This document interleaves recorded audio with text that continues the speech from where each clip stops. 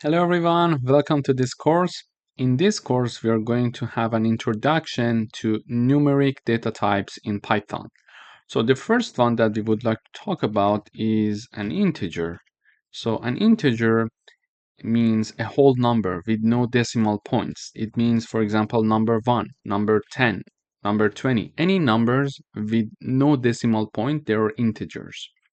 Secondly, we would like to talk about float numbers, numbers with decimals, and they can represent fractions. For example, 3.14 or 5.20. These numbers are float numbers. In order to declare numbers and assign them to a variable in Python, we simply write down the name of the variable, an equals sign, and then we are assigning a number to that variable.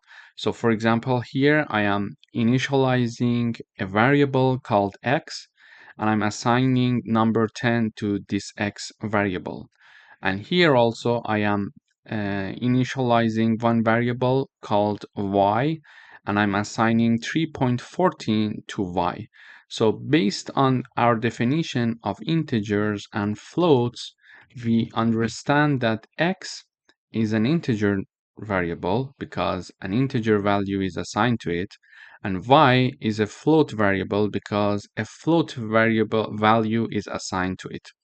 By the way, if we want to comment something in Python, we need to have this pound sign before that. For example, when I am writing something after the pound sign, for example, hello from Python, and because we are having a pound sign here before that, it means that it's a comment. So compiler is not going to understand and read these parts. These parts are mainly provided between developers. So if I am developing a code for myself, I can have these comments throughout the code in order for me to have a better understanding of this code. For example, after 2 years, when I come back to my code, I may not remember all the details, but by writing down comments, I can read the comments and it helps me to understand the code better. And also, if I want to, for example, pass this code to another developer,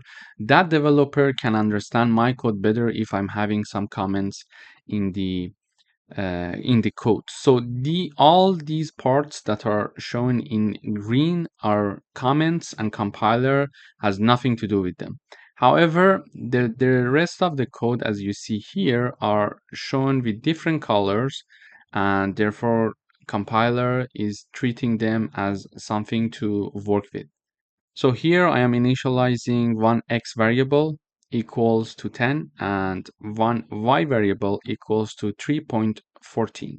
However, if I would like to see these variables in the output, I can simply print them. So let me comment these parts. So when I type down the print keyword and I type down the x, and when I compile, I see in the output that number 10 is being printed out in the output.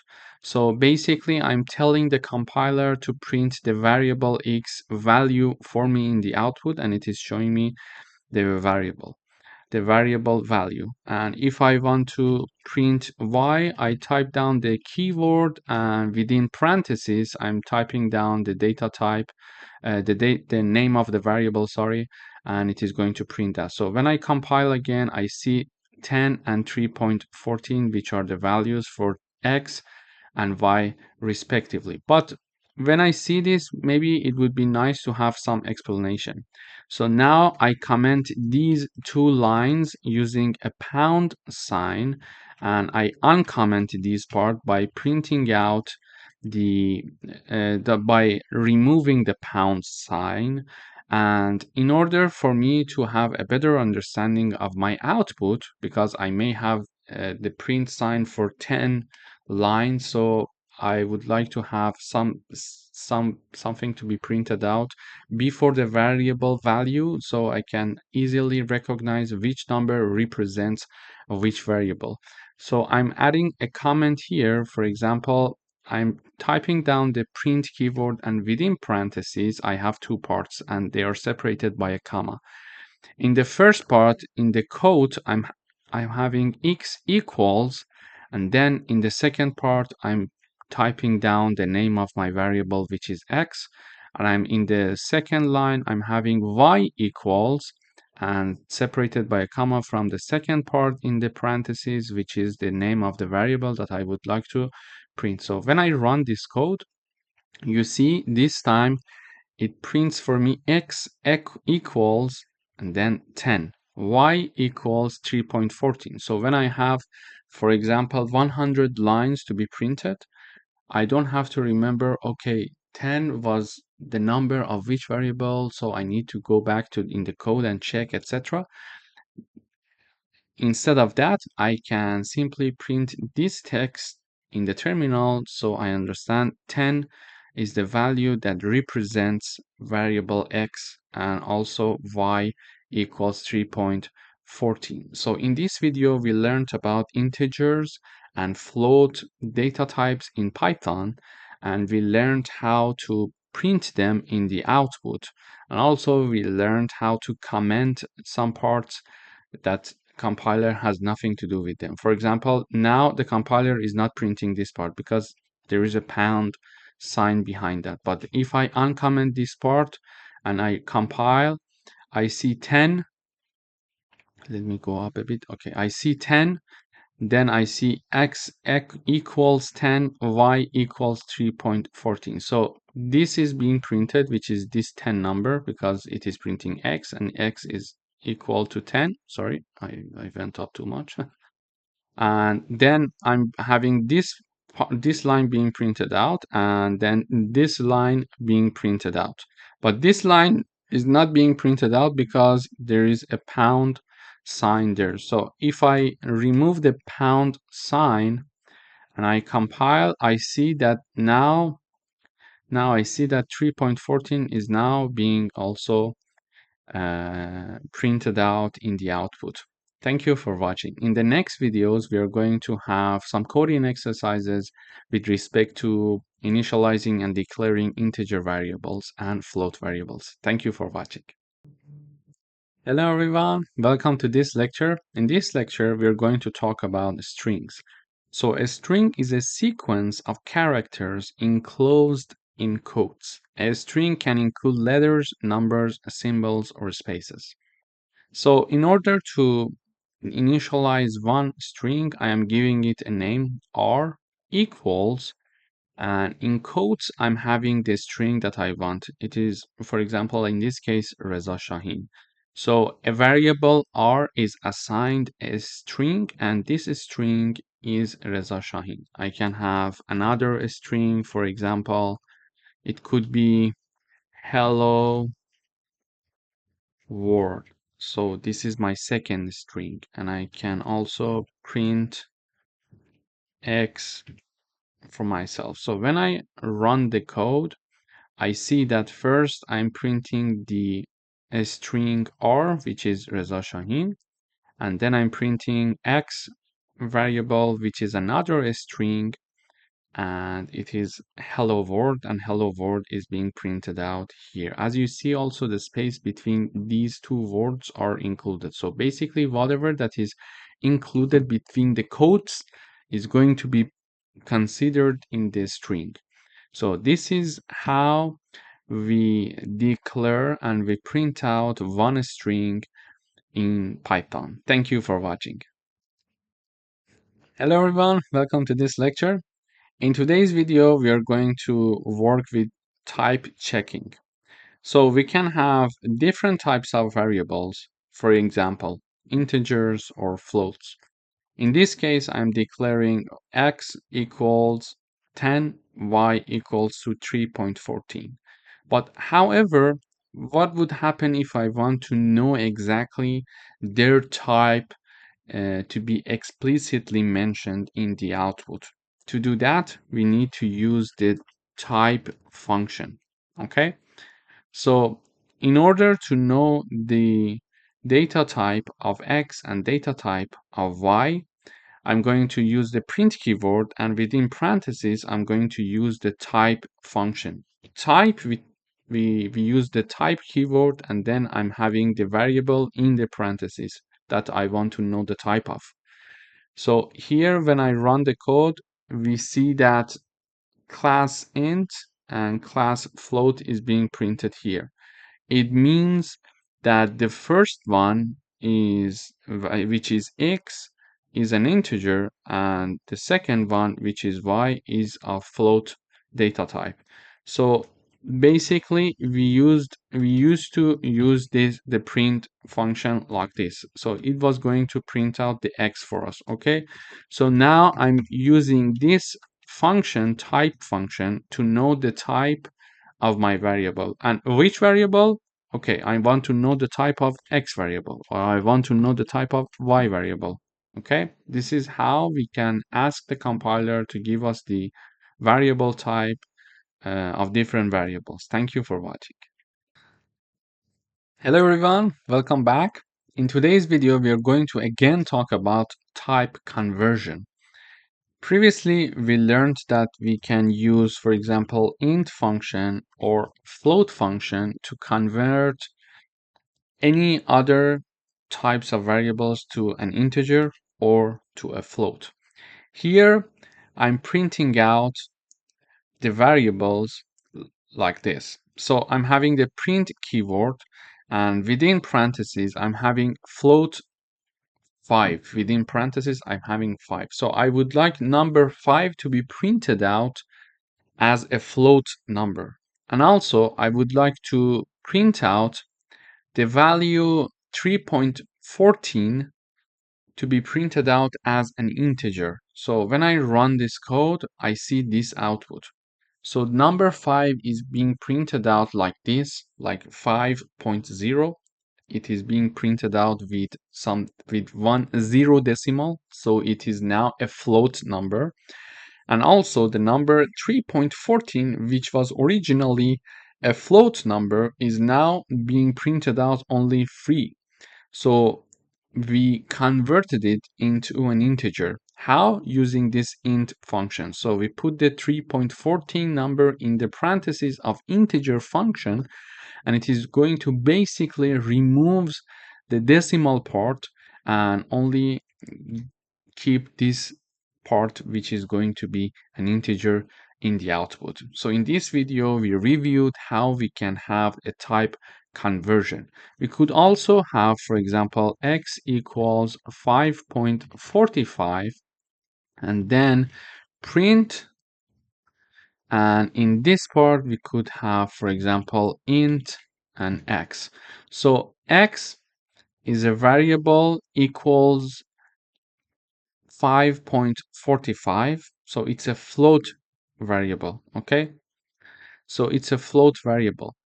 And now I'm going to convert it to an integer. How? I'm printing out the value of variable x that is converted to an integer. So I'm having a print keyword and then 2 parentheses, and within the parentheses, I'm having the int function and 1 parenthesis.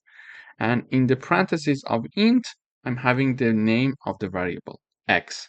So when I run this code now, we see that 5 is being printed out. Why?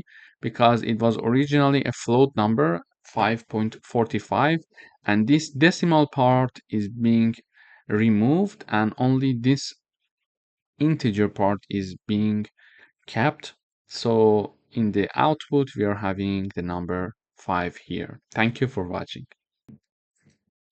Hello everyone, welcome to this lecture. In this video, we are going to talk about arithmetic operators. So we are going to discuss addition, subtraction, multiplication, and division. In order to do that, we can have the print keyword, and in the parentheses, we can have the numbers, for example, 5 plus 3 or 10 divided by 4. I run the code now. We see the output 5 plus 3, the output is 8. And we are having 10 divided by 4. The output is 2.5. We could also have this message being shown. So for example, sum of 5 and 3 is this message being shown out.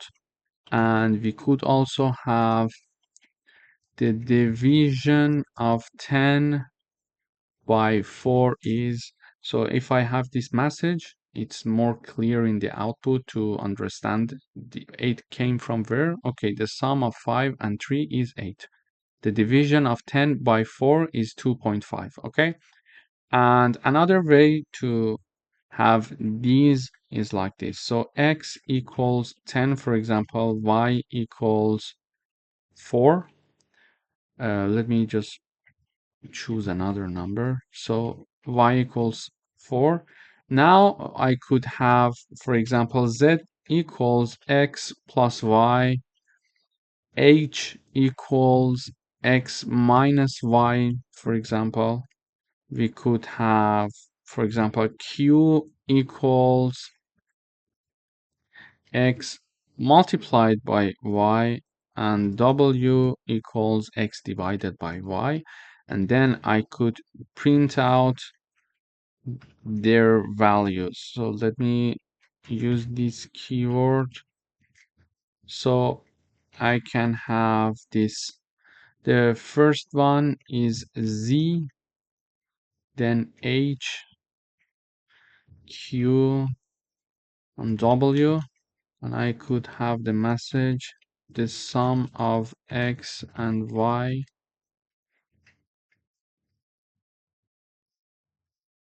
I could have this sorry, I forgot the code.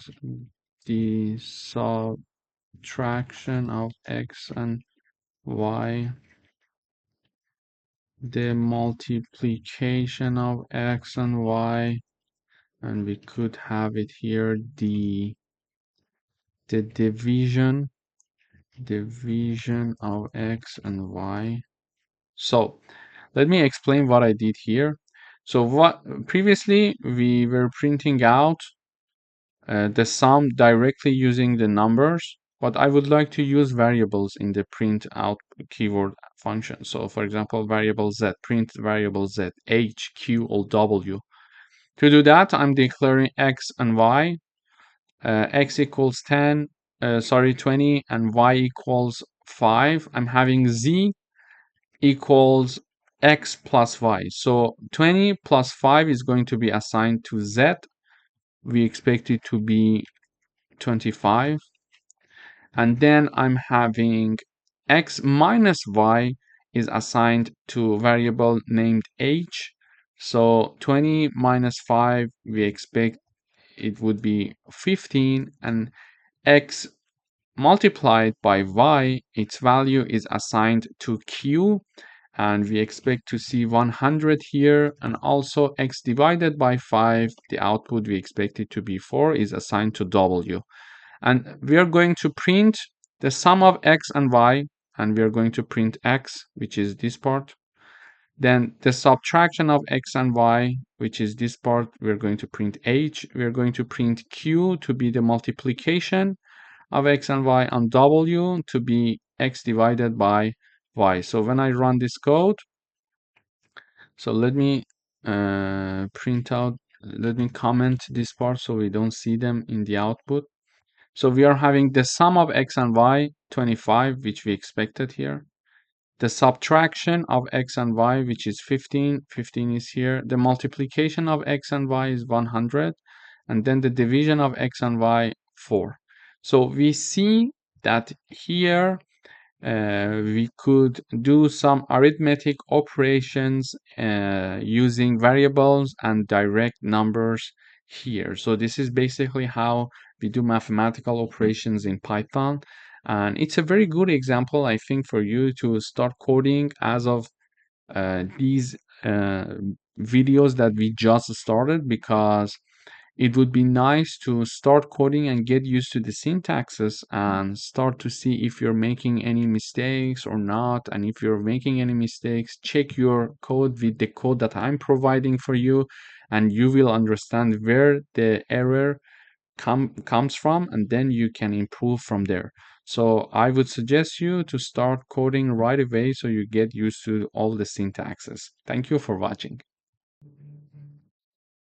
Hello everyone, welcome to this lecture. In this video, we are going to talk about modulus operator.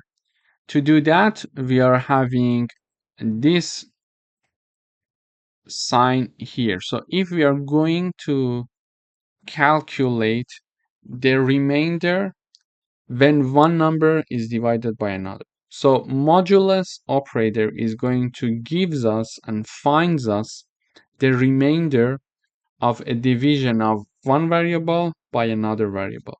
So let me give you an example. For example, here I'm saying that the remainder of 10 divided by 3. And then I'm using this modulus operator here. So 10, when 10 is divided by 3, the remainder is going to be calculated using this operator, and we expect to see the output 1, because if you do the division, you see the remainder will be 1. However, the output of the division of 10 divided by 3 is calculated like this. So we are going to have 10 slash 3. I'm going to repeat. If you're going to calculate the remainder of 10 divided by 3, it is going to be handled by modulus operator. But if you want to know the output of when 10 is divided by 3, you're going to use the slash sign here. Okay, another example is here. So x equals 20, y is 10. I'm having this x modulus y or x modula y. So their result is being assigned to z. Basically, this part of the code is going to do the following. So x is divided by y, and their remainder is going to be calculated using this part of the code, and it is going to be assigned to z. And here we are printing out the remainder of x divided by y is z. So z is going to be printed out here. And we are having the output of division of x by y is going to be assigned to h, and h is going to be printed out here. So when I run the code, we see the remainder of 10 divided by 3 is 1, which is this part. Okay, if you do the calculation, you will see that the remainder is 1. So when 10 is divided by 3, the output is this number, 3 point something, 3.33, for example. And here I'm having two variables, and if x divided by y, their remainder will be 0, because z is shown here. Okay, why? Because they are divisible. So 20 is divisible by 10, so their remainder will be 0. And finally, we are having the output of division of x by y to be assigned to h, and h is printed out here. So the output of 20 divided by 10 is 2. So basically in this video, we learned how to use modulus operator, and we distinguished the difference between modulus operator and division. So modulus operator is going to find us the remainder when one number is divided by another, but division is going to use the slash sign, and it is going to give us the output when one number is divided by another. Thank you for watching. Hello everyone, welcome back. In today's video, we are going to work with floor division. So floor division is going to round down to the nearest whole number. For example, when I have 10 divided by 3, and using the floor division, the output is 3. However, if I have the print 10 divided by 3, we see the output, and it is 3.33, for example. Okay, so to do the division, we are going to use the slash sign, but if we want to have floor division, we are going to have slash slash, so double slashes. Basically, this floor division is going to round down to the nearest whole number, to the nearest integer value. So you see that 10 is divided by 3 is 3.33. So it is 3.33, and it is rounded down to 3 now because we see the output here. Okay, so in order to give you another example, we could have like 11, and we could have, for example, I don't know, for example, 3, and we could have the output x divided by y, and then print the x floor division by y. So if I have this, they're having the same value. I wanted to have another number, but it's okay. So let me have it like 20, like 3. Okay, so x is 23, y is 3. So when I print the x divided by y, we are having the number 7.66. However, when I have the floor division of x by y, I'm having the number 7. Basically, the floor division is shown by slash slash, as you see here, or as you see here, and it is going to round down the output of the division to the nearest integer value. Okay, round down. This is why even 7.66 is rounded down to 7. Thank you for watching. Hello everyone, welcome to another lecture. In today's video, we're going to learn how to read information from the user through the terminal. So here I'm firstly initializing, I'm declaring one variable called integer value. And basically I'm assigning this to my variable. But what is this line? So using the input function, let me have the comment here. Using input function, I'm getting the input from the user. Okay, so using this function, this keyword that is reserved in Python, we can get input from the user, and by default it is a string. When we get it from the user, by default we get something as a string.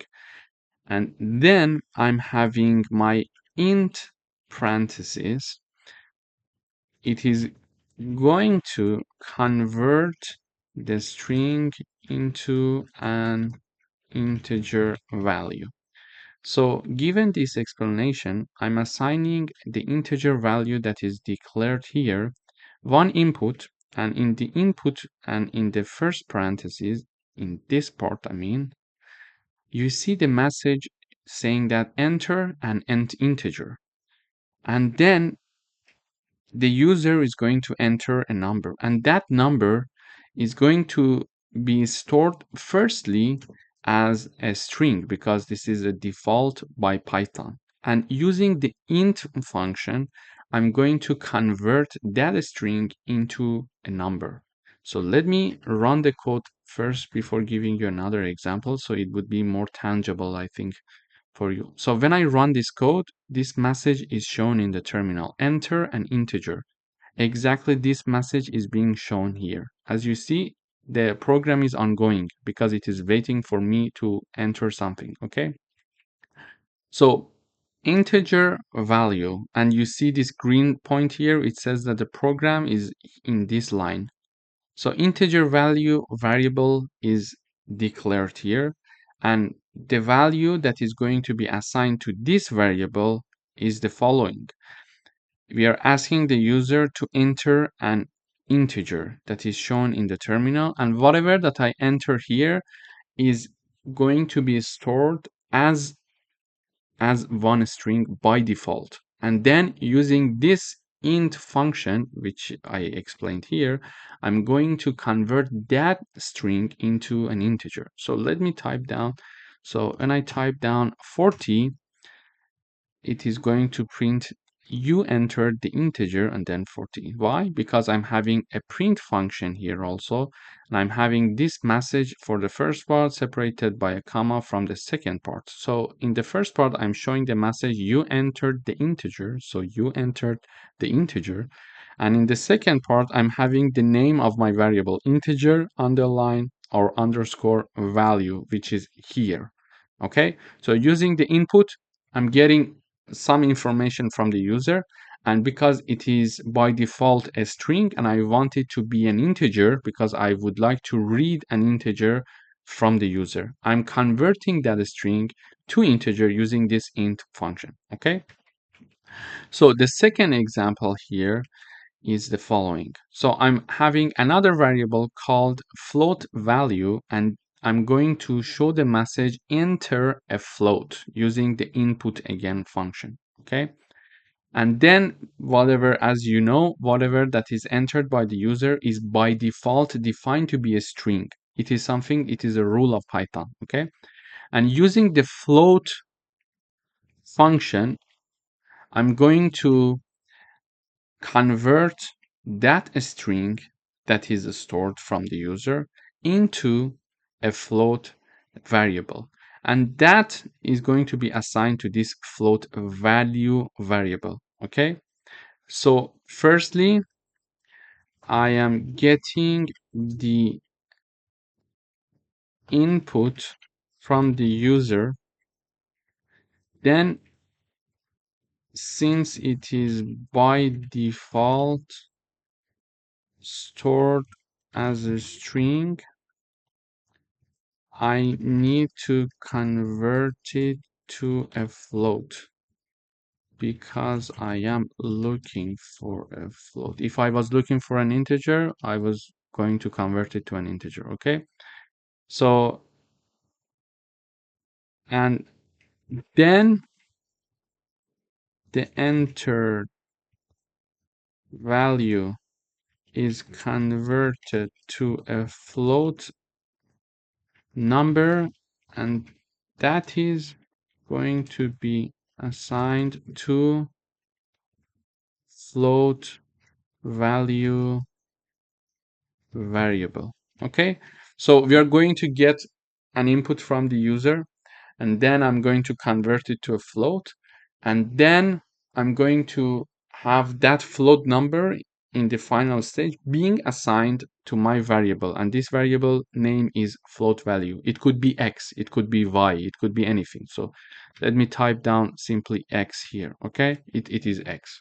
So x equals this, and then I'm printing out using the print function keyword. I'm printing out you entered the float and a comma and then x. So when I run this code now, it asks me for an integer. I enter 12 and it says you entered the integer 12. Okay, and now it is asking enter a float. I'm saying 3.16, and it is mentioning that you entered the float 3.16.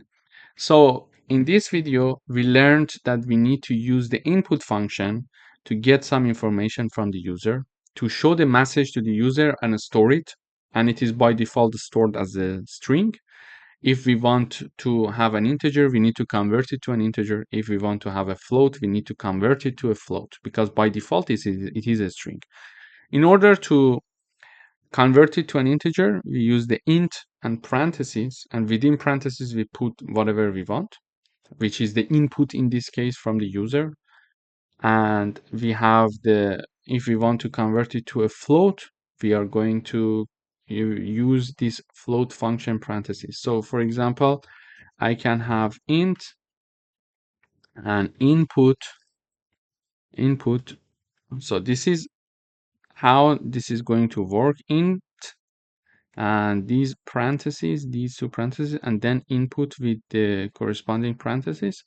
In the input, I'm going to show, for example, write quotes saying that enter an integer for me. Okay, and then the user is going to enter something. It is stored in this part using this input function, and whatever that is stored, because it is in the parentheses of int function, because we're having one int keyword here and one parenthesis in the left and one parenthesis in the right. So whatever that is inside it, it is going to be converted from the string that is by default to an integer. The same rule goes with the float. Thank you for watching.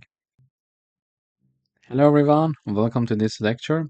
In this section, we're going to talk about Boolean data types in Python. So a Boolean is a data type that represents one of two values, either true or false.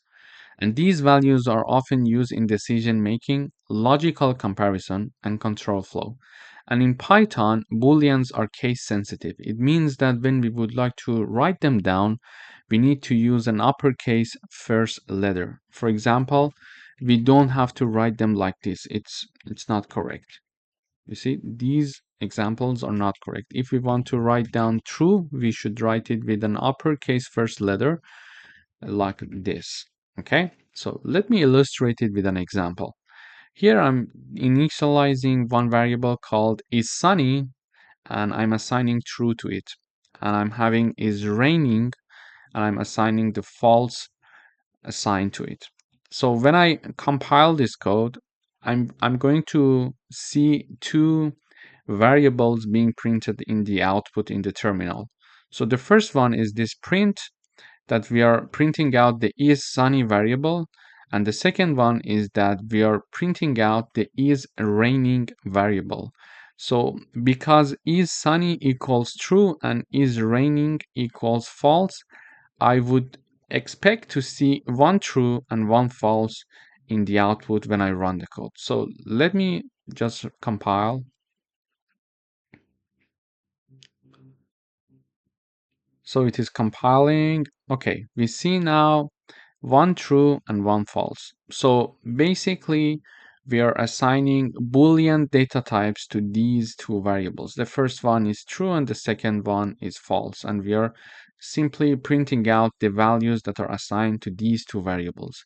In the next lectures, we are going to do some coding exercises using these Boolean data types to understand how they can help us to have a control flow, logical comparison, or decision making. Thank you for watching.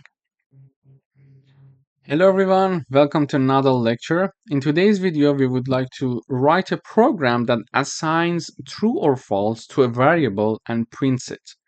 To do that, we learned how to declare a variable. So here I'm declaring a variable is underscore student and I'm assigning true to it.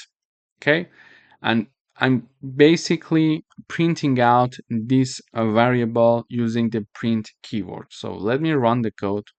So when I run the code, I see true in the output. I could have, for example, uh, is young equal false. And now here I am assigning a variable that is called, I'm declaring a variable that is called is young, and I'm assigning false to is young, meaning that it's not young, for example, or the person is not young. And using the print keyword, I'm printing out this variable. This could be y, this could be x, for example, this could be x. It's just the name that we give to our variable. So when I run the code, it's false. We see how we can declare and initialize a variable and assign true or false to it and print its value in the terminal in the output. This is how we can start working with booleans in Python. Thank you for watching. Hello everyone, welcome to this lecture. In this video, we're going to talk about Boolean expressions. So Boolean expressions evaluate to true or false. So these expressions include equal sign, not equal sign, lower than, larger than, lower than or equal to, and larger than or equal to. Using these logical operators, we can have some output when comparing, for example, two numbers.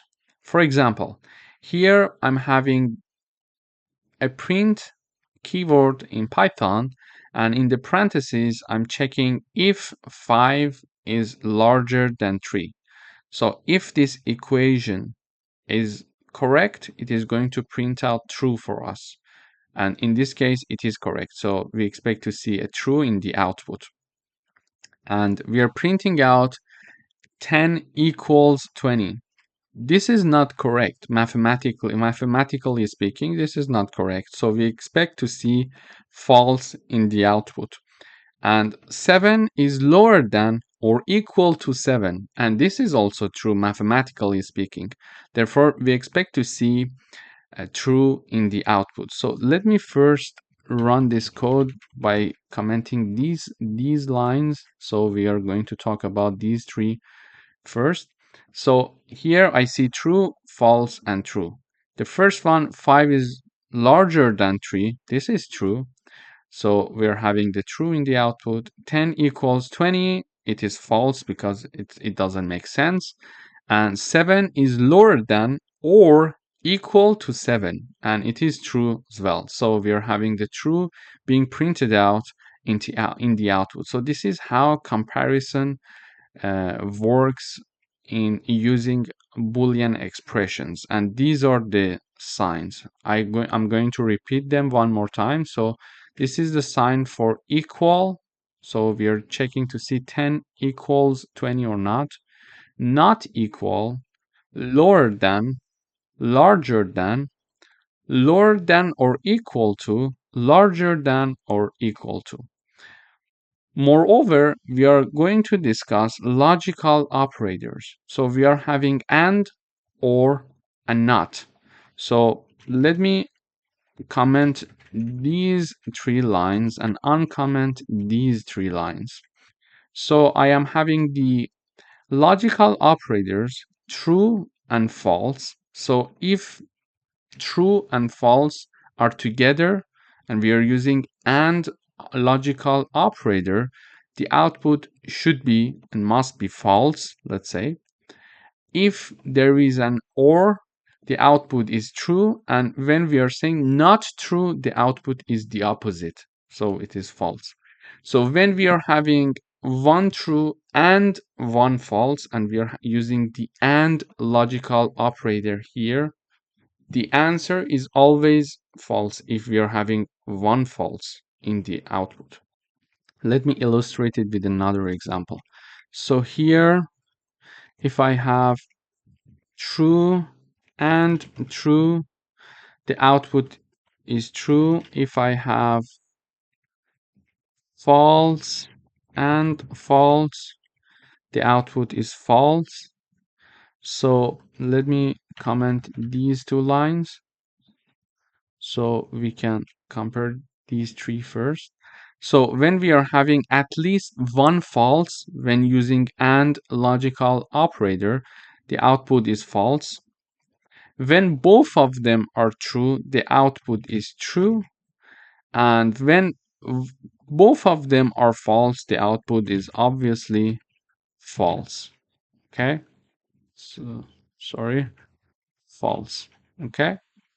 So this is how the AND logical operator is going to work. And even if the false is first and then we are having the true, here the output is again false because we are still having one false here. Okay, so let me run. Okay, so when we are using AND logical operator, if we at least have one false, the output is for sure false. If both of them are false, like this case, the output is false. And if both of them are true, the output is true. So the only possible option that the output is true is when we are having two truths using AND operator and logical operators. Okay, this is how logical operator is going to work using AND. Okay, so let me now comment these lines and talk about this line. So using OR operator, we are saying that if this one is true or the other one, okay? In this case, when at least one of them is true, the output is true. So if I run, you see true in the output. So for other cases, if I have true or true, print false or false. So let me run this code. So here I'm saying true or false, the output is true. True or true, the output is true. False or true, the output is true. And false or false, the output is false. So using OR operator, logical operator, if we have at least one true, the output is true. And if both of them are false, the output is false. Because we are checking to see if we are having at least one true when using OR operator. So either this or that must be true. If either of them is true, the output is true. But if both of them are false, the output is false. Okay. And finally, we are having the not logical operator. When I'm having true and before true I'm having not, it is going to return the opposite output for me. So the opposite of true is false. So when I run the code, we see false in the output. So this is a bit abstract for now, the logical operators. You may understand the context, but you may not see how it may be useful for the moment if you have no background in programming. But later on in the very same course, in the section where we are going to talk about if conditions, if and else and elif conditions, we are going to use these logical operators practically, and in practice and examples, coding exercises, you will see how practical they are. And you will understand their usage better, much better in that section. But this is just an introduction for you to understand what logical operators are. So we learned that there is and, there is or, and there is not. These are three logical operators that we are going to use. This is just an introduction, and in the section that we are going to talk about if conditions, we're going to use them practically in coding exercises. So I expect that there you will understand everything about logical operators. If you're not sure yet about the things that I told you about logical operators, don't worry. This is just an example here, just to give you a little bit of thoughts about these logical operators, and we're going to see them in practice later on this course. Thank you for watching. Hello everyone, welcome to another coding exercise session. We're going to write a program that compares two numbers and prints whether the first number is greater than the second one. In order to do that, I'm initializing and declaring and initializing two variables called num1 and num2. I'm assigning 10 and 5 to them respectively. And in the output, I'm using the print keyword and I'm checking to see if the first number is greater than the second one using this comparison operator. So the first one is 10 and the second one is 5. So it means that 10 is larger than 5. Is it correct? Yes. Therefore, it is going to print true in the output. Okay.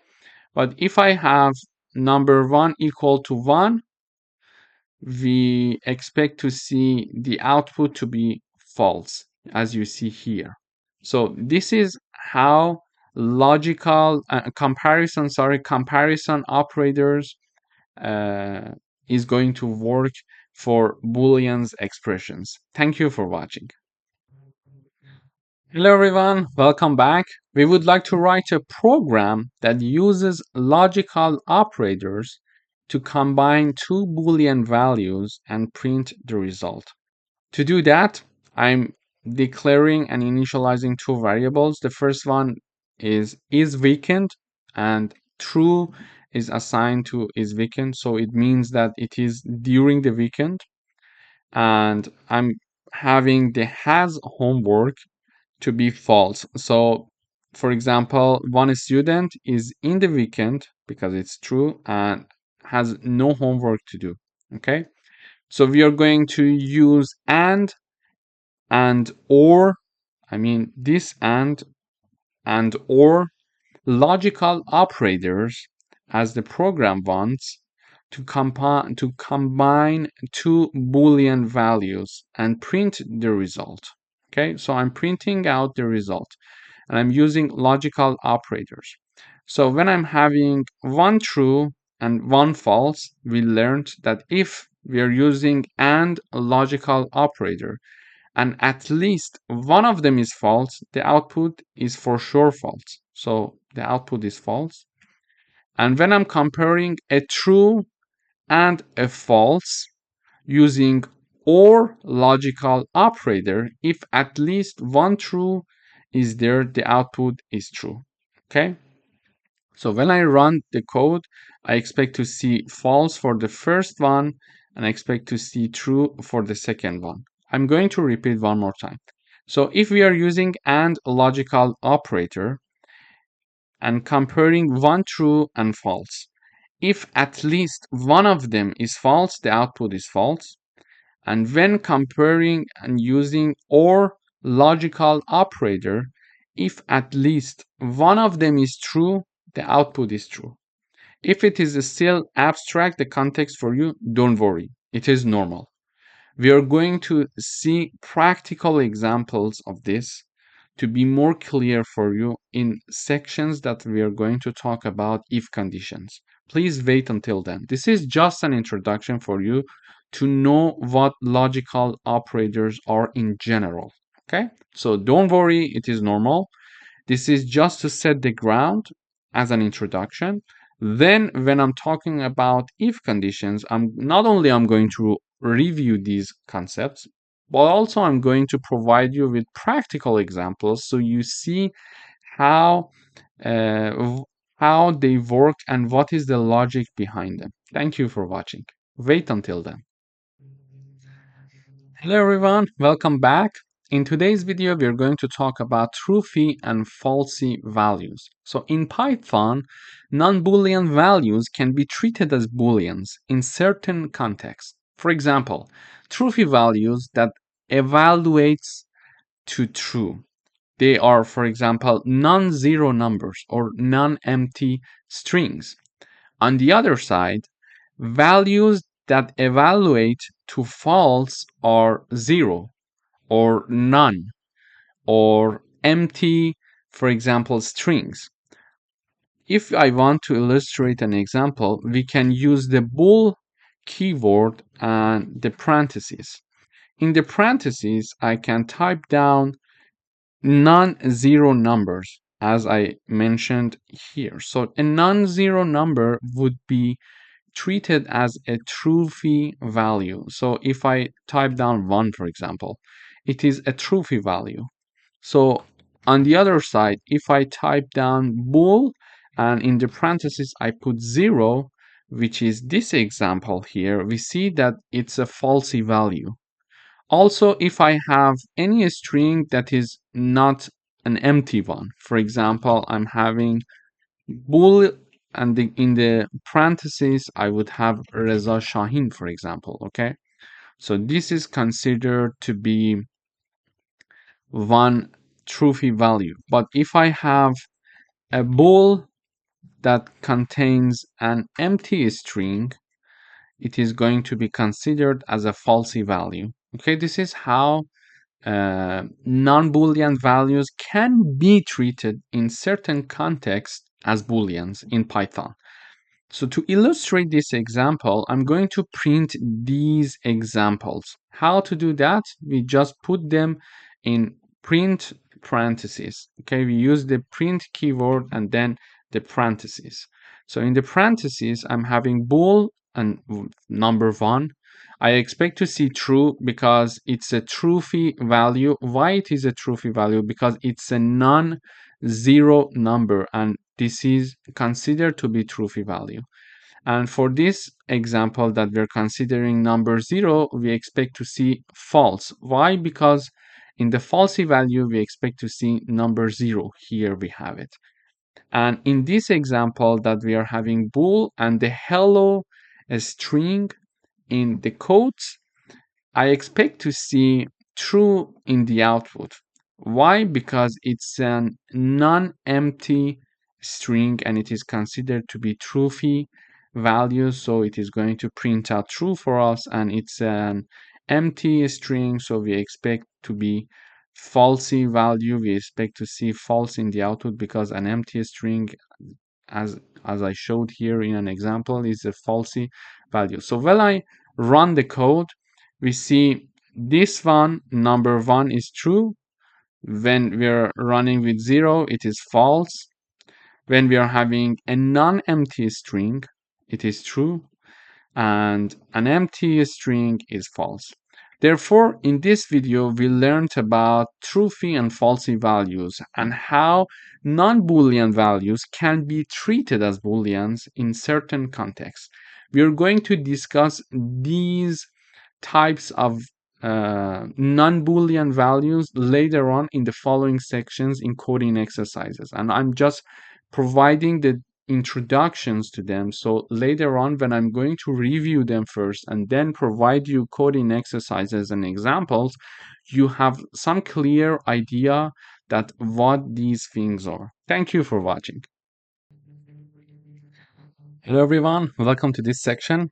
In this section, we're going to talk about strings.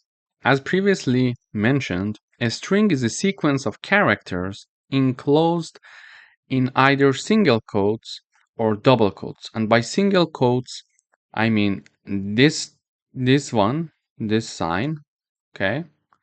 And double quotes, I mean this sign, okay? And strings are one of the most commonly used data types in Python.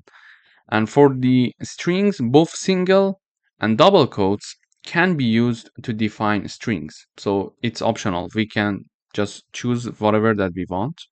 And to include quotes inside a string, we can alternate the type of quotes or use escape sequence. Let me illustrate it with an example.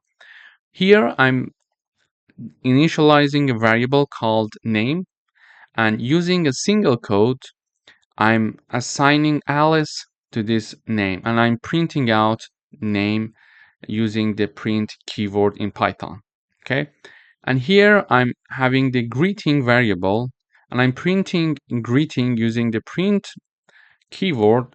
However, I'm using double quotes here. As you see, I'm using double quotes here, and in the output, as we will see in a few minutes, there is no difference between single quotes or double quotes. So it's totally optional. You can either use this or this, okay?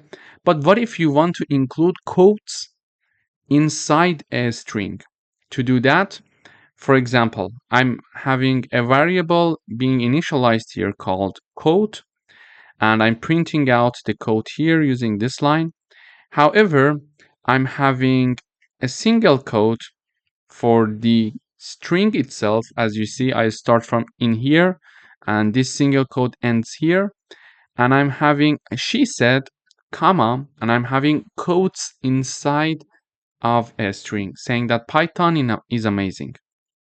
Okay, so if I run the code, I will explain further other examples, but let me first run the code to show you the difference. So let me also comment these parts. So if I run, we see that in the output we have Alice, hello world. So Alice was declared and initialized using single quotes, and hello world was initialized using double quotes. So you see no difference in the output. They are both the same. So it's up to you. And when I mean to include quotes inside a string, I mean this. So we are printing out she said, comma, Python is amazing. So it's like a direct speech. So if we are going to have quotes sign here in a string, so this is our string and we are having the quotes here, okay?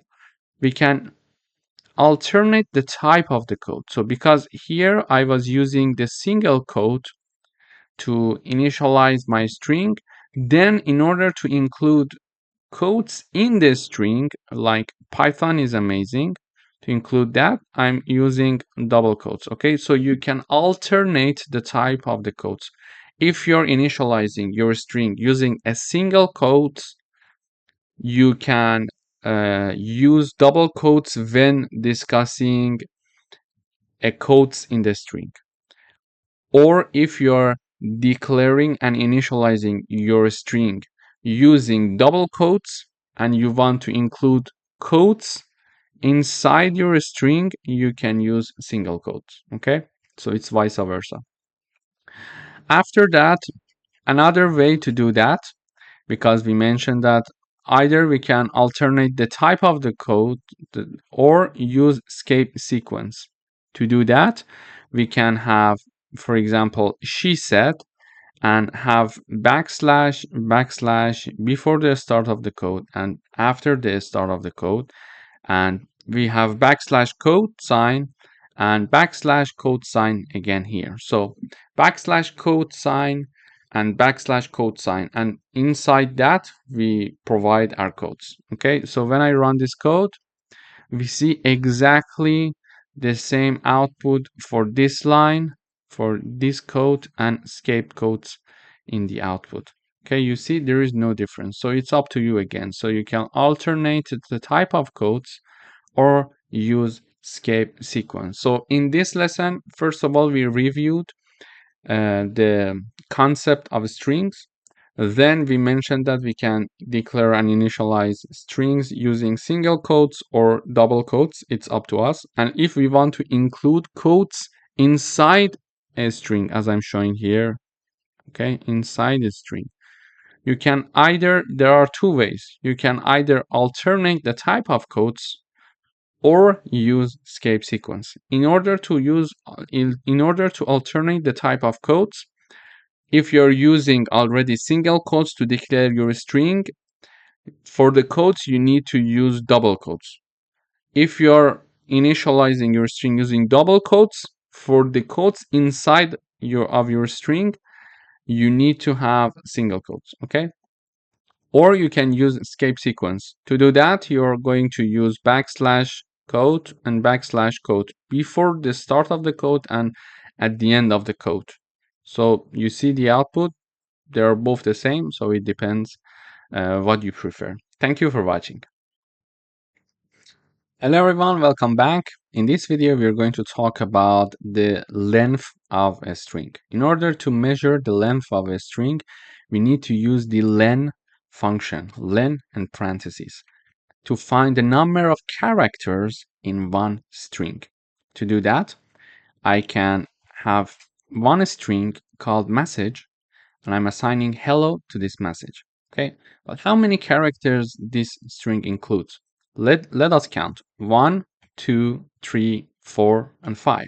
But if we have a string that is very lengthy, how to measure that? It's hard to count it by ourselves. You see, in order to have that, we can use the len function. The len function works like this. We have the len and parentheses. In the parentheses, we type down the name of the string that we want the len function to measure its characters. Basically, I'm using the len keyword. I'm putting the name of my string inside the parentheses. This is going to calculate the number of characters in the message string, which is 5. We know it because we calculated it. And now I'm going to print the output. In order to print the output, I just put this part in a print function. And in a print function, inside the parentheses, I'm having len, and then the name of my string, which is message. So when I run, I see 5. If I have another string, so I have my name, and the string is, for example, Reza Shahin. So now I'm going to print len my name. Okay, so when I run this code, we see that there are 11 characters in this string. So if I calculate, we see 1, 2, 3, 4, 5, 6, 7, 8, 9, 10, 11. Okay, so it can calculate the number of characters. And yes, it calculates the space as well.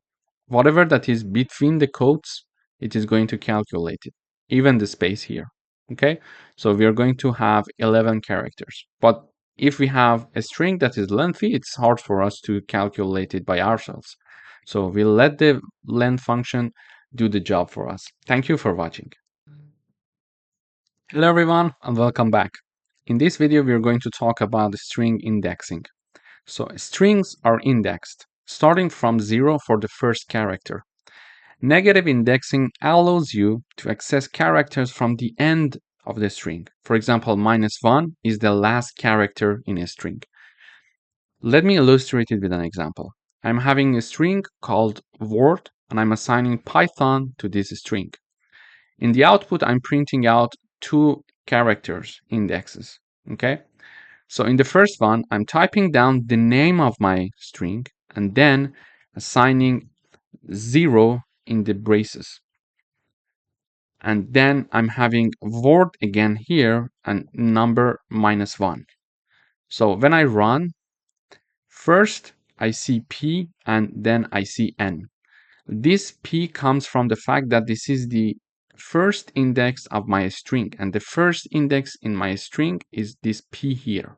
Okay, because we mentioned that it starts from 0 for the first character. So the first character is P here, and therefore when I type down 0 for the string word, it is going to print out in the output the P character. However, when I want to access the last index, instead of just going from the left side, I can start from the right side to go back. It's easier sometimes.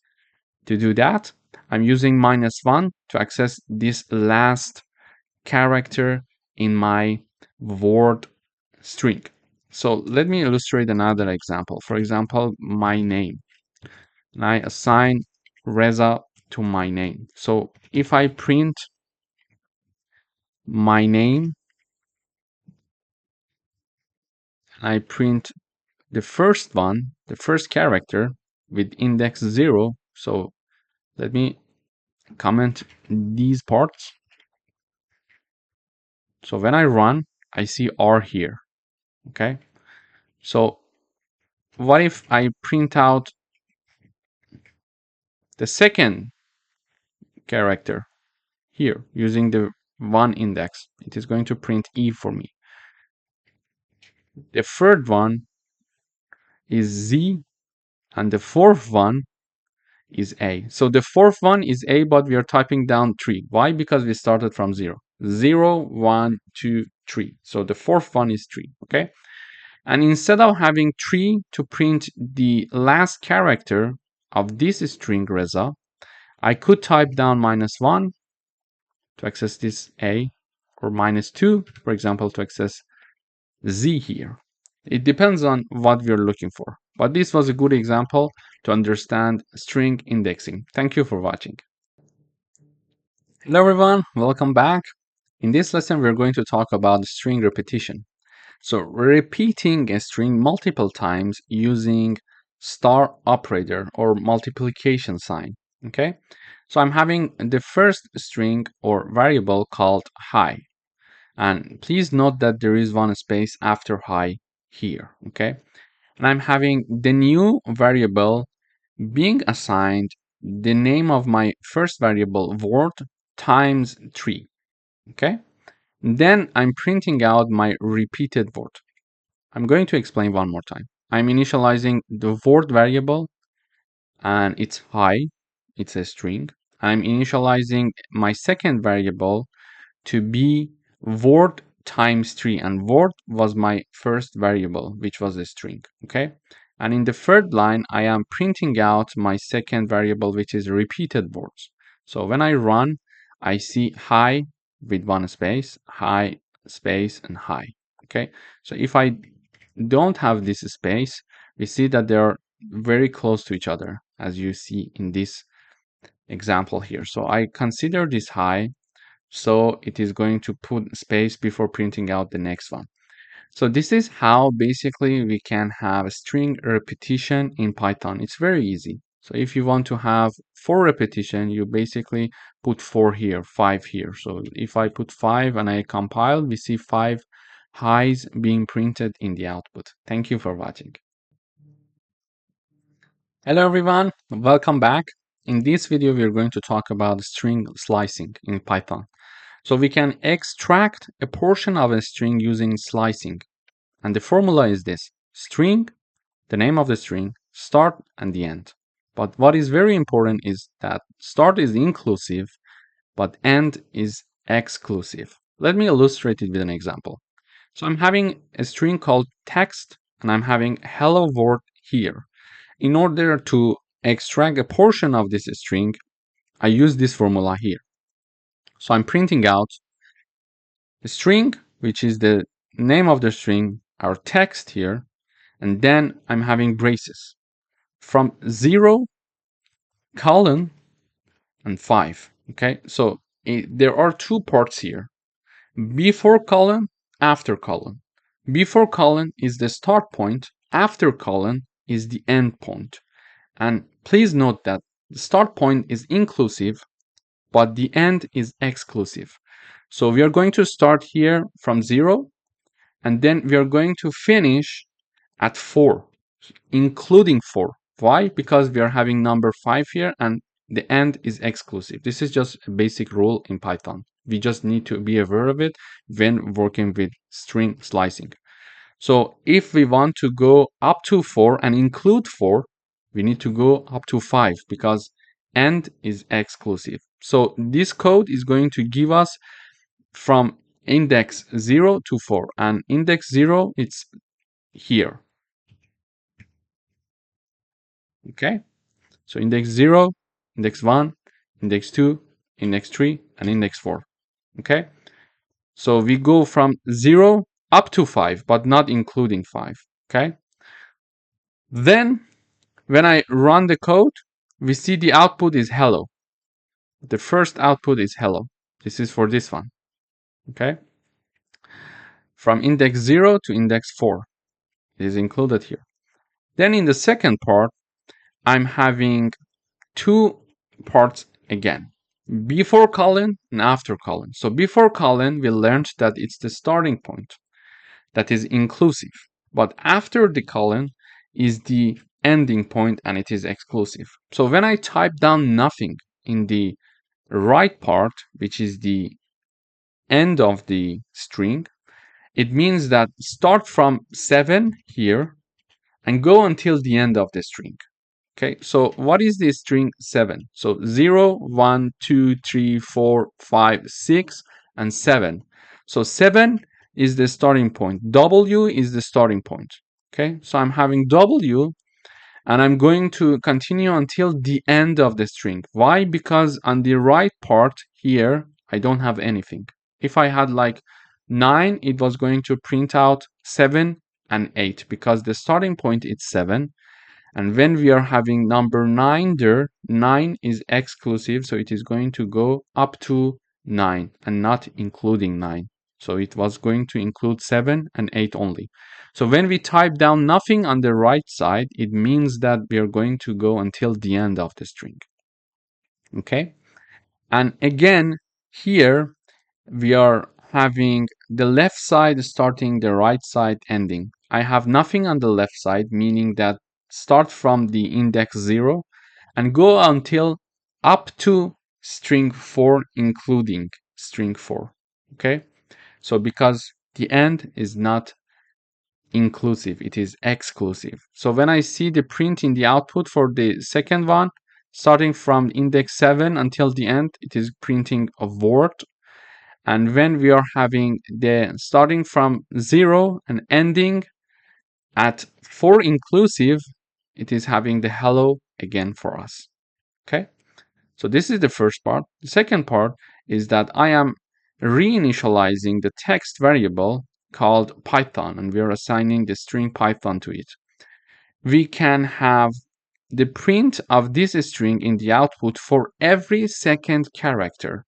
To do that, I'm having the name of the string, and then in the braces, we are going to have colon, colon, 2. It means that every second character. If you have colon, colon, 3, every third character it is going to print. So in the output, we see P, T, and O. So this is the P, and then it skip the Y, it is printing T, and then it skip H, and it is printing O. So every second character.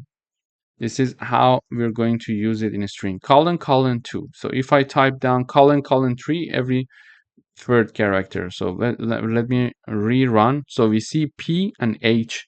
So it prints P, 1, 2. These two are not included. Then H is included. Okay. And 1, 2. And there is no third character after N. So we cannot have anything. So we are having only P and H. So if I have 2 again, I'm having P, and it is not including Y, then it is including T, it is not including H, it is including O. So this is how it's going to work.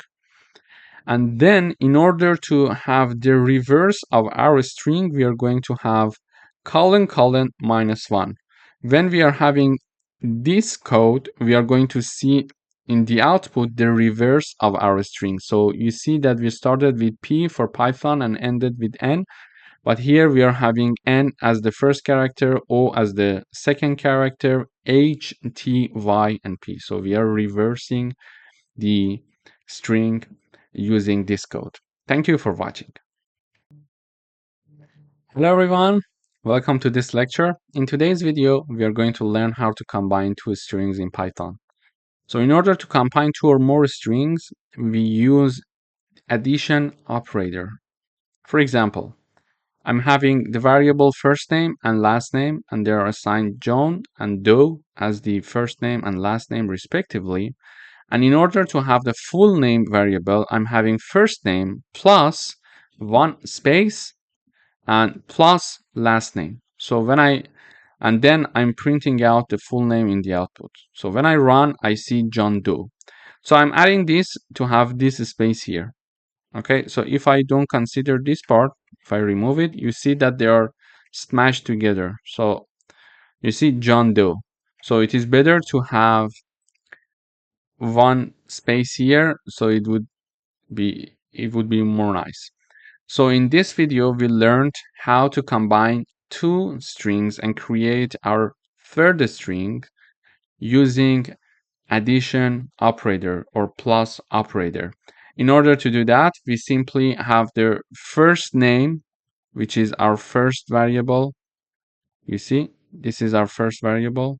This is our second variable, and we are sorry, and we are using addition operator to add these two together and create our third string here, and I'm basically printing out the third string, which is full name. So this is how we can combine two strings. Thank you for watching.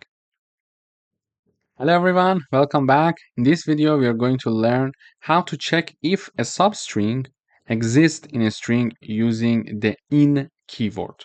To do that, I'm illustrating this with an example. So I'm having a variable called text, and it's a string, and the string is learning Python is fun.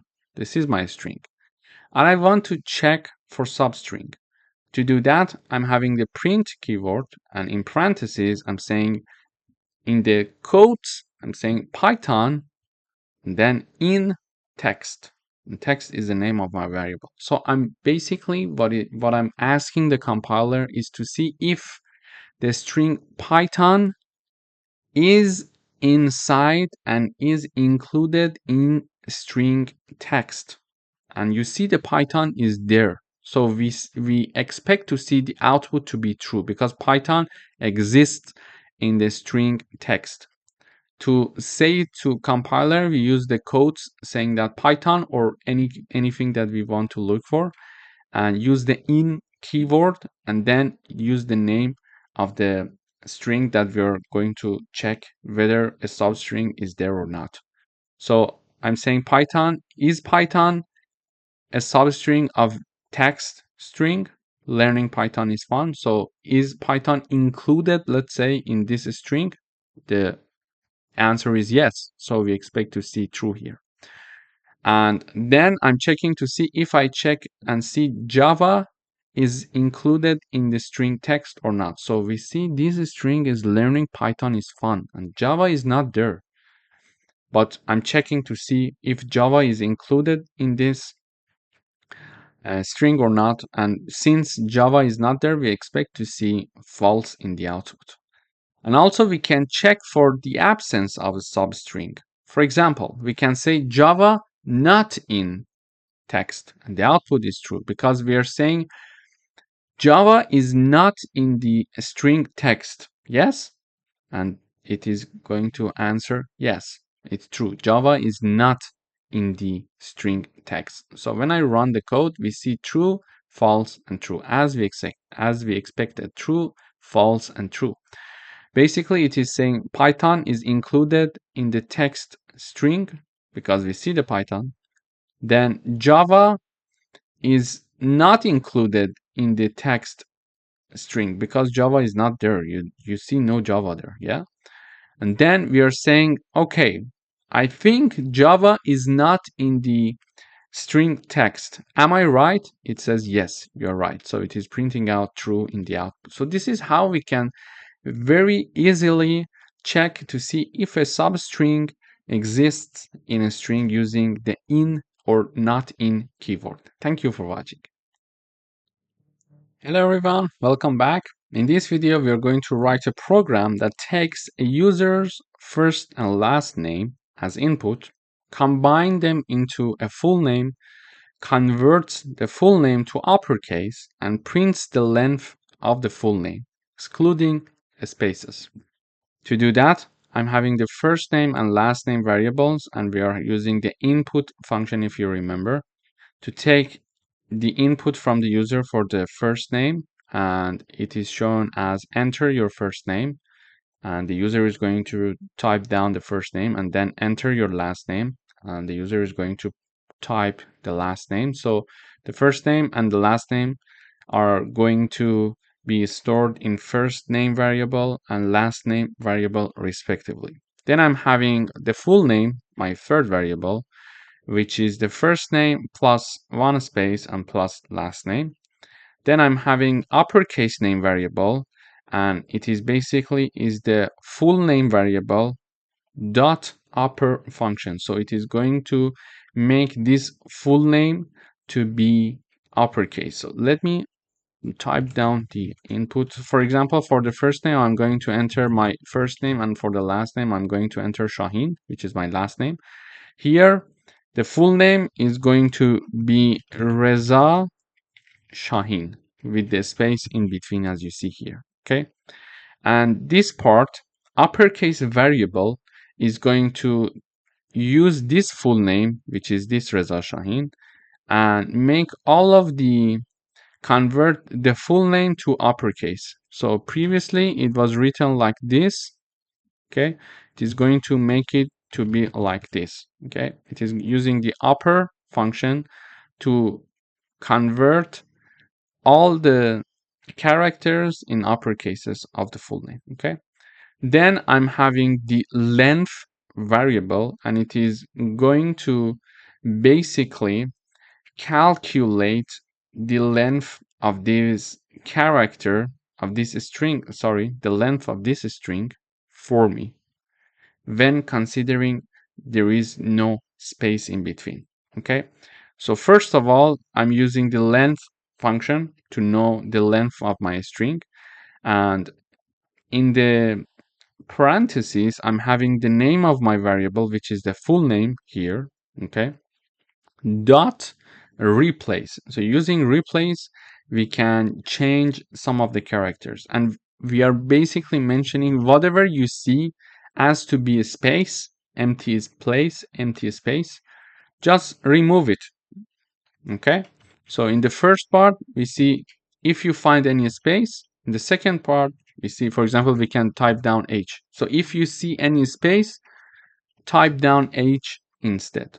But because I want to calculate the length of this string without the space between them, I'm going to say, if you see the space, consider no space. So basically, it is going to have it be like this.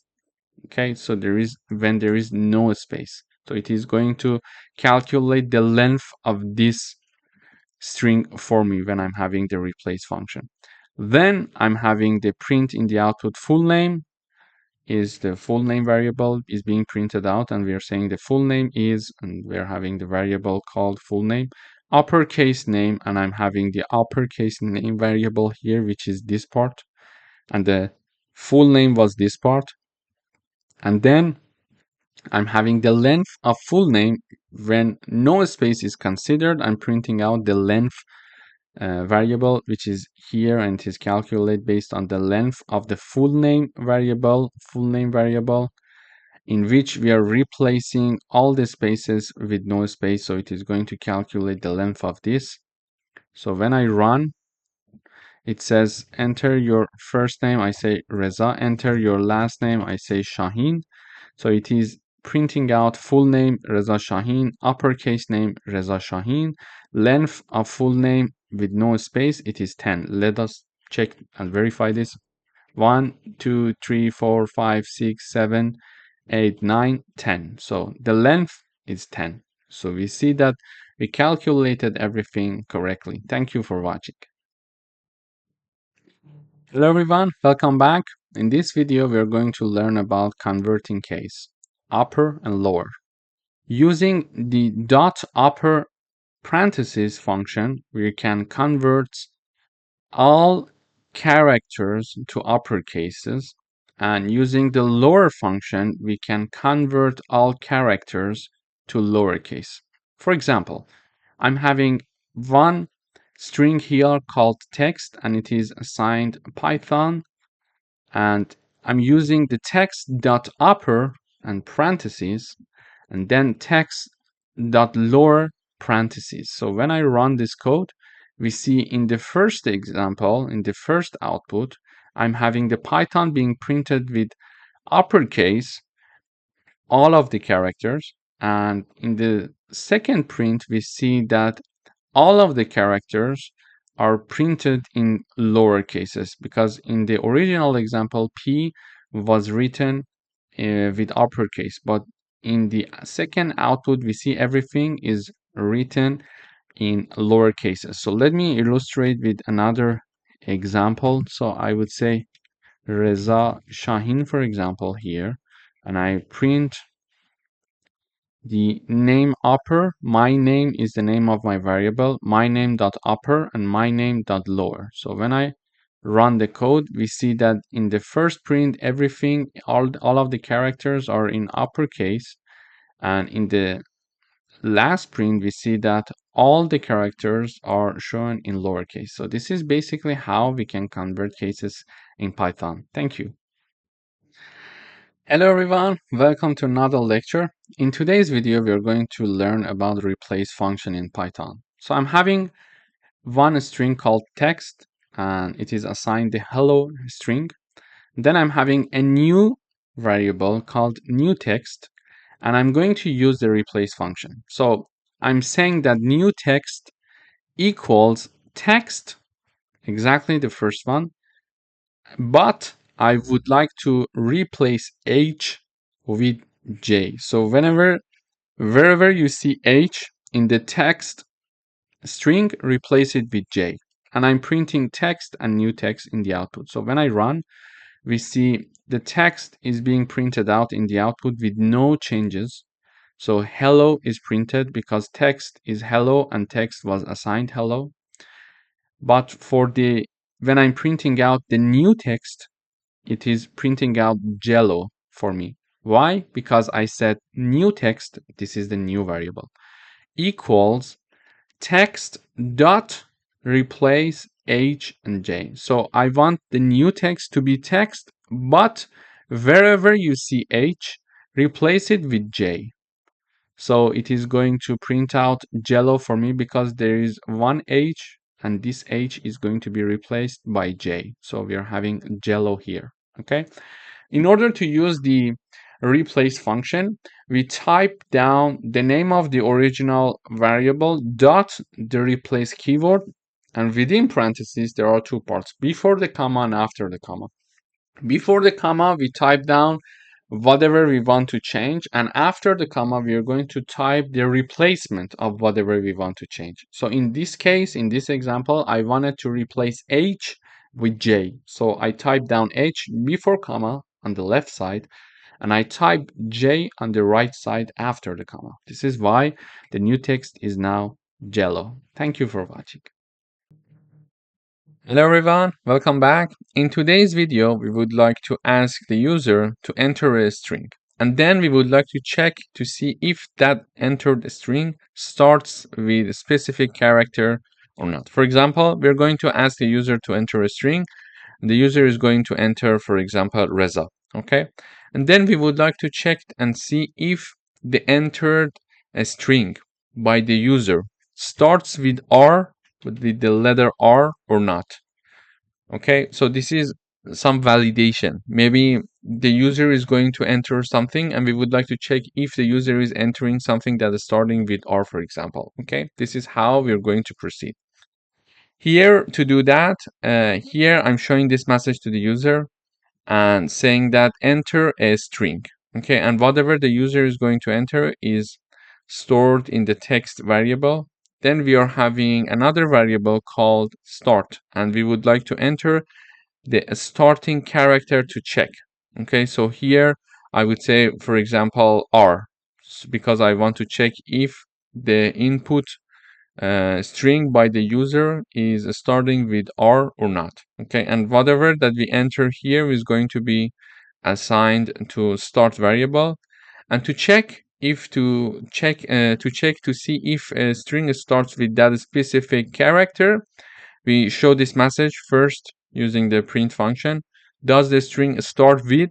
And then I type down the name of the variable start with the character that we want to check. And then in order to actually tell the compiler to check this for us, we can type down the name of the string that the user entered, which is text, and then use the start with function. So this is the name of the function, start with function, and in parentheses we type down the name of the variable that is storing the character. Okay, so let me run the code once. It says enter a string. I type down Reza, and then it asks me to enter a starting character. I would like to check if Reza starts with R. When I enter, it says, does the string starts with R? And the answer is true. Yes, it starts with R. Okay. For example, if I type down, for example, a string Reza, and then I type down H, I would like to check if the string Reza starts with an H. When I enter, it says the answer is false because Reza does not start with an H. So this is how we can do it. Basically, we are first storing the string, then storing the character, starting character, and in order to call the start with function, we type down the name of the string dot start with function, and in parentheses we type down the name of the variable that is used to store the character. Thank you for watching. Hello everyone, welcome to this course. In today's video, we would like to talk about ASCII. It stands for American Standard Code for Information Interchange. And this is a numerical representation of characters, including letters, digits, symbols that are used in computer. For example, a numerical representation of letter capital A is 65. If it's a small a, it's 97, for example. For number 1, the numerical representation is 49, okay?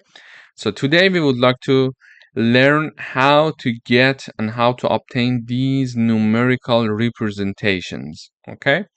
To do that, I am presenting you an example here. So here is a message being shown to the user saying that enter a character to find its ASCII code.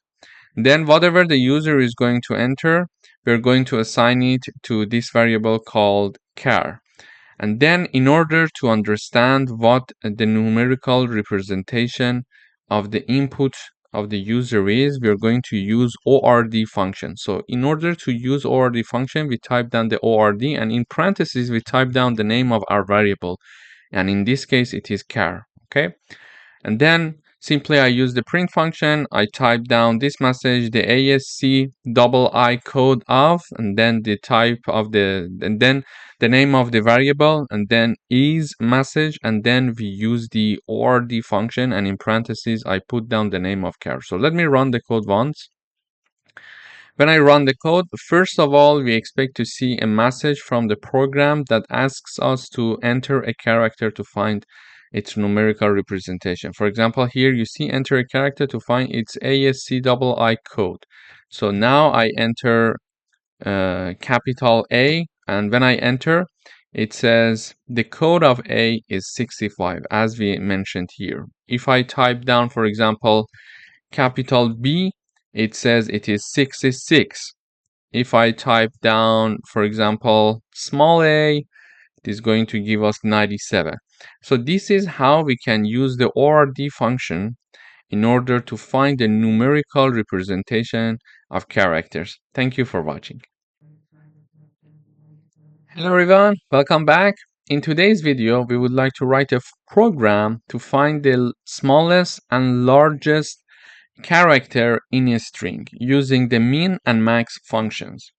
So we are going to have an equivalent of numerical representation for each character. So each character has its numerical representation, and we learned that we can find it. Using the ORD function. Okay. So now we would like to enter one string and understand which character has the largest, let's say, numerical representation, and which character has the smallest numerical representation. Let me first run the code.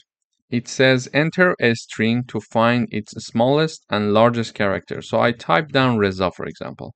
It says smallest character is R and largest character is Z. Okay.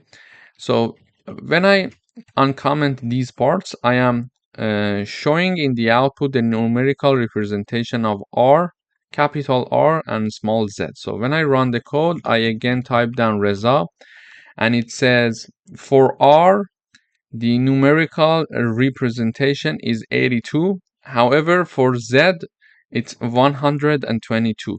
So the smallest character in the string Reza is R, is capital R, and the largest character is Z, based on their numerical representation. Okay, but how do we find that? In order to find it, we are showing this message to the user, enter a string to find its smallest and largest character. Then whatever the user is going to enter, we are assigning it to the variable called text. And in order to find the smallest character, I use the min function, and in parentheses, I type down the name of my variable. In order to find the largest character, I use the max function. I type down the name of my variable, which is text. And then here I'm using the print function to show this message, smallest character and largest character, and then using the min function and max function. Just remember to put this comma in between the message that we would like to be shown in the output, so the smallest character, and when we are calling the variable. When we are having this program, it is going to basically help us to find the smallest and largest character in a string based on ASC double I code. Thank you for watching. Hello everyone, welcome back. Today we would like to write a program to check if all characters in a string are lowercase or uppercase, and we are going to use isLower and isUpper functions. So when I run this code, it says enter a string. I type down, for example, Reza, and it says, is the string all lowercase? The answer is true, because all of them are indeed in lowercase. And the second part is that, is the string all uppercase? The output is false, because indeed it's not all uppercase. It's indeed all lowercase. How do we do it? So I use the input function to show this message to the user, enter a string. And then whatever the user is going to enter, it is going to be assigned to the text variable. Then using the isLower and isUpper function, we are checking this string to see if all characters in the string are lowercase or uppercase. To do that, first I type down the name of my variable, then put a dot, then I type down isLower with empty parentheses to check if all the characters are lowercase, and to check if all the characters are uppercase, we are going to simply type down the name of our variable and then dot and type down the is upper to check if all the characters in the string are in uppercase or not. So when I run the code one more time, this time I type down Reza with capital letters, so uppercase. It says, is the string all lowercase? False. Why? The reason is very simple. This is all in uppercase. And is the string all uppercase? And it is true. So the answer is true. Basically, in Python, we can use the isLower and isUpper functions to help us to find if all the characters in a string are lowercase or uppercase. Thank you for watching. Hello everyone, welcome back. In today's video, we would like to write a program that checks if the characters in a string are numeric. And we can do it using the isDigit function. Let me run the code. So it says enter a string to check if it's numeric. I type down Reza and the answer is the string numeric? The answer is false because it's not numeric, okay? So when I run the code one more time and I type down, for example, 1, 2, 3, 4, 5, and I enter, it says, is this string numeric? The answer is true. So how can we check that? First of all, I use the input function to show this message to the user, enter a string to check if it's numeric. Then we assign it to the text variable. After that, we are simply printing the output saying that is the string numeric? This is a message that we want to show. This is this one. Then put a comma to call the text variable using and also call the isDigit function. Sorry. So I type down the name of the variable, which is text dot isDigit function, and with empty parentheses. This isDigit function is going to check if this string text contains all characters are numeric or not. Okay, so even if I type down, for example, Reza 1, 2, 3, 4, 5, the answer is false. Why? Because it's not all numeric. It is going to check if all the characters in the string are numeric or not. So if I type down 1, 3, 5, 7, 9, for example, it says true because it has all its characters are in numeric view. So this is how we can use isDigit function to check if all the characters in a string are numeric. Thank you for watching. Hello everyone, welcome back. In today's video, we would like to write a program to check if a string ends with a specific character, and we are going to use ends with function. I'm asking the user to enter a string, and we are storing the string in the text variable, and then I'm asking the user to enter the ending character to check, and we are going to store it in the end variable here, okay? Then we are going to type down the name of the string dot using the ends with function, and in parentheses I'm calling the variable end that stores the ending character. For example, my string text is Reza, for example, and I would like to check if letter A, the character A, is the character that this text variable is going to end with. Okay, we would like to check to see if this string Reza is ending with A or not. This is how we're going to do it, and in order to do that, we're going to use ends with function. We type down the name of the string, which is a text dot ends with, and in parentheses I type down the name of the variable that is carrying the ending character. So when I run this code, it says enter a string. I type down Reza, for example, and then it asks me to enter the ending characters to check. I would say A, For example, it says, does the string end with A? And the answer is true. So if I type down, for example, Reza, and then I type down, for example, W, and the answer is false because the string Reza is not ending with W. So the answer is false. Indeed, it is ending with an A. So this is how we can use the ends with function in Python to check if a string ends with specific character. Thank you for watching. Hello everyone, welcome back. In today's video, we would like to write a program to find the index of a character in a string. And we are going to use the find and index functions. First of all, we are going to ask the user to enter a string. And the enter the string from the user is going to be stored in the text variable. For example, the user is going to enter Reza. So text equals Reza, okay? Then we are going to ask the user to enter the character to find. So I would like to find the index of character Z, okay? So character would be equal to Z, okay? So I would like to find the index of Z in the string result. This is what the program is all about. And we're going to do it using the find and index function. Using the find function, I type down the name of my string called text and then dot find. This is the find function. Find, and in parentheses, I type down the name of the character that I'm looking for to find its string. Okay.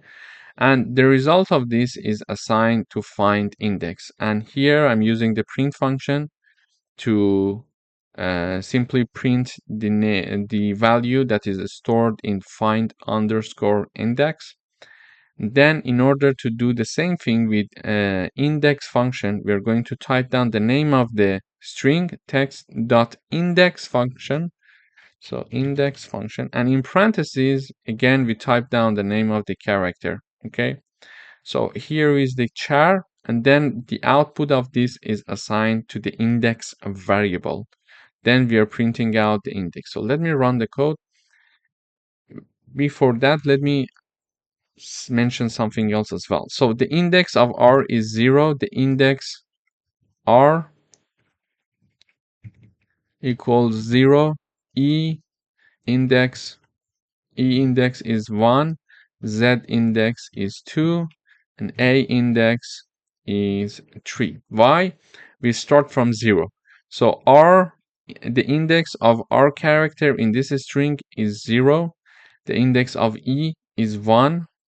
And etc. until the end. A equals 3. Why we start? Because simply we start from 0, and this is why the first element index is 0, and the last element, in this case the fourth character index is 3. So here it says enter a string. I type down Reza, and it says enter the character to find.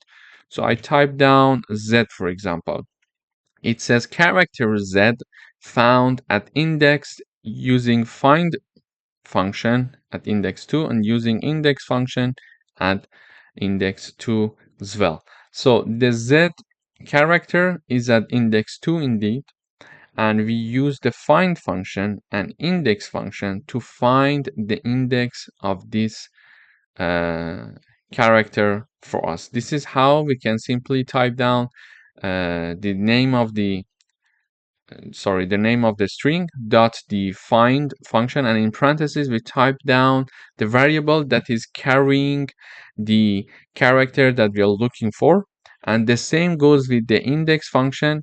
We type down the name of the variable and then the index function, and in parentheses we type down the variable that is carrying the index, that the character that we are looking for to find its index. Thank you for watching.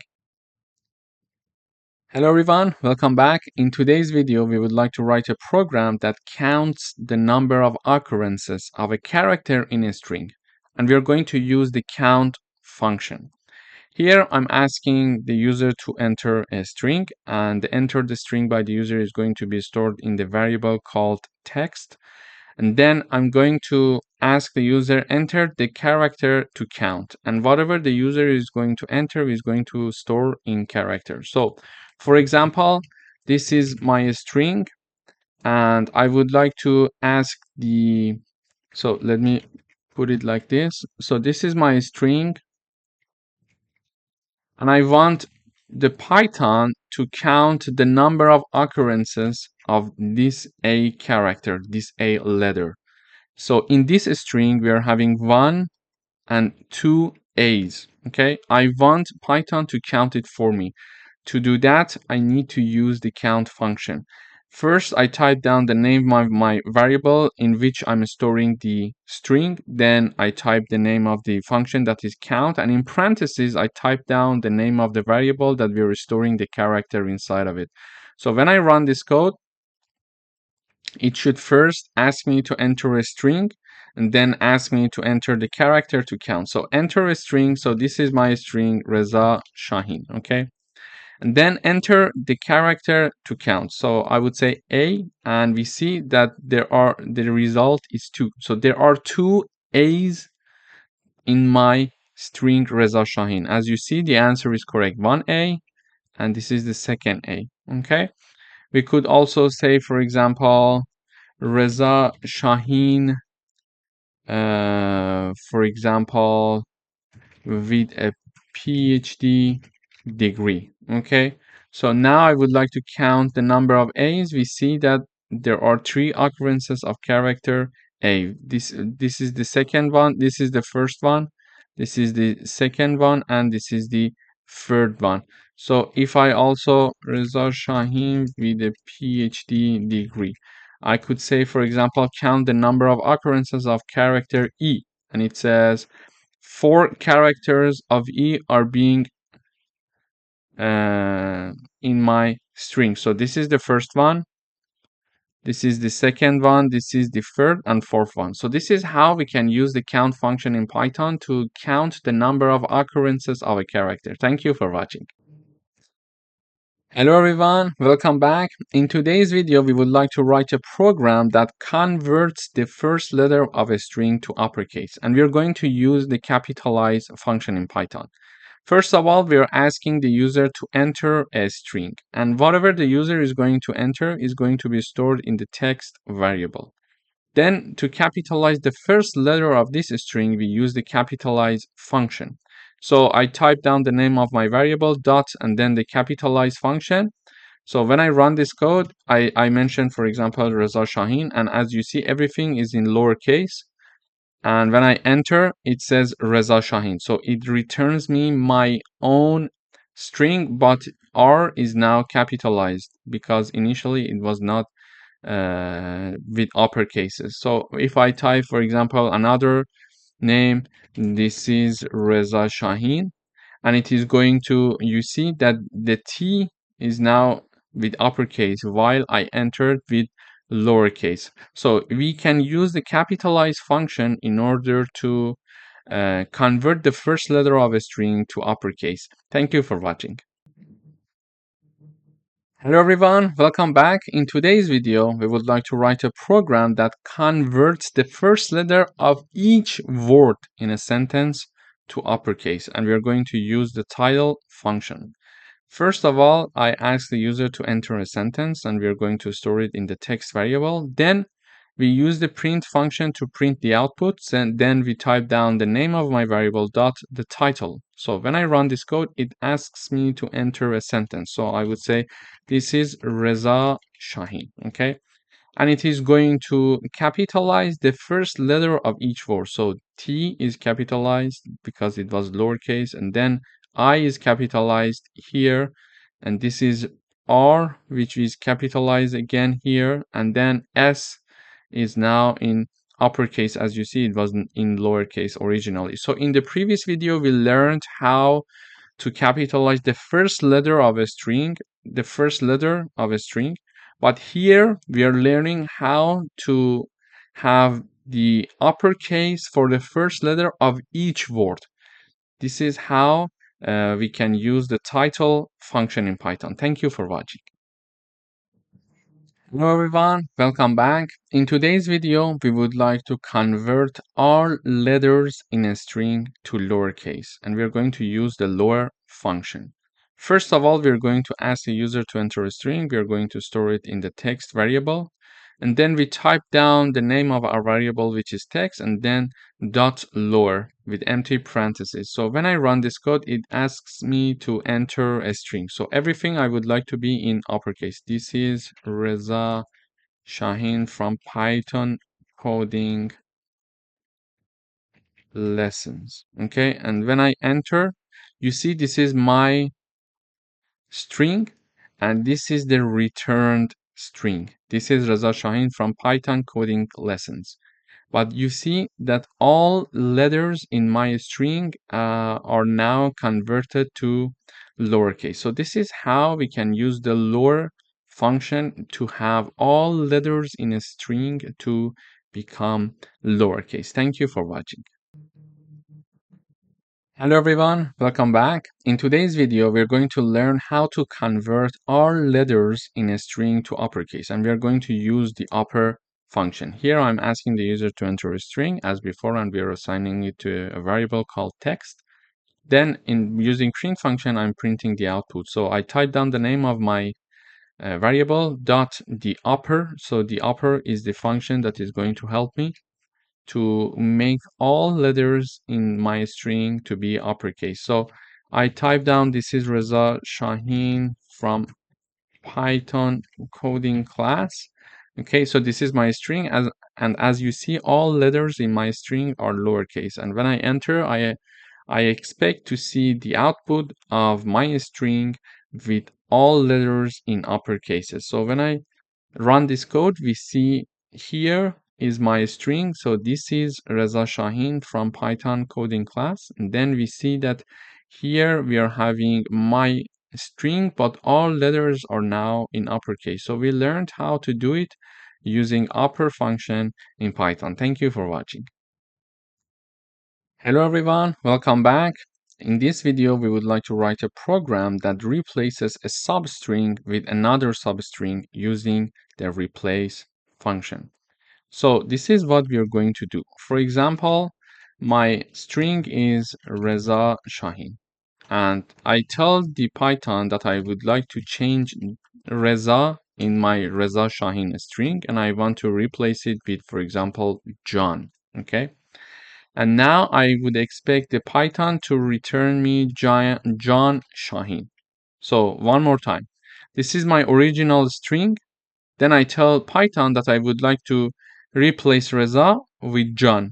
And then I expect to see the output John Shahin. So to do that, I'm having my enter a string message to the user, and then whatever the user is going to enter is going to store in text. So this part is my text variable. So this is my text variable equals Reza Shahin string. Then we are showing another message to the user, enter the substring to replace. And we are going to assign it in old substring variable. So old substring variable equals Reza. So this is Reza that we want to change. Then we are going to show another message to the user saying that enter the new substring. And this is going to be stored in new substring variable. So this is John is my new substring. And finally, we are going to use the replace function to print John Shahin instead of Reza Shahin. To do that, I use the print function as always to show the output. Then I type down the name of the original variable string. This is the text. Then I type down the name of the string, the name of the function, which is replace. Sorry. So replace here, I'm having it. Okay. So far I type down the name of my variable, which is text, and then I call the replace function. But in parentheses, there are two arguments to mention, one before the comma and one after the comma. The one that is before the comma, we need to type down the old substring, and after the comma, we need to type down the new substring. So I want the old substring to be replaced with the new substring. So the one that we want to change is the left hand side of the comma, and the one that we want to be replaced to inserted in our string is on the right side. So when I run this code, it asks me to enter a string. So I would say Reza Shahin, this is my string. So enter the substring to replace. So which part of this string I would like to change? I would like to change the part that says Reza. Then it says, okay, what do you want to put instead of Reza? I would say John, okay? And then it returns me John Shaheen in the output. So I use the name of my variable, which is text, then dot replace function. So I call the replace function with two arguments, okay? The first argument before the comma is the argument that I want to be eliminated, and after comma is the argument that I want to be inserted. So these are two arguments. So the first part is the part that I want to be eliminated, and after that I type down the variable, the string that I want to be inserted. Thank you for watching. Hello everyone, welcome back. In today's video, we would like to write a program to split a sentence into words, and we are going to use the split function in Python. Here I'm asking the user to enter a sentence, then whatever the user is going to enter is going to be stored in the text variable, and then simply we call the name of the variable, which is text dot, and then we call the function, which is a split. So when I run this code, everything should be taken care of. So I would say this is Reza Shaheen from Python class, okay? And then we see each word in this sentence is now splitted into words. So this is Reza Shaheen from Python class. So each word in my string in the sentence that was stored in the text variable is now divided into words, as you see it here. So this is how we can use the split function in Python. Thank you for watching.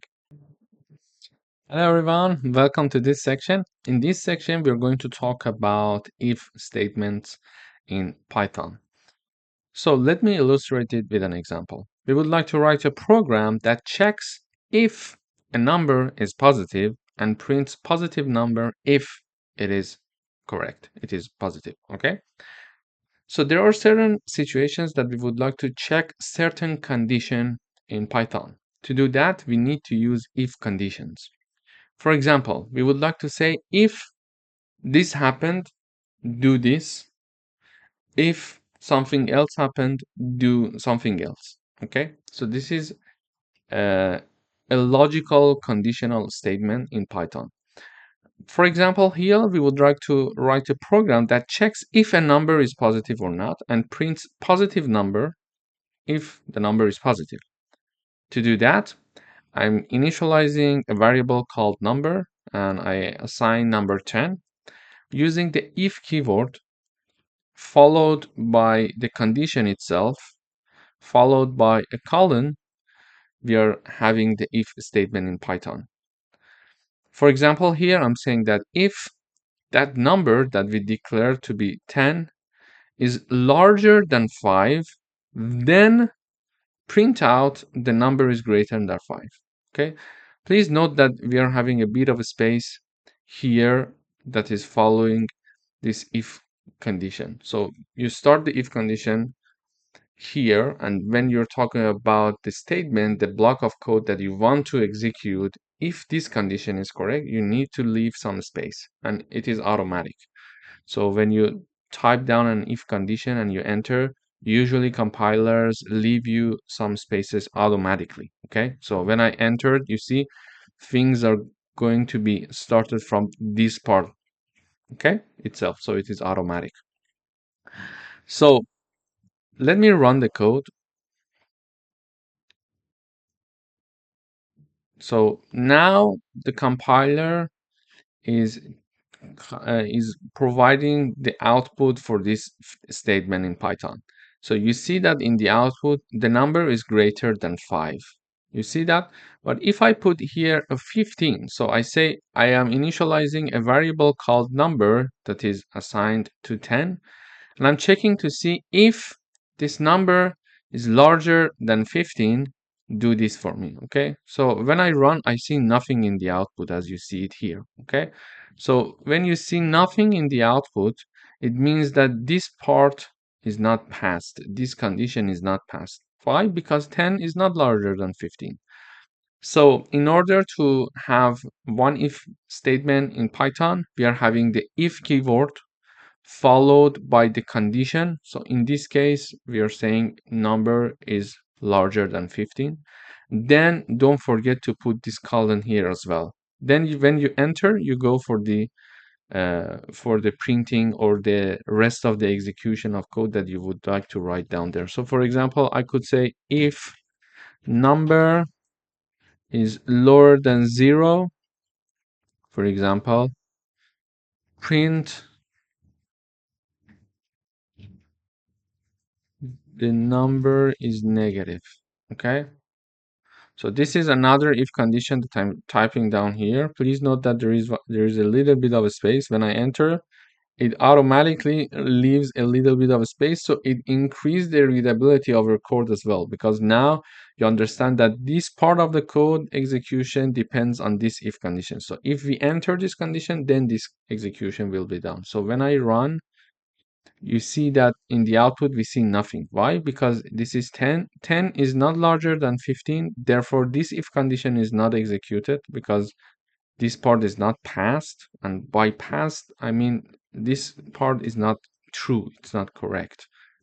And also because 10 is not lower than 0, therefore this part is not also executed. So what if I put -10, for example, here, and I run the code? So you see that first it checks this if, and it says -10 is larger than 15. No, then this is not being printed out in the output. But it is checking to see -10 is lower than 0. Yes, so it is going to enter this part and execute this part, and it is saying that the number is negative.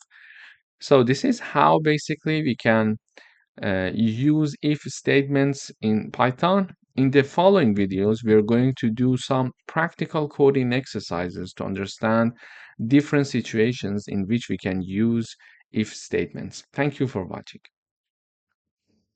Hello everyone, welcome to another coding exercise.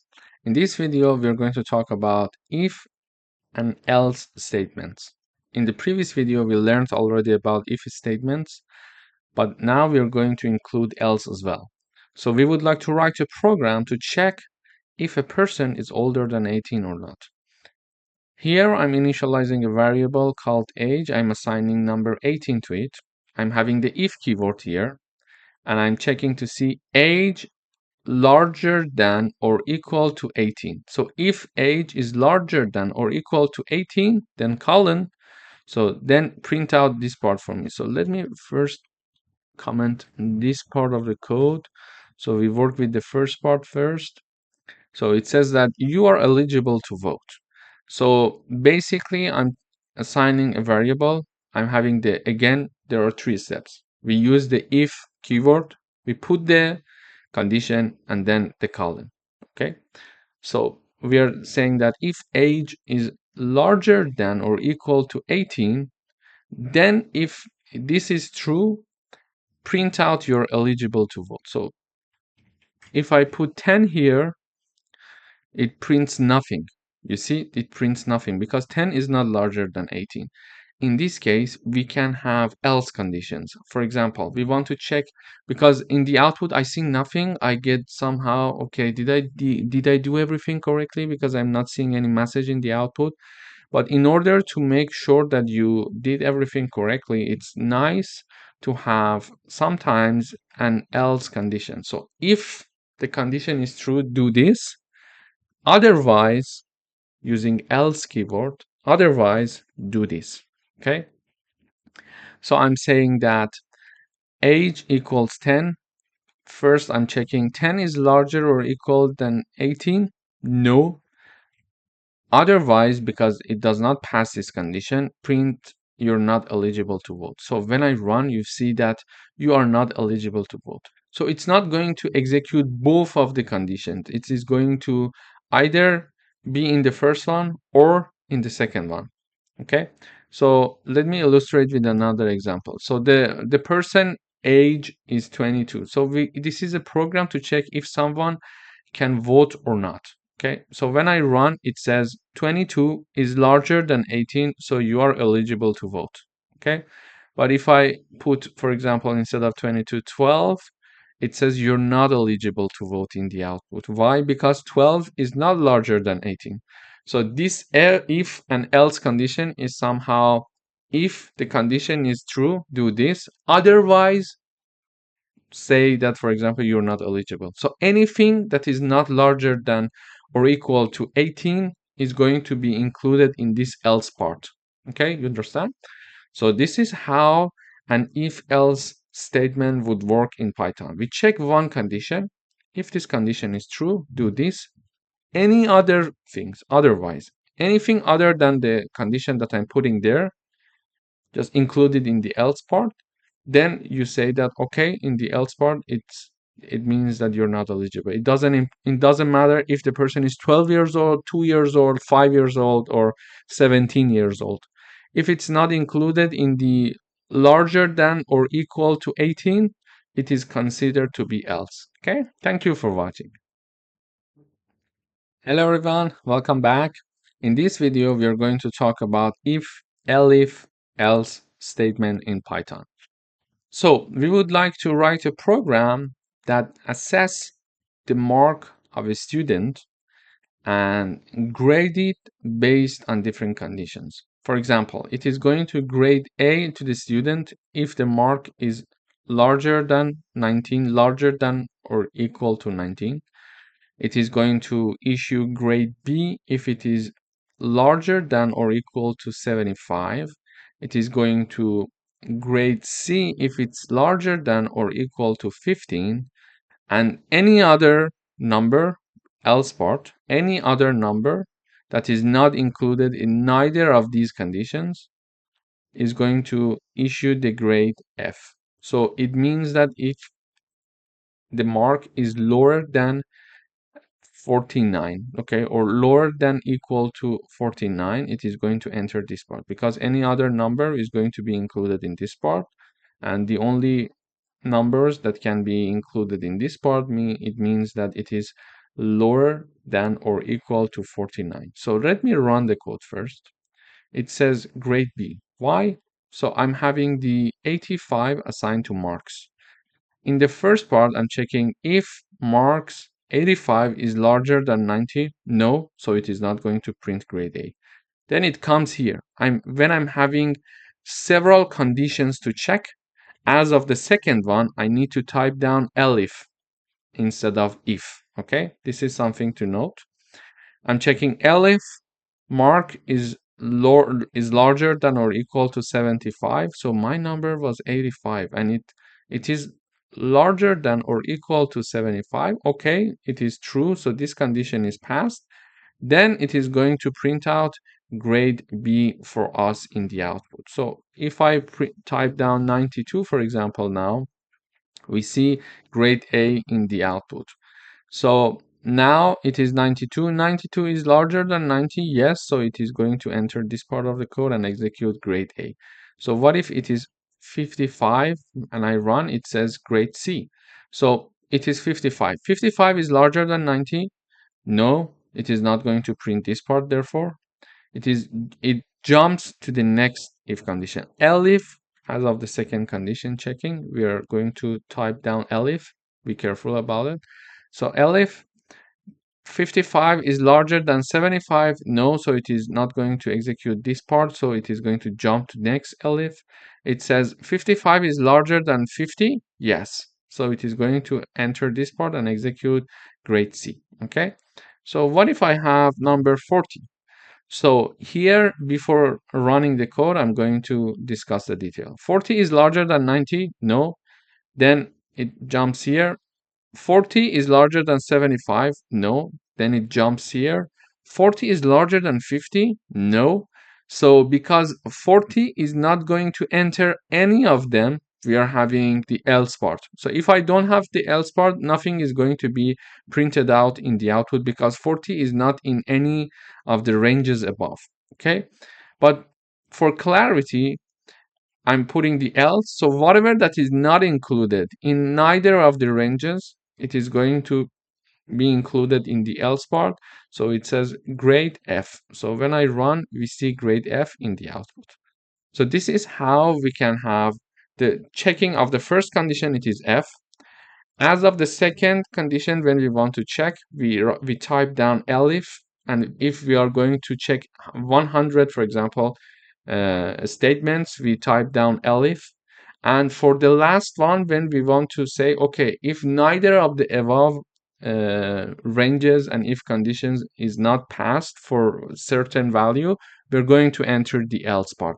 So you see, if I comment this part, we see nothing in the output because 40 is not in any of the ranges that we are investigating using if and elif conditions. Okay, so it is not larger than 19, not larger than 75, not larger than 50. But for the clarity, it's nice to have something in the output so you know when you have, for example, 2000 lines of code, it's nice to know what is happening in each part of your code. So I'm having this else part, and also for validation, when you're having something in the output, for validation, it's very good.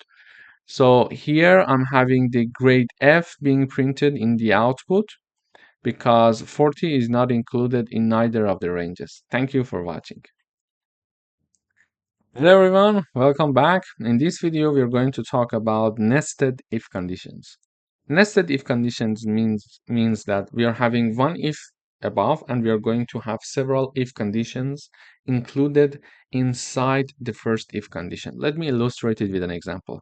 So here we would like to check two things. First, to see if a number is larger than 10 or not.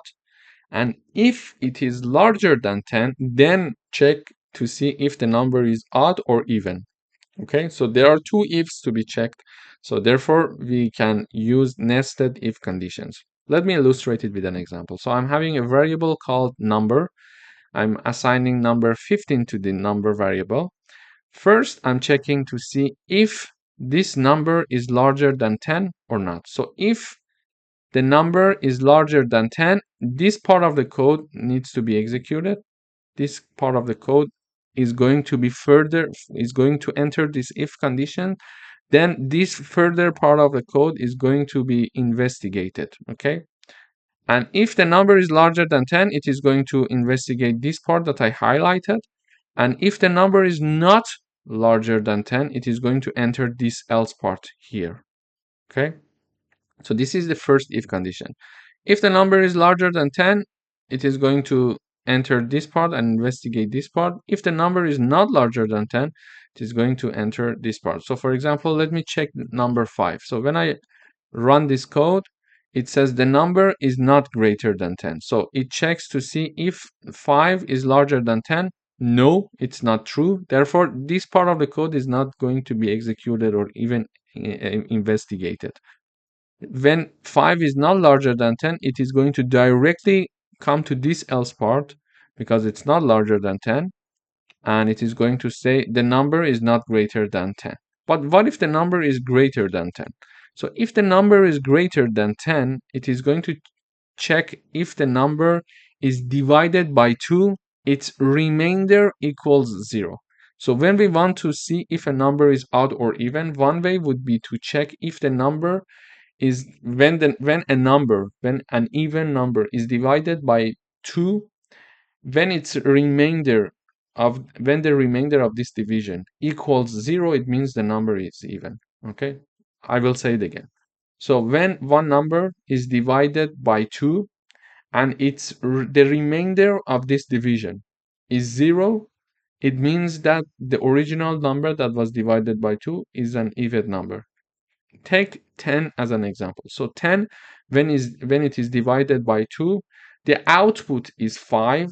The output of division is 5, but the remainder is 0. Therefore, we can say number 10 is an even number. But if we have a division of number 11 divided by 2, there will be some value in the remainder of this division. Therefore, it shows that it is one of the signs of saying that this number is not even and it is odd. So one condition to check if a number is even or not is to see if the number is divided by 2, the remainder of this division must be equal to 0. If this condition is true, therefore the number is even.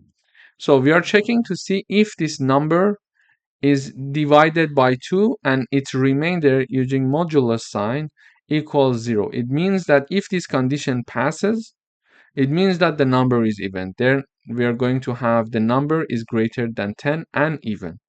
Otherwise means this part, okay? If this condition is not passed, it is going to enter this part. So let me run the code. So it says the number is greater than 10 and odd. It means that this part is executed. So let us go step by step. Number equals 15. 15 is larger than 10? Yes. So when this is the first condition, this is the second part. So when 15 is larger than 10, it is going to enter either of these conditions, okay? So first it says 15 divided by 2, its remainder equals 0. No, this is not true because it's 15 and it's not an even number. Therefore, this condition is not true because when 15 is divided by 2, the remainder is not equal to 0.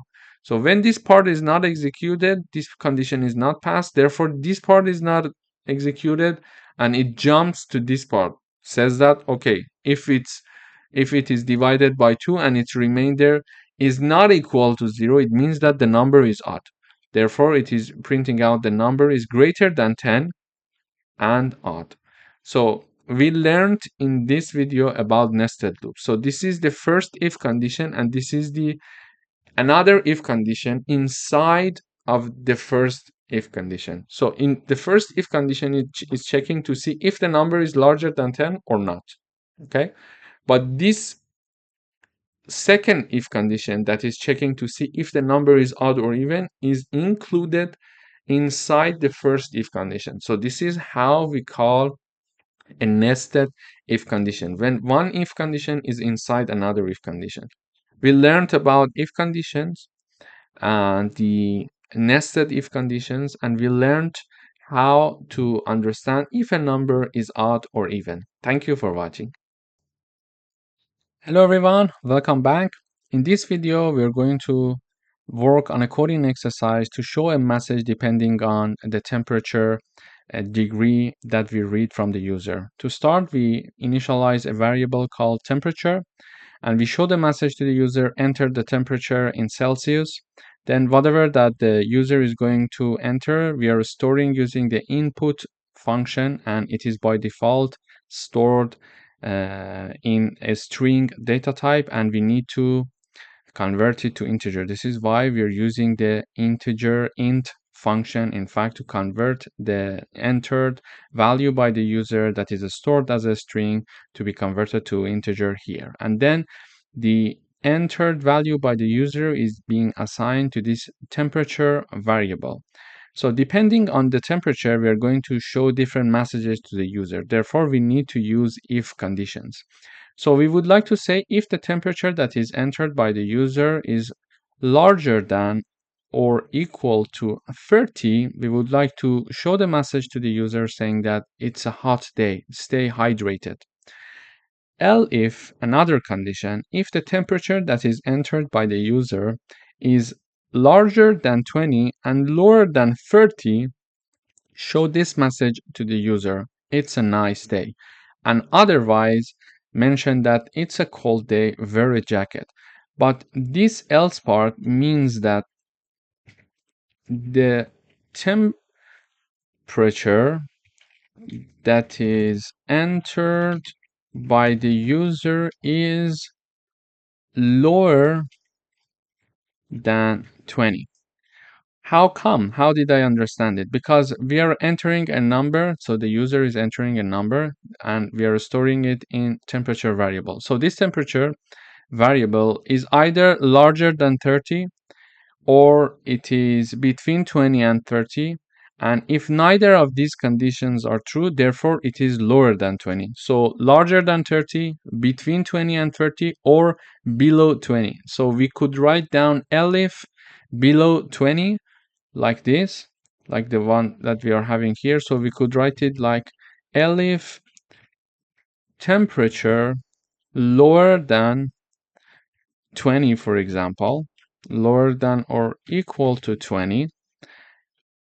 In this case, print it's a cold day, very jacket, or we could simply use the else part, because when neither of these conditions are true, then this else condition is true, and it is going to show the message it's a cold day, very jacket. So when I run this code, I have the enter data 35. So it shows the message enter the temperature in Celsius. This is this message here. So I enter this temperature and it says it's a hot day, stay hydrated. How? Because when I entered 35, it checks this if condition and it says that 35 is larger than 30. Therefore, this statement is true and it is going to print this message for me in the terminal. But if I say the weather is 25 degrees, it says it's a nice day. So it starts from here. It says 25. Is it larger than 30? No, this statement is not true.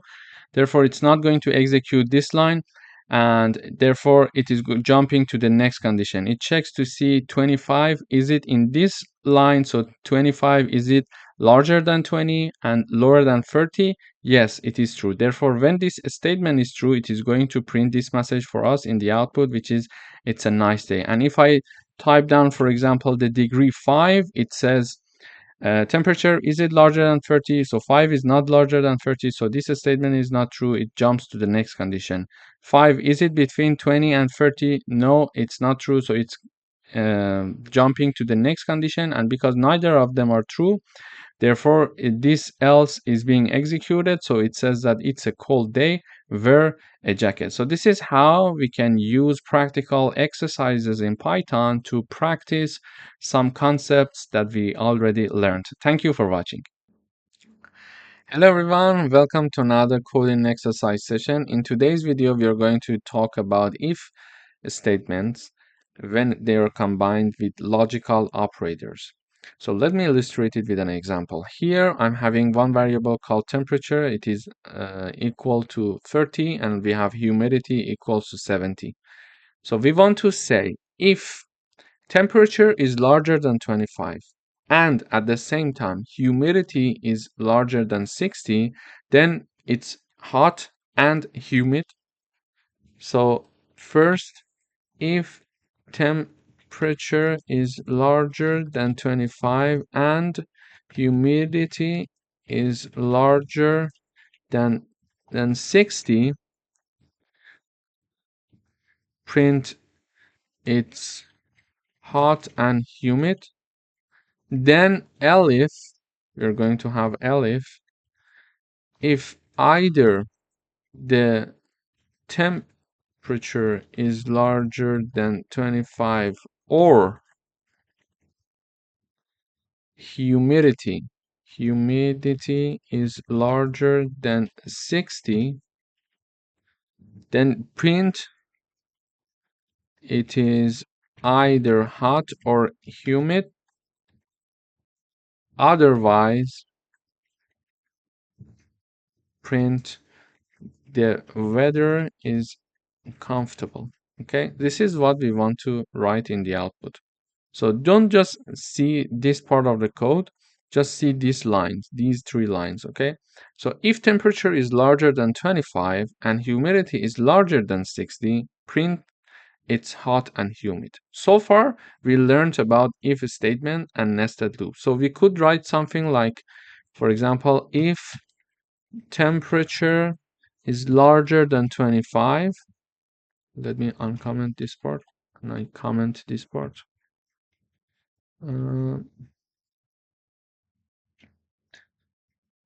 So we can have something like if temperature is larger than 25 and then if humidity is larger than 60, print hot in the output. Okay, so this is one way to type this code down. So for the first part, we can say if temperature is larger than 25, so we are checking if temperature is larger than 25 and humidity is larger than 60 and humidity is larger than 60, print it's hot and humid. So this is a nested if condition, one if inside another if. So it is going to enter if this if condition, if the temperature is larger than 25, then it is going to check, okay, the temperature is larger than 25, but the humidity, is it larger than 60? If so, go to this part and print this part for me, okay? So when I run the code, it says it's hot and humid because the temperature is 30, humidity is 70, so 30 is larger than 25, so first condition for the first if is passed. Then 70 is larger than 60, then it is going to print hot and humid. But sometimes, not always, but sometimes it is possible to use logical operator to avoid nested if conditions and have a better way, an easier way to type down this code. How? This is how. So we can have the checking of conditions in one line. So I can say if temperature is larger than 25 and at the same time humidity is larger than 60, instead of typing a nested if condition like this, I'm having in one line and using AND logical operator. When we are using the AND logical operator, we are going to have two conditions to be checked, and both of them must be true to enter the if. Okay, so if the temperature is larger than 25, but humidity is not larger than 60, it is not going to enter this part. It is not going to print it's hot and humid. At the same time, both of the conditions must be true. So the temperature must be larger than 25 at the same time, and humidity must be larger than 60, so it enters and prints this it's hot and humid message in the output. Okay, and I would like to have another condition to be checked. Because it's another condition to be checked, I'm using elif keyword and I'm saying if temperature is larger than 25 or humidity is larger than 60. What's the difference between these two lines? So it's and it's or. So when it's and, it means that the first condition and second condition, both of them must be true to enter the condition. Okay? But when we are using the or logical operator, it means that either the first one or the second one must be true. Okay? One of them at least must be true to enter the condition. This is for sure. But not necessarily both of them. If one of them is correct, it's done. We are going to enter the if condition. So it says temperature is larger than 25, okay, or humidity is larger than 60, then print out it's either hot or humid. Otherwise, if neither of these conditions are true, print the weather is comfortable. So let me run the code now. It says it's hot and humid. Why it enters this part?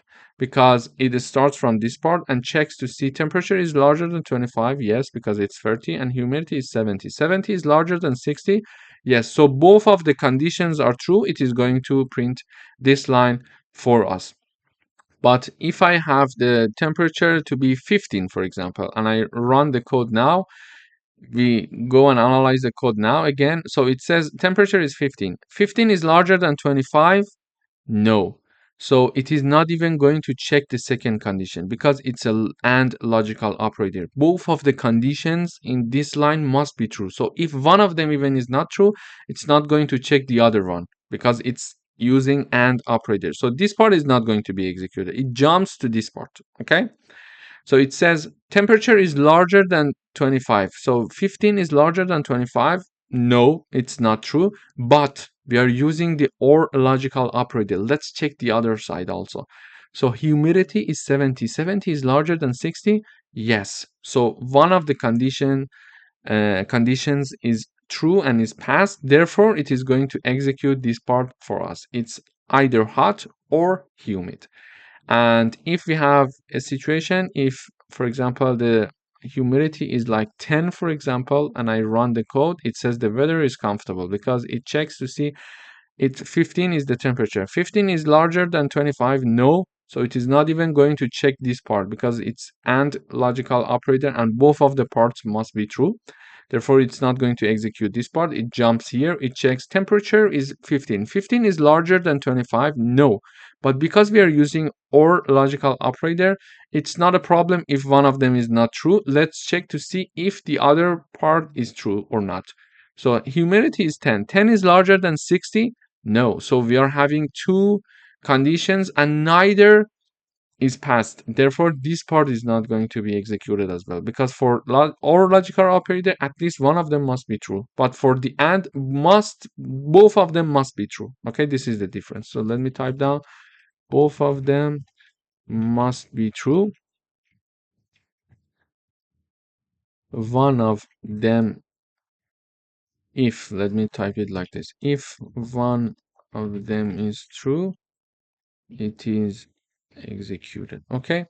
But in our case, in this example, we had our temperature and humidity neither included in this range nor in this range. Therefore, it is going to be included in the else part. So the weather is comfortable, and therefore the weather is comfortable is printed out in the output. Thank you for watching. Hello everyone, welcome back. In today's video, we are going to work on a coding exercise that is checking to see if someone is eligible to vote or not.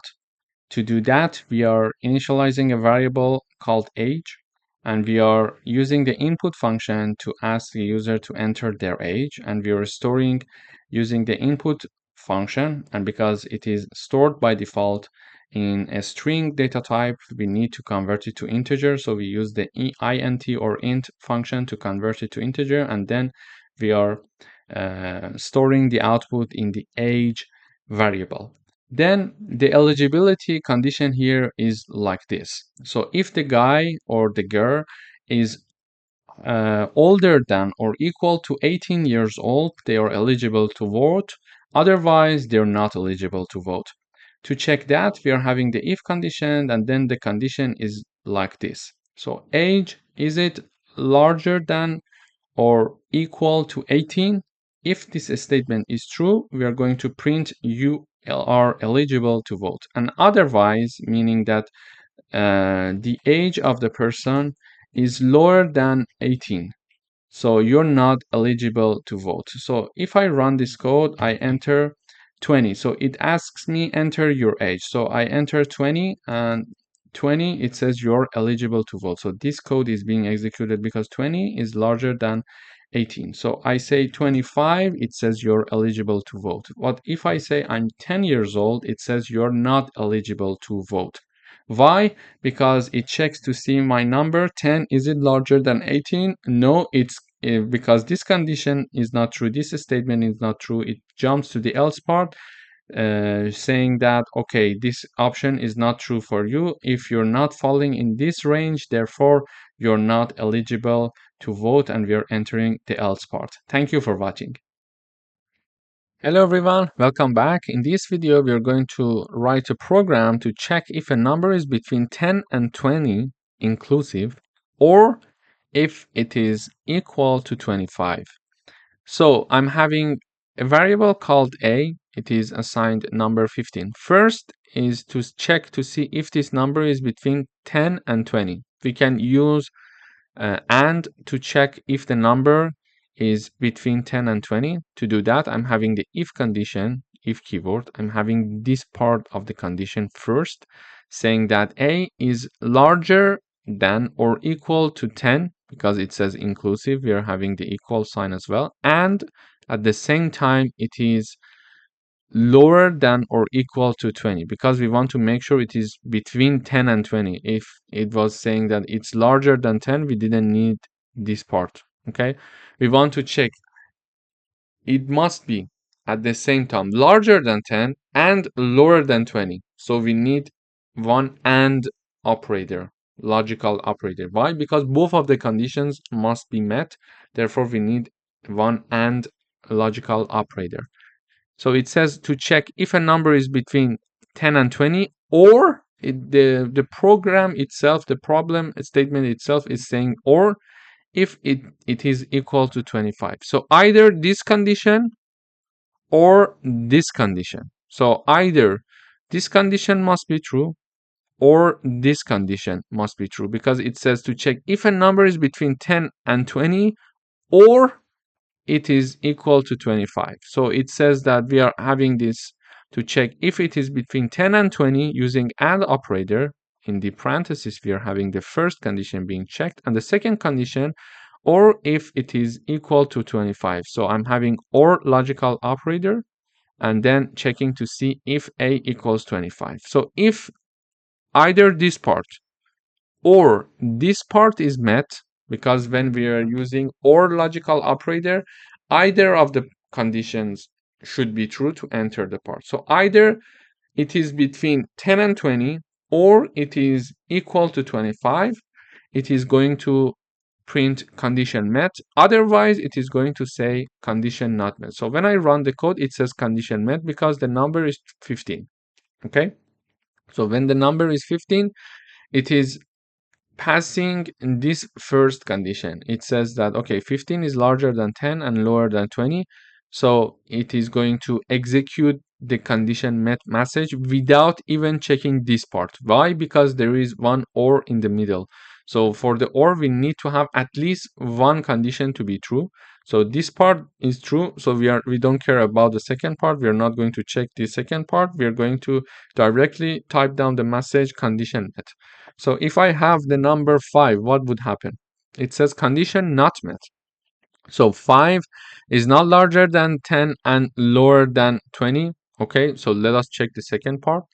So 5, is it equal to 25? No. So neither this part nor this part is true. Therefore, it is not going to execute this part of the code, and it is going to jump here in the else part and print condition not met as we are having here. So what if I have 25? Let me run the code again. It says condition met. Why? First, it checks 25 is larger than 10. Yes. But is it at the same time lower than 20? No. So this part is not met. Okay, for AND logical operator, both of them must be true. But when both of them is not true, the whole parenthesis is not true, which is the first part of the condition before OR. But because we are having OR logical operator, it may be true that the second part is true. So, and we need only one condition for the OR logical operator to enter the condition. So let's check the second part. We say 25 equals 25. Is it true? Yes. So it enters and print out the condition met in the output. So this is how we can have the combination of writing if statement with two logical operator at the same time in one example in one line. Thank you for watching. Hello everyone, welcome back. In this video, we're going to write a program to compare two numbers and print whether the first number is greater than, less than, or equal to the second number. So we are going to use comparison operator. So we are having the first variable equals 10, the second one equals 20. We check to see if x equals y. We are going to say x and is equal to y. We are printing out this code. If x lower than y, x is lower than 5, and else x larger than y. Why we are having this else part? So there are three things to check: greater, less than, less than, or equal. So when this part, when a number is not equal and it's not, so the first number and second number, they are not equal to each other. So the first number is also not only it's not equal to the second number, but also it's not lower than the second number. Therefore, it is larger. Okay. So let me illustrate with an example. It would be better. So when I run the code, it says x is less than y. So x is 10 and y is 20. It checks 10 equals 20. No, it's not passing this part. Okay, so this part is not executed. It checks the second condition. 10 is lower than y. 10 is lower than 20. Yes, so it is going to execute this part of the code. Okay, so when I have both set to be 20, it says x is 20 and y is 20. It says that if 20 equals 20, yes, it says in the output, it prints x is equal to y, and we are having this part here. But what if x is 30? So when I run this code, it says x is greater. So when x is not equal to y and it is not lower than y, the only condition that is left is x larger than y. This is why we are having in the else part x is greater than y. We could have another elif saying that if, for example, we could say elif x larger than y. We could also have this part. They are identical. So when I run this code, we still see x is greater than y. So elif x larger than y, x is greater than y. But we were using the else in my first example because we are checking first x is not equal to y and x is not lower than y. So therefore, if neither of these conditions are passed, therefore x is larger than y. Okay. But this is another way to type it down. The easier way is to have the first if condition x equal to y to check if they are equal, x lower than y if x is lower than y, and x larger than y to see and understand and print out in the output x is greater than y. So this is how we can compare two numbers using comparison operators. And comparison operators are these ones. So this is the equal, this is the lower sign, and this is the higher and larger sign. Thank you for watching. Hello everyone, welcome to this lecture. In this video, we want to write a program that asks a user for a password until they guess it correctly. To do that, we are having one variable of a string type. It is called correct password, and the correct password is Python123. And we are having a user input string, and it's of an empty string. As you see, nothing is stored already in this user input when we are declaring it and initializing it. So we would like to write a program that asks a user to enter a password, and the correct password is this one. And we are going to repeat this asking enter the password until they enter the correct password, so the access is granted. Okay, how do we do that? Using a while loop. So we type down the while keyword, then we are having the condition and then the column. But what is the condition? So we would like this while loop to continue as long as the user input is not equal to correct password. So if we are having this sign, two equal sign, it means that they are equal. And if we are having this sign, it means that they are not equal. Okay. So here I'm saying as long as this while loop should be continued as long as user input is not equal to correct password. Okay. This is the condition for my while loop. Then I'm asking in the loop, which is here, these are the execution part of the loop. So when we are entering the loop, these parts are going to be executed. How do I know that? Watch the space from the left line, the left side. Okay, this is all of them are having some space from the left side of the of the page. Therefore, they are included in this while loop. And you see that this line is having more space as compared to this part. It means that this part is going to be executed for this if condition. Okay. So after passing the condition saying that the user input is not equal to the correct password, so we are going to enter this loop in the beginning of the program. Why? Because the correct password is Python123 and user input is an empty string. Therefore, they're not equal. So we are going to enter for the first iteration. When we are entering for the first iteration, we are asking the user using the input keyword, we are asking the user enter the password. And whatever the user is entering, it is going to be stored in user input. Okay. Then using the if condition, we are checking to see if they are equal or not. So we are saying that if user input, what they entered here in the line above it, is not equal to correct password, show this message to the user. Wrong password. Try again. And it goes back up again. And the user input is not equal to the correct password. We are asking the user enter the password again. And then we are checking if they are not equal to each other. We are saying wrong password, try again. So this loop is going to continue as long as user input is not equal to the correct password. But what if the user is going to enter the correct password? If the user entered the correct password, so user input is indeed equal to correct password. Therefore, we are not going to enter this while loop, and then we're going to jump here and print access granted. So let me run the code one time. So it says enter the password. So we are in this line. You see this green line? We are this line is the part that is being executed.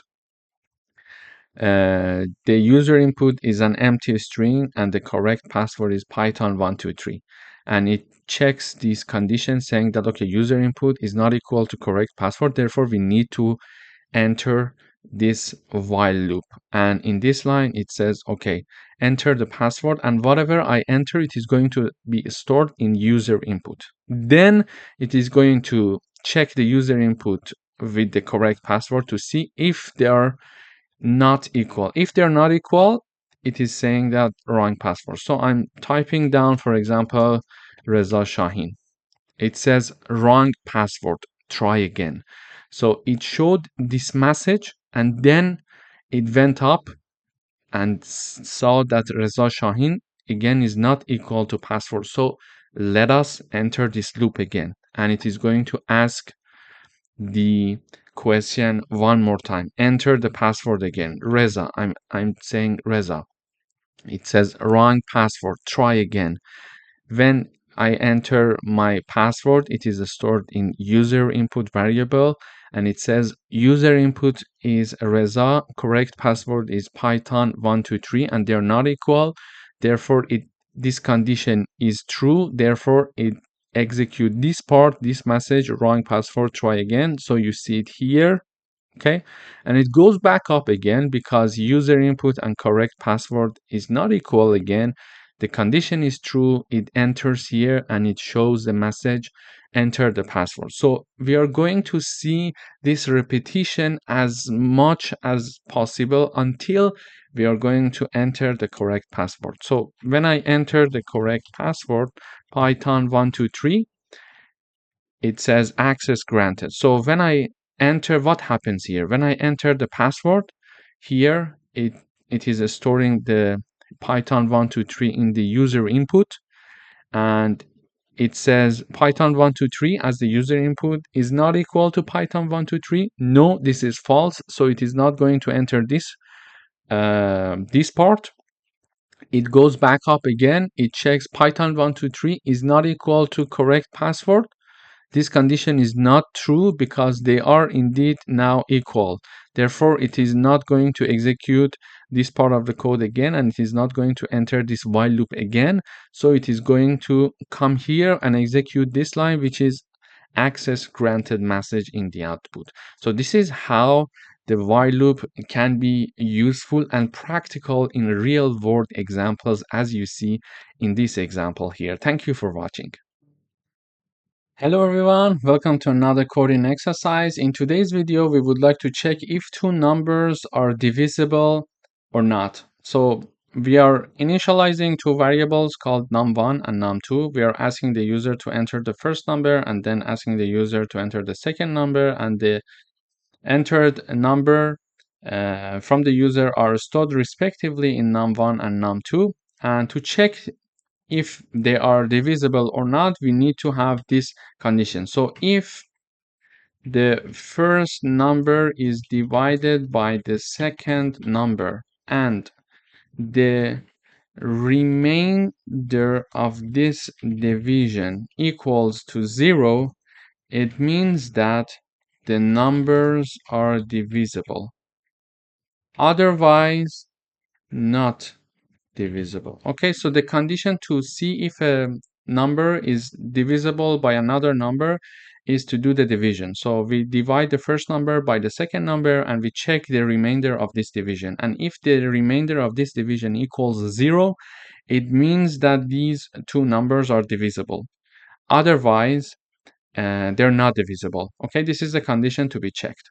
To convert this statement into Python code, we need to have the if condition. So we check to see if num1 divided by num2 and the remainder of this division using modulo operator equals to 0. If this statement is true, we are going to print this message saying that num1 is divisible by num2. So, and they are separated by a comma. Please note that because num1 is a variable and num2 is a variable, and this part is a string message that we are showing in the output. And if this statement is not true, we are going to enter this else part, and this message is being shown in the terminal saying that num1 is not divisible by num2. So let me enter two numbers. The first number is 20, for example, and the second number is 5. It says 20 is divisible by 5. So it does the division, the code in Python does a division and checks the remainder, and when the remainder equals 0, in this case, yes, this statement is true, therefore it is printing out this message for us saying that 20 is divisible by 20. But if I say the first number is 11 and the second number is 2, it says 11 is not divisible by 2. So this is how we can check the divisibility of a number by another number using if conditions. Thank you for watching. Hello everyone, welcome to this section. In today's video, we are going to talk about for loops. So a for loop is used to iterate over a sequence or a range of numbers. So the for loop iterates through each element in a sequence, performing an action for each element. The range function in Python is often used to loop over a sequence of numbers. Later on in higher level classes and courses in Python, when we are going to learn about list, tuple, dictionary, and set, then we can also integrate for loops with them as well. So a for loop can iterate over a list, a tuple, a dictionary, or a set. But this is something that we're going to discuss in higher level courses.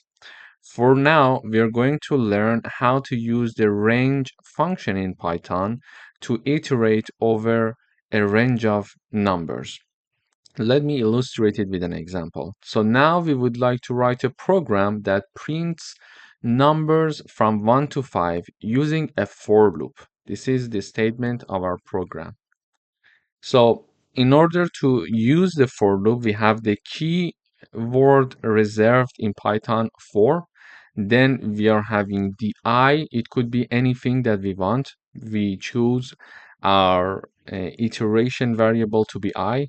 And then we are going to use the in keyword reserved for this. Range is the function of the Python that we are going to use, and the range is divided by a comma. So there are two ranges in parentheses that we are going to have when using the range function, the starting point and the ending point. So let me run this code. When we run this code, this I is going to iterate over this range for us. One thing to mention is that the starting point in Python for range function is inclusive, but the ending point is exclusive. It means that it is going to iterate over for all I in the range between 1 to 6, but it is going to iterate over 1, 2, 3, 4, and 5, not 6, because the end is exclusive. So it is the start point that is inclusive, okay? And then we are going to print I. So in the output, we are having number 1 to 5 being printed out. But how does it work? So let me put some comment here.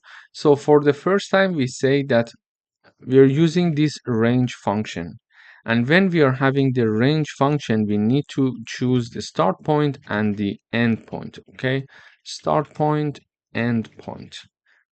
And when we are going to have the range function, for example, here we would like to go over numbers from 1 to 5. So the starting point is 1, and it is going to include 1 because it's a rule in Python. So the starting point is inclusive. So it is going to start from 1 and it is going to iterate until it's 5.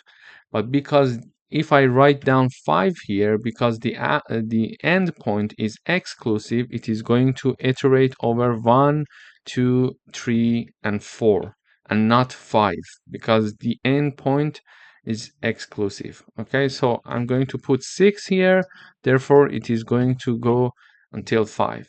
So this is how the range function works. And if I want to explain further, we see that for the first time I get the value 1. Okay, when I equals 1, it is basically having this print function being implemented, because we are having print, and in the parentheses we are having I, and I equals 1, so we are going to print 1 in the output, and we see it here. Okay, and then it goes up back again, and I now equals 2. I now equals 2, and it is going to print 2 for us, and we are having it here, and it goes up again. I is incrementing, and we are having the I equals 3, print 3, I equals 4, print 4, and finally I equals 5, print 5. So this is basically what happens in each iteration in this for loop, that we are having this output here. So in this lesson, we learned how to write a for loop. We are having a for keyword and one variable to be defined here, then using the in keyword and providing the range, a starting point and an ending point. Starting point is inclusive and the ending point is exclusive. So if I type down until 6, it is not going to go for the 6th one, it is going to go until 5, okay, until the end of 5, including 5. And for this loop, I am printing I. So I, when it starts, because it starts from 1, I equals 1, it is printing 1. Then I is 2, I is 3, printing 3, I is 4, printing 4, I is 5, printing 5, and that's it. It is finished. The for loop is finished, and these are the output of our program. And one thing to mention here is that this is the range function that we are using to iterate over a range of numbers, and it has two parts in the parentheses, starting point and ending point. They are separated by a comma. In the next videos, we are going to discuss further practical coding exercises, so you would get used to the syntax of loops, of different types of loops, including for loops. Thank you for watching. Hello everyone, welcome back. In today's video, we are going to talk about nested loops. So a loop inside another loop is called a nested loop. A nested loop is useful for working with multi-dimensional data like matrices. The inner loop runs completely for each iteration of the outer loop. Let me illustrate it with an example. Here I'm having a for loop for variable I iterating between range 1 and 3. I'm having another loop which we call inner loop. So the first one, the loop for the I is outer loop, the loop for the J is inner loop. So we are having another loop here that ranging from 1 to 4, okay? And we are going to print I and J. So if I want to illustrate this, so I equals 1, it enters, when I equals 1, it enters this part. And when it enters, J equals 1 as well. So it is going to print 1. So it is printing 1 and 1, okay, as you see here in the output in the first line, okay? Then I still equals 1, but J is going to increase its value. So J equals to Y, because we are in the outer loop. So when we enter the inner outer loop, the outer loop is 1. So I equals 1. However, when I equals 1, we are going to iterate over all the values that j can take first. And when that is finished, we are going back up again to the outer loop and then increase the value of I. Okay, let me illustrate it with this explanation. You will get what I mean. So I equals 1, j is going to increase from 1 to 2. Therefore, it is going to print 1 and 2 as you see here in the output, the second line. Then I equals 1, j equals 3. It is going to print 1 and 3 in the output as you see here. Okay, so the maximum number that I can get is I can be equal 1 and 2. J can be equal to 1, 2, and 3. Because the starting point is included, this is why I gets the value 1, but the ending point is excluded, so it is going to exclude number 3, so it is going to iterate over 1 and 2. The same logic goes for j, so it is going to iterate over 1, 2, and 3. So when I equals 1 in these three scenarios, we are going to iterate over j equals 1, j equals 2, and j equals 3. As you see here, I equal 1, j1, I1, j2, I1, j3. Okay, and we are going to print I and j using this line. And when all the values for the j is tested for the inner loop, we are going to go back up again and increase the value of I one time. So I equals 2 now. So now I equals 2, j starts from 1 again. J is 1. So 2 I2 J1 I2 J2 I2 J3. Okay, so we're going to print 2 and 1. I equals 2, j equals 2. It is going to print 2 and 2 for us. And finally, I equals 2, j equals 3. It is going to print 2 and 3 for us. So this is what we see exactly in the output. So let me go back over the code one more time. So we are having one outer loop and one inner loop. So the outer loop is iterating over different values between 1 and 3 for variable I. The inner loop, it is iterating for variable j between 1 and 4. Okay, and in each iteration we are going to print the value of I and j. So the first time when we enter the outer loop, I equals 1. However, when I equals 1, we are going to iterate over all the j's. So one time I1, j1, I1, j2, I1, j3. Then we are going to increase the value of I when all the values of j are tested. We are increasing the value of I from 1 to 2. So we are having 2, 1, 2, 2, and 2, 3. And we are printing them in the output as you see here. Basically, this is the concept of nested loop in Python. Thank you for watching.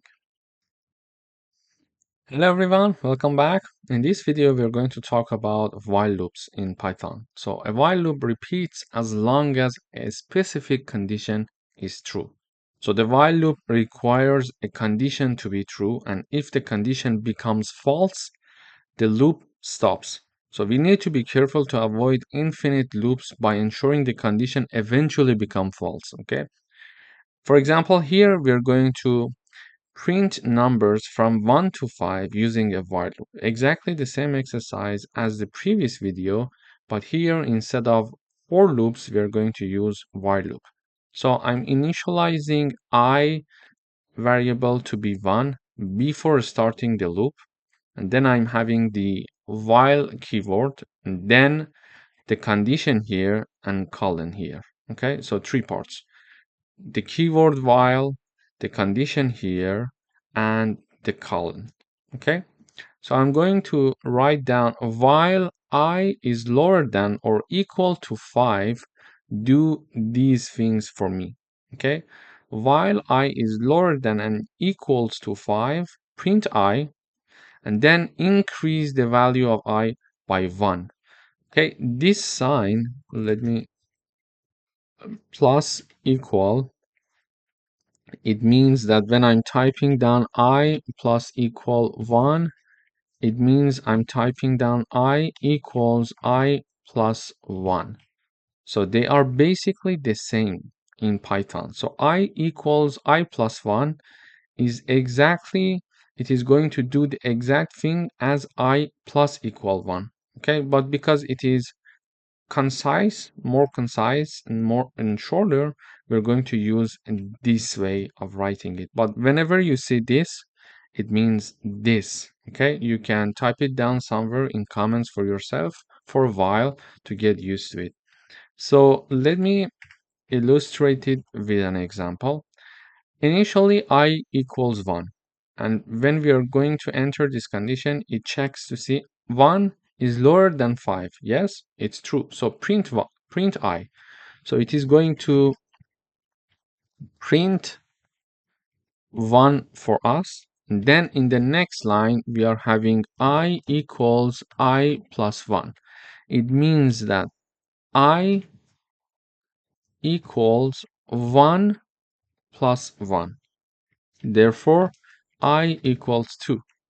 Okay, so this line is exactly like this line. And basically, it means that I equals 1 plus 1. Why? We already have 1 here, so this one is that one. And we also have this I here, and I initially equals to 1. So when it equals to 1, we are typing down here. So now I equals to 2, okay? So we incremented the value of I by 1 value. So now I equals 2 at the end of this loop, and it is going to check the condition again. 2 is lower than 5, yes. So it is going to print 2. Then it is typing down I plus 1. Okay, so it means that I equals 2 plus 1, therefore I equals 3. But why 2 plus 1? Because we are having this formula, I equals I plus 1. So I equals 2 plus 1. This plus 1 is exactly the same thing here, but we are having 2 because we entered this loop initially using I equals 2, because this is why we were printing 2. So 2 plus 1, now I equals 3. I equals 3, we are going up here again and we are checking the condition. 3 is lower than 5. Yes, it is lower than 5. So print 3 for me. Print 3, sorry. And then I equals 3 plus 1. I equals 4. Okay. And here 4 is lower than 5. Yes. So print 4. I equals 4 plus 1. I equals 5. 5 is lower than or equal to 5. Yes. So print 5. And then I equals 5 plus 1. I equals 6. So I equals 6 now. 6 is lower than or equal to 5? No, it's not. Therefore, it is not passing this condition, and thus it is not going to enter this loop anymore. So this is not an infinite loop, because we mentioned here we need to ensure that the condition eventually becomes false here, and now it becomes false because I equals 6 and 6 is not lower than 5. Therefore, the condition becomes false, and now when I run this program, you see here I'm printing 1 to 5 here. So let me explain it one more time. If we want to have the while loop, we need to initialize the variable a priori to the while loop. So I'm initializing this I here, then I'm having the keyword while, then the condition and one colon, sorry. And as long as I is lower than or equal to 5, I'm going to print the value of I and increase the value of I by 1 unit. And when I'm having I plus equal 1, it means that I plus equal 1 it is exactly equal to this equation, I equals I plus 1. But because it is shorter, we are going to use this one. But we could use this one as well, okay? So when I equals 1, I print 1 and I increase the value of I by 1 value. So 1 plus 1, it's 2. 2 is lower than 5, yes. So print 2, and 2 plus 1 is 3. So 3 is lower than 5, yes. Print 3 for me, and 3 plus 1 equals 4. So 4 is lower than 5, print 4. 4 plus 1 is 5. 5 is lower than or equal to 5, yes. Print 5. Increase the value of I by 1 value. So 5 plus 1 is 6. And 6 is lower than or equal to 5, no. So it's not going to enter this while anymore. But what happens if I comment this line? So if I comment in this line, it is going to have I equals 1. It is going to say 1 is lower than 5, yes. Print 1. And go up again because we commented this line, okay? I still, it is 1, okay? 1 is lower than 5, yes, print 1. Again, it goes up back again. 1 is lower than 5, yes. So we are not changing the value of I, so it becomes an infinite loop. So when I run this code, you see it is simply printing 1 again and again. So it is not going to finish because it's an infinite loop. So I need to stop it, okay? So I need to interrupt it. You see how many 1 it has been printing? Let me go up again. It's not going to finish. So when I go up, oh la la. Okay, so we need to make sure that it is not an infinite loop and it is going to end at some point. This is the important part when we are having the while loop. Thank you for your watching. Hello everyone, welcome back. In this video we are going to talk about break statement. So a break statement is used to exit a loop even if the loop's condition is still true. It is useful when we want to stop the loop based on certain conditions. So let me illustrate it with an example. We would like to stop the loop when the number equals 5, okay? So we are going to have a for loop. It is going to iterate over I in the range of 1 to 10. And we are having the colon here. And we are having one if statement. So if I equals 5, break. If I equals 5, break. Otherwise, print I. Okay, so when I run this code, it is printing 1, 2, 3, and 4. So let me illustrate what's happening here. So I equals 1 in the first time, and it checks to see 1 equals 5. No. So when I say no, it is not going to break because it's not going to enter this part of the if condition. So this is the if condition. This is the statement that is going to be executed if this condition is true. So in the first run, I equals 1. 1 equals to 5? No. Therefore, it is not going to do anything here, and it is going to jump here and print 1 in the output for us, okay? So print 1. Then I'm having I equal 2. It checks to see 2 equals 5. No, so print 2. I 3, print 3, because 3 is not equal to 5. And I equals 4, print 4. However, when I equals 5, it checks here. 5 equals 5. Yes? Yeah, that is true. So when 5 equals 5, it is going to execute this part of the code. So it is going to break. When it breaks, it means that it exits this for loop. Okay, so it is going to exit this part and it is going to come here where we have nothing more to execute. So this is why when I equals 5, it is not printing anything for us because this print comes after the break. But if this print comes before the break, it is going to also print the 5 for us. But it is now, let me put it here.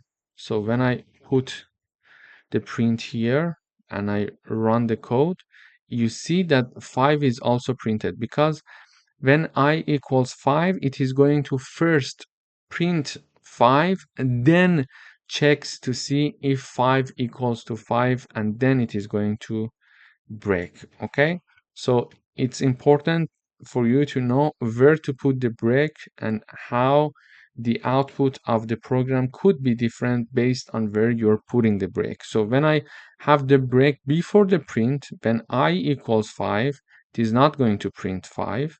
But when the print is before the if condition, it is first going to print 5, then break the loop. So it is not going to go for the I equals 6, 7, 8, and 9, because this loop was supposed to go from 1 to 9. I'm saying 1 to 9 because the endpoint is exclusive, so 10 is not going to be considered. It is going to go from 1 to 9. So it is when we are having I equal 5, it is breaking, so it is exiting the loop. Therefore, I equals to 6, 7, 8, and 9 are not executed here. Okay? So this is how we can use the break statement. When certain conditions are met, we can have the break and exit the loops. Thank you for watching. Hello everyone, welcome back. In this video, we are going to talk about continuous statement. So the continuous statement is used to skip the current iteration and move to the next one. It allows the loop to continue running but skips executing the rest of the code for the current iteration. Let me illustrate it with an example. So we would like to write a program that skip even numbers. Okay? For that, we are looping over all values for variable I in the range between 1 and 6, and if this I variable is divided by 2 and the remainder of this division equals 0, we're going to continue. Otherwise, if this condition is not passed, we're going to print I. So let me type down this: I equals 1, I equals 2, I equals 3, I equals 4, and I equals 5. Okay, so these are the values that I is going to iterate over. So for the first time, when I equals 1, it basically mentions, sorry, let me put this. Okay, 1, if 1 is divided by 2, the remainder would be equal to 0. It is checking this condition. Is it true? No, because it's not true. It is going to print 1 for us. So in the output, we will have the print 1. Okay. Then it moves to the next number. So I is incremented by one value. So we are having, if 2 divided by 2, the remainder of this division equals 0. Yes. So when it is yes, it is going to continue. So this condition is passed. Therefore, it is going to skip this iteration. So it is not going to print anything for us in the output. So it is going to skip. It is going to continue. Nothing happens. Skip this iteration. Okay. Then it is going to increment the value of I one more time. So I equals 3 now. So 3, if it is divided by 2, the remainder of this division, is it equal to 0? No. So it's not equal to 0. Therefore, it is going to print 3 in the output. Then I equals 4. 4, if it is divided by 2, the remainder would be 0. No. The remainder would be 0. Yes, sorry. So therefore, it is going to skip this iteration again. And finally, when I equals 5, 5 is divided by 2. The remainder, is it 0? No, so it's not 0. Therefore, it is going to print 5 for us. So looking at the output, we see that it is skipping the even numbers. It is printing 1, 3, and 5. So let me run the code one more time. So we are printing 1, 3, and 5. You see here in the output, we are having 1, 3, 5. As we expected, we are printing 1, nothing happens. Printing 3, skip this iteration, and printing 5. Let me go through the analyzing of code one more time. So we are having a for loop starting from I in the range between 1 to 6. So I is going to take values between 1 to 5, okay, between 1 and 5. So in case that when we are entering this loop, if I is divided by 2 and the remainder of this division is equal to 0, do nothing and go back up and increase the value of I. Continue is doing basically this thing. Otherwise, print the value of I. So 1 divided by 2, the remainder is 0? No, because it's not an odd number. It's not an even number. So the definition of even number is when it is divided by 2, the remainder must be equal to 0. Therefore, when this does not happen, the number is odd. So by having this line, we can understand if a number is odd or even. So if one number is divided by 2 and the remainder of this division equals 0, it means that that number was an even number. So we are saying that 1 divided by 2, the remainder equals 0. No. So it's not 0, therefore it is not going to continue, it's not going to enter this condition, and it is going to print I, and I was 1, so it is printing 1 in the output, okay? Then I equals to 2. 2 is divided by 2. The remainder equals 0. Yes. When the answer is yes, continue. When the answer is yes, so this condition is passed, so it is entering this part. Okay, when entering this part, it says execute the continue statement. And continue statement means that do not execute the rest of the code for the current iteration. Okay, so for the current iteration, it does not execute the code. It goes back up and I is incremented by 1 value. So I equals 3 now. 3 divided by 2, the remainder equals 0.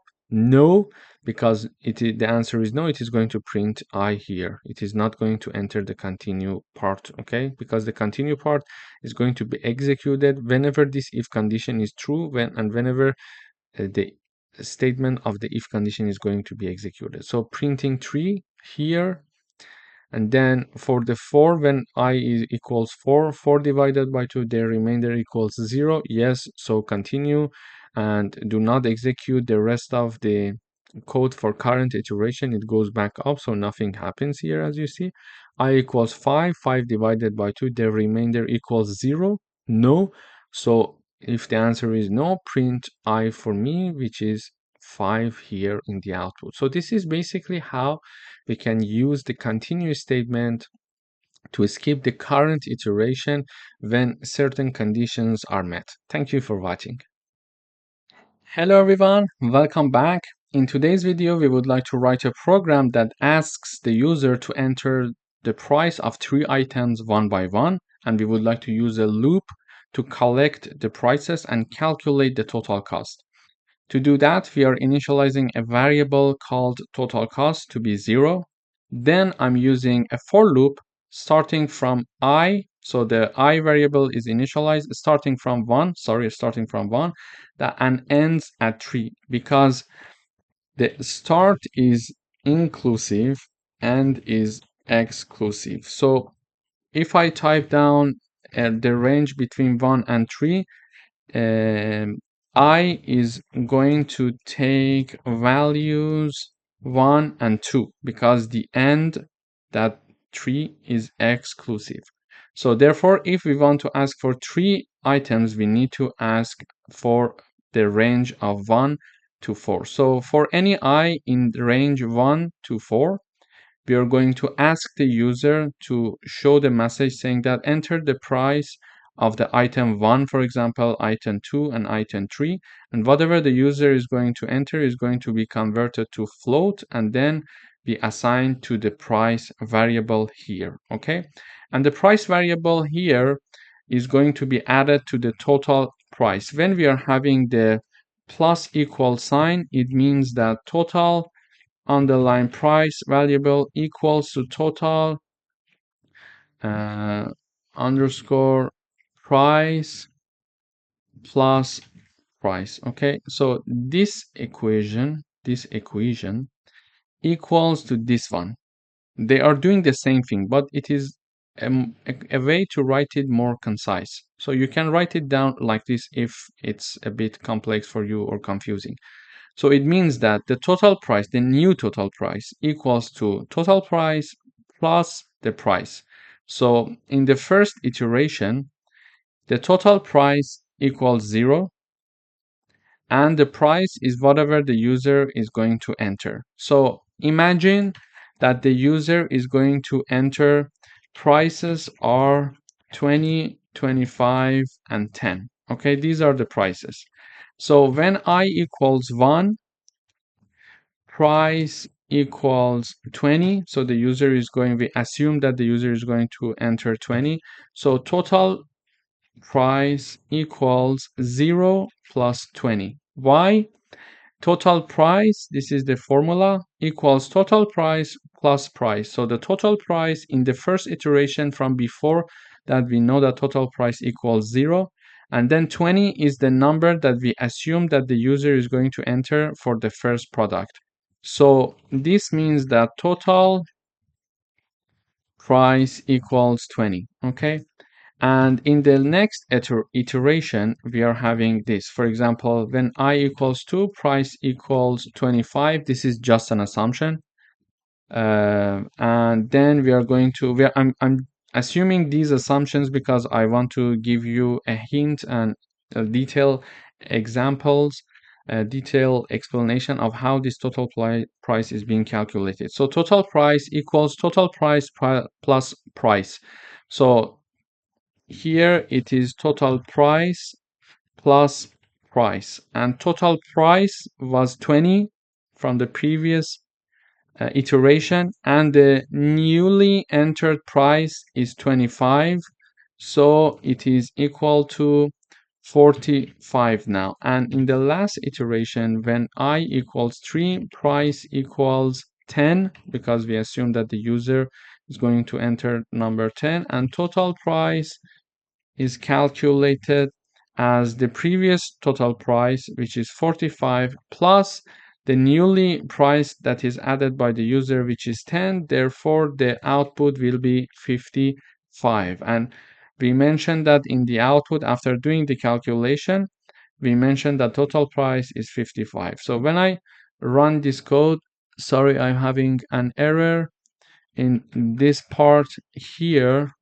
So when I run this code, it asks me enter the price of the item. So I enter 20 first, okay? When I enter 20, it says enter the price of the item again, because there are 3 items that we are going to enter. So the second item price is 25 based on my assumption here, and it again says that enter the item. I'm assuming that the third item price is 10, so it is going to calculate the total price item is 55. Why it asked me 3 prices here? Because we were having a range from 1 to 4, and 4 is exclusive. Therefore, it is going to ask 3 times to enter the total price, and whenever I'm entering the price, it is adding the price to the total price variable, which was initially set to be 0, and in each iteration we added the price that we entered here to this total price variable, so the sum will be 55. So in this example, we learned how a for loop can help us to work as a calculator. For example, in shops, when you're going to a shop and you're giving several items to the cashier, the system of that cashier is using the same mechanism and logic to calculate the total price for you. Thank you for watching. Hello everyone, welcome to this lecture. In this video, we're going to do a coding exercise using while loop. we would like to write a program that counts down from 5 to 1. To do that, we are initializing a variable to be 5, and then we are using while loop. So the while loop is going to continue as long as count variable is larger than 0. So the first time that it is initialized to 5, 5 is larger than 0, then it is going to enter this loop. When it enters this loop, it is printing countdown and the number of the count. So in the first time, count equals 5, so it prints 5 in the output. After that, it is decreasing the value of count by one value. We explained that when we are having, for example, these signs, it is equivalent to this count minus 1. Okay, so here it means that count equals 5 minus 1. Why? Because it is already initialized to 5 and we are decreasing its value by 1. Okay, so after this equation, count will be 4. So basically, in the first iteration, we are saying that count equals 5. 5 is larger than 0. Yes, it is true. Therefore, it enters the loop. It prints the value 5 for us, as we indicated here, and it decreased the value of count by 1 unit. So count is now 4. It goes back up. It checks the condition again. 4 is larger than 0. Yes. So count equals 4. So it prints 4, and now count equals 4 minus 1. Therefore count equals 3. Why? Because it was 4 already in this equation here. It was already 4 from the previous iteration minus 1, which is here. 4 minus 1, now count equals 3. So now it goes back up again to check the condition. 3 is larger than 0. Yes, therefore it enters the loop. It is saying that count is 3, so it is printing the value 3 and it is calculating 3 minus 1. Therefore count equals 2.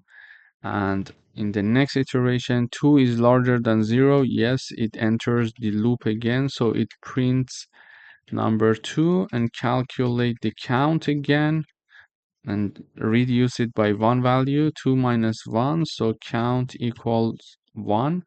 And now 1 is larger than 0. Yes, so count equals 1, print 1. And we are having 1 minus 1 equals, now count equals 0. So it goes back up again. It checks count is larger than 0. So count in the final iteration, it is 4. So 4 is larger than 0. No, it's not. Therefore, it's not going to enter the loop. Therefore, these two lines are not going to be executed, and it is going to print the last message in the terminal blast off. So when I run the code, we should see the same output as we anticipated here. So 5, 4, 3, 2, 1, and blast off. So 5, 4, 3, 2, 1, and blast off. As you see, we can use while loops in many practical examples in real world. For example, countdown. Thank you for watching. Hello everyone, welcome back. In today's video, we are going to learn how to print the words of a string one by one using a for loop. To do that, we are initializing a string called word, and we are assigning the Python string to this word. And we are writing down a for loop, and we are initializing a variable called a letter, and letter is going to iterate using the in keyword the word string. Okay, and then for each iteration it is going to print this letter for us. So in the first iteration, letter equals p. In the second iteration, letter equals y. In the third iteration, it is going to equal, it is going to be equal to T, then letter will be equal to H, then letter will be equal to O, and then letter will be equal to N. So this letter that we are having here is going to iterate over this word string, and it is going to print the letter here using the print function. So in the first iteration, letter is taking the P letter, then Y, then T, then H, then O, and then N. So when I run this code, I expect to see Python this a string, but one by one, letter by letter, it is being printed. And we already learned if we want to print this string in one line, we can simply use this syntax and we can say print and the word variable that is called word, it is going to print us the output of our string. So in this lecture, we learned how to iterate over a string and how iterating over a string can help us to print all the letters of a string one by one. And from before, we reviewed that if we want to print the whole string itself in one line, we can use the print function and put down the name of our variable that is containing that string and simply print out that string here for us. So here you see that the Python is being printed. Thank you for watching. Hello everyone, welcome back. In this video, we would like to write a program that prints the multiplication table for a given number. So my given number in this example is 5, and I'm looping over variable I ranging from 1 to 11. So it loops through numbers 1 to 10. And in each iteration, I'm printing out number multiplied by I equals number multiplied by I. So when I run this code, you see in the output, we are looping through 1 to 10. So we are looping from 1 to 2, 3, 4, 5 until 10. And my given number is 5. So we are having a multiplication table, sorry, of number 5 here. As you see, 5 times 1. So number times I, 5 times 1, 5 times 2, etc. equals, and the output is number times I that is being printed out here. So 5 times 1, it's 5, 5 times 2, it's 10, 5 times 3, it's 15. But how it is happening? So we know that number equals 5, okay? It's a fixed number because we are not changing number. It's just a number that we set to be 5, and we can change it for another example if we want. But I is changing from 1 to 10. So when I equals 10, y equals 1, we are having 5 times 1 equals 5. Okay. Then we are having I equals 2, 5 times 2 equals 10. Then I is incremented to 3, so 5 times 3, it's 15. Then I equals 4, so 5 times 4 equals 20. I equals 5. 5 times 5 equals 25. I equals 6. We are having 5 times 6 equals 30.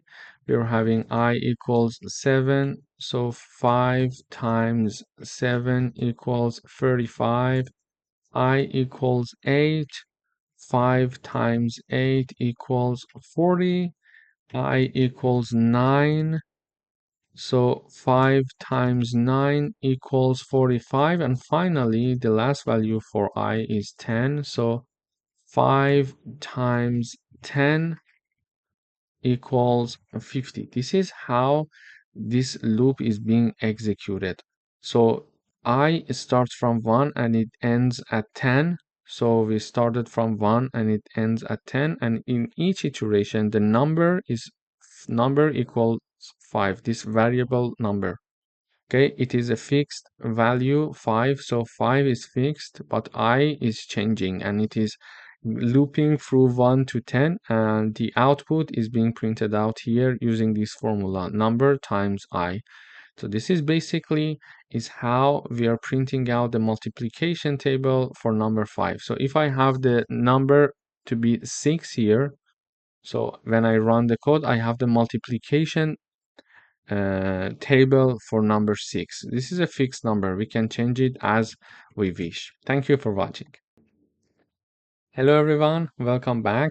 In today's video, we would like to write a program that calculates and prints the sum of all numbers from 1 to 10.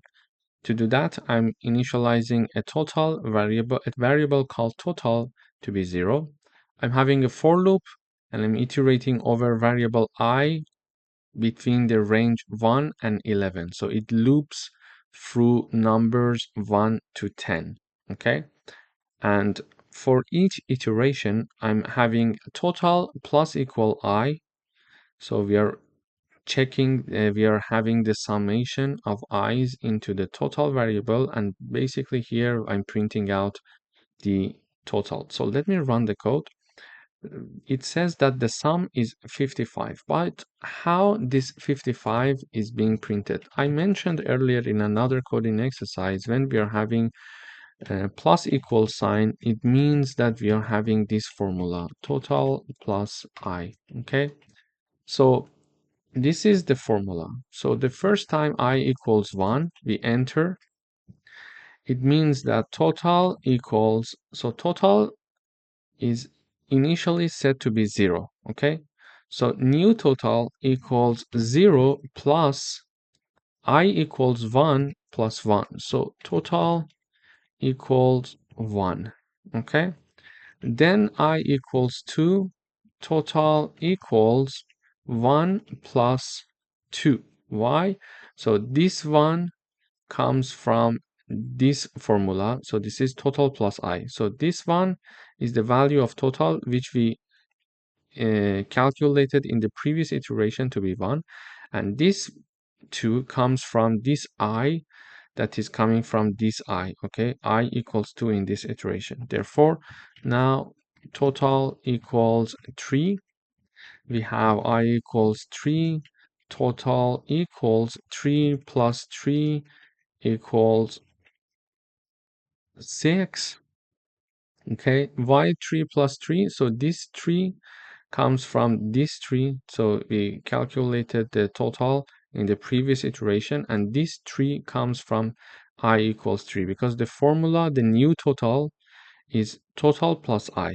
Okay, the already value of total plus the current I. And then when I equals 4, we are having the total equals 6 plus 4. Therefore, total equals 10. Then I equals 5. We are having total equals 10 plus 5. So total would be 15. Then we are having I equals 6. Total equals 15 plus 6. So total equals 21. Then we are having I equals 7. Total equals 21 plus 7. Therefore, total equals 28. Then we are having I equals 8. We are having total equals 28 plus 8. It equals 36, if I'm not mistaken. 26, yeah. 28 plus 8 is 36. And then we are having I equals 9. So total equals 36 plus 9. So the total is now 45. And finally, I equals 10. And total equals 45 plus 10. So total is 55, which is this number that we got here. So basically, in this code, we are iterating over values for I between 1 and 10. We are looping through numbers 1 and 10, and we are calculating and adding the current number to the total number. So total initially equals 0. In the first iteration, total is 0. We are adding the first iteration, I equals 1. So total is now 1. Then I equals 2, 2 plus that previous one.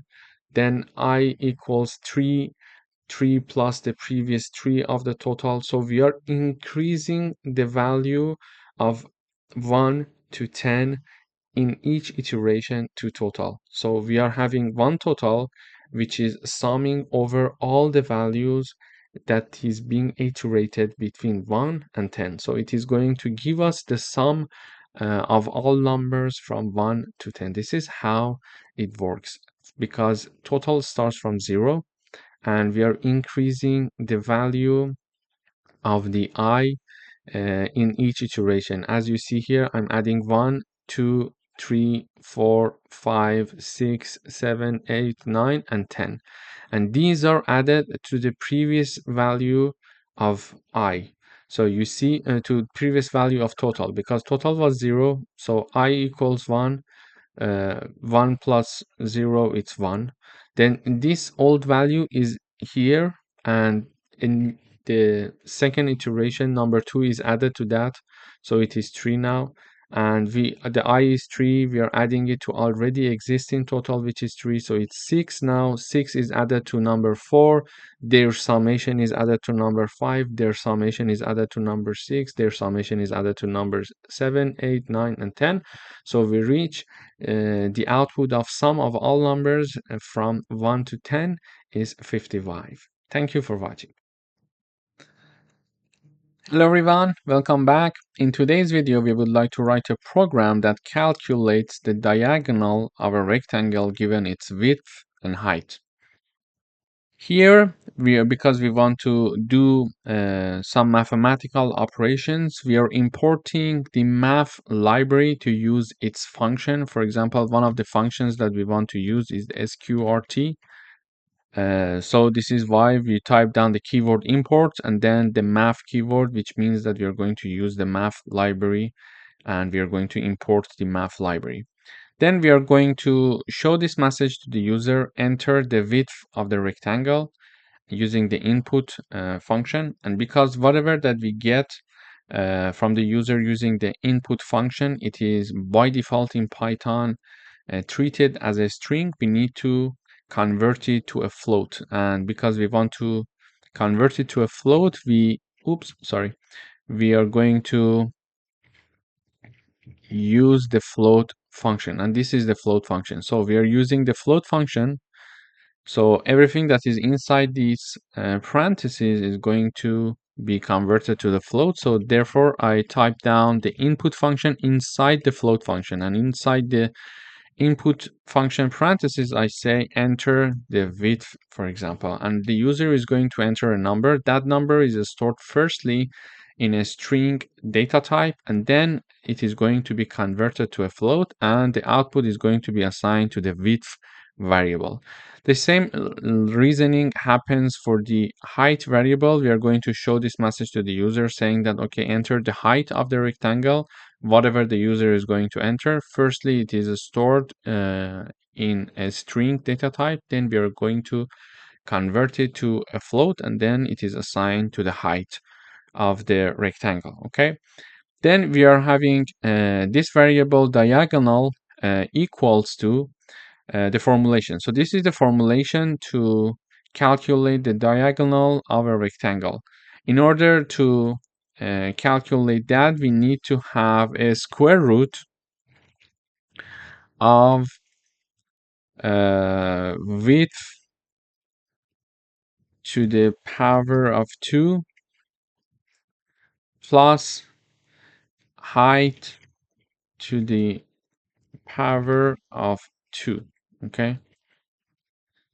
And when we are having this output, we are going to calculate its square root, and it is going to give us the diagonal of a rectangle. So in order to compute the diagonal of a rectangle, first we need to have the output of width to the power of 2 plus height to the power of 2, and then have the square root of their summation. So this formula is written in Python like this. So we call this math function and math library, sorry, and then the sqrt function, Then width to the power of 2, star star 2 means to the power of 2, plus height to the power of 2, star star 2. And then the output is assigned to diagonal variable. And finally, using the print function, we are trying to print the output saying that the diagonal of the rectangle is, then I type down the name of the diagonal variable, so it is going to print the output for me. So I type down the width of the rectangle is 10, for example, and the height of the rectangle is, for example, 25, and it calculates the diagonal of the rectangle. It says the diagonal is 26. So this is how we can calculate the diagonal of a rectangle given its width and height using the math library and square root sqrt function and to the power of 2 in Python. Thank you for watching. Hello everyone, welcome back. In today's video, we would like to write a program that truncates a floating point number to its integer part without rounding. So to truncate means to remove the fractional part of a number, leaving only the integer part without rounding it up or down. For example, if we want to truncate number 3.9, the output would be 3. So how do we do that in Python? We're going to use the math library. So we type down import math. And then we are having this message being shown to the user, enter a floating point number. Then it is read using the input function from the user. And we learned that it will be by default a string. So we need to convert it to a float. Therefore, we type down the float function. And the right hand side is assigned, the output is assigned to the variable called number.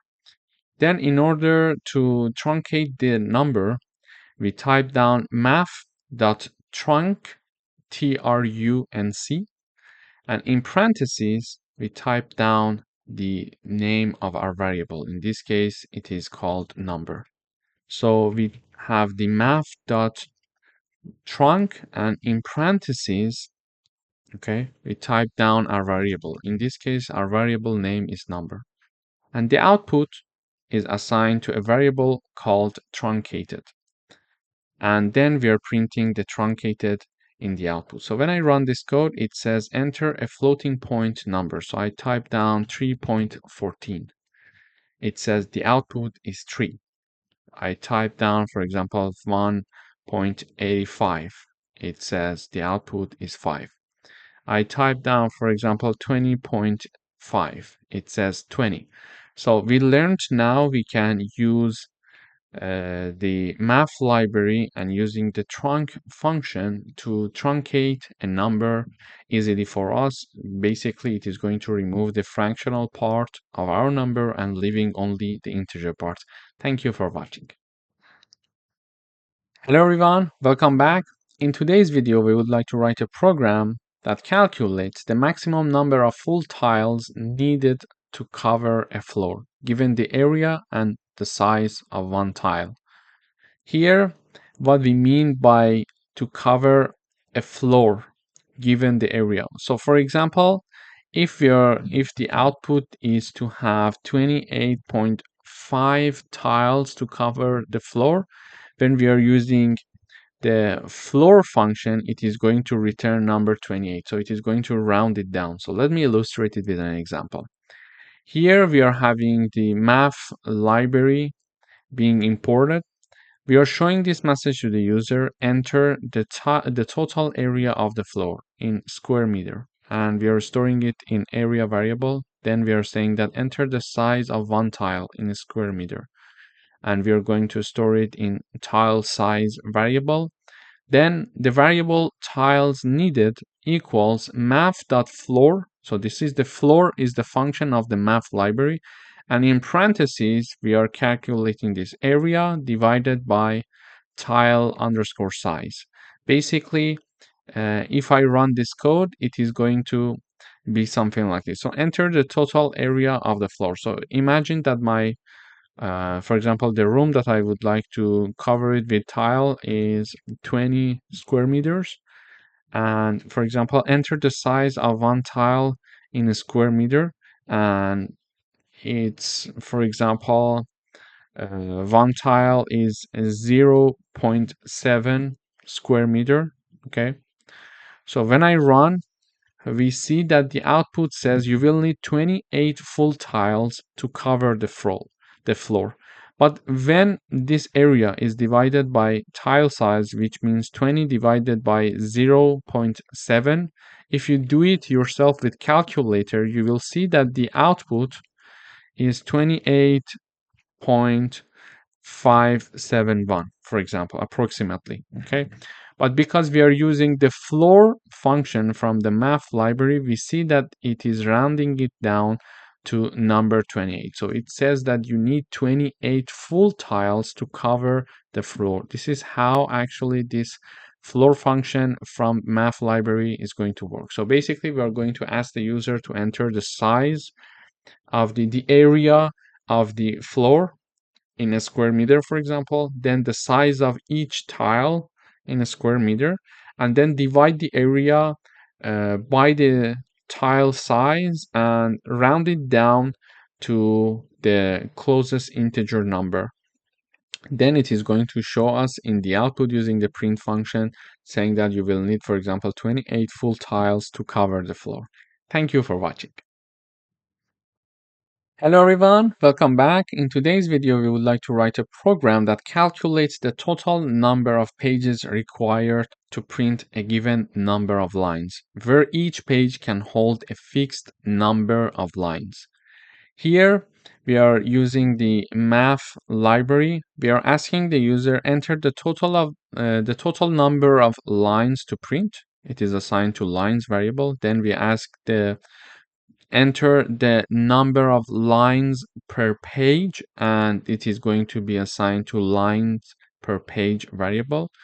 Then we are going to divide line by lines per page. Okay, and then it is going to be assigned in pages variable, but we want to round it up. In order to round it up, I use the actually math library, and I also use or call the ceil function from the math library, and in parentheses I type down lines and then lines per page. For example, if I have, for example, 200 lines, and in each page there are 19 lines, so I would like to know how many pages do I need. So 200 is divided by 19.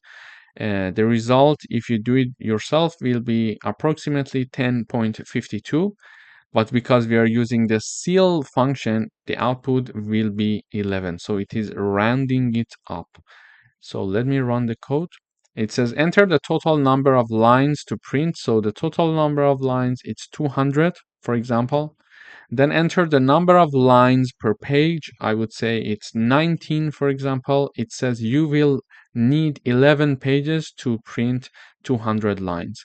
But you see that 200 is divided by 19 in this formula here. 200 is divided by 19. But because we are using the ceil function, the output, which is 10.52, is rounded up to 11, and we see that in the output, number 11 is shown. So this is how we can use ceil function from the math library to round up the output for us. Thank you for watching. Hello everyone, welcome back. In this video, we would like to write a program to calculate the number of possible arrangements of n objects. What do we mean the number of possible arrangements? It means that, for example, we are having two objects. Just take it as an example, X and O. There are how many possible arrangements for these two objects? There are two, in fact. The first possible arrangement is X and O, and the second one is O and X. So they're changing their place. So there are two possible arrangements for two objects. Okay. Then for three objects, how we would have this X, O, and Y. For three objects, we have X, O, Y, O, X, Y, O, Y, X, XYO, YXO, and YOX. So there are 6 possible arrangements for 3 objects. Okay, this is how we can do it manually, but it's very hard to do it. So I first need to do it carefully and make sure I'm not making any mistake. Then I start counting 1, 2, 3, 4, 5, and 6. Okay. So here, in order to understand it in Python, it's very easy to use math library and factorial function to do this for us. We're going to tell the user enter the number of objects, and whatever the user is going to enter is stored in n, and simply we are using the math library and then factorial function, and in parentheses we put the name of our variable, which is n. So when I run this code, it says enter the number of objects. I say 2, it says the number of possible arrangements is 2. So if I run one more time and enter the number of objects, so this time I enter 3, it says that the number of possible arrangements is 6. So here is the output. So this is what I did myself to calculate it, and here is the output in Python in just 1 second. So if we mention that we have 4 objects, we see that the output is 24. Basically, it is going to calculate n factorial for us. It means that if we have n object, there are n factorial possible arrangements. So if we have only 2 objects, for example, therefore we are having 2 factorial, therefore the output is 2. But if we are having 3 objects, it will be 3 factorial, and the output is 3 multiplied by 2 multiplied by 1, so the output is 6. And when we are having 4 objects, the output is 4 factorial, and it means that we are having 24 possible arrangements. And it's very hard to compute it when we are dealing with a large number of objects. For example, if we are going to have, for example, 5 objects, we see that the possible arrangement, is 120. Then if we are having, for example, 8 objects, we see that the possible arrangement is 40,320. So we see that it's very useful to do things in Python. It's easier and it will give us a solution very fast. Thank you for watching.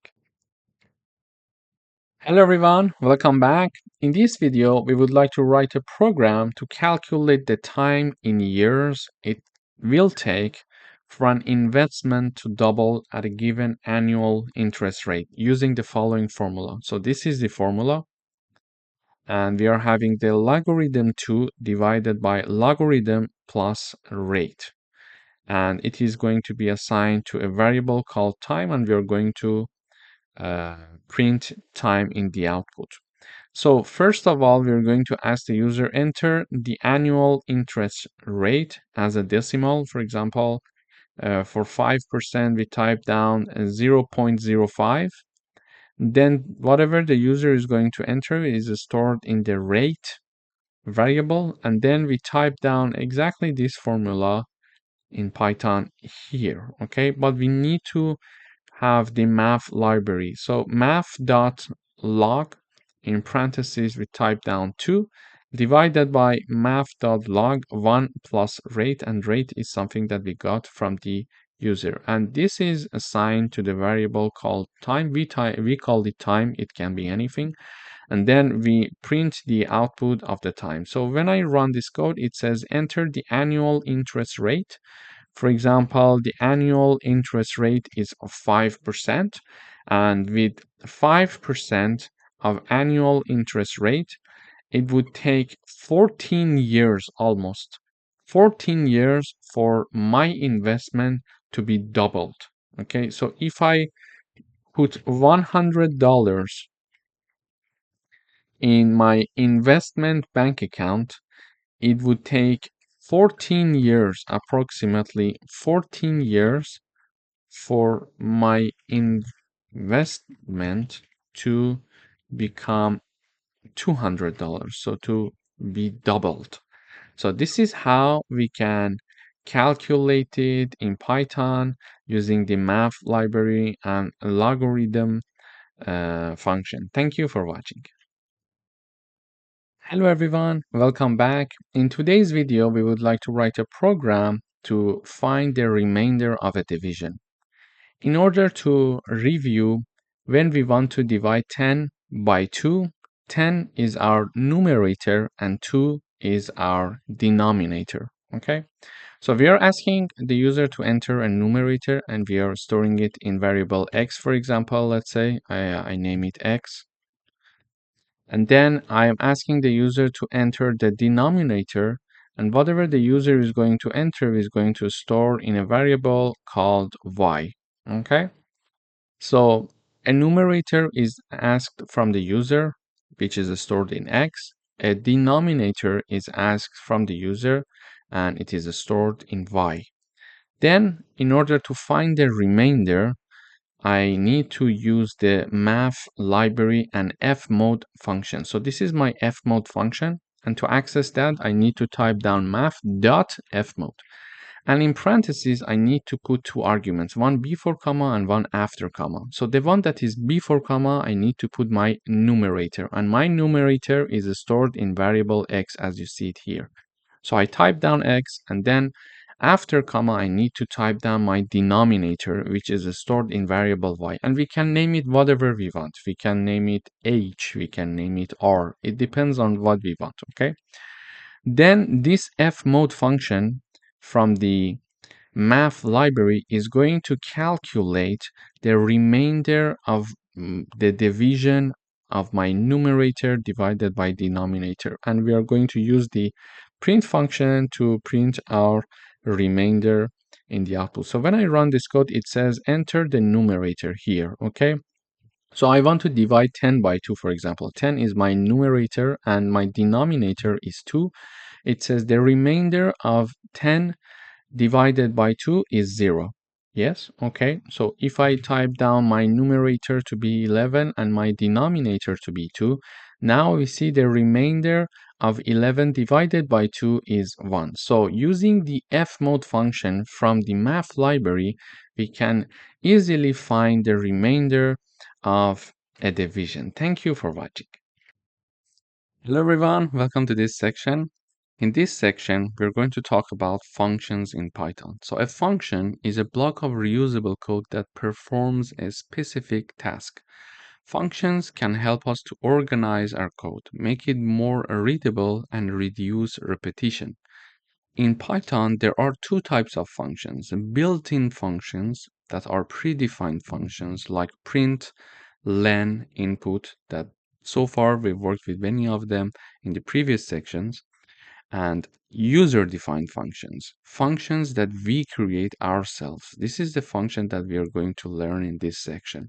So how to define and call a function. A function is defined using def keyword followed by the name of the function and parentheses. Here, I want to show how to create a function. We use the def keyword and we name the function. For example, this function name is greet, and then the parentheses. In the parentheses, we will learn later in this section that we can pass some arguments to these parentheses later on in this section. But for now, we just know that we need to put parentheses. Then a colon. After that, we are having this print function here. So this is the built-in function, and this is the user-defined function. And this function is going to print hello world message for us in the terminal. So when I want to call this function, I simply just type down the name of the function followed by parentheses, and then this function is called and this function is executed. So when I run this code, you should see hello world message in the output. So now it's compiling because it's for the first time. It may take a bit of time. Okay, now we're having hello world in the output. We saw that we only had this function call here one time, and one time this function executed, and this function is simply typing down hello world. So if I call this function more than once, this function is going to be executed. Oh, sorry, greet. So when I call this function twice, this function is being called twice, therefore this part is executed twice. So whenever we call the function, the compiler goes up here, starts with the first line of the function, and this function is only have a single line, so it is going to print hello world. So we saw that how we can create a function and how we can call a function.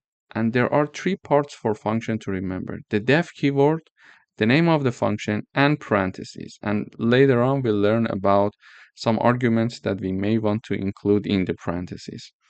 So here we could, instead of calling this function, I could type down print hello world. And if I wanted to have it twice, I could type it down twice. Okay? And then run the code. It was going to do the same thing. However, we are using the function to avoid repetition. Now I'm repeating this line twice. Instead, I'm having this code being executed here once and avoiding the repetition. Okay, and it is increasing the readability. So this is why we use functions. And this is just a very tiny example here. For example, we want a function to do some mathematical operations for us. Whenever we call the function, that function is going to execute a certain block of codes to do the mathematical operations for us. And calling a function is much easier, like twice, three times, four times. If you want to call a function four times, it's much easier to repeat all those mathematical operations in the code four times. So it increases the readability of the code as well. So in this section, we're going to focus on functions, and we're going to have more examples of functions later on in this section. Thank you for watching. Hello everyone, welcome to this lecture. In this lecture, we are going to talk about parameters and arguments. Functions can take parameters to make them more flexible. So a parameter is a placeholder inside the parentheses in the function definition. When calling the function, we provide arguments which are actual values. Let me illustrate it with an example here. So I'm using the def keyword. The name of the function is greet, and then inside the parentheses, I'm having one argument or a parameter, let's say. Okay, so this parameter is called name. This function, when it is called, it is going to execute this line of code. It is going to print hello message followed by the name that is passed to this function as an argument. Okay, so this function is going to type down hello message and then type down the name. But what is this name? So when in the main part I'm calling this function, in the parentheses I'm passing Alice. Okay, and this Alice, when the greet function is called, this Alice is going to be passed to the greet function as an argument. And here in the greet function, Alice is stored in the name parameter. And here when I'm printing the hello and then putting the name there, here it is going to print out Alice. So when I run this code, here I'm having hello Alice. So hello is the default message of this function. And whenever I'm calling this function, I'm passing one name, and this name is going to be executed and placed here after hello. Okay. And then I'm calling the function one more time, and this time I'm passing Bob as the argument. So when I pass the Bob here, the greet function is going to be executed, and Bob is going to place in the name parameter, and the name parameter now holds the Bob value, Bob string, and then it is going to print the message hello and then the Bob here. So we saw that how we can call a function with an argument. But in this case, because this function is having an argument in the parentheses, can I just call the function without any arguments? So let us run. The answer should be no. So when I run, I'm having an error here. In the previous video example, we saw that there was no error. But why we are having an error here when I'm calling the function with empty parentheses? The reason is that in the definition of the function, we are having the name parameter declared here. So whenever we are calling this function, we are obliged to pass an argument here, okay? And that argument is going to be printed out in the output of this function. So this function requires to have one argument to be called, and we are passing no argument here. This is why there is an error. But if I have a message here when I'm calling the function, I'm having the Reza Shahin, a string to be passed as an argument for the greet function. Reza Shahin is going to be placed for the name, and then it is going to print hello, and instead of name, because now I'm calling the function with this string, it is going to say hello Reza Shahin. You see here? So this was a coding exercise of how to declare a function, how to call a function, and also how to use parameters or arguments when calling a function. Thank you for watching. Hello everyone, welcome back. In this video, we are going to talk about a scope of variables. So each variable has a scope. They are either local or global. In this video, we are going to talk about local variables.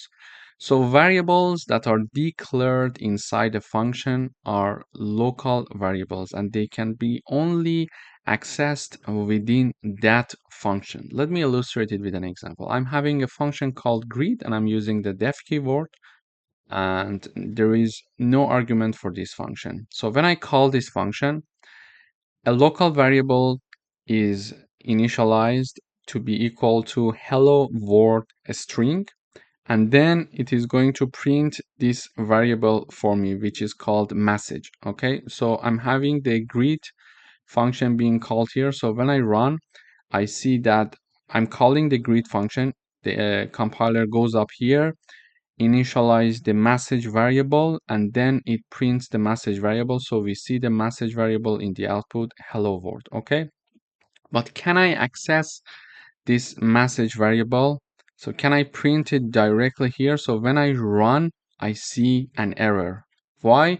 This error comes from the fact that this message variable is a local variable for the greet function, and it's not a global variable, so it would be accessible outside of this function. So this message variable, because it is declared and initialized in our greet function, it is only accessible inside the function. And when I want to use that message variable outside of the function, it returns an error. And how do we know that it's inside the function? Because when we are declaring a function, we start from the beginning of the left side of the note here when I'm typing down, but when I have the colon and when I enter, I start typing something, for example, here, it does not start from the beginning of the left hand side. Okay, it starts with some space. This means that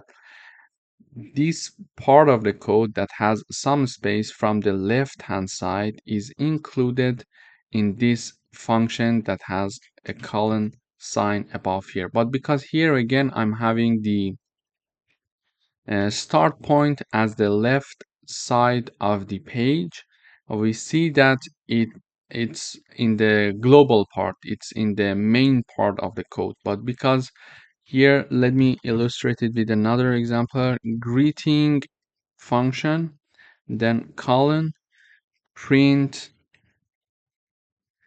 hello from the greeting function. Okay, and when I come here and I call this greeting function, Let me run the code. It says hello from the greeting function. It is being printed out here. Why? Because this part is a part of this greeting function. How? Because we see that there is a space there. So this is a part of the above line. Okay, but here that I'm calling this greeting function, there is no space from the left side, so it's not a part of the greeting function but an independent part. So in this video we learned how local variable works in Python, and we learned that they are only accessible within a function that they are declared and initialized and not outside of the function. Thank you for watching. Hello everyone and welcome back. In the previous video we talked about local variables. In today's video we're going to talk about global variables. So global variables are declared outside of functions. So they are global and they are accessible from any functions. To illustrate it with an example, here I'm having a variable called message and it is having a string that the string is hello world. So it's a global variable because it is outside of any function, and this is the only function that I have here. The name of my function is function1. I use the def keyword, and basically this function is going to print this message variable that is defined outside of this function. So this function can access a global variable that is defined and that is declared and initialized outside of this function. This is how nice the global variables are. So I call the function one here, and I expect to have the output message in the output because this function is going to print the message variable, and this message variable is saying hello world. Therefore, when I call this function, I expect to see the message hello world in the output. Also, I can have another print function here that is printing out the message function in outside of any function. So it is also globally trying to access a global variable. So when I run this code, I see two hello world message being printed out in the terminal. So in this lesson, we learned how to declare and initialize a global variable, and we learned that we can access a global variable inside a function even though that variable is declared and initialized outside of that specific function. Thank you for watching.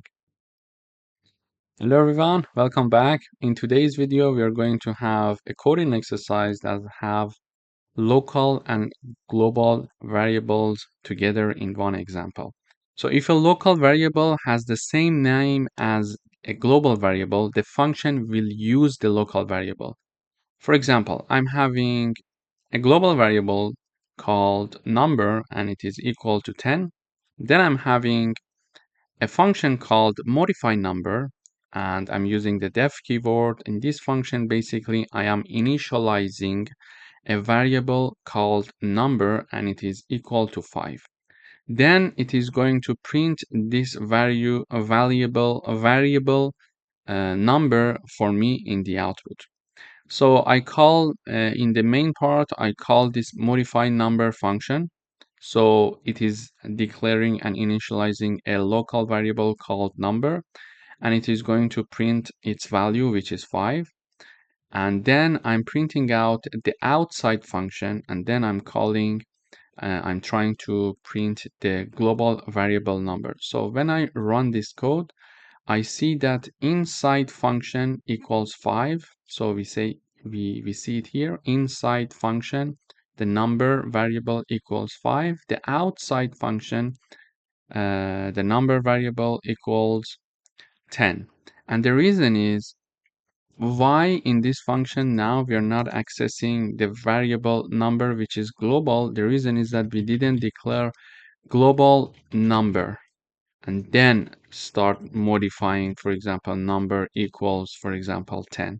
This is why when we are not typing down this line of code, when we are typing down only the declaration of a variable like number which has the same name as the global variable, it is going to consider it as a local variable. However, if I comment this part and I have this part right here and this part right here, I'm using this line for the declaration of the global variable inside my function, and then I'm having this global variable equals to 20. So now the global variable has been modified to 20. So when I run this code, I see inside function the variable is 20, and outside function the variable is also 20. So this is very important to use the global number uh, creation and declaration of the global variable inside the function if we want to use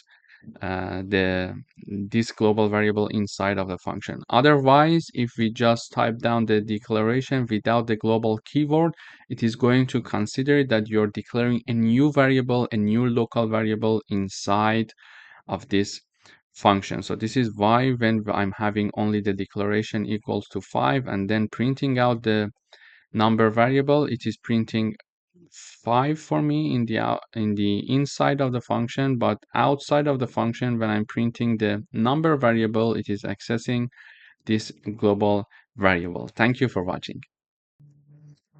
Hello everyone, welcome back. In this video, we're going to write a program that declares a function that takes a number as a parameter and prints whether it's an even number or odd. So here is my function. I'm using the def keyword to declare my function, and I'm having the name of the function called check even odd, and I'm having one argument for this function that we call it number. It could be x, it could be y. We can get to choose this number, okay? And this function is basically checking to see a number if it's even or odd. In order to understand if a number is even, we need to do a division. So when this is a definition of an even number. When a number is divided by 2 and the remainder of this division equals 0, it means that that number is even. Otherwise, that number is odd. So let me write it down for you. If a number is divided by 2 and the remainder of this division equals 0, it means that number is an even number. Otherwise, it is an odd number. So this is a definition of an even number. So if a number is divided by 2 and the remainder of this division equals 0, it means that number is even. And if a number is divided by 2 and the remainder of that division does not equal 0, that number is an odd number. Okay, so for example, when 10 is divided by 2, the output of this division is 5, but the remainder of this division is 0. So we understand that 10 is an even number. But when 11 is divided by 2, the remainder of this division is not equal to, does not equal to 0, is not equal to 0. This is why 11 is an odd number. So now we want to define a function that checks whether a number is even or odd. To do that, we are having one if-else condition here. So the number that is passed to this function, we are having this operation on that number. So this number is divided by 2. And we are checking to see if that number that is passed as an argument to this function, it is divided by 2. And it's the remainder of this division equals 0. We are checking the if condition. If this happens, print even. Otherwise, print odd. So it checks to see if a number is passed to this function. That number is divided by 2. Its remainder equal to 0. If this statement is true, then this part is true. Then it is going to enter this if condition and it is going to print even. Otherwise, it is going to print odd for us. Let me illustrate it with an example. So I call this check even odd function, and I'm passing number 10 as the argument. And I'm calling this function one more time, and I'm calling the function, I'm passing the argument that is 7. So let me run the code. So when I run the code for the number 10, I see even in the output. When I have the number 7, I see odd in the output. So one thing to remember is that I'm using the modular sign here. So the modular sign is going to return the remainder of a division. So this number is divided by this number. When I'm using this modular sign, it means that if this number is divided by this number, print me the remainder. Okay, give me the remainder. So when I'm having, let me illustrate it with an example. So when I have 10 divided by 2 here, when I run this code, you see number 5 in the output, okay? 10 divided by 2. But when I have print 10 modulo 2 and run this code, we have the output 0. What does it mean? It means that if 10 is divided by 2, the remainder of that division is what number? This is 0. Okay, so this is how the modulo sign is going to help us to understand the remainder of a division. It was a very good example. And now we see that here I'm having this block of code being executed whenever we call this function. Just imagine that we were not using the function. So I'm calling the function 2 times using 2 lines. Okay. And this part of the code is written only once. So if I wanted to not have a function, and every time that I was checking a number to see if it's odd or even, I had to write these 4 lines. So whenever, for example, I want to check 10 numbers, each time I had to write 4 lines of code. So 10 numbers multiplied by 4. So 40 lines to check 10 numbers if they are odd or even. However, here I'm having only 4 lines being written only once. And when I'm calling that function, I'm just using 1 line to call this function to do the mathematical work for me. So if I want to call this function 10 times, it will take 10 lines plus these 4 lines that are written only once. It will be 14 lines of code. However, if I want to this mathematical operations, these 4 lines for 10 numbers to be checked, the result will be 40 lines of code. And this is just a simple example. So it is very useful to use functions to reduce the repetition in our code and therefore increase the readability. Thank you for watching. Hello everyone, welcome back. In today's video, we would like to write a program that declares a function that takes 3 numbers as parameters and returns the largest number. I'm declaring my function using the def keyword. The name of my function is find_max, and it is taking 3 arguments, a, b, and c, and they're separated by commas.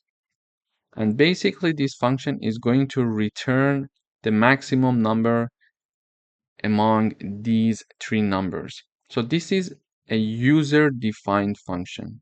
The user-defined function in this example is find max because we are defining this function, okay?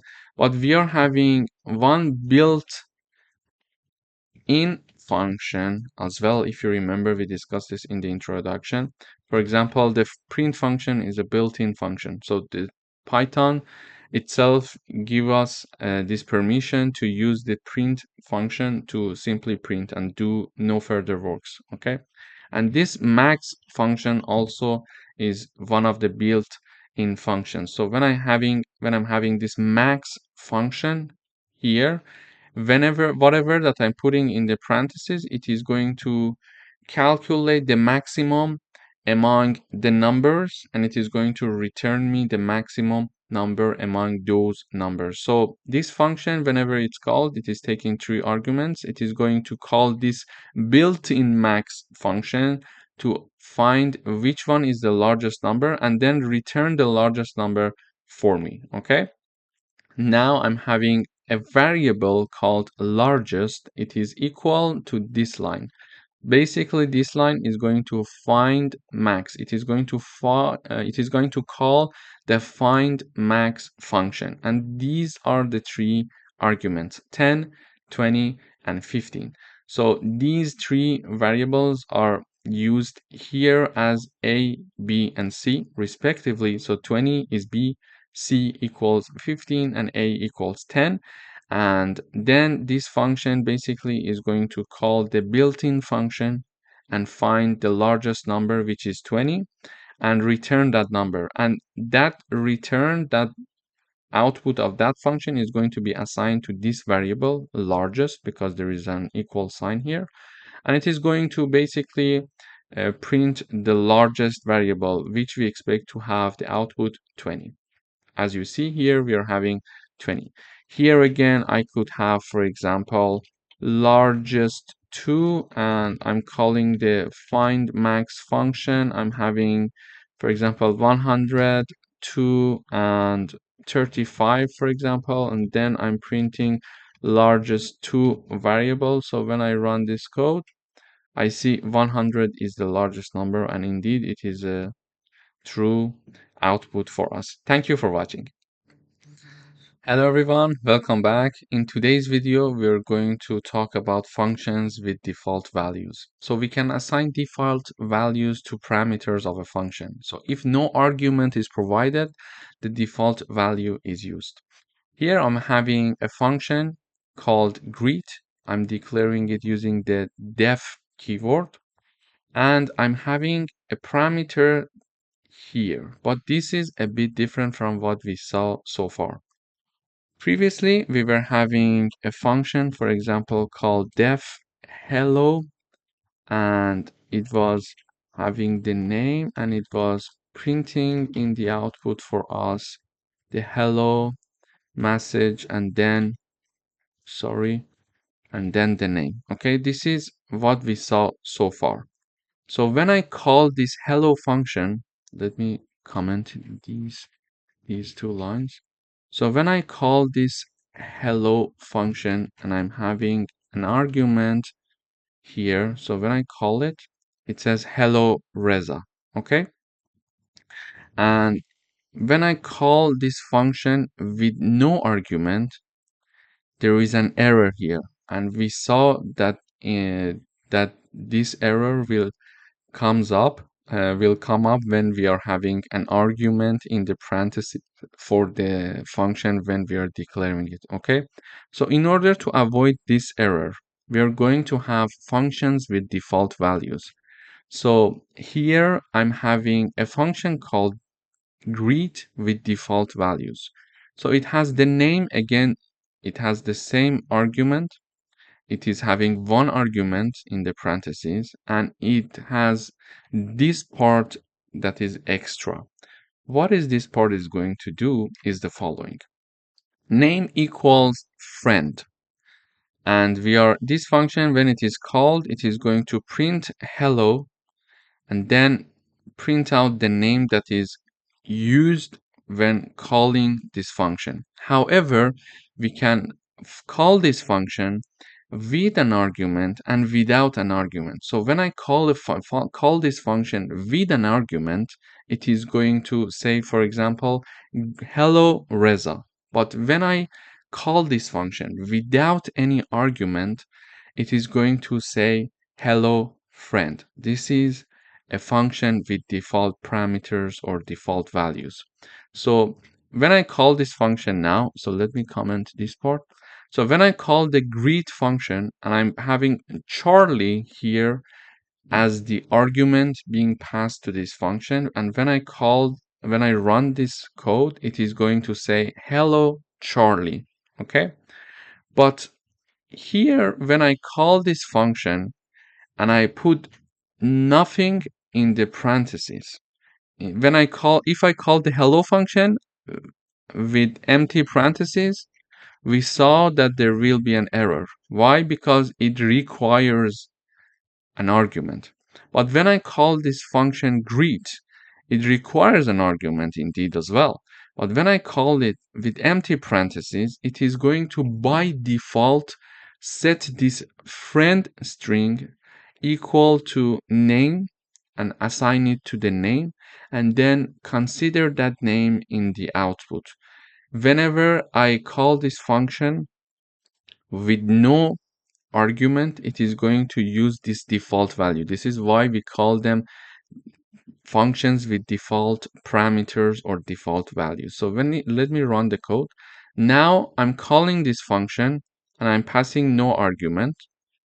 It says hello friend. In the next line, I'm calling the function and passing an argument. It says hello Charlie. Okay, so let me review it one more time. Functions with default values are like this. When we are calling the function with an argument, it is going to place the argument here. So when I call the function with the Charlie argument, Charlie string, it is going to set Charlie to name, and then in the output says hello Charlie, as we see in the code here. But when we have the greet function being called with empty parentheses, it is going to by default use the friend keyword here and put it equal to name and print hello friend in the output. Okay, so this is how a function with default value would work. We learned that this is not possible in normal functions, because in normal functions, when I have this hello function and it has no default value, I must have an argument when I'm calling this function. Otherwise, if I call this function with empty parentheses, it is going to return an error for me. And how we can understand that a function is a normal function or it's a function with default values? It's a good question if you're having it. This is the answer. So this part shows us, okay, this is a function with default value. This is a sign for us to understand. When we see this equal and certain value equals to, for example, the argument of the function, we should understand, okay, this is a function with default value. So when I call this function with my own argument, it is going to use my argument. But when I call this function with no argument, it is going to use a default value itself for that function. Thank you for watching. Hello everyone, welcome back. In today's video, we are going to have a coding exercise with functions with multiple return values. So functions in Python can return multiple values. Here is an example. I'm using the def keyword to declare my function, and I'm having a function called get sum and product. And in parentheses, it takes two arguments. And this function, whenever it is called, is going to declare a new variable called sum. And sum equals a plus b. So it is going to have the result of a plus b stored in sum. Then it has a new variable called product, and it is storing the result of a multiplied by b. This sum could be x, and this product could be y, but we are just naming them like that so it increases the readability of the code. So after that, it is going to return the value of sum, this variable that is calculating a plus b, and product, which is this variable that is calculating the multiplication of a and b. Okay? And whenever I want to call this function, as before, I'm having the get sum and product name, so the name of the function, and then in parentheses, I'm having two numbers because it takes two numbers in parentheses as the argument. So 3 and 4. I'm calling this function with 3 and 4. However, because this function is returning two values in the output, this line of code, this call of the function equals two variables on the left side. So the first one is the result of the sum, and the second one is the result of product. And because this get sum and product function is returning first the value of sum and then the value of product, I'm having the first left hand side variable here result of sum, because the first return value is going to be stored in the first variable on the left hand side here, and then the product, which is the second returned value, is going to be stored in the second declared variable in the left hand side. Okay, so this is the point of having a function with multiple return values. It is going to return two values, sum and product, and therefore when I'm calling this function, it equals two variables on the left hand side, one for sum, one for product. And if it is returning sum first, be aware that it is going to store sum in the first variable declared on the left hand side, and the same logic goes for the product.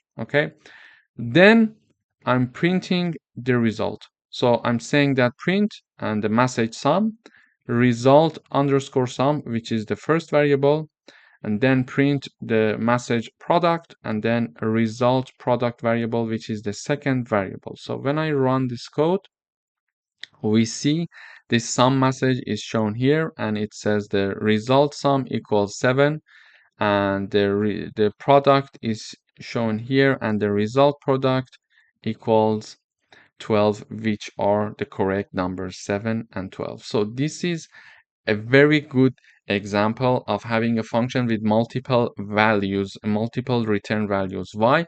Because maybe we would like to have a function that does different types of mathematical operations for us. We can combine all these mathematical operations in a single function, and not even 2, 3, or 4 functions. So it is very useful to combine them and ask the function to return multiple values for us after doing the calculation, and then we are assigning them to different variables. As we see, we are trying to learn how to optimize our code as we proceed through the course, because it's very useful to have an optimized code, a code that is having high level of readability. Thank you for watching.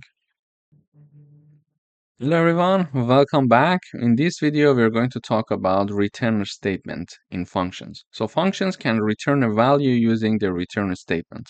The value returned can be stored in a variable for further use. Let me illustrate it with an example. So here I'm having a function called add. To declare this add function, I'm using the def keyword, and in parentheses, I'm having two parameters or arguments. They are separated by a comma. The first one and the second one. The first one is called A, and the second one is called B. Whenever we call this function is going to return A plus B. Okay, so this function is going to add the first number and the second number that are passed to this function by doing this line, return A plus B. So let me show you how I'm calling this function. Now when I call this function, I'm having a variable called result, and this result variable equals the result of this function, the output of this function equals this result variable. So I'm calling the add function, so I'm typing down the name of the function, then in parentheses I'm having two numbers and they are separated by a comma, 3 and 5. So 3 is going to be equal to A because this is the first parameter or argument that is passed to this function, and 5 is going to be set to B because this is the second argument that is passed to this function, and B also is the second argument. So I'm calling the add function and I'm passing 3 and 5. And when I'm calling this function is going to return a value for me. It is going to return the value A plus B for me. And A plus B equals 8. So the output of this function is going to be assigned to my result variable here. So 8 is going to be stored in the result, and now I'm printing out the result. So when I have the output, when I run the code, I see that when I'm printing the value of result, I see 8 in the output. I can have, for example, a new variable called x equals add, and then I'm having 2 and 2. I can have y add 5 and 6, for example. I could have z equal add, for example, x and y. And in the output, I would like to have the result of x, then x, print the result of y, then print y, and then finally I want to show the result of z and have the z here. So what I'm doing here is that, again, like the result variable, I'm declaring 3 new variables, x, y, and z. I'm calling the add function, asking the function add to perform the a plus b with 2 numbers, 2 and 2. So when I call this add function, the first 2 is placed for the a, the second 2 is placed for the b, and a plus b is going to be returned when I'm having this line, and the result of the return, the output of the function is going to be stored in x. So I expect the value of x will be 4. Then I'm calling the function another time and assigning the result to variable y. And when I'm calling the function, I'm having 5 and 6. So 5 is a and 6 is b. 5 plus 6, the result is 11. So I expect to have the 11 for the y. So 11 is the output of this function, and this is going to be assigned to variable y. And then I'm calling the function one more time, this time with the variable x and variable y, and they are previously taken 2 values. So I expect the result will be 15 because x is 4 and y is 11. So x is now placed for the a and y equals b. So 4 plus 11 equals 15. So when I run this code, I see the result of x. So here also I'm printing out the output of x, y, and z. The result of x equals 4, which we expected. The result of y equals 11, which we expected. And the result of z equals 15, which we expected. So this is how we can have a return statement in a function to give us some output of the function, and we store that output in, for example, certain variables for further use here. And also we learned how functions can be useful, because now I'm performing this line of code a plus b one time only, but I'm using it 4 times in my code. Instead of typing down these mathematical operations 4 times, I'm just calling it with different parameters. So it is much easier to have a function to do the job for us, and we have different part of the code where we call the function to do that job for us. So we don't have any repetition. We are having the mathematical operations being written only once. This is how it can reduce the amount of code that you're going to write, and this is how it is going to improve the readability of your code, because you're typing down the operations one time, but when we are going to have like 10 times of this operation, instead of having it 10 times being repeated in the code, and it would be not very easy to read, it would be hard to follow. Okay, another time I'm having for example, a plus b, another time I'm having 2 plus 2, 5 plus 6, x plus y, etc. Instead of having these, I'm just calling the function, and the code is being reused several times, and it is being written one time only. So this is how useful the functions are in Python. In the next videos, we're going to dive deeper into this concept. Thank you for watching. Hello everyone, welcome back. In this video, we're going to write a program that declares a function And this function takes a temperature in Celsius as a parameter and returns the equivalent temperature in Fahrenheit. Here is my function. So I'm using the def keyword to declare my function. This is the name of my function called Celsius to Fahrenheit. And in the parentheses, it is taking one parameter or argument, and I just name it Celsius. We can call it X, we can call it Y, whatever we want. And this function is basically is going to return the value of this statement. This statement is the following. Celsius times 9 divided by 5 in parentheses plus 32. So this is the very famous formula, and we know it from before, that is going to take a Celsius degree and convert it to Fahrenheit. So this is the formula to do that. For example, this Celsius could be, for example, 30, and I want to know 30 degrees in Celsius is what is the temperature of equivalent of 30 degrees in Celsius in Fahrenheit. So this is the Celsius value, so 30 for example, and then using this formula we can get the output of the Fahrenheit temperature. Now to do the job for me, I'm having a variable called temp. I call it x for the sake of simplicity. So I'm having a variable x, and we are calling this Celsius to Fahrenheit function. We're calling this function using the argument 25. What does this 25 mean? This means that I'm having 25 degrees in Celsius and I want to know its equivalent in Fahrenheit. And it is going to call this function with 25 equals Celsius. So 25 is multiplied by 9 divided by 5 in the parentheses, and then plus 32. The output is going to be returned.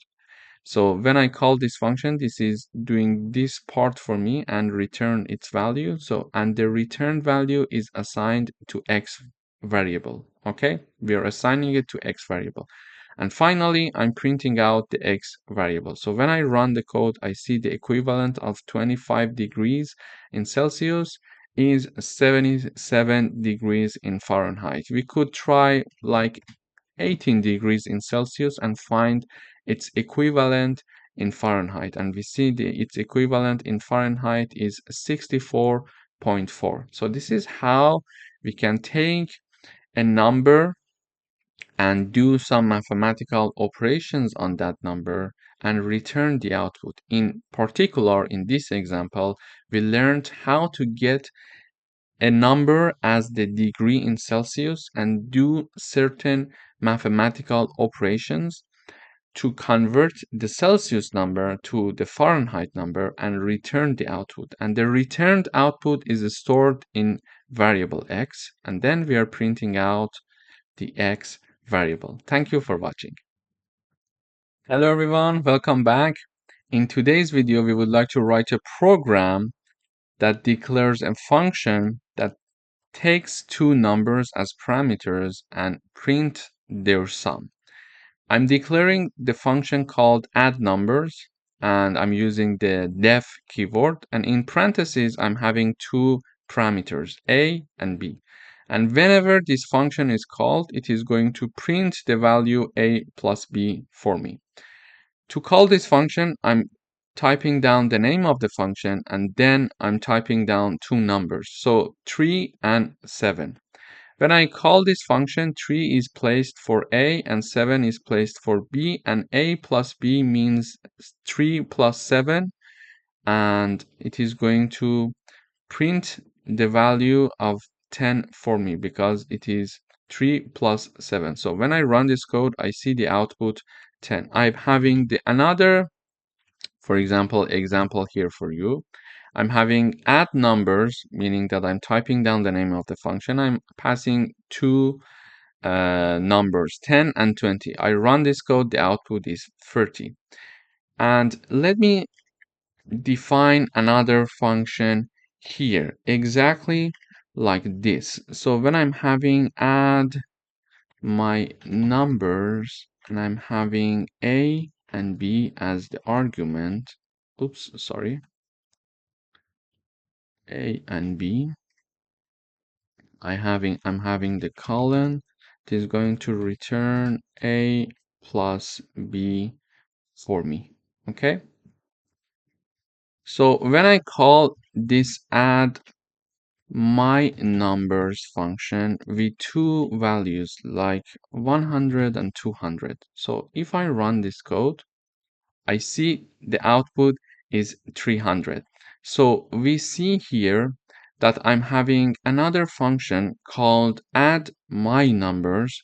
The first one was add numbers, and this is a new function that I defined, add my numbers. And in the parentheses, we are having A and B. And this function is going to use a return statement, A plus B. So whenever I call this function is going to return A plus B, and automatically we see the output in the terminal. So this was an example of how to declare a function that does, for example, the sum of two numbers for us. We could either use the print function so that function is going to print the output, or we could use the return statement to have the output of the function. Here I'm printing the output using the print function A plus B. We see 10 and 30 is printed in the output. Here I'm not using the print function, but I'm using the return function, and it is going to return the value A and B, A plus B. So whenever this function is called, this value is going to be returned, and we see the output in the terminal. This was a very good example of how to call a function and how to have a function with print or a return statement to do the job for us. Thank you for watching. Hello everyone, welcome back. In this video, we are going to learn about how to modify a global variable inside a function. I'm having a global variable called count, and it is equal to 0. Then I'm having a function called increment count, and I'm using the def keyword to declare this function and empty parentheses, so it accepts no argument for this function, then colon. Then in this function, I am declaring the global variable. In order to modify a global variable, for example, in this case, the count variable, I must use the global keyword before declaring this count global variable inside this function. So if you want to modify a global variable, you must use the global keyword and then the name of that global variable that you're intending to modify. So I'm typing down global keyword and then count, meaning that I would like to modify the count variable, which is a global variable. And after that, I, for example, type down count equals 1. So now I modified my global variable. This is what is going to happen in my increment count function. And then I'm calling this increment count function in here. So I'm calling the function. So I expect when this function is called, the global variable count is first declared and then modified. And finally, in my code, I am using the print function to print this global variable here. So when I run this code, I see the output is 1. Previously, when we initialized the count variable, it was equal to 0, but now it shows the value equal to 1. How it worked? It worked using this function. So this function helped us to modify a global variable. To review, in order to modify a global variable, we must use the global keyword and then the name of the variable that we are intending to modify. After that, we type down the name of the variable and then assign it a new number. For example, here I assign number 10. So when I run, this function is being called using this line, and then the modified count variable is printed out in the output. So we see number 10 in the output. So if I put number 1, it is going to make it to be number 1. If I put number 2 here, it is going to print number 2 in the output for us. It depends how we modify and what number we set for this global variable. Thank you for watching. Hello everyone, welcome back. In this video, we would like to write a program that define a function called calculate, which takes two numbers and return their sum, difference, and products. So it is going to have multiple return values. To do that, I'm having the calculate function being declared here using the def keyword, and it accepts two arguments, a and b. Basically, this function is going to return three values. Each value is separated by a comma. So the first return value is a plus b, the second return value is a minus b, and the third return value is a multiplied by b. Then when I'm calling this function here, I'm calling the calculate function and I'm passing two arguments, 7 and 3. A equals 7 and b equals 3. Why? Because a is the first argument in this function and I'm passing 7 as the first argument, so a equals 7. With the same logic, b equals 3. Then this calculate equals three variables on the left hand side. One variable is called sum, the other one is difference, and the other variable is called product. So a plus b, the return value of this first return value in this function is going to be assigned to the first variable on the left hand side here. So a plus b is going to be assigned to sum. A minus b is going to be assigned to the second variable called difference, and the third return value, a multiplied by b, is going to be assigned to the third variable on the left hand side, which is called product. Then I'm printing out the sum, the difference, and the product. So when I run this code, I have the sum equals to 10, which is true because 7 plus 3 equals 10. I have the difference equals to 4, and the product equals to 21. So in this coding exercise, we reviewed a function with multiple return values, and we saw that we can have one line to do all the mathematical operations in one function. And then when we are calling this function, on the right hand side, we type down the call of the function, and on the left hand side, I'm typing down three variables because this function is returning three values. Thank you for watching. Hi, welcome back. In today's video, we would like to write a program to check the validity of passwords input by users. So we would like to have these rules to see if a password that the user entered is valid or not. So first of all, it should be at least 8 characters long. So whatever that is going to the user enter, that is going to be entered by the user, that is less than 8 characters long, it is going to be rejected as a valid password.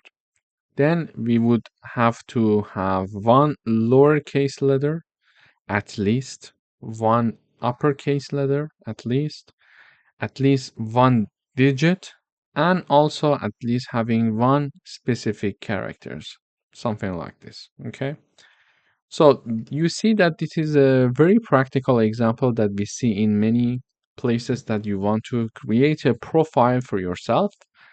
You need to have specific number of characters and some criteria to meet in order to have your password validated.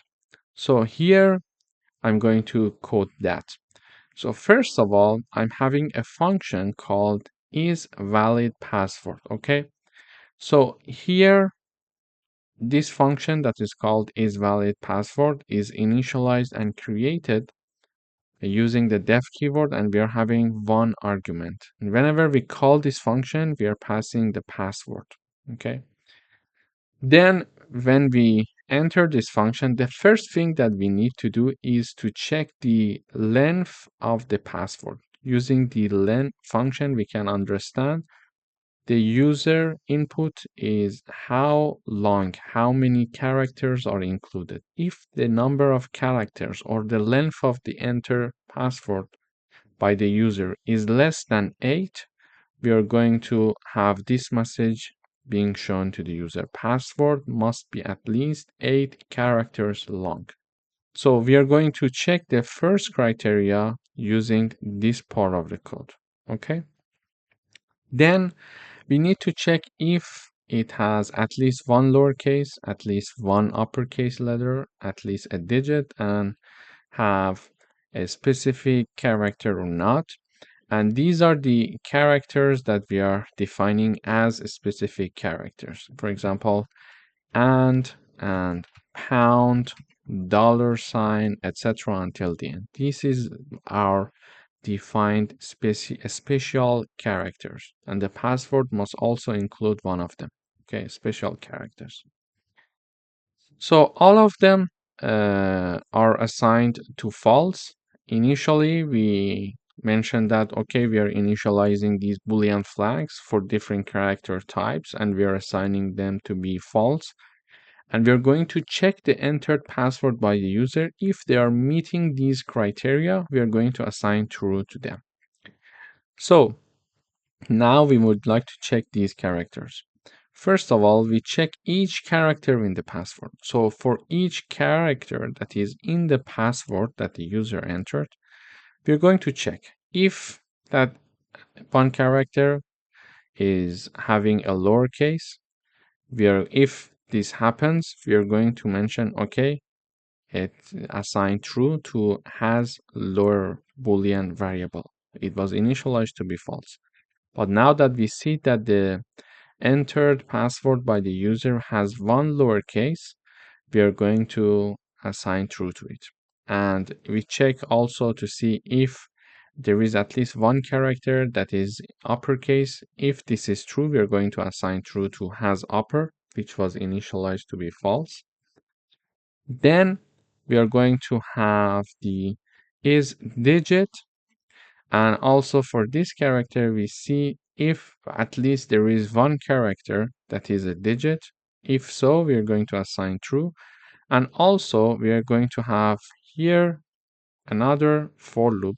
So saying that, okay, for the character, for each character that is in password, if that character is inside this, okay, if it equals to any of these signs. If so, assign true to has special Boolean flag variable.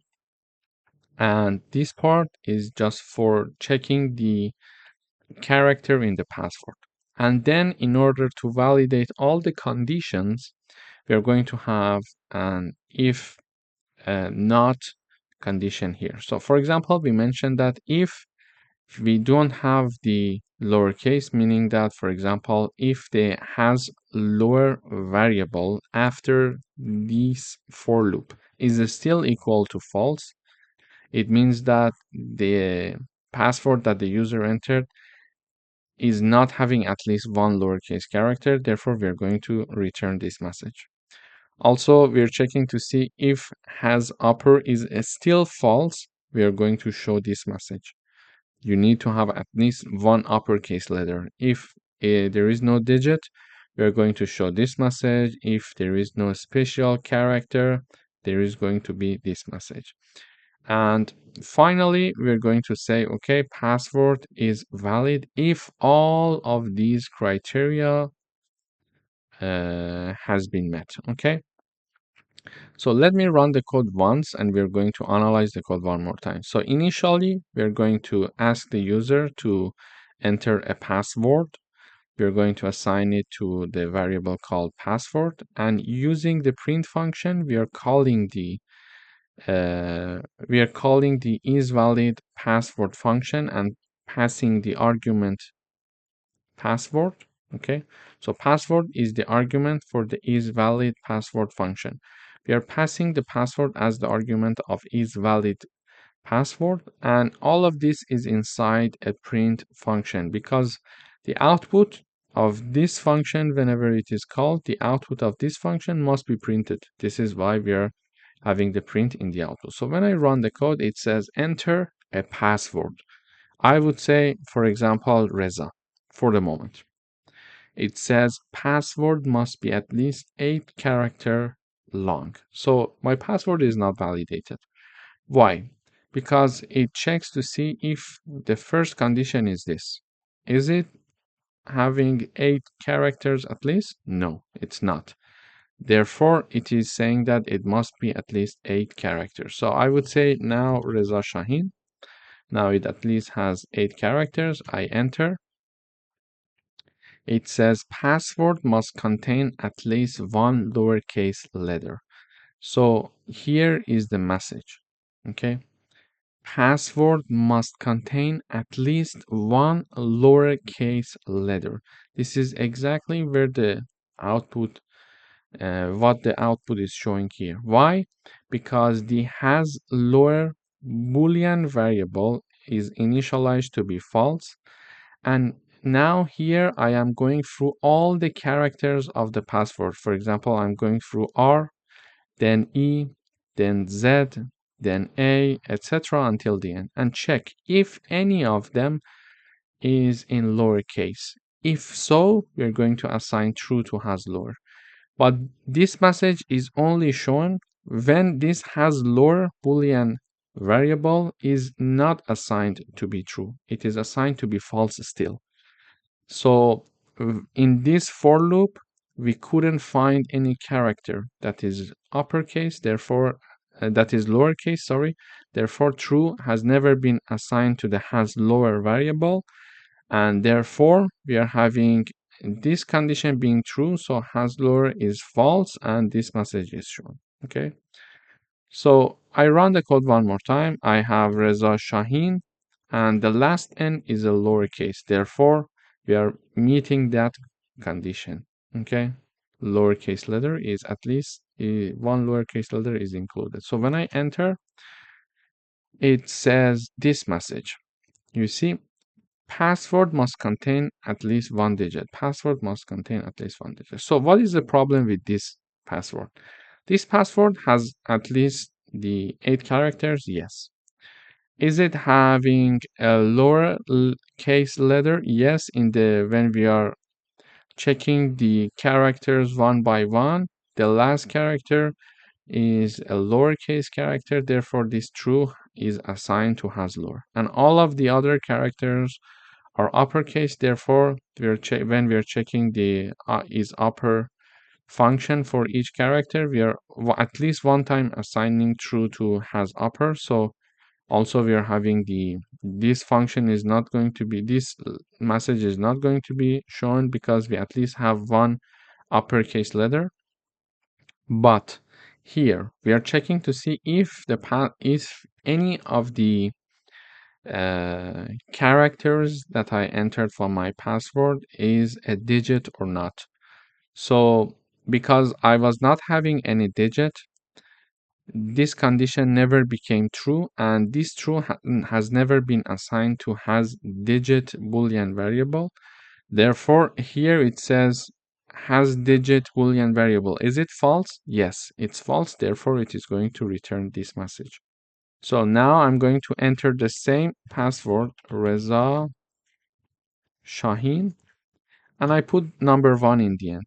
So when I run the code, we see that we get another message. Password must contain at least one special character. This message is shown. So the problem of the digit is now solved because now we are having at least one digit, because when we were iterating through each character, we saw that we had one digit, and true has been assigned to has a digit variable. So this message is not shown. But when we were iterating over the characters and checking to see if there is one of these characters is included in my password to assign true to has a special, we saw that neither of these characters were included in my password. Therefore, no character was having any of these signs. Therefore, this was not true, and therefore true was not assigned to has a special, and therefore we are checking to see has a special. Is it still false? Yes. Therefore, this message is shown. So now what if I have my password Reza Shaheen, the last n is lowercase, we have one digit, and I have this sign.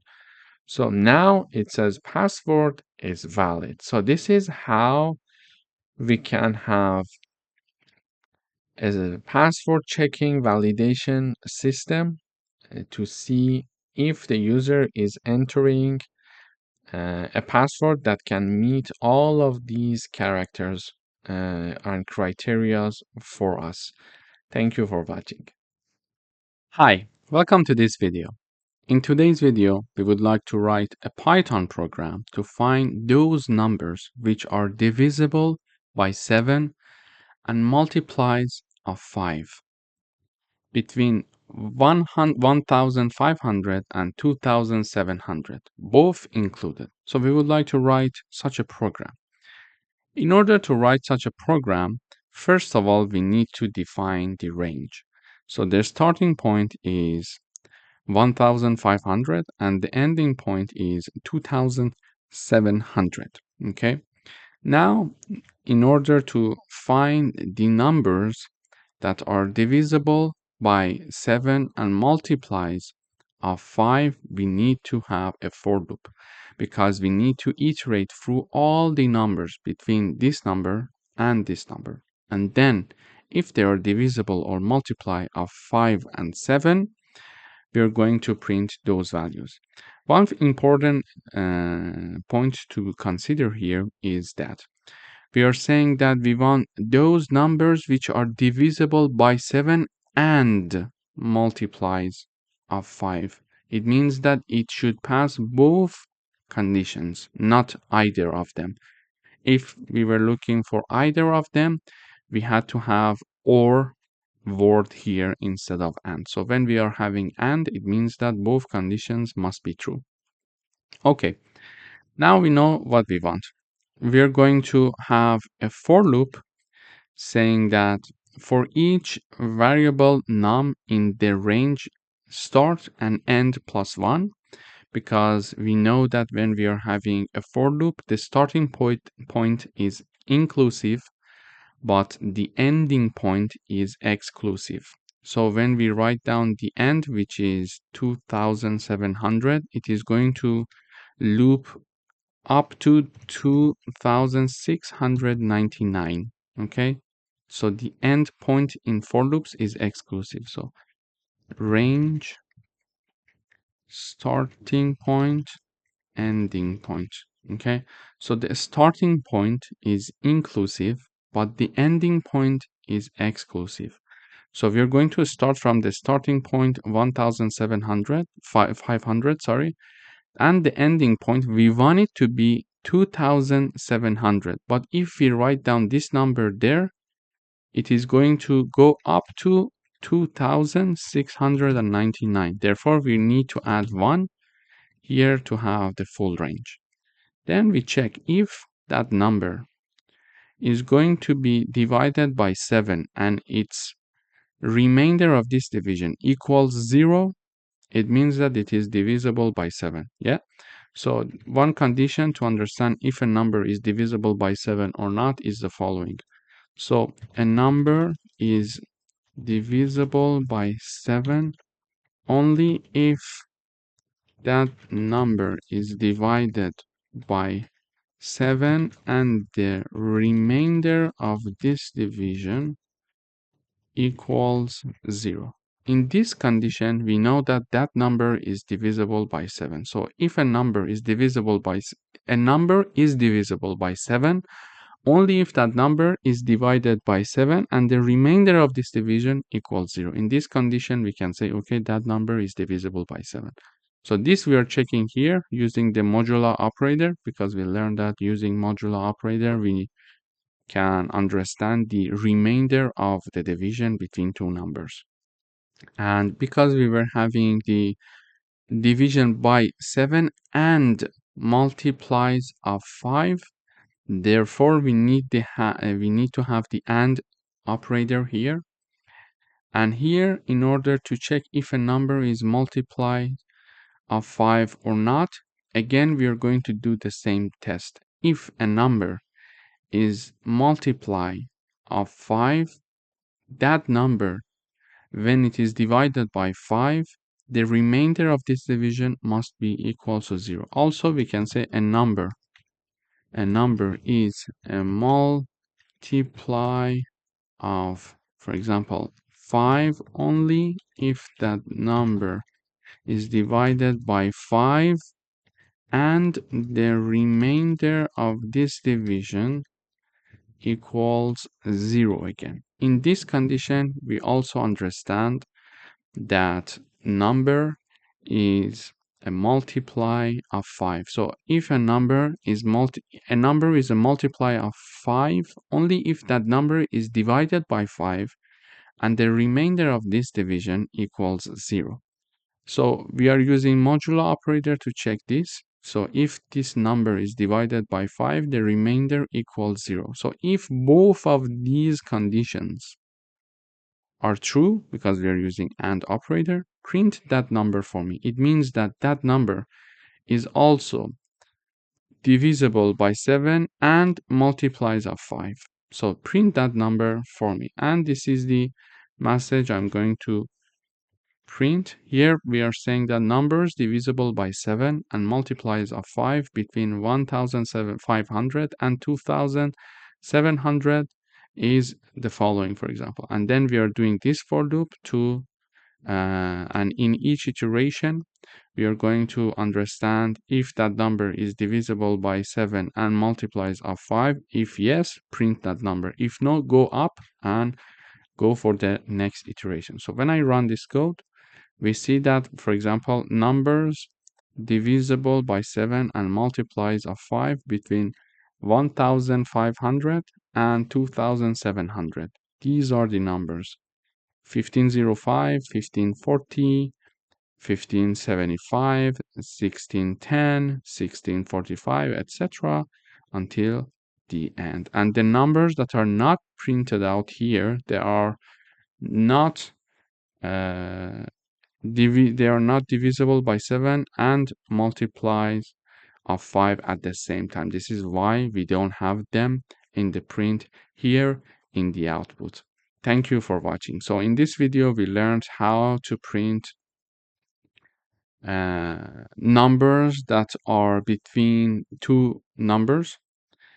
So we discussed how we can find if a number between two other numbers, so the numbers between, for example, 1500 and 2700, all of them between this range, we considered if a number in this range is divisible by 7 and at the same time a multiply of 5. Thank you for watching. Welcome back. In today's video, we would like to write a program to construct the following pattern. This is the pattern that we would like to have, and we need to write a program to do this for us. So we see that it's a repetitive pattern. So we are having star being printed in different lines. We can either do it manually. For example, we can have this print star. We can have this. And then in the next line, we can have the print. Now 2 stars, for example, with a distance, etc. until the end. But it's not a very efficient way of doing it. In order to do that, we learned that repetitive tasks are very good to be done using loops. So we are going to use loops here in this example to do the job for us. So first of all, we see that what is the maximum number of rows that we see here. So we are what is the number of columns that we are having here. So here it's only one column. Here we are having first column, 2 column, third column, fourth column, and the fifth column. So we are going to have up to 5 columns. So in one row, first we are having 1 star. In the next row, we are having 2 stars. In the next row, we are having 3 stars. So the maximum number of stars that in one row we can have is 5. This is why we are having our n equals to 5. The maximum stars that are there in one single row is 5. So we are having n equals to 5. Now, let's start the work.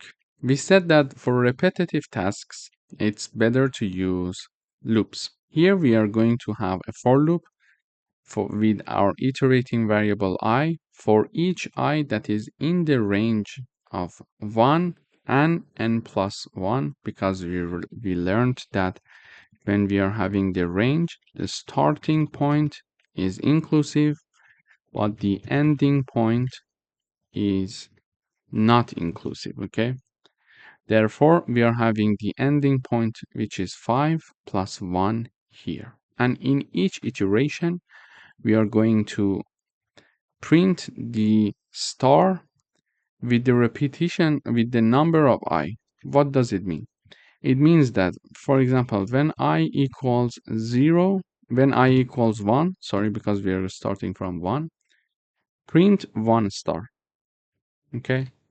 But if I equals 2, print 2 star, 2 star, with 1 space between them. Why? Because we are having it here.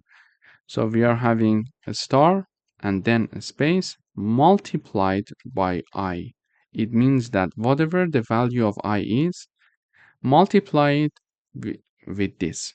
Okay, so this is going to be printed as large as the value of I. If I equals 1, it is going to be printed once. If I equals 2, it is going to print it 2 times. A star with a space. Okay, if it's 3, it is going to print the star with a space 3 times. Therefore, here, when we are having the I equals 1, we are having 1 star being printed. When we are having I equals 2, we are having 2 star being printed. And then it goes up, increase the iterating variable, I equals 3, it is going to print 3 stars, then 4 stars, until it is 5 stars, okay? So now let me run the code. We see that in the first iteration, we are having I equals 1 because the starting point is 1. We are having 1 star. Then I equals 2, we are having 2 stars, 3 stars, 4 stars, until the end 5 stars, because we are having the endpoint exclusive. 5 plus 1 is 6, and we are going to have therefore up until 5 inclusive, and we are going to have this print. So this print is the first half of the pattern. Okay, so this part is now created. Now what we need to do is to have a for loop, another for loop to print us the stars, the remaining stars, and in each iteration, now instead of increasing the number of stars, reducing the number of stars. Okay, so in order to do that, we are having the second half iteration, an iteration for the second half of the pattern.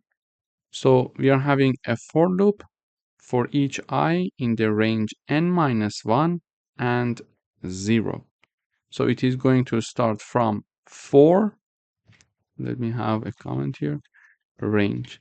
So it is going to start from 4, and it is going to continue up until I equals 0, but because it's inclusive, it is going to go one number before that, which is 1. And in this iteration, the point is this. We are going to reduce the iterator variables. So by default, I, when it is equal to 1, in the next iteration, it is going to be 2. In the next iteration, it is going to be 3, etc. But when we indicate that this number, the third argument, we are going to start from 4, I equals 4. In the next iteration, I will be equal to 3 because we are reducing one value from it at each iteration.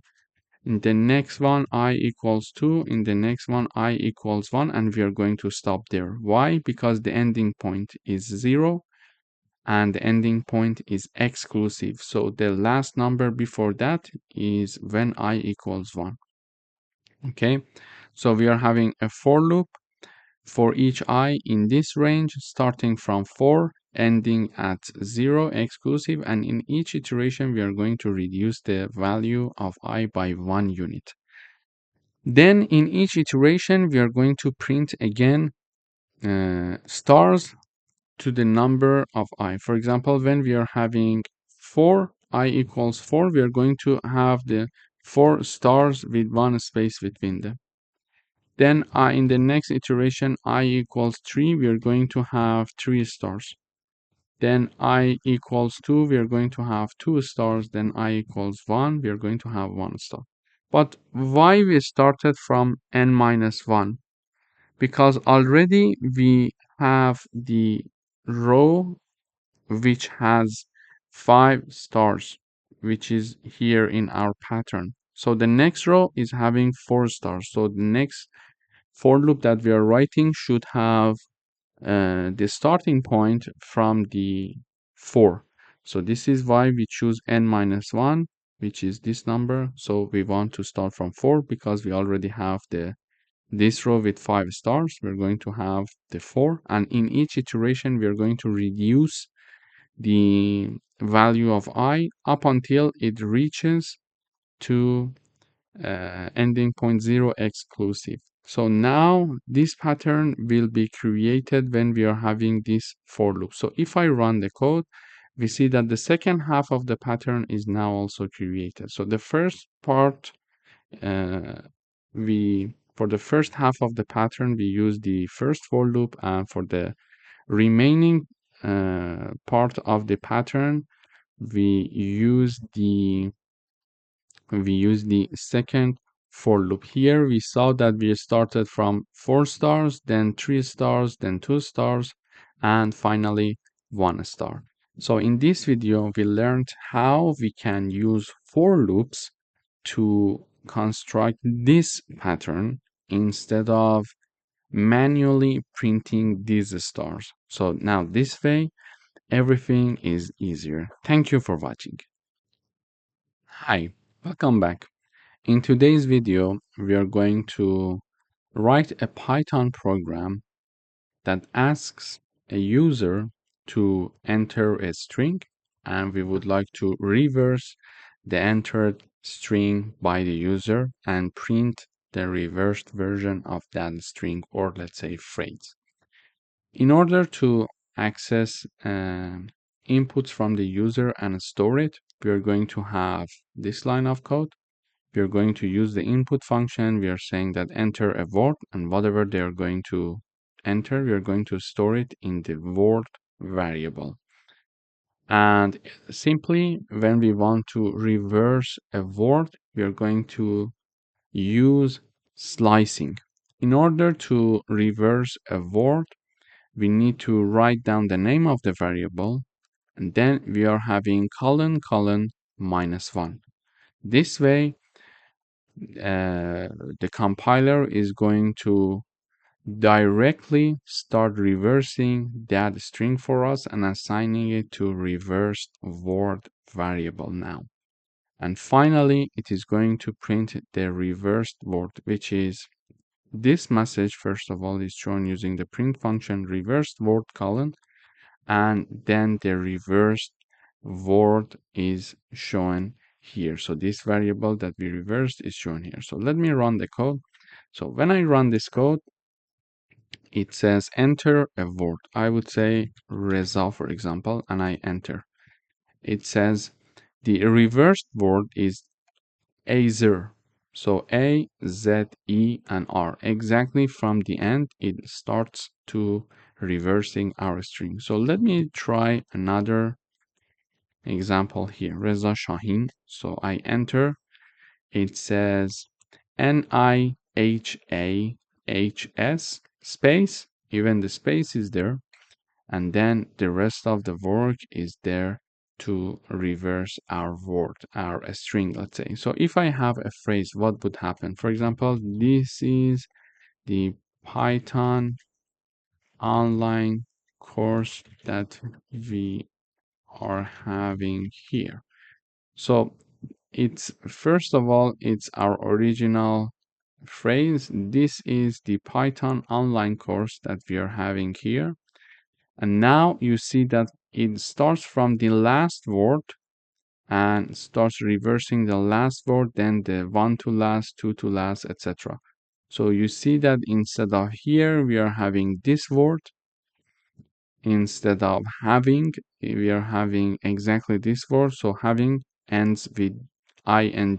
It starts with G N I V A H. So VAH. And then we are having the era instead of the R. And we are having EW instead of V. And the all of the words are reversed here. So in this video, we learned how we can get one string or a phrase from the user and then start reversing it simply using this methodology. So we write down the name of our string that is holding the string inside of it. So the word variable is having the input string from the user. Then we write it down and simply we are having colon -1 starting to reverse our string from, and it is going to basically the compiler is going to start reading our string from the end. So this is why we are using -1. -1 is the index of the last letter in our string. So it is going to start reading our string. For example, if my string is, for example, Reza. Okay, when we are having the indexing, so the index is 0, 1, 2, 3. So for letter, I'm providing the space so I can explain it easier. So for letter R, the index is 0. For letter E, the index is 1. For letter Z, the index is 2. For letter A, the index is 3. Okay. Also, it can be this way, okay, -2, -3, and -4. So here we see that letter A is also having the index -1.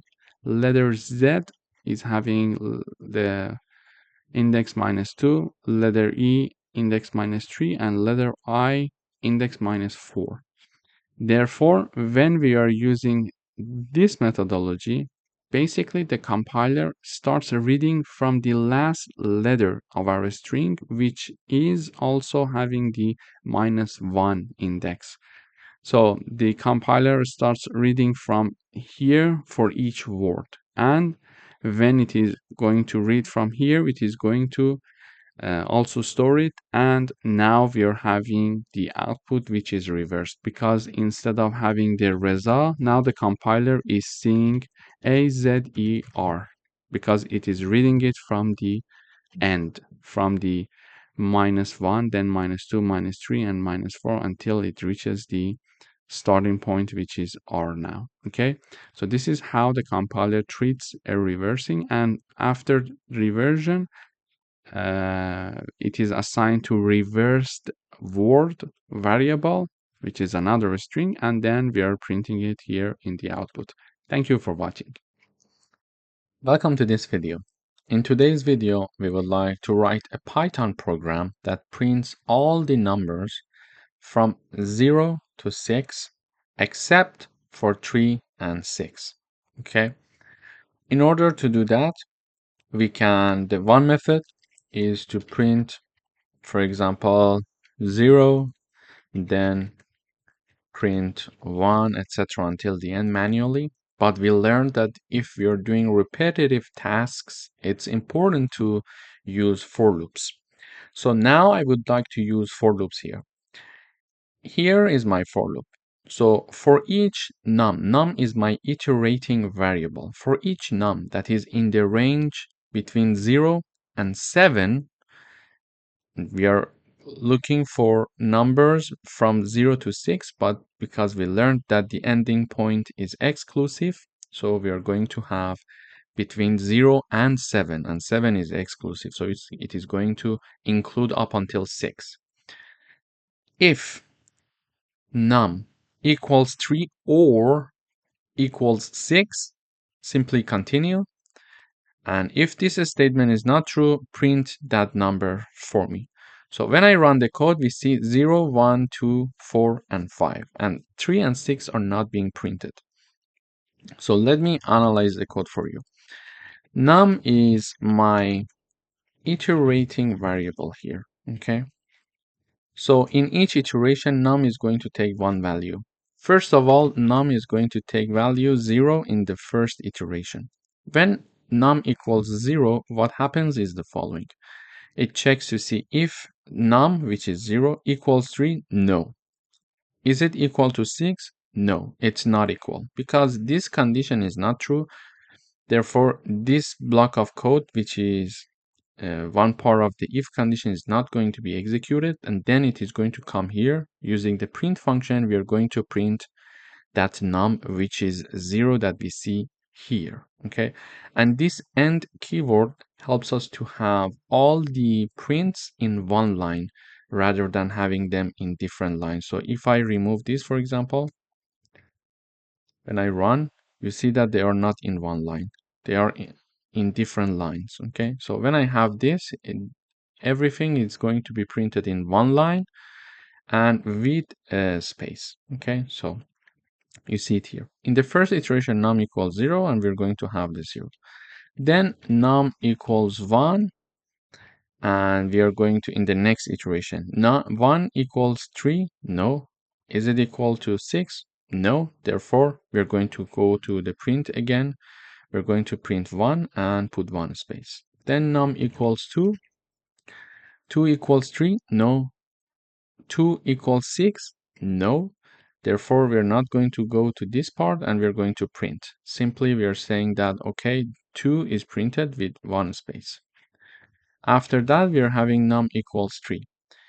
Here in the next iteration, num equals 3. 3 equals 3? Yes.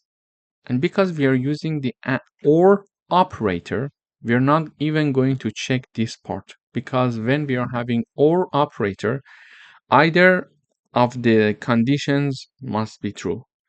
So we don't care if it's the first one or it's the second one. If one of them is true, we are going to have the result to be true, okay? So whenever we are, let me review it here for you. Whenever we are having the AND operator, both conditions must be true to enter it, okay? When we are having the OR operator, however, one of the conditions must be true to have the true output. To have the true output, okay? So when we are having an operator, both conditions must be true to have the true output. But when we are having the OR operator, one of the conditions must be true to have the true output. So we are having the OR operator, and one of the conditions, either this one or this one, must be true. And num equals 3 means that 3 equals 3, so it's true. Therefore, we are going to continue and execute this part of the code. So when this condition is true, we are going to say, okay, so we enter this if condition, and the code in the if condition is continue, meaning that do nothing, skip, okay? So nothing will happen, and we are getting out of the if, and we are going to increase the num one more time. So we are having num equals 4. This is why when num equals 3, nothing happens actually. When num equals 3, we are using the key word that is continue, meaning that, okay, carry on, skip, and do nothing. And when we say continue, okay, it is going to go for the next iteration where we are having num equals 4. So num equals 4, we enter the this part again. So 4 equals 3, no. 4 equals 6, no. So this part is not executed, and we are printing 4. Then num equals 5. We are having this condition is not true because 5 is neither equal to 3 nor to 6. We are going to print 5. And finally, we are having num equals 6. So we are saying that num equals 3, no. Or num equals 6, yes, therefore continue, enter this part and use the keyword continue. So we are going to continue and do nothing, skip. This is why nothing is being printed here in the output when we are having that num equals to 6. And this can be true for many other situations. For example, we can have num1 in range, for example, between 0 and 101. Let's say between 0 and 100 we want to investigate, but because the ending point is exclusive, I'm saying 0 and 101 colon. Then we check, for example, if num1 divided by 2 equals 0. In this situation, print, for example, the number is even, and we can have this condition here. So when I run the code now, we see that, okay, let me also print the code. Okay, we see that the number is even, the number is even. So also I need to have the num1 in each iteration, so it is going to show me which number is even. So when I run the code, it says the number is even. It's 2, 4, 6, 8, 10, etc. until the end, you see. So we see that here I'm having a for loop from 0 to 100, and if that number, that iterating variable in each iteration is divided by 2 and the remainder of this division equals 0, it means that that number is even, and we are going to print that number. So this is another exercise combining the concept of for loop and if conditions.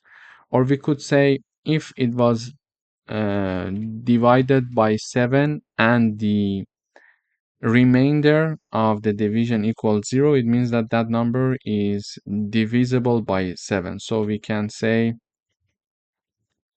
divisible by 7. So if we want to print the numbers that are divisible by 7 between 0 and 100, we can run this code. We see that all the numbers that are divisible by 7 are printed here in the output.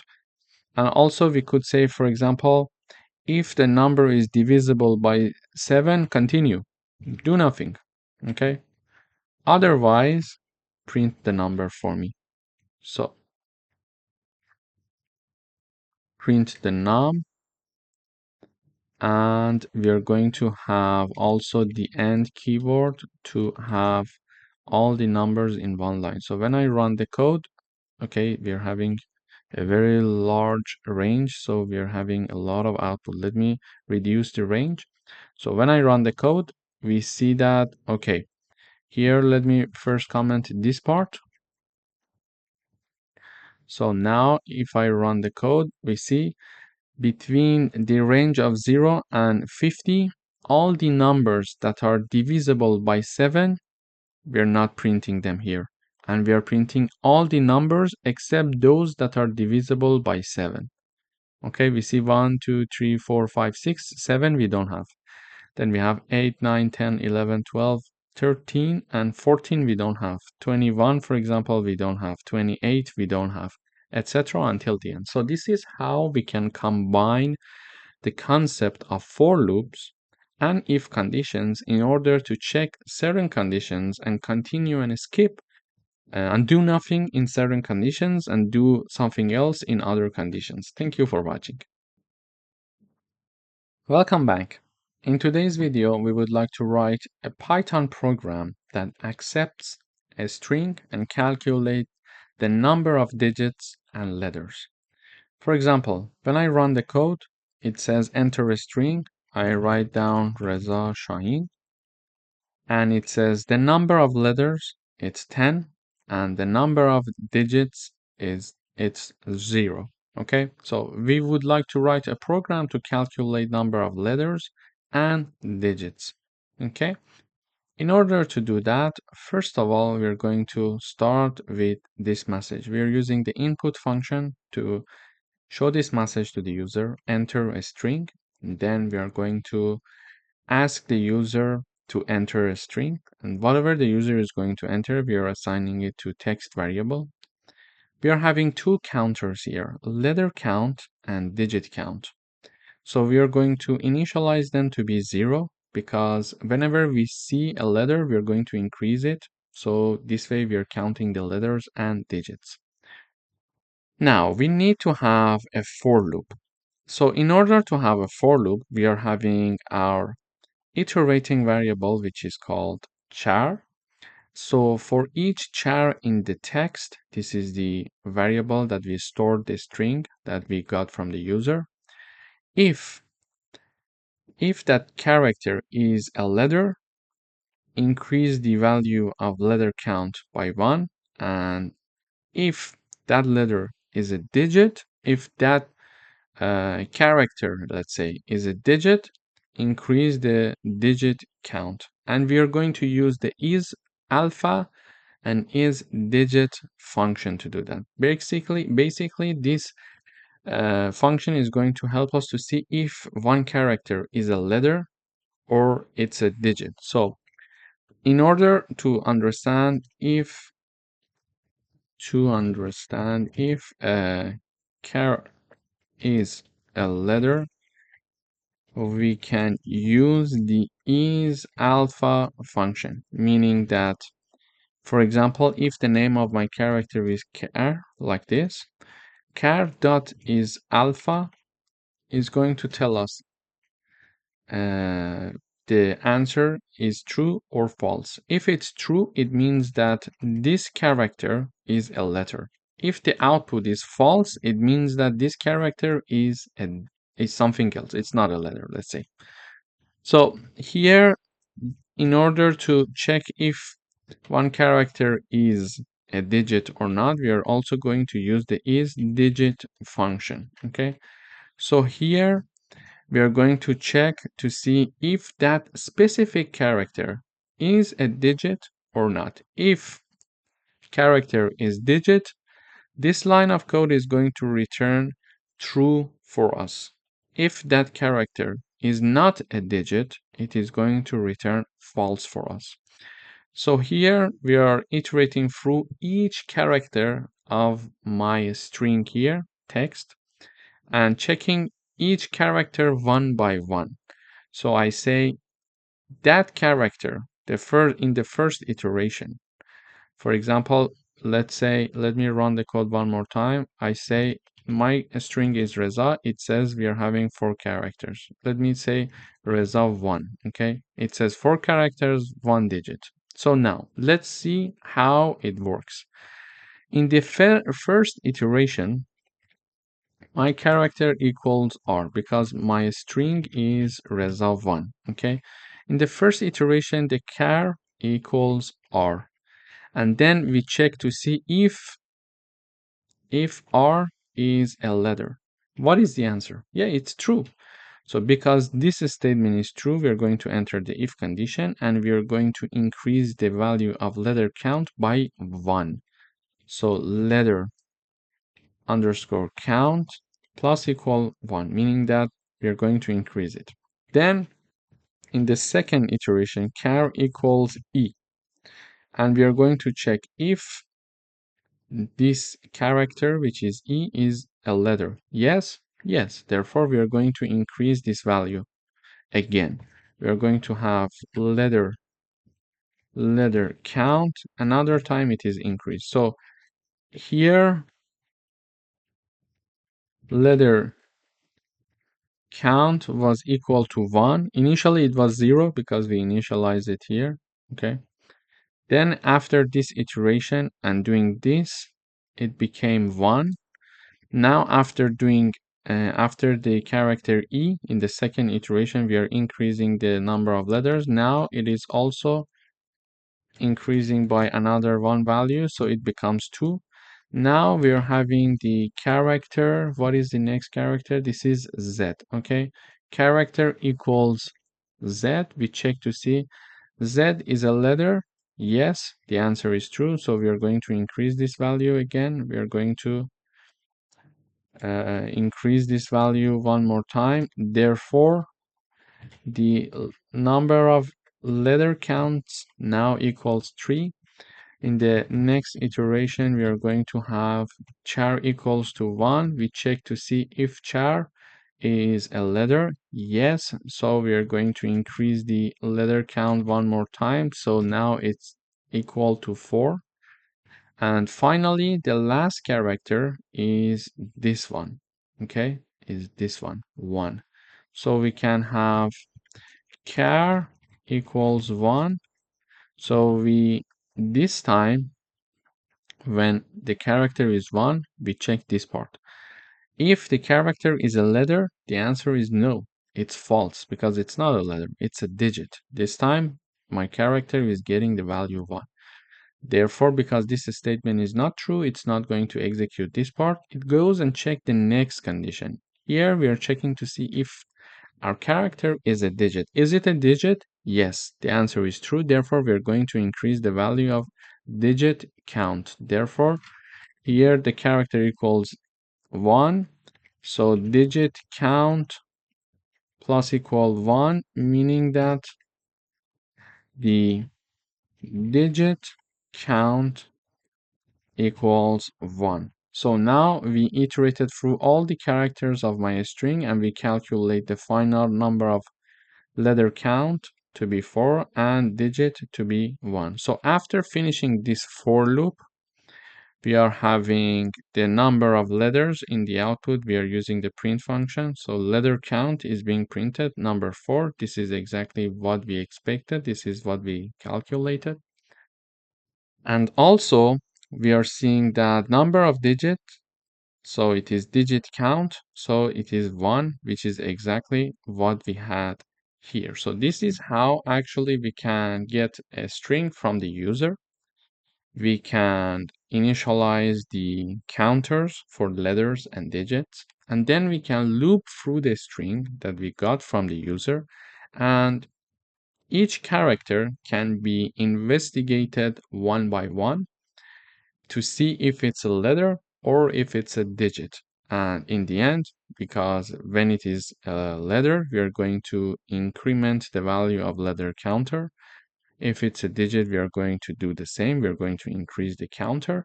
And in the end, we are going to print the letter count and digit count. Thank you for watching. Hi, welcome back. In today's video, we would like to write a Python program to check if a triangle is equilateral, isosceles, or scalene. So first of all, we need to know what are these triangles. Let me review the definitions. So a triangle is equilateral if all sides are equal. Okay, so a triangle is equilateral if all sides are equal. For example, side 1 equals side 2 equals side 3.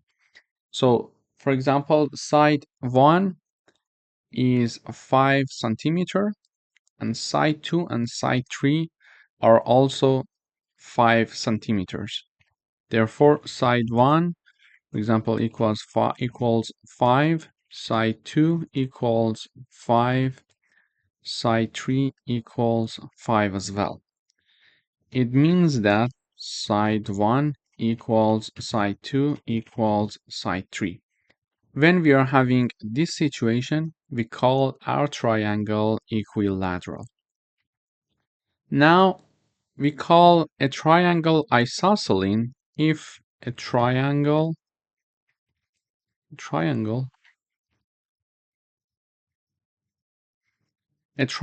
is isosceles if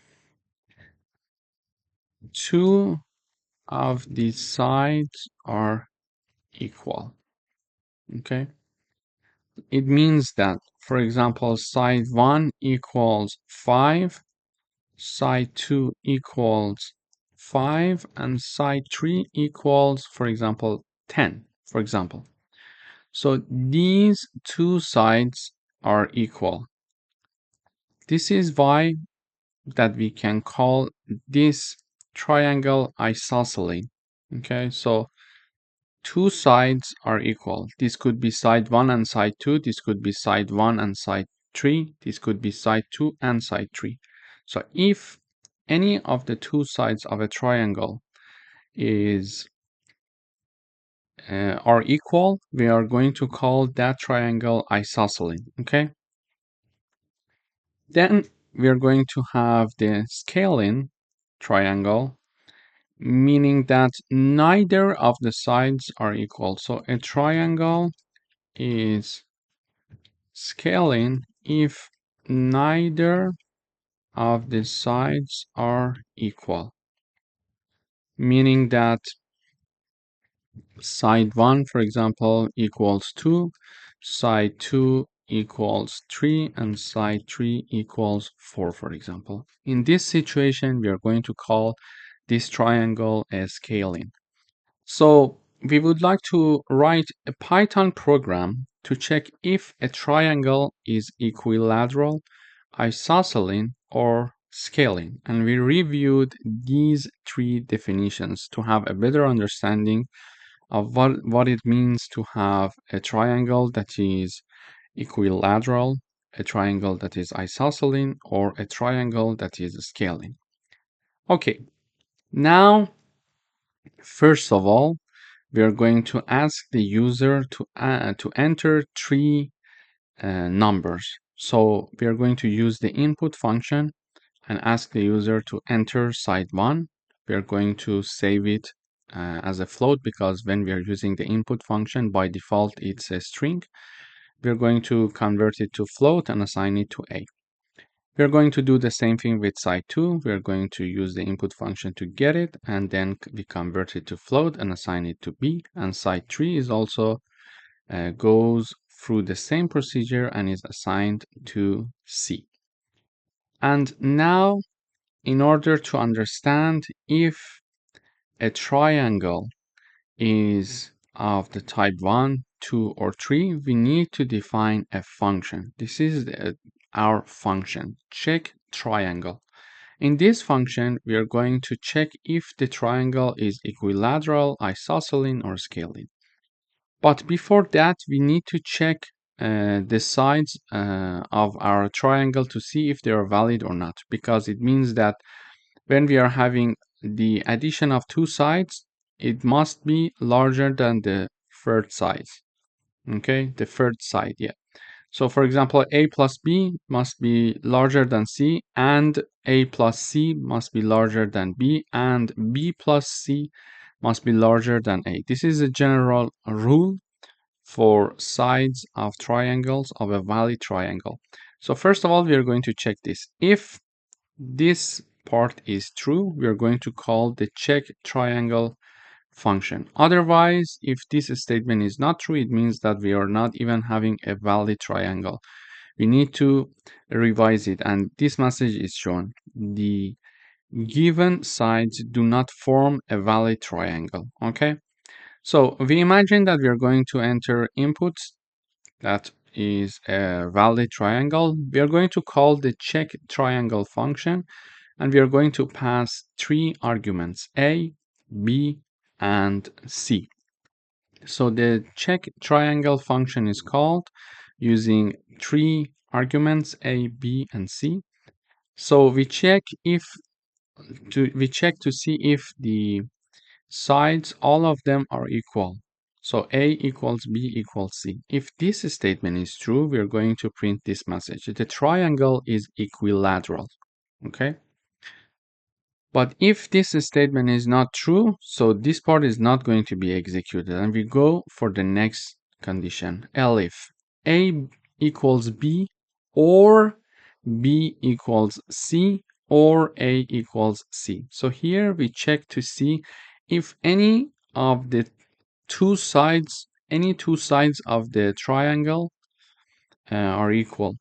So a equals b, or b equals c, or a equals c, because if any of these conditions is true, it means that we are having an isosceles triangle. So we check all the sides 2 by 2 if they are equal. If we at least have two sides that are equal, it's an isosceles triangle.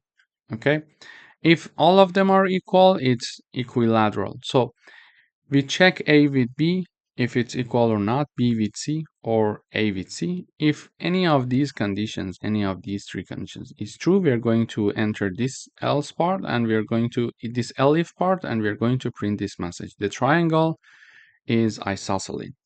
Otherwise, if neither this condition nor this condition is true, it means that the triangle is scaling. So we are going to print the scaling message in the output. Okay, so this is how we can check the type of our triangle. So let me run the code first. It says enter side 1, I say 5, enter side 2, I would say 5, enter side 3, I say 5. So all of the sides are equal. We expect to have this message. The triangle is equilateral. So when I enter, it says the triangle is equilateral. So we call the check triangle function and we see with these three arguments, and then we check here A equals B equals C. Yes, so the triangle is equilateral. Then this message is shown. So if I run the code one more time, so 5, 6, and 7, when I run the code, this time it says the triangle is scaling. Why? Because we are having a triangle and neither of the sides are equal. So 5, 6, and 7. The first one, all of them must be equal. The second one, two of them must be equal. And if neither of them are equal, it's scaling. And finally, we are having, for example, another triangle, which is 5, 4, and 5, let's say. And this is a triangle of type isosceles. So this one. Why? Because the first side and the second side, both of them are the same number. So here we check A equals B, 5 equals 4, no. B equals C, 4 equals 5, no. A equals C, so 5 equals 5, yes. Therefore, it enters and checks here. The triangle is isosceles. So in this video, we learned how we can write a program to check if a triangle is of type equilateral, isosceles, or scaling. Thank you for watching. Welcome back. In today's video, we would like to write a program to count the number of characters in a string. In order to do that, I would like to define a function that is going to do the counting of each character. So in each character, frequency is counted inside this function, char frequency. What I'm going to do here is the following. For example, when I run the code, it says enter a string. So I write down Reza, for example. When I enter, we see that it says R, the frequency is 1, E, the frequency is 1, Z, the frequency is 1, and A, the frequency is 1. So our program counts the number of frequency of each character. When I run the code one more time, I type down Reza R, for example. This time it says we are having two R, one E, one Z, and one A. So here, first of all, I ask the user to enter a string. And we use input function to get the string from the user. We assign it to text. Then we are having the call of the function of the char frequency. This is the name. And we are passing text variable as an argument of this function. And the output of this function is assigned to variable called frequency, okay, which is a dictionary. But let's see what's happening inside this char frequency function. When we call this function, the compiler comes here. It checks the name of the dictionary, the name of the function, and okay, so this is the function that was called. When this function is called, this part of the code is going to be executed. So first of all, we are creating a dictionary to store character count. And as a reminder, when we are having a dictionary, we're going to have key values. Okay, so a dictionary is having key value pair. It means that, for example, for the key one, we are having value 1, then we are having, for example, key 2 and key 2, then we are having value 2, for example, etc. Okay, so just imagine that we are having a dictionary with 2 keys and 2 corresponding values. So it's a key value pair, a dictionary. We are having the key 1, its corresponding value, key 2, its corresponding value. Here exactly, if you see that R is my key and its corresponding value is 2. So in a dictionary, we can easily count the number of frequency for each character. Now I created an empty dictionary here. Then we are looping over the S. So for each character that is in S. And what is S? S is exactly what we passed as argument to call the function. And what did we use to call the function as an argument? This is the text, which is what the user entered. So the entered string by the user is stored in text. We pass text as an argument for the char frequency call of function. Here we just name it s, and we are now looping over the string that the user enters. So we are looping over the string that the user entered. Okay. Now that we are looping over each character of a string that the user entered, just imagine the string is Reza R. Okay. Now, for example, in first iteration, character equals R. So we are looping over R. Then in the next iteration, character equals E, character equals Z, equals A, and equals R. So in each iteration, we move forward character by character. Now we are saying that for each character in the string, if character is inside the frequency dictionary, what does it mean? It means that, for example, we are checking to see now that in the first iteration, char equals R, okay? We want to see if R is in frequency dictionary, okay? In order to check that, we need to check the keys of my dictionary. And first of all, in beginning, initially, this dictionary is empty. So when in the first iteration, when we are having the character R and we are checking to see if R is inside the frequency, the answer is false because initially it's an empty dictionary. So there is nothing inside that. Okay. Now that this statement is not true, we are not going to execute this part of the code and we go to the else part. When we go to the else part, now we are having the value of that character in the frequency dictionary equal to 1.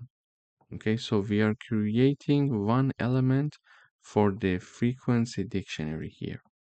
So what's happening here is the following. So now frequency dictionary is having one key and its corresponding value. Okay, let me repeat it one more time. So what's happening here is the following. So first of all, we started by looping over the string that the user entered. So we are having the character by character, we are looping over the string. For example, if the string is Reza R, first we start by R. We check if R is in the frequency dictionary. The answer is no, because initially it's an empty dictionary. So this part of the code is not executed. We go to the else part. Here we are creating a key for this dictionary, which is R, and we assign its value to be 1. Okay? And after this has been implemented, we go up, we move to the next character, and next character is now E. So now the next character is E here. Okay? So now we check if E is in the frequency dictionary. Now our frequency dictionary has one key and its corresponding value, which is R and 1. So E, is it inside the frequency? No, because we only have R, so this part is not executed.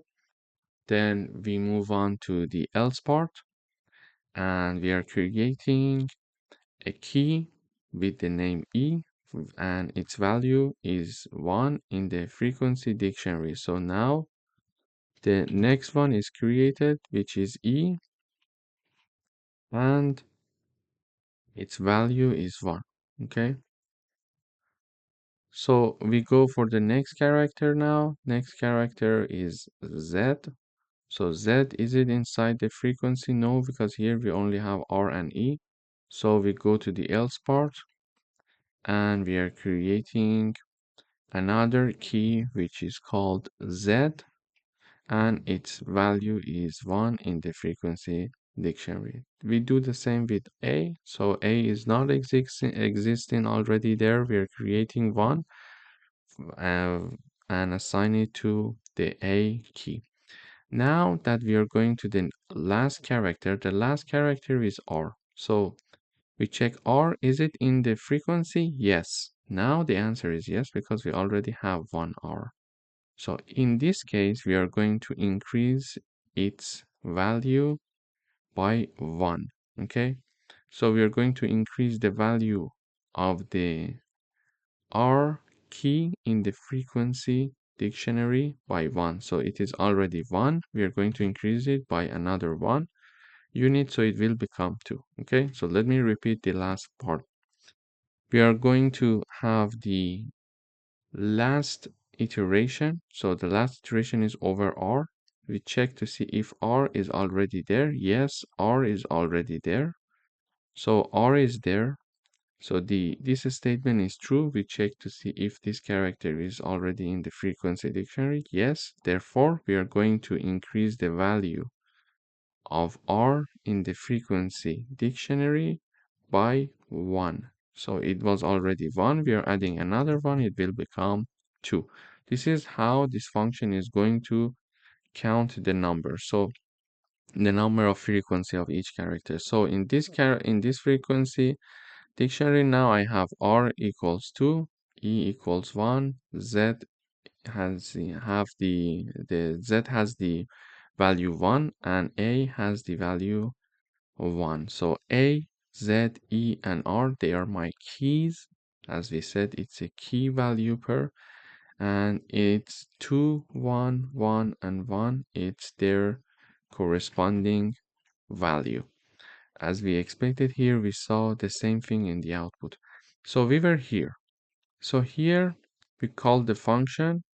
We did all this computation, and in the end, we are returning the dictionary frec, okay, or let's say frequency. We are returning this dictionary. So we created this dictionary and we are returning it now.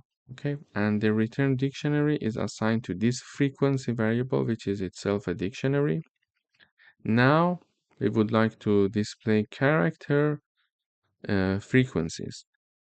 So everything is inside this dictionary now, frequency, because the output of the function was assigned to this variable. Now we are having that. We are looping over characters and values. Let's say we call count here. These two are my iterating variables, character and count. And they're going to iterate over the keys and values respectively. Okay, keys and values, keys and values. For example, this char iterating variable is going to iterate over all the keys R, E, Z, A, and this count variable is going to iterate over their corresponding values 2, 1, 1, and 1. Okay. In frequency.items, when we are having the frequency.items, frequency is the name of the dictionary. .items means that the items function is going to help us to iterate over the keys and values. Now, in each iteration, we are going to print the character with its corresponding value. So in each iteration, we see R, for example, and its corresponding value is 2. So R is my character, its corresponding value is 2. We're printing it.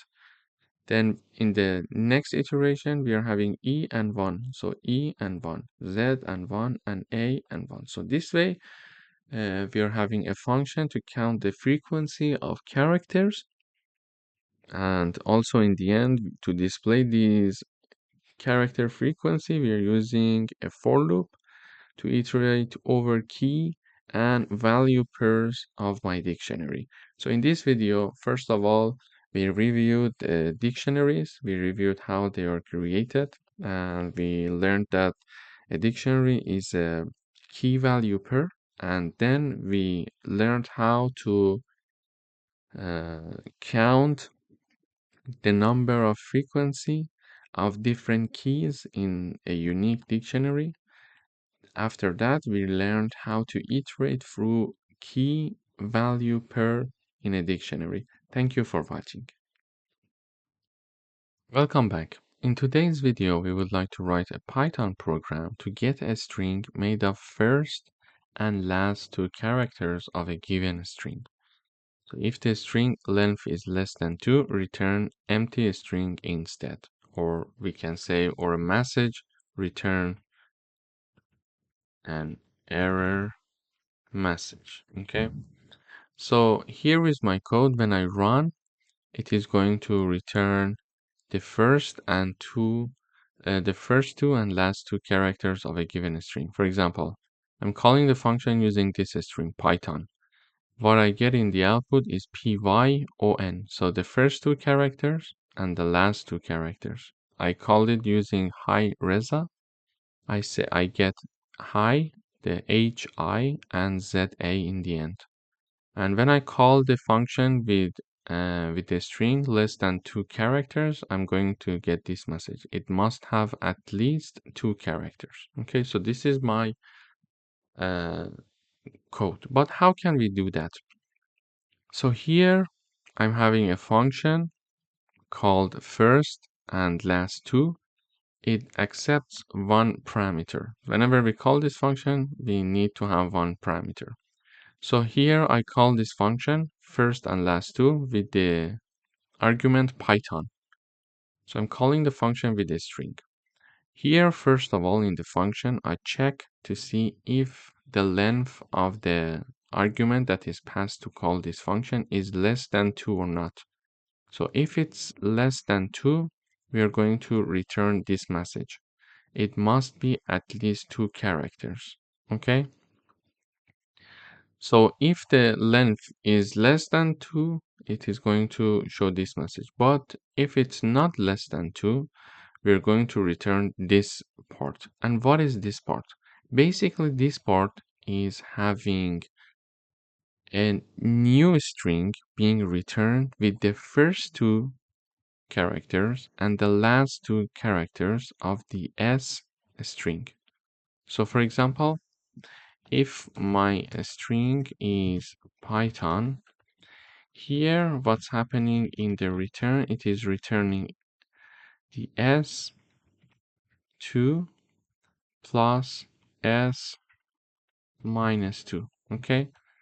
And basically this part is going to create a new string that is py, which is the first two characters of my string Python, which is py, plus the last two characters, because we are having the index minus 2, okay? So the last two characters plus on, okay? So this one will become PYON in general in the end. So this is what we have as the output, as you see here. But why -2?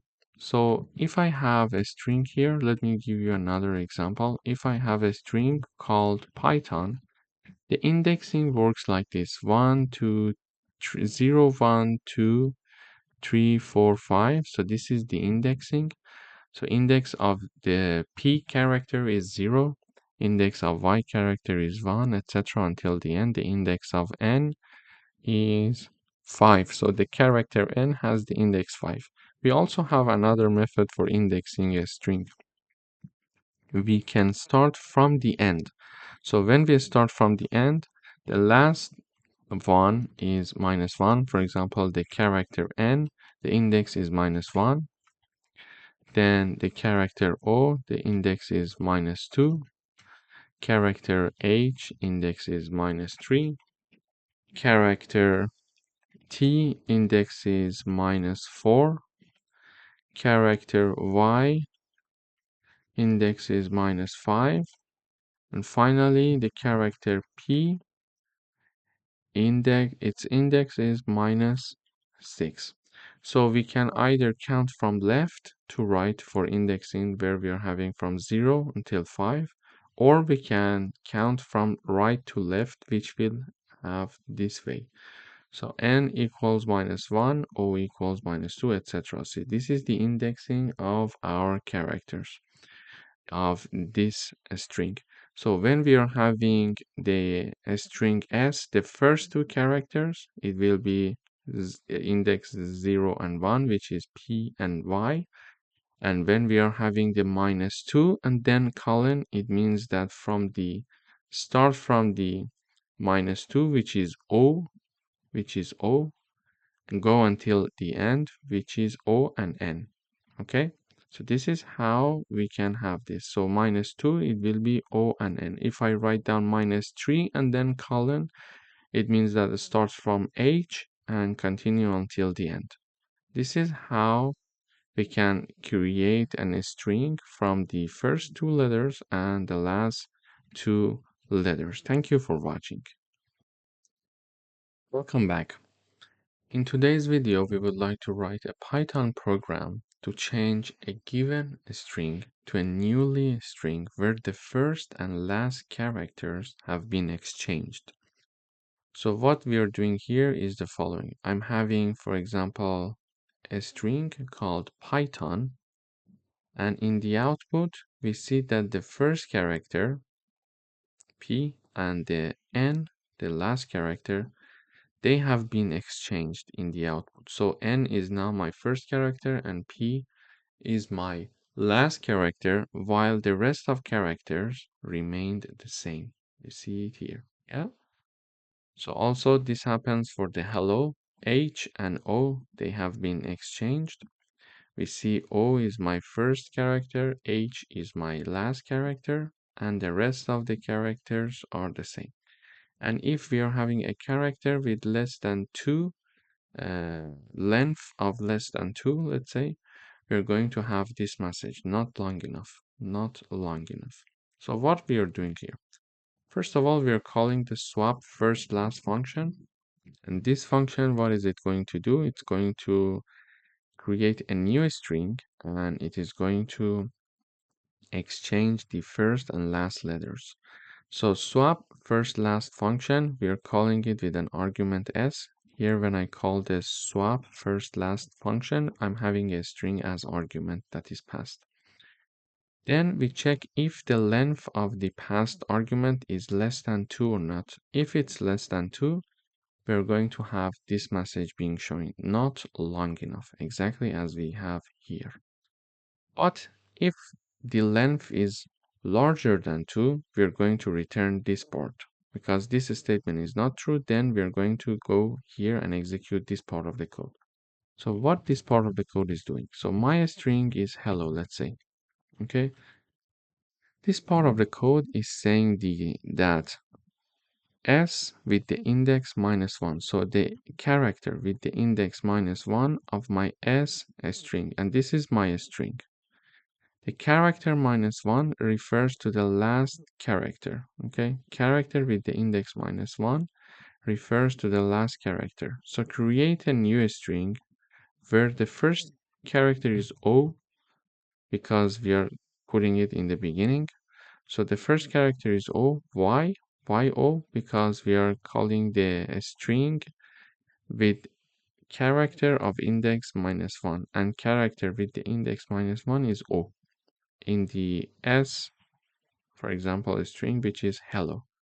So the last character, which is having the index -1 of my string hello, is O.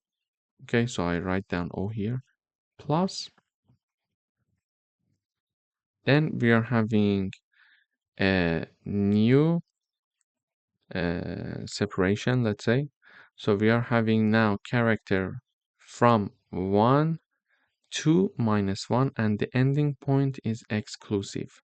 So we are writing it down like the following: from index 1, which is E, until index O, which is the -1, but the end is exclusive. Therefore, we're going to be having this. Okay. And why we are having index 1 from E? Because when we are having a string like hello, the indexing starts from 0, 0, 1, 2, 3, and 4. Okay, this is my indexing. And now H is having index 0 and E is having index 1. Okay, so from 1, which is the starting point, and the starting point until ending point. But we need to be very careful. Ending point is exclusive. So ending point is exclusive. We are going up until -1, but -1 is not included. Okay, so we start from 1, which is E. We go up until -1, but because it is not included and it is excluded, uh, we are not going to have that. So we are having ELL. Okay, so ELL plus. Now we are having the index 0 of our string. So we mentioned that this string hello, the index 0 is the first character, which is H. So here is my H now. So now we are creating a new string with these characters. So O, E, L, L, and H. Okay. So this is how we are going to exchange the first letter and the last letter. Also here, I'm having another example for Python. The same happens here. So we are going to, let me write it down here. So we are having a string called Python. First, we are putting the last character, which is N, plus YTHO plus P. Why? Because we are saying first the last character, which is N. So we are putting it here. Then start from the character with index 1 and go up until character -1, but the -1 is exclusive. So this is index 1, which is Y. Go up until -1, but -1 is exclusive. So we go 1 to the left. We are having the YTHO as we have here. And finally, we are having index 0 of the string S. So index 0 of this string means that we are talking about the first character here, which is P.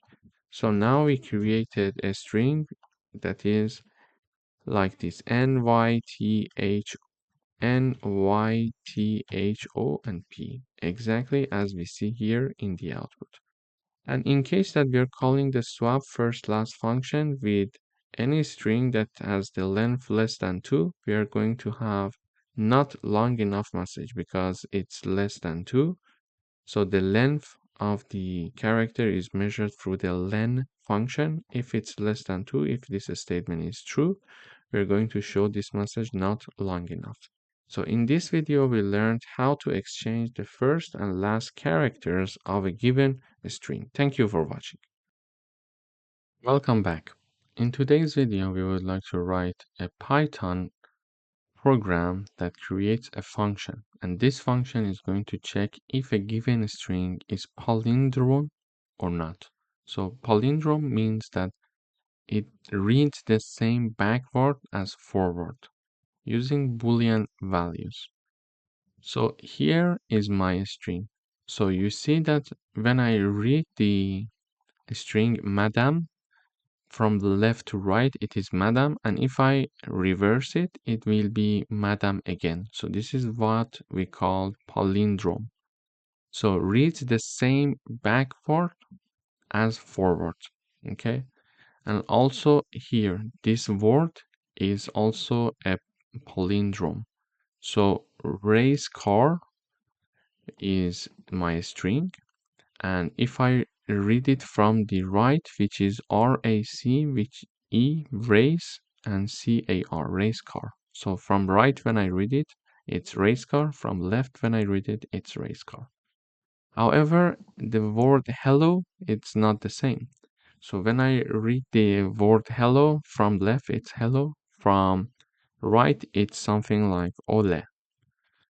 And for example, for the next word, which is level, if I read it from left, it's level, and if I read it from right, it's also level. And finally, we are having the Python. So if I read it from left, it's Python, but if I read it from right, it's not Python. I'm not sure even how we can pronounce it. Nofip, something like this. So this is how we can understand if a string is palindrome or not. In order to understand this using Python, we write down a function that is called isPalindrome. And in this function, whenever we call this function, we are passing one argument. So we call this palindrome function with one argument called s. So whenever I call this function, I'm having one string. So the string is madam here. So isPalindrome race car. So whenever I call this function, I'm having one argument being passed. So in this function, first of all, we use the def keyword to declare our function. This is the name of the function, and this is the arguments of the function. And in this function, we only have one argument. So in this function, what we are checking here is the following. We check to see if the string s equals to s when it is being reversed. So it checks to see if s string equals to its reversed version, and its reversed version is colon minus one. Okay, s colon minus one. This is the reversed version. Whenever I want to reverse a string, I'm going to do this.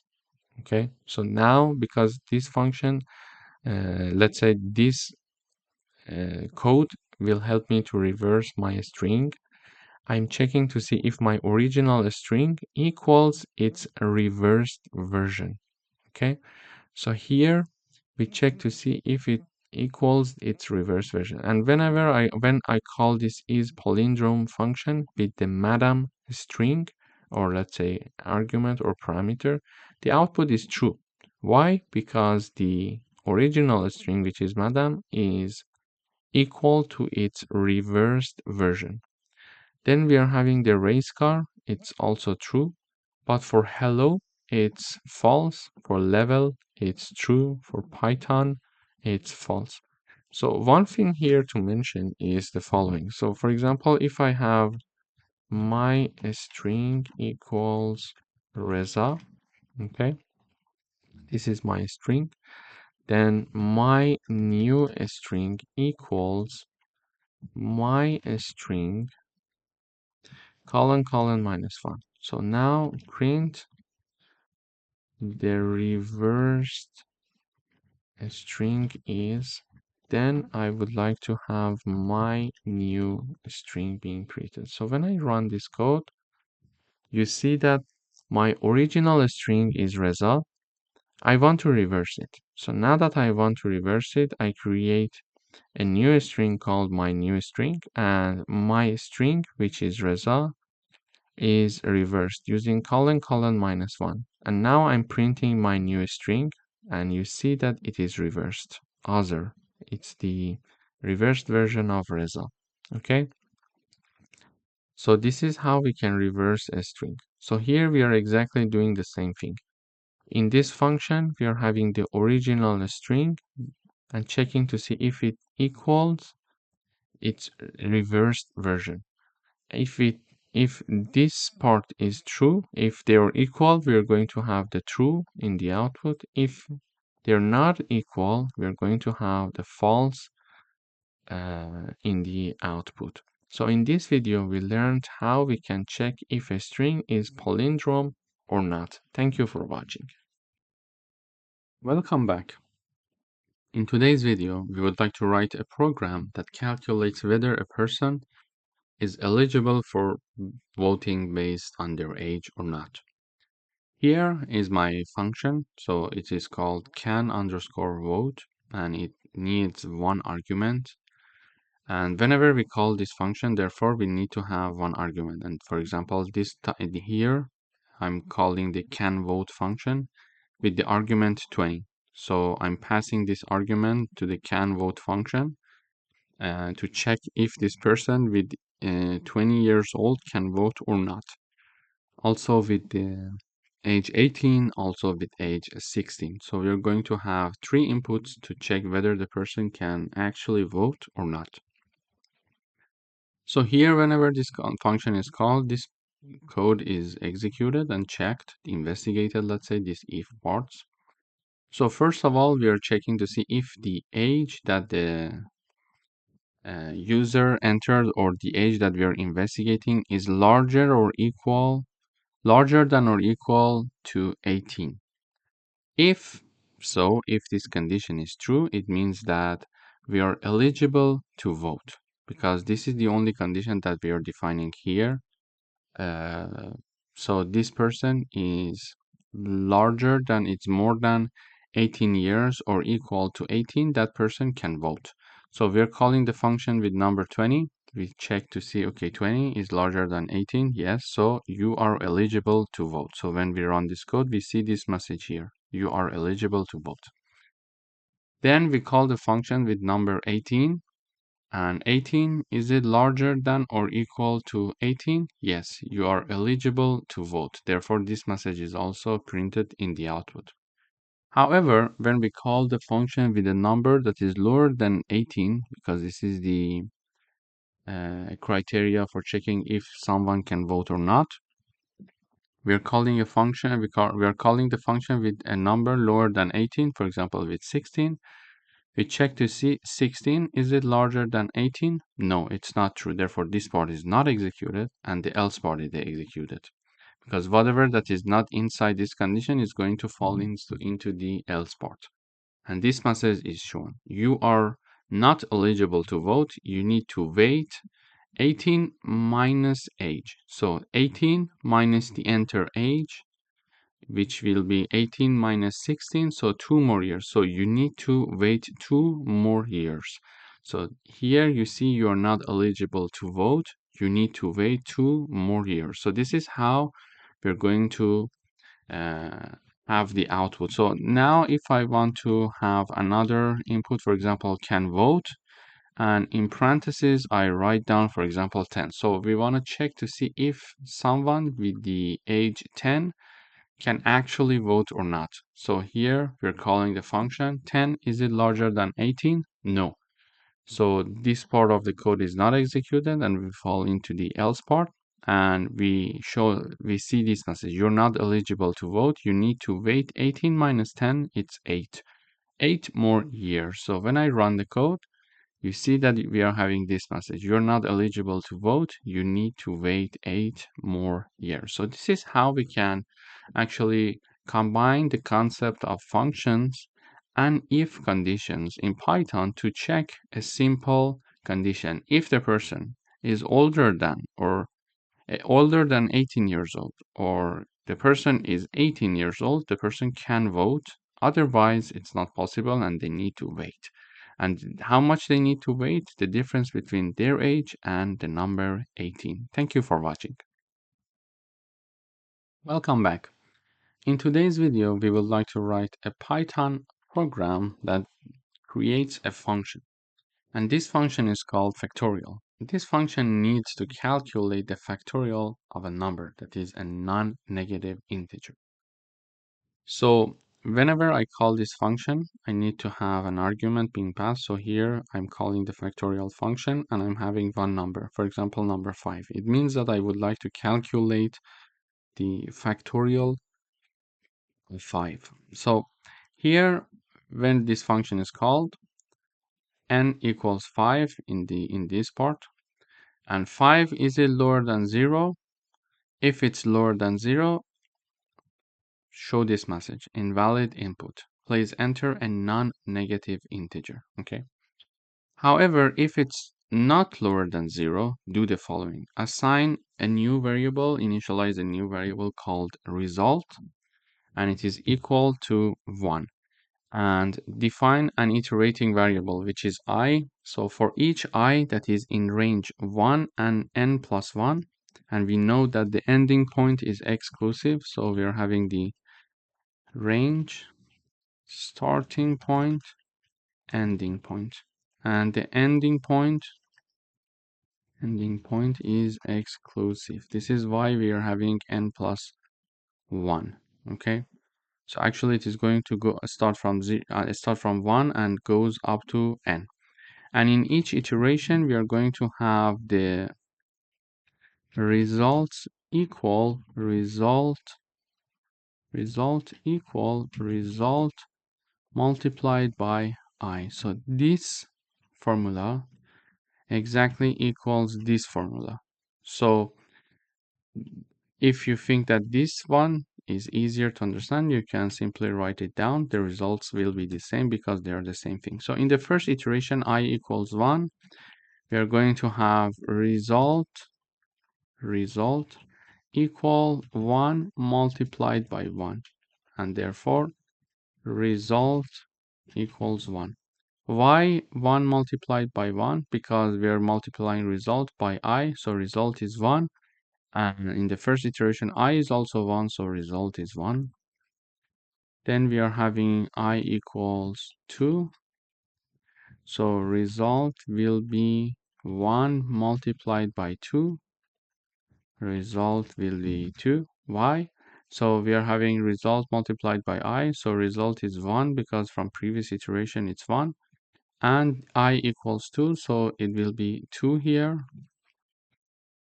Then we are having I equals 3. For example, we are having result equals 2 multiplied by 3. 2 multiplied by 3. So now result will be 6. But how? Because we are having result multiplied by I, so result is 2. From the previous iteration we have it. And also I equals 3. So we are having number 3 here. 2 multiplied by 3, it's 6. Then we are having I equals to 4. Result equal 6 multiplied by 4. So result is 24. And finally, in the last iteration, we are having I equals 5. So result 24 multiplied by 5. And the result will be 120. So result will be 120. So in the last iteration, we are having result multiplied by I. So result from previous iteration is 24 and I is 5. So we are having 24 multiplied by 5. It means that we are going to have the result equals 120. And because now I equals 5, we wanted to continue up until n plus 1, and n plus 1 is exclusive. So n was 5. Oops, sorry. So n was 5. We were supposed to go from 1 to 5 plus 1, which is 6. So 6 is exclusive. So we are going to go up until 5. So I is going to start from 1 and it is going to continue up until 5 because we wanted to calculate the factorial of number 5. Okay, so after finishing this loop, we are going to return the result, which is 120. So we're going to return it and therefore print this because we called this function with the argument 5, so it is going to return the result. So we're going to have the print 120 in the output. And next time I call this function with number -3. So when I call this function with number -3, it comes here. We check first of all to see if -3 is lower than 0. The answer is yes. So we are having this message being shown in the output. Invalid input, please enter a non-negative integer. So this is why we see this message in the output. So basically in this code, we learned that we can have the calculation of different numbers factorial. For example, we can have factorial of, for example, 3. And when I run this code, we see that the factorial of 3 is 6. The factorial of, for example, 10. Let's calculate this one. So this one is this number, okay? We can have the calculation of factorial of 6. It's 720. So this is how we can have the factorial of any positive number using this factorial function. Thank you for watching. Welcome back. In today's video, we would like to write a Python function that takes two Boolean values as input and return the logical and or of those values. So here is my example. I have my two Boolean variables a and b. One of them is true, the other one is false. And we want to define a function that checks the relation between these two, the and or. Okay, so here is my logical operations function. So this is a function called logical operations. It requires two arguments, a and b. So whenever I call this function, I need to have two arguments, a and b. So here I try to call this function logical operations a and b. Then we are assigning the result of this function to and value and or value. So we are having two variables on the left hand side, meaning that this function is going to return two values for us. Here you see this is the function output. So the first output, the second output. So the first output is going to be assigned to the and value. The second output is going to be assigned to or value. So this is how this function works. We're calling the function with two variables. On the right hand side, we are having the call of function. On the left hand side, we are having two variables. It means that this function is going to return two values for us, and or. Okay, so it is returning also two values. After doing the calculation by this function, these two values are assigned to add and or values. Finally, we are showing the and value and or value. So what does this function do? Logical operations. Two variables, let's say two arguments are required for this function. So a and b. First of all, we are checking the relation between a and b. So a and b, the relation is either true or false. It is assigned to and result. A or b, the output can be true or false, and it is assigned to or results.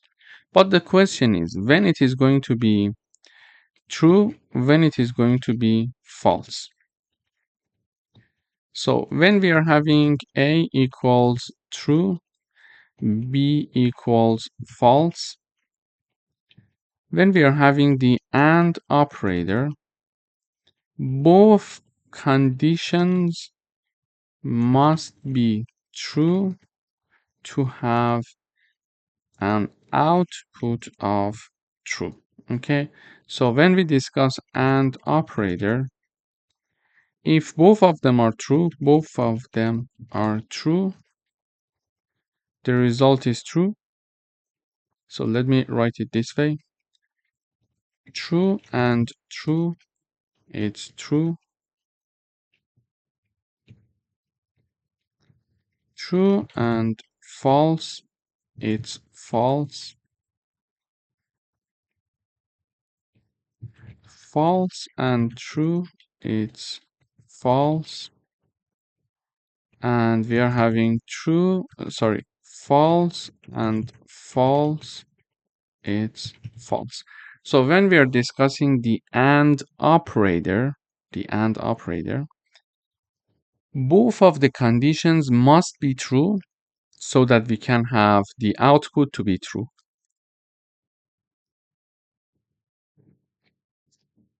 You can see it here. So true and true, so the output is true. But if one of the conditions is false, for sure the output will be false. So when we are having true and true, the output is true. But when we are having true and false, the output is false. When we are having false and true, the output is false. When we are having false and false, the output is false. So when using the AND operator, the only situation in which the output will be true is when we are having both conditions to be true. Okay.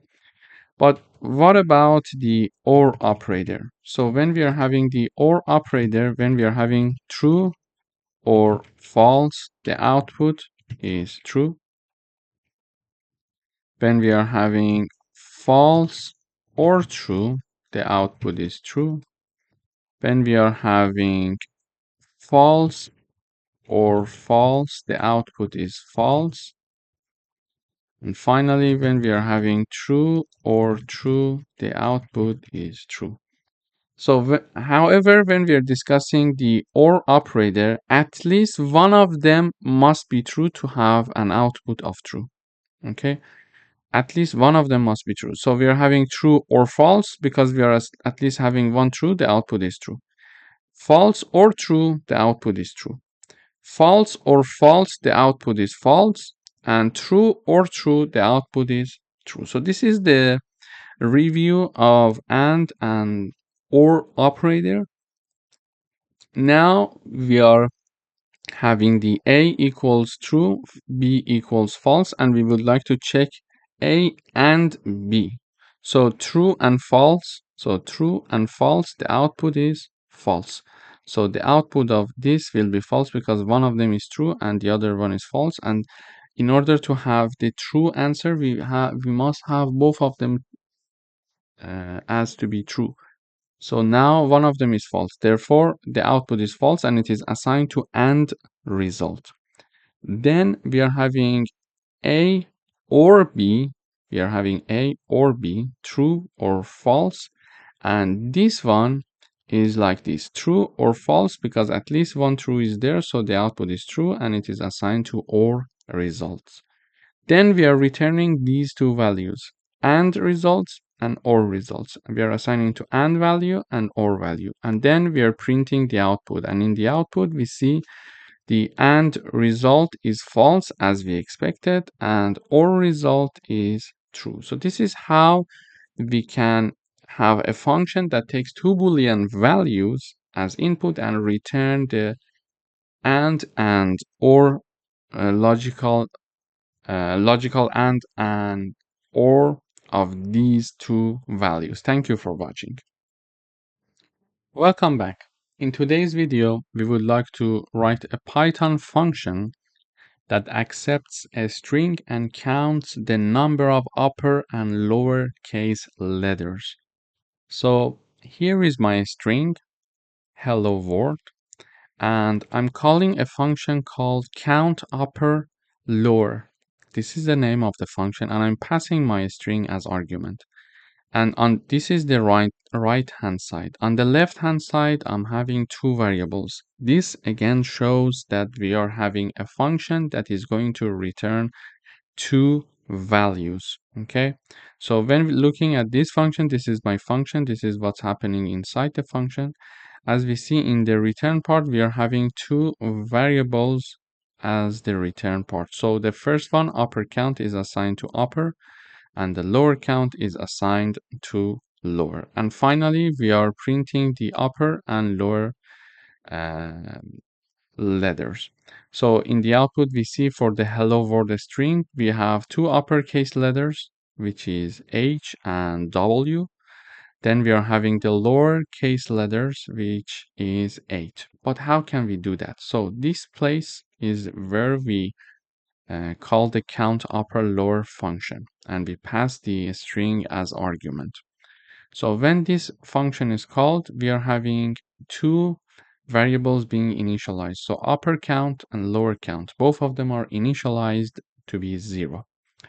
Then we are having a for loop in order to count the uppercase and lowercase letters. We can do it manually, but it's hard, so this is why we use for loops. In order to do that, we are having a for loop iterating over s, which is the argument, which is here the text, and text is holding our string. Okay, so we are iterating over this string character by character. In the first iteration, we are having H. In the second iteration, we are having E. In the third iteration, we are having L, etc. until the end. So in the first iteration, let's say, let me write it here. First iteration, character equals H. Okay. And we are checking to see if that H is uppercase letter. Using the isUpper function, we can understand that. If this statement is true, add one value to the upper counter, which was initialized to be 0. So H is an upper letter, so add one value to the upper count. Therefore, the upper count now is 1. Upper count is now 1. Okay, so we continue with the rest of the letters. Now that we want to continue with the rest of the letters, in the second iteration, we are having the char equals to E. Okay, so now char equals to E. Here we check if E is uppercase letter. Is it true? No, it's not, because it's not uppercase letter. It's lowercase. Therefore, this part is not executed. We go here, so we check if E is lowercase letter. Yes, the answer is true. So we are adding the one value to the lower count variable. So lower count is now equal to 1 as well. Okay, so this is the lower count now. So we go for the third iteration. For the third iteration, we are having the char equals to L. Yes? Okay, so char equals to L. We check L, is it uppercase? No. So this part is not executed. L, is it lowercase? Yes. So now that it's lowercase, we are going to add another one value to lower count. So it was initially 1. Now we're going to, initially it was 0, then it was 1, and now we added another one. Now it's 2. And this way, we are going to continue the iteration over the remaining characters of this string. Therefore, we are going to keep track of the uppercase letters and lowercase letters. And finally, that we finish the for loop here, we are having the updated upper count variable and lower count. So basically, the upper count should be 2 because we are having only H and W, and the lowercase letter should be 8. So in the end, it will be 8. And finally, we are returning these upper count and lower count variables, which are assigned to upper and lower variables respectively. Finally, we are showing them in the output here. Thank you for watching. Welcome back. In today's video, we would like to write a Python function to check whether a number falls within a given range or not. So here is my number, num equals 10. We are here calling the isInRange function here, and we are passing three arguments. First of all, we're passing our number, which is 10, then starting point and ending point of our range. So we would like to see if this num is inside this range or not. And again, I call this function one more time, and I would like to check the same num to be if it's inside this range or not.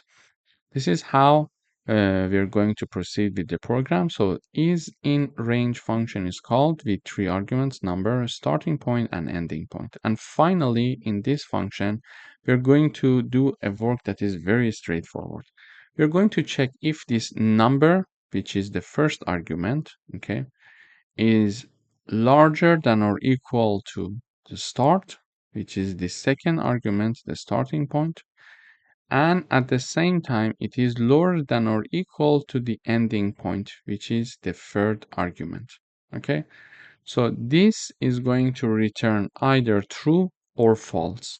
If this statement is true, meaning that the number is between these two ranges, so it is going to return true for us. If this number is not passing these two conditions, so it means that it's not larger than or equal to start or and lower than or equal to end, it is going to return false. So when I run the code, first of all, we see true. So we are passing number 10, 5, and 15. Basically here we are checking to see if number 10 is lower than or equal to 15 and it is at the same time larger than or equal to 5. This is what we are checking here. Okay, and the answer is true. Indeed, 10 is larger than 5 and lower than 15. So it is going to return true. This is true for us.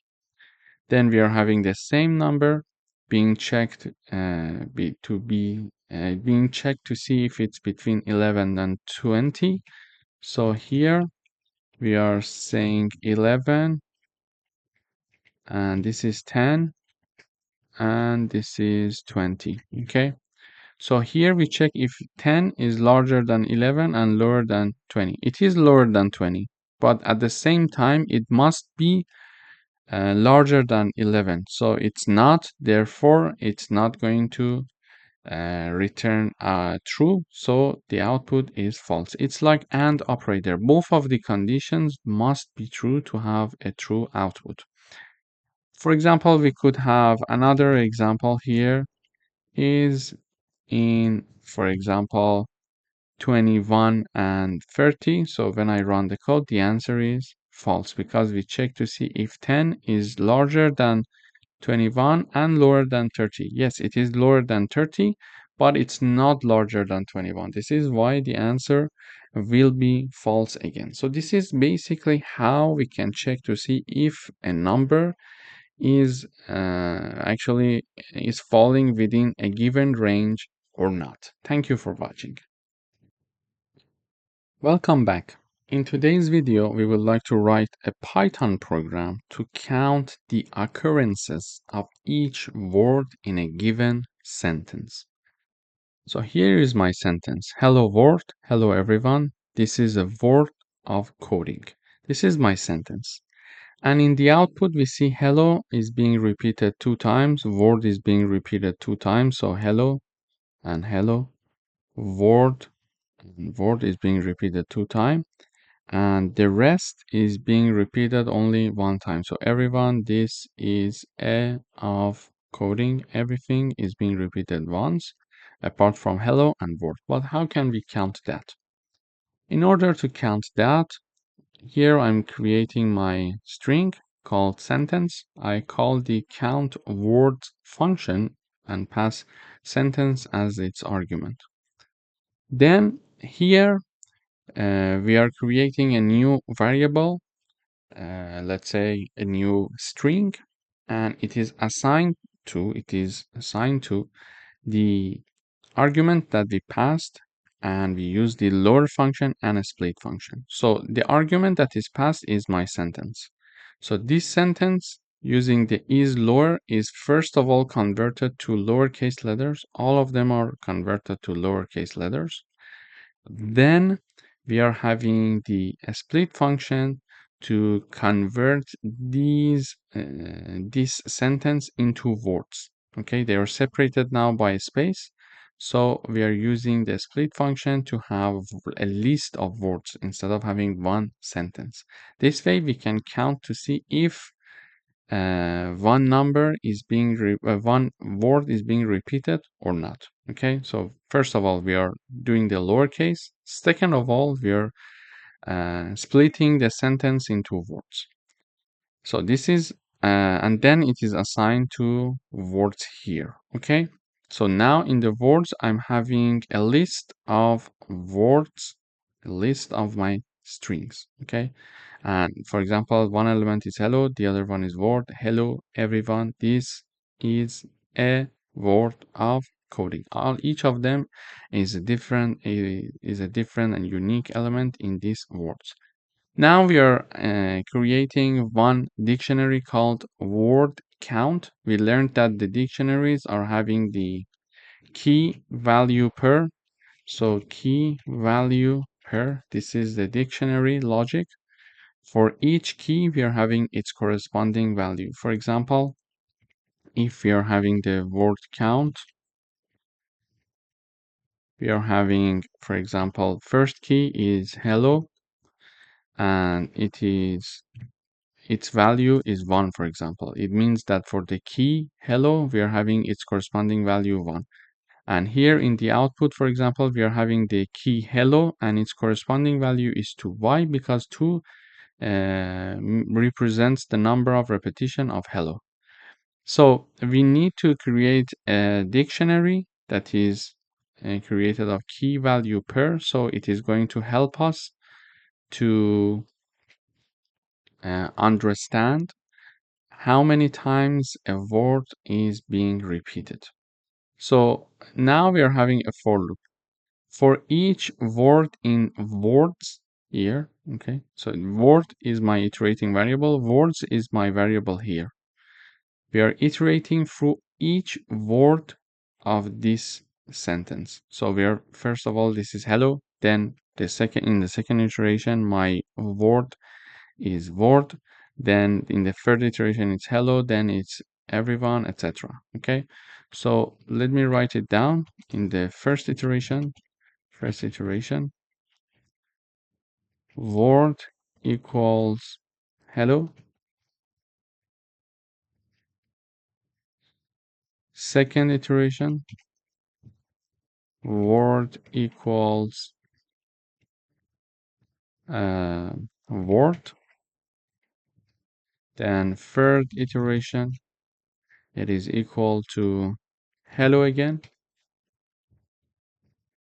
until the end. Okay, we are going to iterate through each of these words one by one. So in the first iteration now, word equals hello. We are going to see if this word, which is hello, is in the word count dictionary or not. It's not, because we just created it and it's an empty dictionary. So it's not. This one is false. This part is not executed. Therefore, we are creating the key in the word count dictionary and assign its value to be 1. So our dictionary was empty. Now we are adding the key, which is hello, to the word count dictionary, and its corresponding value is 1 now. Why it is hello? Here is word. Why it is hello? Because in the first iteration, word equals hello. Okay? So this is how. Then we go for the next iteration. In the second iteration, word equals word. So we check to see word, is it in the word count dictionary? No, in my word count dictionary, I just have hello and its corresponding value. So this part is not executed because this part is false. Then we come here. When we come here, we see that, okay, we need to create a new key with its corresponding value. So a new key is our word in the word count dictionary, and its value is 1. So it means that we are going to have word and its corresponding value is 1. Okay, so we are having the iterating variable being inserted as the key, as the next key of the word count dictionary, and its value equals 1. Its value equals 1. And why we are having the word here? Because we are iterating in this, we are in the second iteration, and this word equals word in the second iteration. So we go up back. So we go for the third iteration. The third iteration, we are having the third word, which is hello again. So we check to see if this word is already existing in the word count dictionary. Here, do we have hello? Yes, we have one hello. Okay, we have one hello. So this part is true. And we are going to add one value to the key of the word count dictionary. And what is that key? That key in the third iteration is hello, and hello is already there. So we are adding one value to its value. So value is already one. We are adding one value, it will become two. So we are adding one value to the word key, which is in the first iteration hello of the word count dictionary. Okay. So this is how we are having now hello 2. Then we go up, then the next word is everyone. So everyone, its value is 1. This is, for example, then counted, and then until the word. So when we are having the word again, so we already had one word, we are going to increase this word to 2. And then we are going to continue with the rest of them as this logic. So we learned that in this video, first of all, we lowercase all the letters, and the reason is because if we are having one hello with capital H and one hello with lowercase h, it is going to consider both of them to be equal. So now we are going to lowercase everyone. So this one is also hello now. So the compiler will see them as uh, one uh, similar word. But when we are having one h which is large, which is uppercase, the compiler differentiate this one with this one because the compiler is sensitive with the capital or small letters. So this is why we had the lowercase. Then we have the split because we want to split this sentence into words. We assign it to words now. We create a dictionary which is empty. We loop over the words inside the words. Here we check and we remove the punctuation. So whatever that we are having, question mark, comma, the period, etc., all of them are removed, and we are updating the word here. Then we are going to check to see if that specific word in the first iteration hello already exists in the word count dictionary or not. So it's no. We are going to insert it for the first time and assign it the value 1. Then in the next iteration, when we encounter hello, for example, we see that okay, hello was already there, and we are going to simply add one value to its value. Now it's 2, etc. So until the end, we can count the number of occurrences of each word in a given sentence. Thank you for watching. Hello everyone, welcome to this lecture. In this section, we are going to focus on lists in Python. So a list is a collection of items that are ordered and changeable. They are created using square brackets, and items in lists are separated by commas. A list can store items of different types, for example, integers, string, or even other lists. And we can access the list elements using index, starting from 0. Let me illustrate it with an example. In order to declare and initialize a list called fruit here, we are having a square bracket here, and there are 3 elements in this list of mine, and they are separated by a comma. So you see here, there are strings. This is why we are having double quotes.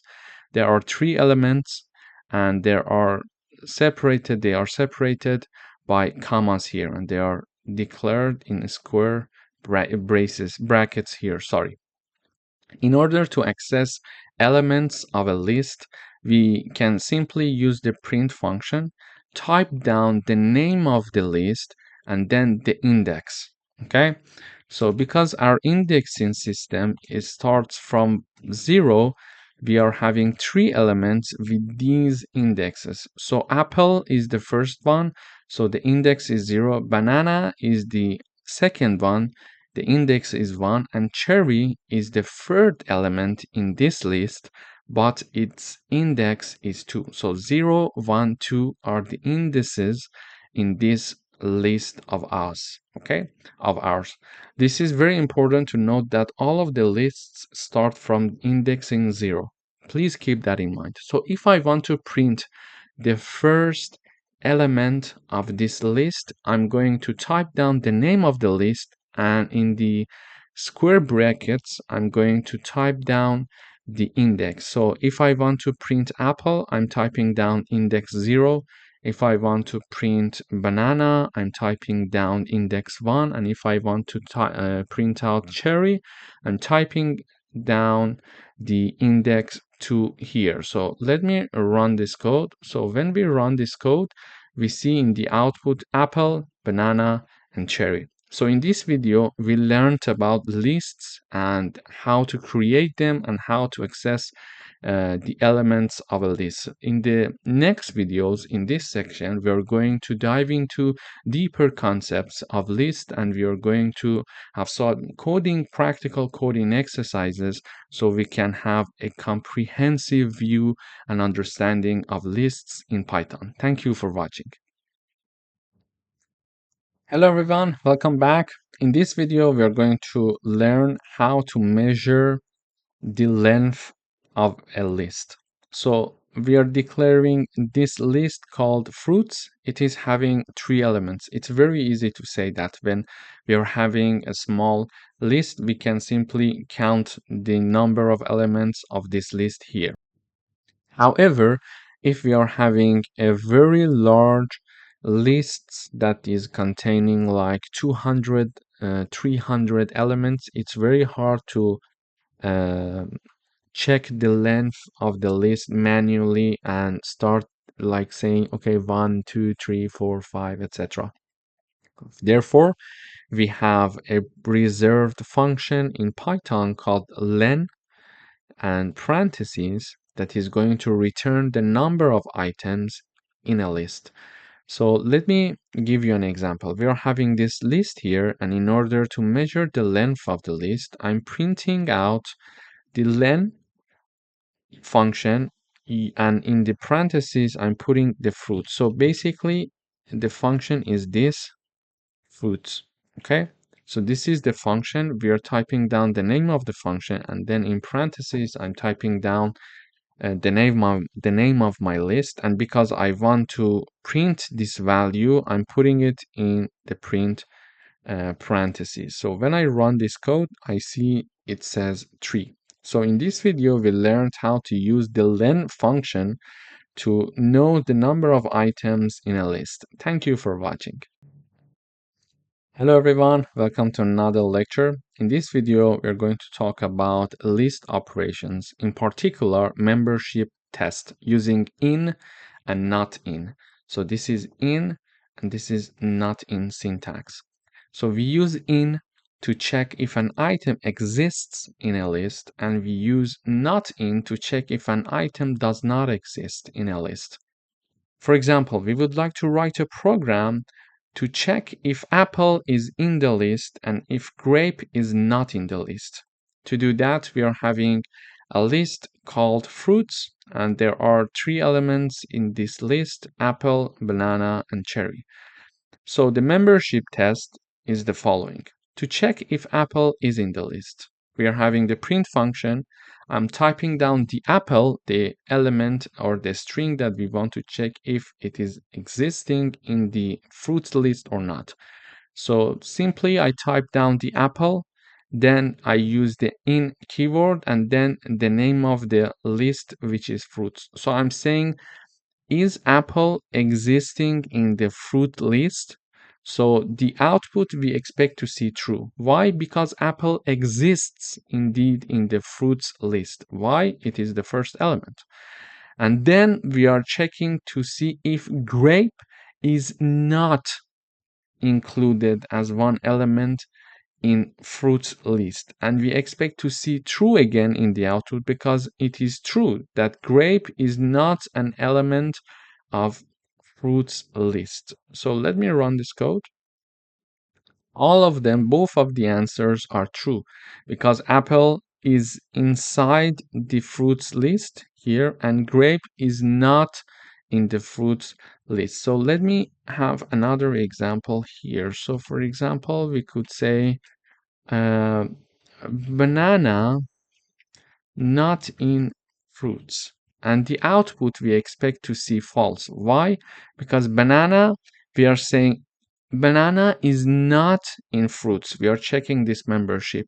The output is false. Why? Because banana is already there. So banana is one of the elements of these fruits. So when I print another time banana in fruits, I expect to see the output true here. So let me run the code. We see for the first two, as we discussed, the answers are true. For the third one, banana is not in fruits. It is false because indeed banana exists in fruits. And then the last one, it is true because banana is in fruits. Is it true? Is this statement true? Yes, banana is in fruits. But banana is not in fruits. Is this statement true? No, this is not true. Why? Because banana is indeed in fruits. Grape is not in fruits. Is this statement true? Yes, so the output is true. Apple is in fruits. Is this statement true? Yes, it is true, so the output is true. Thank you for watching. Hello everyone, welcome to this lecture. In this video, we are going to talk about how to modify a list. So lists are mutable in Python. It means that we can change their elements by accessing their index or performing certain operations. We are going to write a program to replace the second item in a list with orange. Okay, so our original list is here. So it's called fruit. It has three elements: apple, banana, and cherry. And we also learned that the index of banana is zero. The index of apple is zero, the index of banana is one, and the index of cherry is 2. So we would like to write a program to replace the second item in the list with orange. So the second item in the list is banana. We're going to modify this banana and replace it with orange. But how can we do that? It's very easy. We type down the name of the list and the index of the second item, banana, which is the index is 1, based on 0, starting from 0, the banana index is 1, and we are setting equal sign to orange. This way, I'm modifying the second element of this list. After that, I'm printing my list. How? I'm using the print keyword and put down the name of the list. So when I run this code, we see that apple, orange, and cherry is being now printed in the output. But what if I would like to change cherry to something else? So for example, I would like to modify cherry. So I would type down the name of my list and the index of my third element, which is cherry, and the index is 2, and I'm going to uh, have the equal sign, and I'm just typing down pineapple. Okay, so now I would like to replace cherry with pineapple and then print out the fruit list. So when I run this code, I see this new list of mine here: apple, orange, and pineapple. So this is basically are the rules of how to access certain elements in a list for further modification. Thank you for watching. Hello everyone, welcome to another coding exercise. We would like to talk about how to understand the index of one element in a list. So we would like to write a program to find the index of banana in the list that contains apple, banana, and cherry. So this is my list called fruits, and apple, banana, and cherry are three elements in this list. In order to have the index of banana in my list, I can use this code. So name of my list dot index, and then in the parentheses, I'm typing down the name banana because this is the element, this is the banana is the element that I'm looking for its index in the fruits list. So I put down, because I want to see the output, I put down this line in the print parentheses keyword.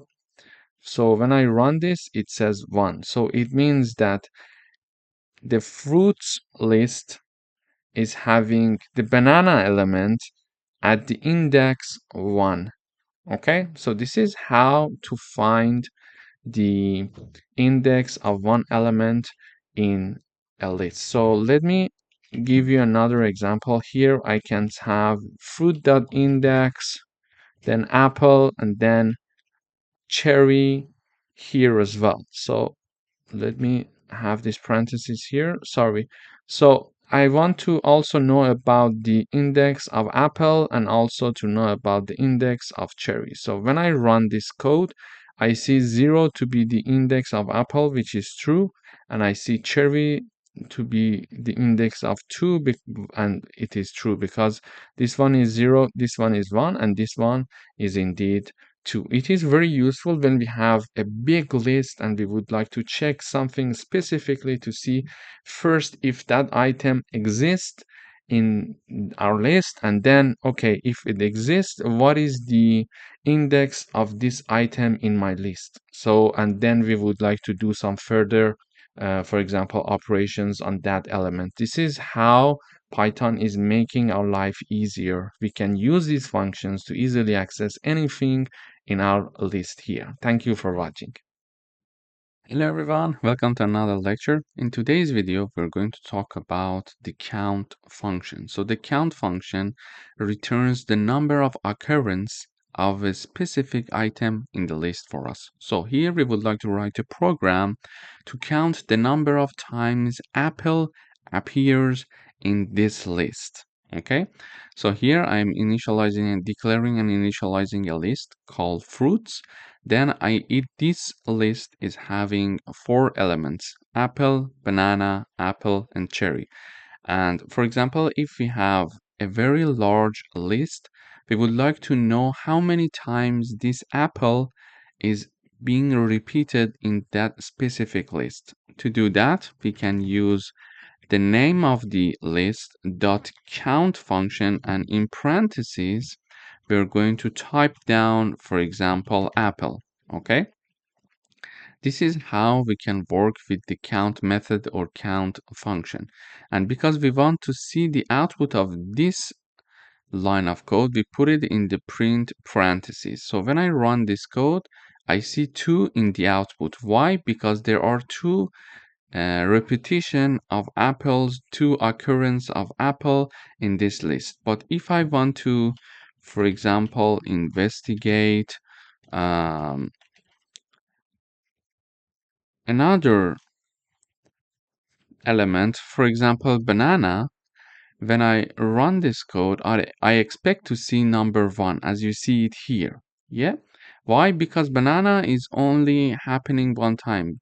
There is no repetition for banana. Only one time it appears in the fruits list. Therefore, using this count method or function, we can count the number of times one element is being repeated. Thank you for watching. Hello everyone, welcome back. In today's video, we're going to learn how to work with the copy function. So the copy function creates a copy of our list. So we would like to write a program to create a copy of our list. So our list is called fruits. It has 3 elements: apple, banana, and cherry. And then we are going to have a new list called new list. And then we are using our list called fruits.copy with empty parentheses to copy this fruit list into our new list here. And then I'm using the print function to print out the new list for myself. So when I run this code, I'm printing the new list as you see it here, and it is showing apple, banana, and cherry, exactly the same elements as the fruits list. Why? Because everything that was in the fruit list was copied to this new list here using this line of code. So we can simply type down the name of our current list dot copy an empty parentheses to copy whatever that is inside that list in another list, for example, a new list or another list, for example, here. So I can have another list called X. This list is called X, and I'm typing down fruits.copy here. And then I'm printing this list that is called X. As you see, the fruit list is also copied and pasted into the list that is called X. And when we are printing the X here in the output, we using this line, we see that apple, banana, and cherry is there. So simply using the copy keyword, we can copy and paste everything in another list. Thank you for watching. Hello everyone, welcome to this lecture. In this video, we're going to learn how to modify a list using three predefined functions in Python. First append, then extend, and then insert. So append adds an item to the end of the list. So using append function, we can use only one item each time that we're using and calling this function to the list. Having the extend function, we can add multiple items at the same time to the end of the list. And using the insert function, we can insert an item to the list at a specific position. So let us illustrate these with an example. So we would like to write a program to append orange to the list, extend the list with grape and melon, and then insert kiwi at index 1. Let me illustrate it. So we are having this original list called fruits. It has three elements: apple, banana, and cherry. So when I have this list, the index of apple is 0, banana is 1, and cherry is 2.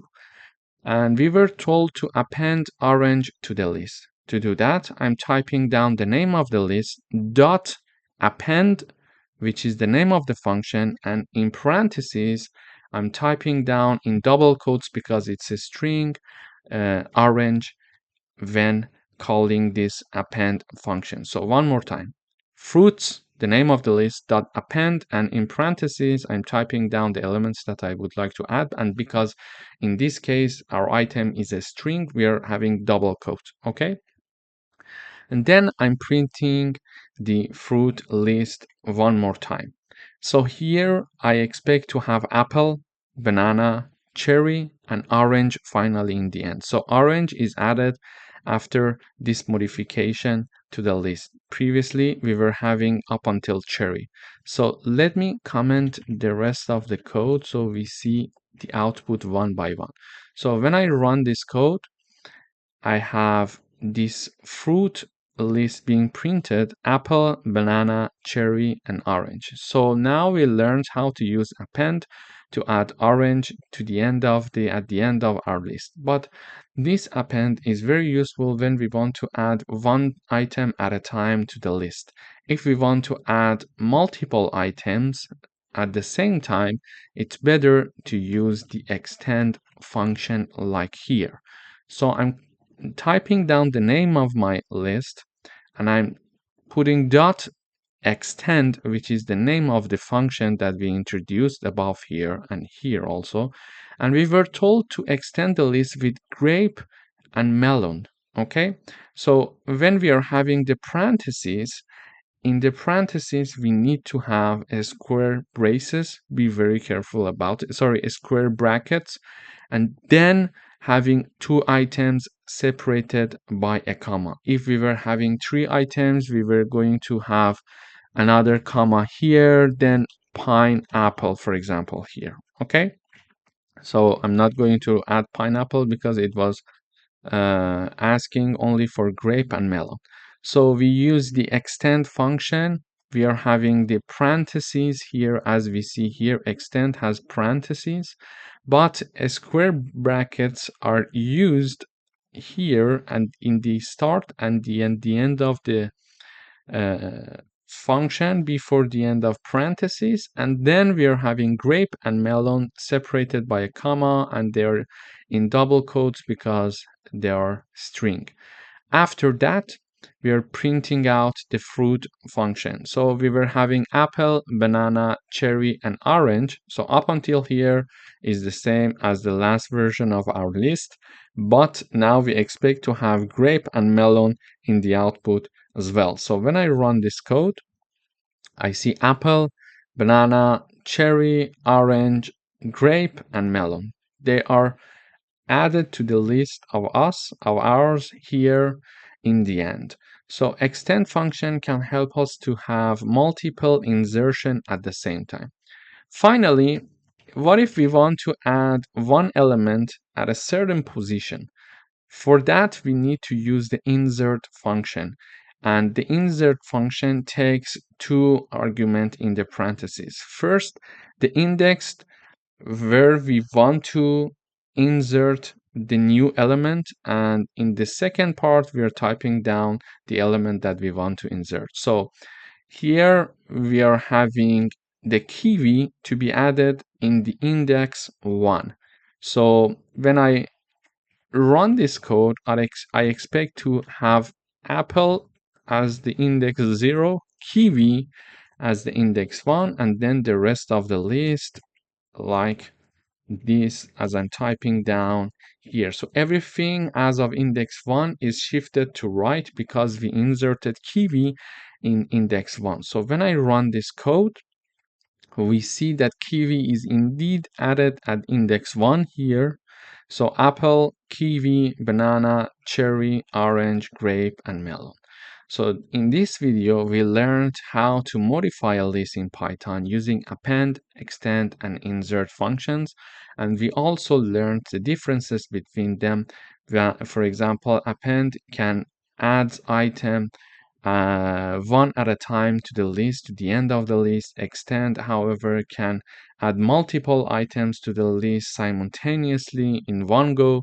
And then we are having the insert function that can help us to insert one specific item at a one specific index or location in our list. Thank you for watching.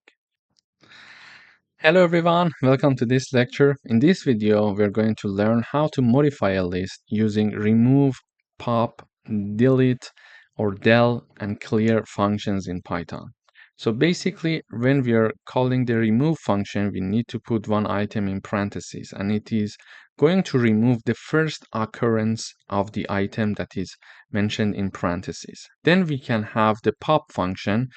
It is going to remove the item at the specific index. So in the parentheses, we can type down the index, or the last item is going to be removed if no index is specified in parentheses.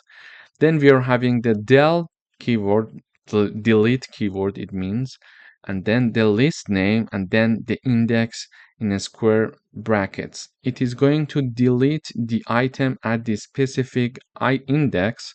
And finally, we can have the clear function that is going to remove all elements from the list. Let me illustrate it with an example. So we would like to write a program to remove banana, pop the last item, which is this function here, delete the first item, and then clear the list.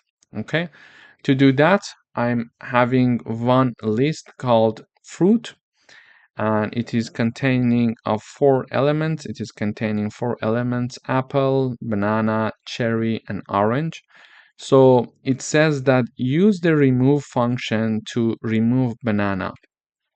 To do that, I'm typing down the name of my list dot remove, and in parentheses, as indicated here, we need to type down the name of the item. So I'm typing down the name of the item, remove banana. So banana is typing down here, and now I'm printing out the fruit list here. So let me comment these parts because we're going to uncomment them step by step. So I'm removing banana from the list and then I'm printing out the list. So I expect to see apple, cherry, and orange when I'm printing out the fruit list after this modification. So this banana must have been removed, must be removed. So we are seeing apple, cherry, and orange. Indeed, this remove function helped us to remove the banana string from this list. Then we are having the pop function here. So it says pop the last item.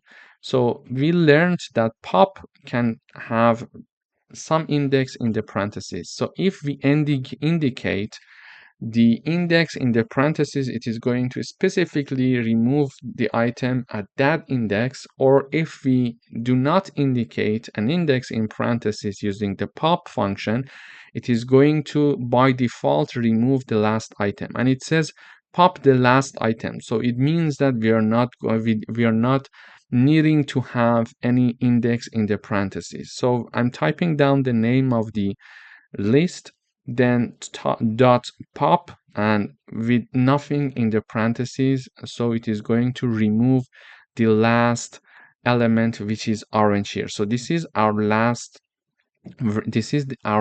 version of the list: apple, cherry, and orange. And then I'm calling the pop function with no index in the parentheses, so it is going to by default remove the last item, which is orange here. So we expect to see our list containing only apple and cherry when we are going to call this fruit list one more time and print the output.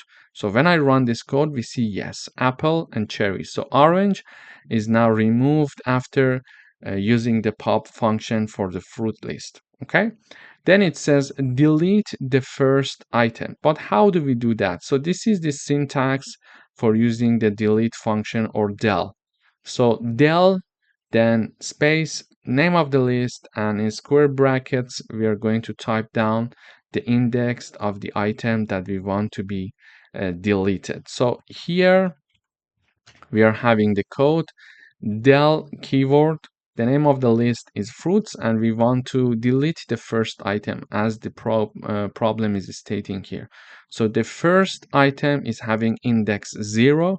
I'm removing the first item and I'm printing out the list uh, fruit one more time. So when I run this code, the last version of my list was containing apple and cherry, and then I del the first item of the fruits list. So I expect not to see the apple anymore when I run the code, and see only cherry, because using this we remove the first element of this list. So yes, we are seeing only cherry in the output after we are removing the first element of the fruits list using the del keyword. Okay. After that, it is asking us to clear the list. In order to clear the list, we are having the fruits dot clear and nothing in parentheses, and we are printing out the fruit list one more time, and we expect to see nothing in the list, so we are clearing the list and there will be no item in the list after calling the clear function for the fruits list. So let me run the code one more time. Yes, we see an empty list here. So in this coding exercise, we learned how to modify a list using remove, pop, del, and clear function. Thank you for watching.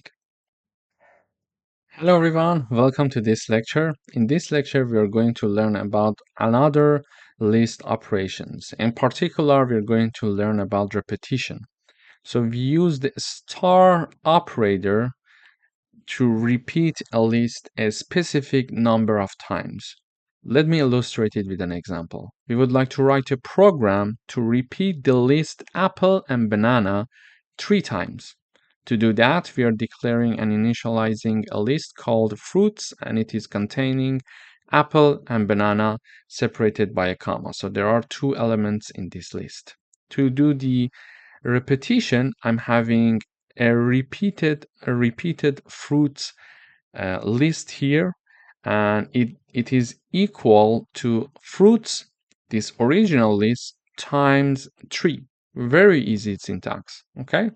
Then I'm printing the repeated fruits here in the output, and I expect to see apple, banana, apple, banana, and apple, banana, because this list is going to be repeated 3 times, and it is going to, let's say, copied and pasted 3 times in the repeated fruits list. So when I run this code, I see apple, banana. This is the first time of repetition. Apple, banana. Second time, apple, banana. So 3 times the original fruits list is repeated in the repeated fruit list, using this star syntax to have the repetition in lists. Thank you for watching.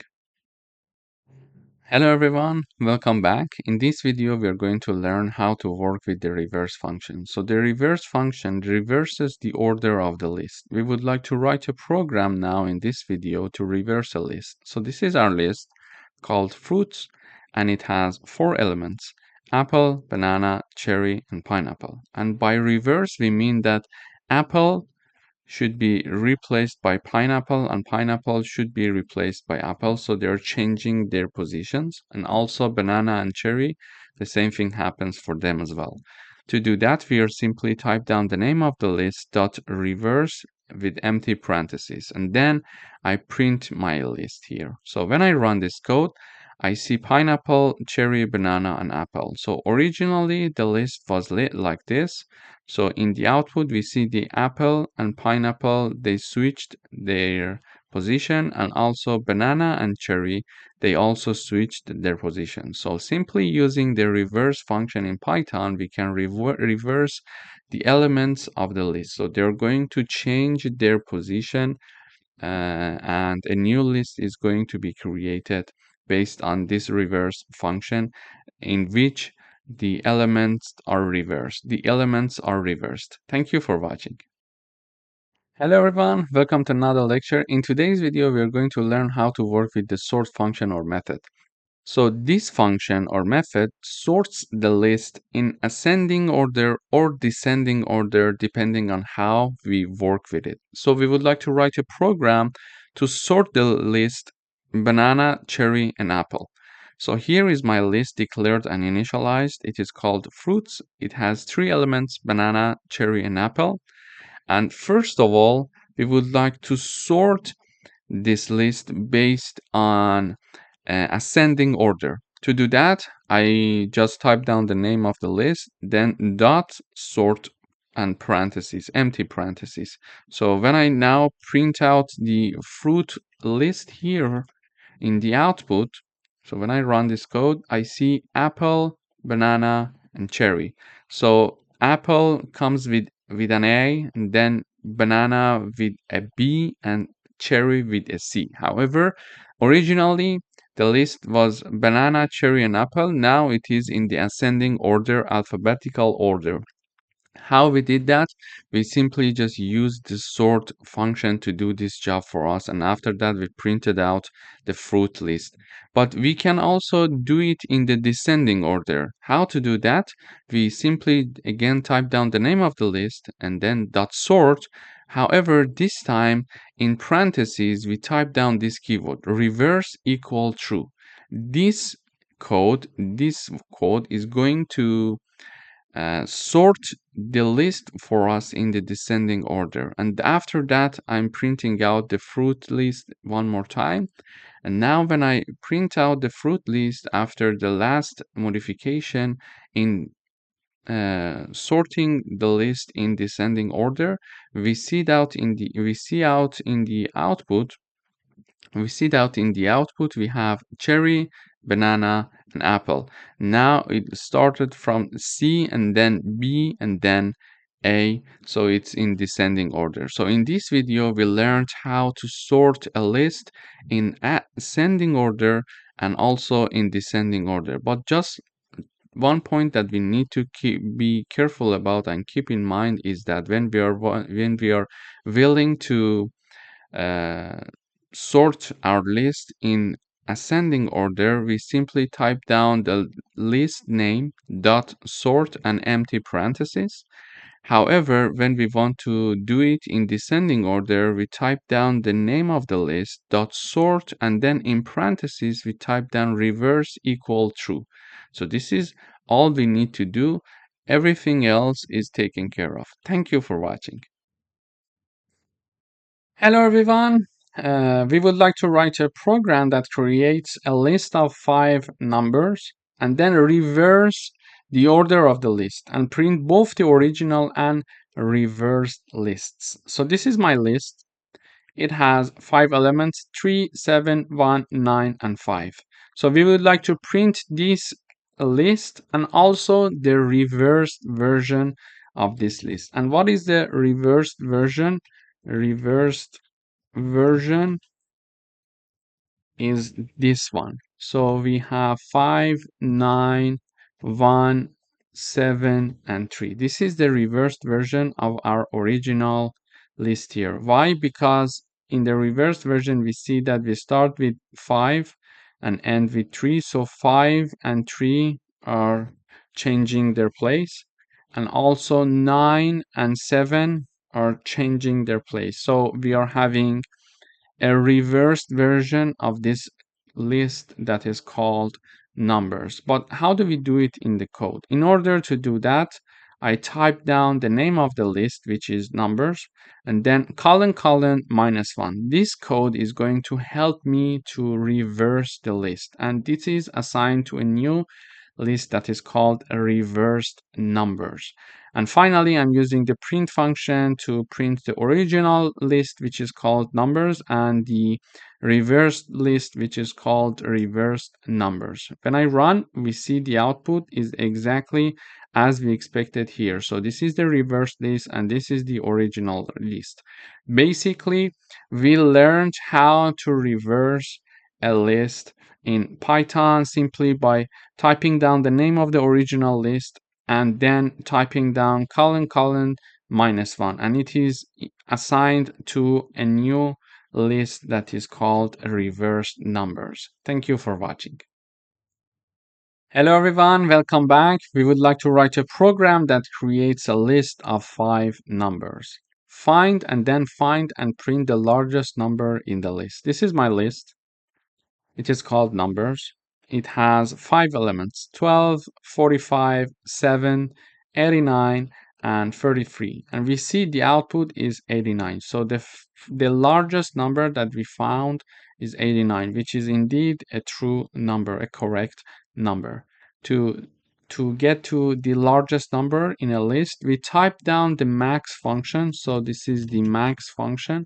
And in parentheses, we are going to use the numbers. This is the name of our list, and it is assigned to a variable called largest underscore numbers. And in the output, we are using the print function to print the output, and we are typing down the largest number is, and then we are typing down with a comma, we're separating the message from the variable, and after comma, I type down the name of my variable, which is largest number. So and then in the output, we see that using the max function, we could find the largest number. So using the max function, simply we can access to the largest number in a list. Thank you for watching. Hello everyone, welcome to another lecture. In this video, we are going to learn about list operations. In particular, we are going to learn how to add two lists and create the third list based on those two lists. So we're going to use the addition or plus operator to add two lists into one. So we would like to write a program to add two lists. So the first list is fruit containing of two elements, apple and banana. The second list is called vegetables and it is containing carrot and spinach. To do that, we are declaring and initializing these two lists that are mentioned above. So we see the fruit list and we see the vegetable list. And we are having a new list called all items. And this is equal to fruits simply plus vegetables. And then we are printing out the all items list here, and we expect to see in the output first the elements of the fruits list and then the elements of the vegetables list, because we are first putting fruits and then vegetables. So when I run this code, in the output we see apple, banana, carrot, and spinach. So we learned in this video how to use the plus or addition operator to add two lists into one. Thank you for watching. Hello everyone, welcome to another lecture. In this video, we're going to talk about list operations. In particular, we're going to learn how to iterate over all the items of a list using for loops. We would like to write a program to print all items in the list. Here is our list, fruits, and it contains apple, banana, and cherry. Okay, so previously we learned about this code, so we can print fruits exactly like that. It is very easy to do it. Okay, but now we are going to learn how to access all the elements using a for loop, not basically printing out only the fruits list typically. Okay, now we would like to loop through the list. To do that, we are typing down the name, the for keyword, then a new variable I'm calling fruit. We can call it x for the sake of simplicity. So I'm declaring a new variable x, and this x is going to iterate over the elements of the fruits list. So for keyword, then a new variable, then in keyword, then the list that we would like to iterate over, and then the colon. That's it. Then when we are having the colon, we enter, we go to next line, and we are printing x. And x is going to iterate over all the elements of this list for us. So it is going to print all the elements of the list for us. So when I run this code, I see apple, banana, and cherry. Why? Because in the first iteration, x equals apple. In the second iteration, x equals banana, and in the third iteration, x equals cherry.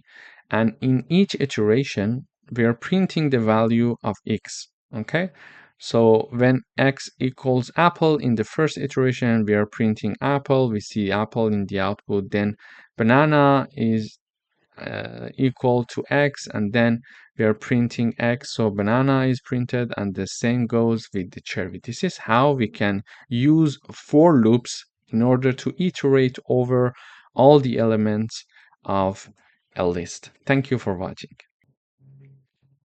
Hello everyone, welcome back. In this video, we would like to find the third largest number in our list. This is our list. It is called numbers and it has some elements. And we would like to find a third largest number in this list. To do that, I'm printing using the print function. I type down the message third largest number, and then I call the third largest function. And this function basically is doing the work for us, and we are passing this list that is called numbers as the argument. Okay, now to do that, I'm having this list being converted to a set using the set function. Why? Because in set, we do not allow duplicates.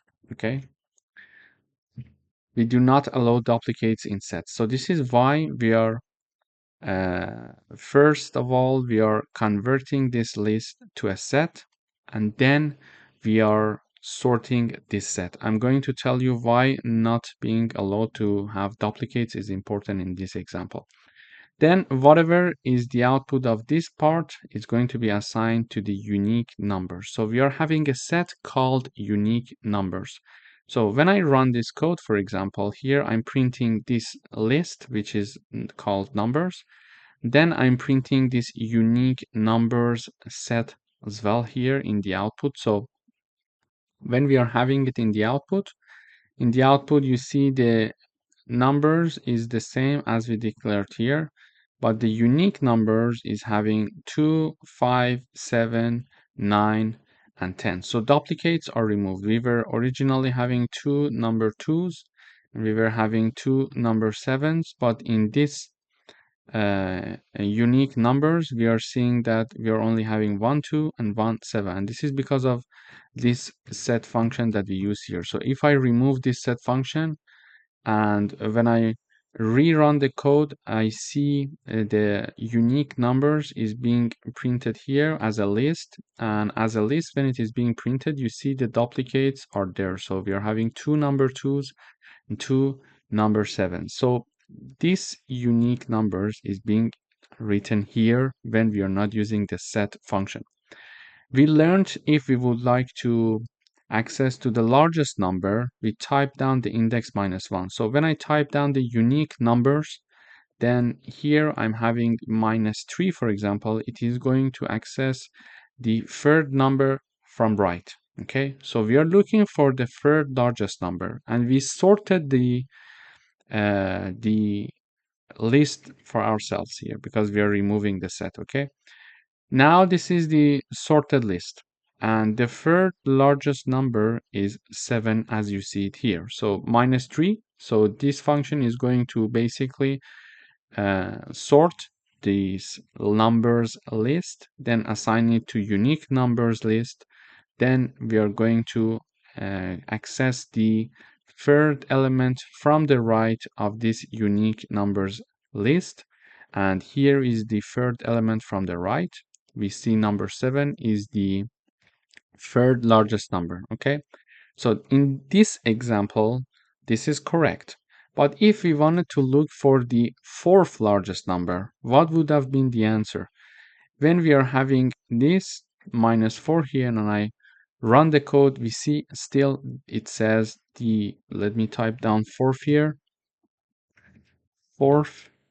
So when I run the code one more time, we see the fourth largest number is -7. So I type down -4 to access the fourth largest number. So this is the first largest number, second largest number, third largest number, and the fourth largest number is not 7 anymore because 7 is the third largest number. But because there is duplicate, the code is making, a mistake. So the fourth largest number is 5, but we are having 7 in the output.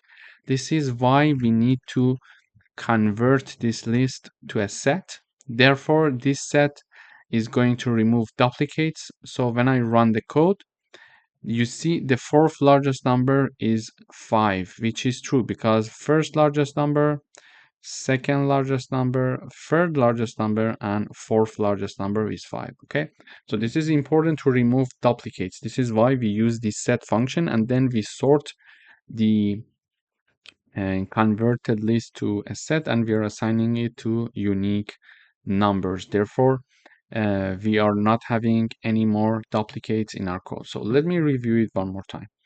We are willing to find the third largest number. Here, let me type down third again. And let me type down -3 here again. I'm having this list. I'm calling my third largest function, and I'm passing as the argument this list that is called numbers. Then I'm using the set function to remove the duplicates, then using the sorted function to sort it in ascending orders.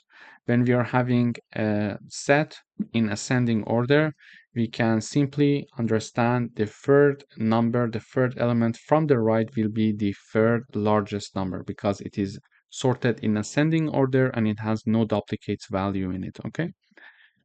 And it is assigned to unique numbers here.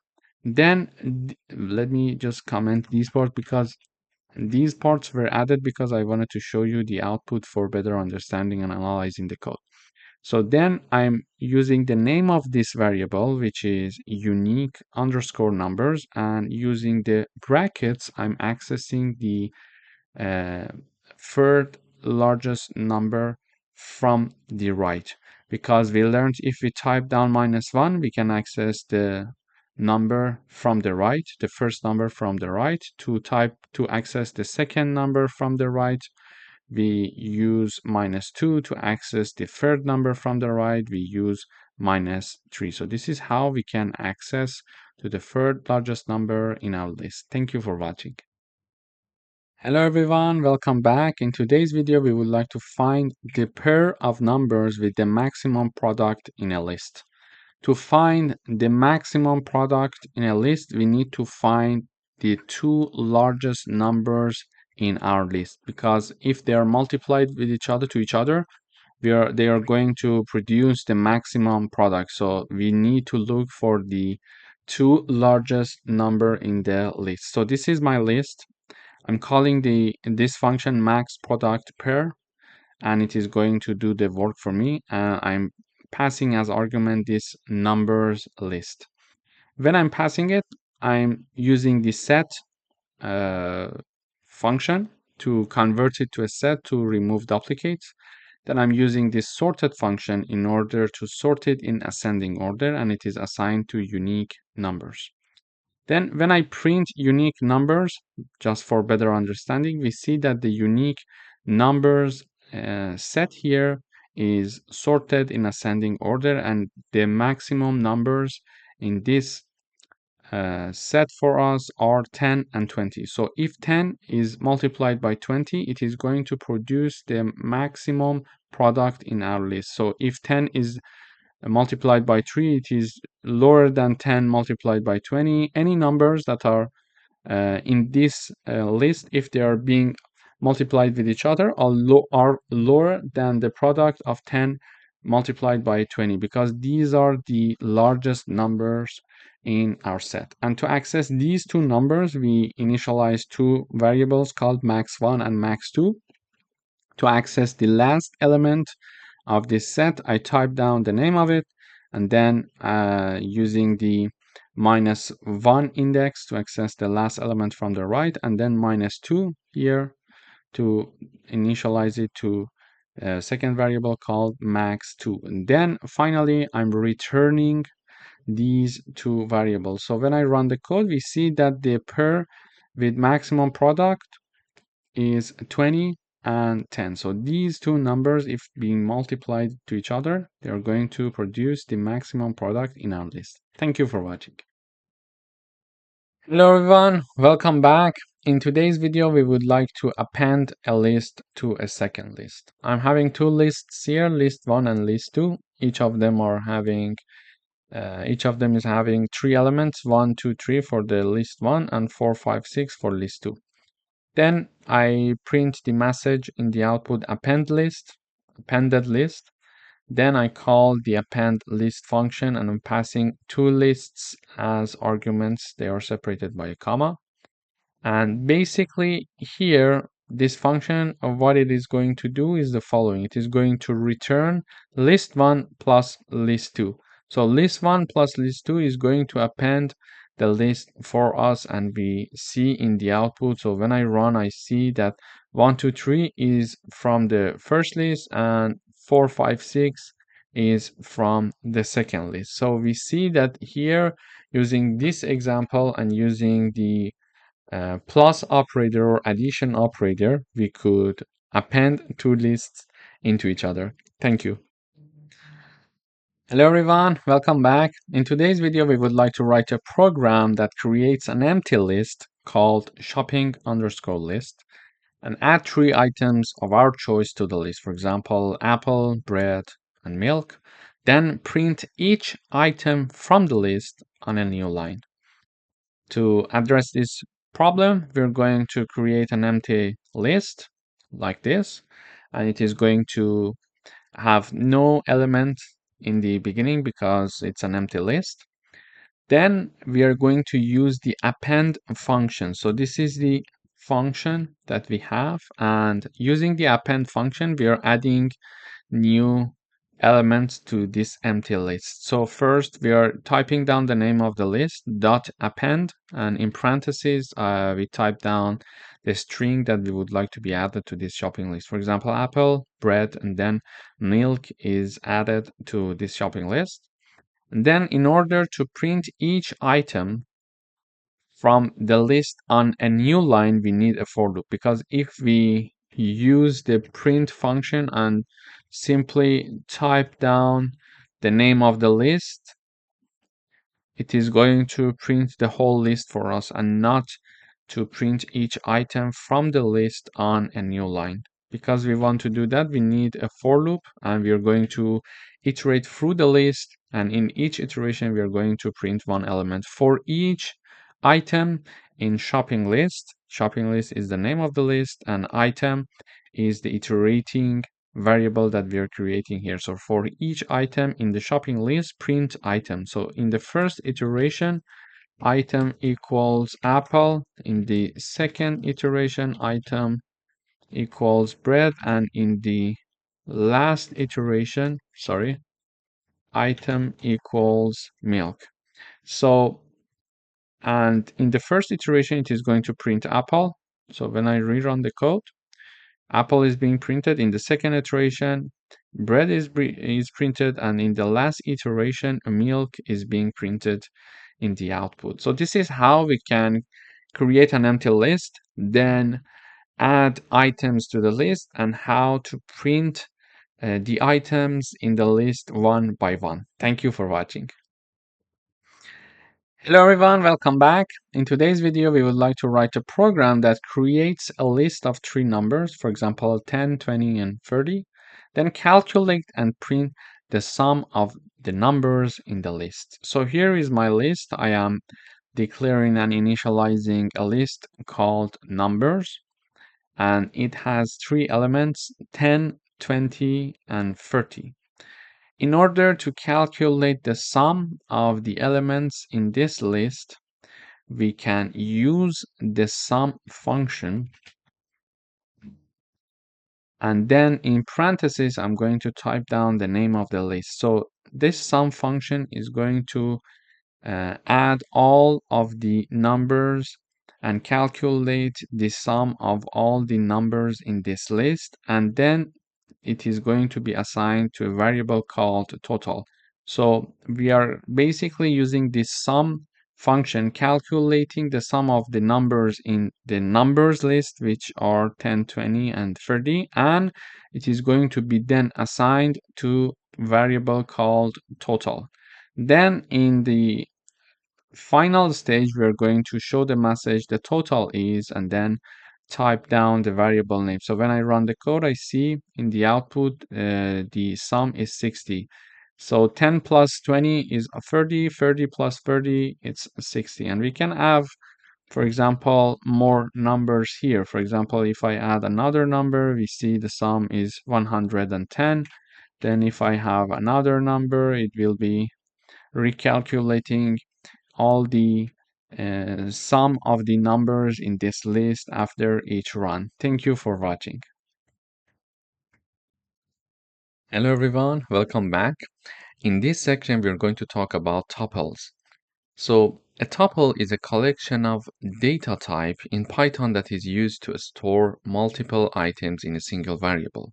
They are useful for grouping related data type together, especially when data should remain constant. So now we are going to discuss the differences between tuples that we are going to discuss in this section with lists that we learned in the previous section. So tuples generally are immutable. It means that they cannot change after creation. They cannot be changed after creation, okay? But in lists, we saw that they are mutable. It means that we could add elements, we could remove elements, and generally we could modify the elements. This is not possible to be done in tuples.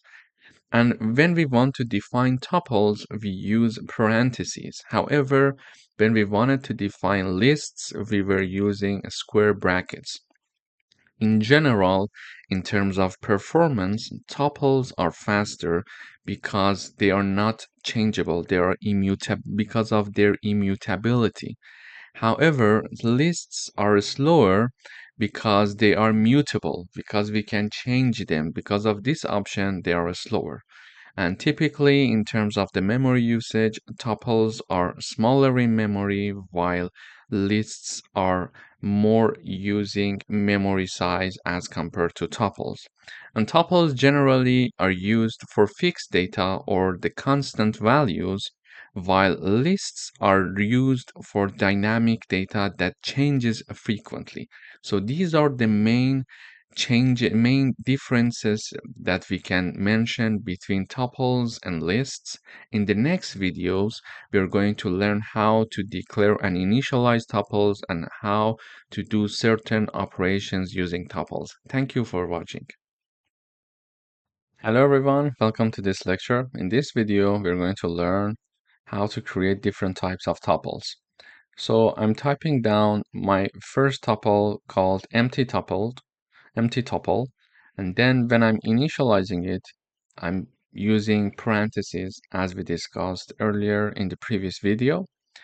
And here I'm putting no element for this tuple. So it's a tuple that has no elements, or we can say an empty tuple. Then I am initializing another tuple with one element in it. So it's a single element tuple. And the name of this tuple, I name it single element tuple. It could be X, it could be Y, whatever we want. There is no difference. Then I'm having another tuple called mixed tuple, and it has three elements. One 3.14 and one string called hello. Please note that when we are putting the elements, for example, an integer or a float here, we don't need quotes. But when we are putting a string as one element, we must have quotes. This is something to be careful about, okay? So these are three tuples that we declared and initialized here, one empty tuple and one single element tuple and one tuple that has one integer, one float, and one string. Now we would like to print them. So I use the print function.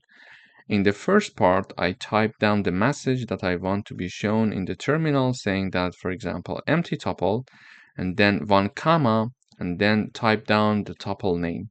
The same logic goes for the second and the third tuple. Single element tuple in quotes because it's a message to be printed in the output, then a comma, then single element tuple is the name of my tuple that I'm putting there. Again, for the mixed tuple, I'm having the mixed tuple name, a comma, and in the first part, I'm having the message shown in the terminal. So when I run, I see that the message empty tuple that we have here is printed out in the output. And when I have the print of my tuple here, you see empty. So it's only parentheses because it's an empty tuple, okay? But here, when I have single element tuple, it is initialized to be 42. So here we see 42 in the output here. Then when I'm printing out the mixed tuple, I'm having 1 hello and 3.14. So in this video, we learned how to create different types of tuples. In the next videos, we are going to dive deeper into this concept. Thank you for your watching. Hello everyone, welcome back. In this video, we are going to learn about the count and index functions in tuples. I'm having a tuple. It has these elements 1, 2, 2, 3, 4, and 2. Okay? And I would like to count the number of occurrence of number 2 in this tuple. To do that, I'm using the count function here. Okay? We can have the count function, and in parentheses, I type down 2, the element that I want to count the occurrences of that. So I'm having a new variable called x, and it is equal to my tuple dot count, and in the parentheses, I'm having number 2 because I want to count the occurrences of 2. So the result of this is going to be assigned to x. How many 2 do we have here in this tuple? 1, 2, and 3. So we expect to see 3 when we print out the value x, the value of x. And then I would like to find the index of the first occurrence of number 3 in my tuple. And in order to find that, we are using the index function. So index, and in the parentheses, we type down number 3 because we want to find the index of the first occurrence of number 3. And then this is assigned to variable y. So the result of this is assigned to y, and then we are printing out the variable x and variable y. So when I run this code, we see the count of 2 equals 3. So why? What happened? This function count is going to count the number of occurrences of number 2. So how many 2's we have here? 1, 2, 2, 2, and 3, 2 here. So, and it is assigned, this result is assigned to x. So when we are printing out x, we see number 3, which is true. And then we want to find the index of the first occurrence of number 3. So we use the index function, and in the parentheses, I have the number 3, and it says the index is 3. But how we get the index 3? So the first element index is 0. Then we start from there, and we see that the index of number 3 is indeed 3, as we see here, because we start from 0. The first element is 0, the second element is 1, the third element is 2, and the fourth element is 3, and our fourth element equals 3, and the index of 3 is 3. So 3 is assigned to y, and y is being printed out in the output. So in this video, we learned how to use the count and index functions for tuples. So basically, we have the name of the tuple dot count, and then in the parentheses, we type down the number that we want to count, the number of occurrences of it. And then we are having the name of the tuple dot index, and in the parentheses, we have one number, and that number is the number that we want to find the index of its first occurrence. This is how it works with tuples. Thank you for watching. Hello everyone, welcome back. We would like to do membership testing in tuples. We have a tuple called fruits. It has 3 elements: apple, banana, and cherry. And in the output, we are printing using print function to print the result for us. We want to check to see if apple exists in this tuple, and we want to check also to check and see if grape is not existing in this tuple. Okay, to do that, we need to use in and not in function.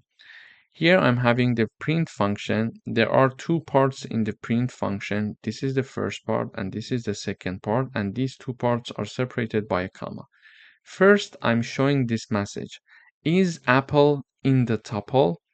And then in the second part, I'm typing down the apple string, and I'm using the in keyword, and then the fruits, which is the name of my tuple. So basically, using this line, I'm telling to the compiler to check if this apple is a member of fruit tuple for me or not. So it is going to return the value either true or false. In this case, we expect to see the value true in the output. Why? Because apple is a member of this tuple called fruits. Okay. And secondly, I'm having this message being shown in the output first: is grape not in the tuple? We are saying the grape is not in the tuple. Am I right? Yes, you are right. But when we want to type down not in the tuple, we are using not in keyword and then the name of the tuple. So we expect also to see the result to be true, because indeed grape is not in this tuple for us. So when I run the code, we see is apple in the tuple, this message, and the answer is true because apple is indeed in the tuple. This is the first element. And then we are showing this message in the output: is grape not in the tuple? So we are using this syntax, grape not in fruits, the name of our tuple. And we see that grape is not one of the elements. And the answer is true. This statement is true. Grape is not in the tuple. So this is how we can use membership testing using in and not in keywords in Python. Thank you for watching. Hello everyone, welcome to this lecture. In this video, we're going to talk about packing and unpacking for tuples. So packing and unpacking are convenient features in Python that allow for grouping multiple values into a single entity called packing and breaking them apart into individual variables called unpacking. So let me illustrate it with an example. Here I'm having my tuple and it is assigned 10, 20, and 30. So we can say my packed tuple is this one, okay? So I'm printing out my tuple here and I'm saying in the message packed tuple. So when I run this code in the output, I see packed tuple is having 10, 20, and 30. So it allows me for grouping multiple values into one single entity. So this is why we're using tuples initially. So we call this action as to be packing, okay? We could also remove the parentheses if we want. So when I run this code, again, I'm having the same output. So it is called packing, but unpacking means the following. So this my tuple has three elements, 10, 20, and 30, okay? The unpacking is like the following. Because it has three elements, I'm having three variables here called x, y, and z, and they are assigned to my tuple. So when I run this code and I'm printing out x, y, and z, I see that unpacked values are 10, 20, and 30. It means that the first element of the tuple is assigned to x, the second element of the tuple is assigned to y, and the third element of the tuple is assigned to z. This is called unpacking. And I could, for example, print only the value of x here. So when I run this code, you see the output 10. So x is assigned 10. So this is how we can unpack a tuple. We can break the tuple apart into individual variables, and these individual variables are x, y, and z. So let me just type down y and z here. So in the next video, I'm going to have a coding exercise to dive deeper into this concept. Thank you for watching. Hello everyone, welcome back. In the previous video, we learned how we do packing and unpacking. So packing is very similar to initializing a tuple. Therefore, in this video, we are going to focus on unpacking tuples. I'm having a tuple called person info. It has three elements, two strings and one integer. So the first element is Alice, the second element is 25, and the third element is engineer. Now to do the unpacking, I'm having three variables here being initialized and declared. I'm having name, age, and profession. They are equal to my tuple, person info, okay? And they are going to take the values of this tuple respectively. For example, this name is going to take the first element of my tuple because it is mentioned first. Age is mentioned secondly, so it is going to take the second element of the person info tuple, and profession is mentioned as the third in the list here, so it is going to take the third element of the person info tuple, okay? Then I'm printing out three things here. I'm having the name, the age, and the profession. And I'm using name here, age here, and profession here. So each one of them is taking one value from this tuple. When I run this code, in the output, first we see the messages. So name, age, and profession, name, age, and profession. Then we see instead of name, we are having Alice. Instead of the age, we are having 25. And instead of profession, we are having engineer. So this is how the unpacking works. We can break the elements of a tuple down into different variables, and we can use those variables separately. This is how unpacking works in tuples. Thank you for watching. Hello everyone, welcome to another video. In this video, we are going to learn about concatenation and repetition of tuples. Here I'm having tuple 1 and tuple 2. Tuple 1 includes 1, 2, 3, and tuple 2 includes 4, 5, and 6. Here, to do the concatenation, we are having the new tuple called x, and I'm having tuple 1 plus tuple 2. This way, I'm concatenating these two tuples together and I'm setting their value to tuple x, okay?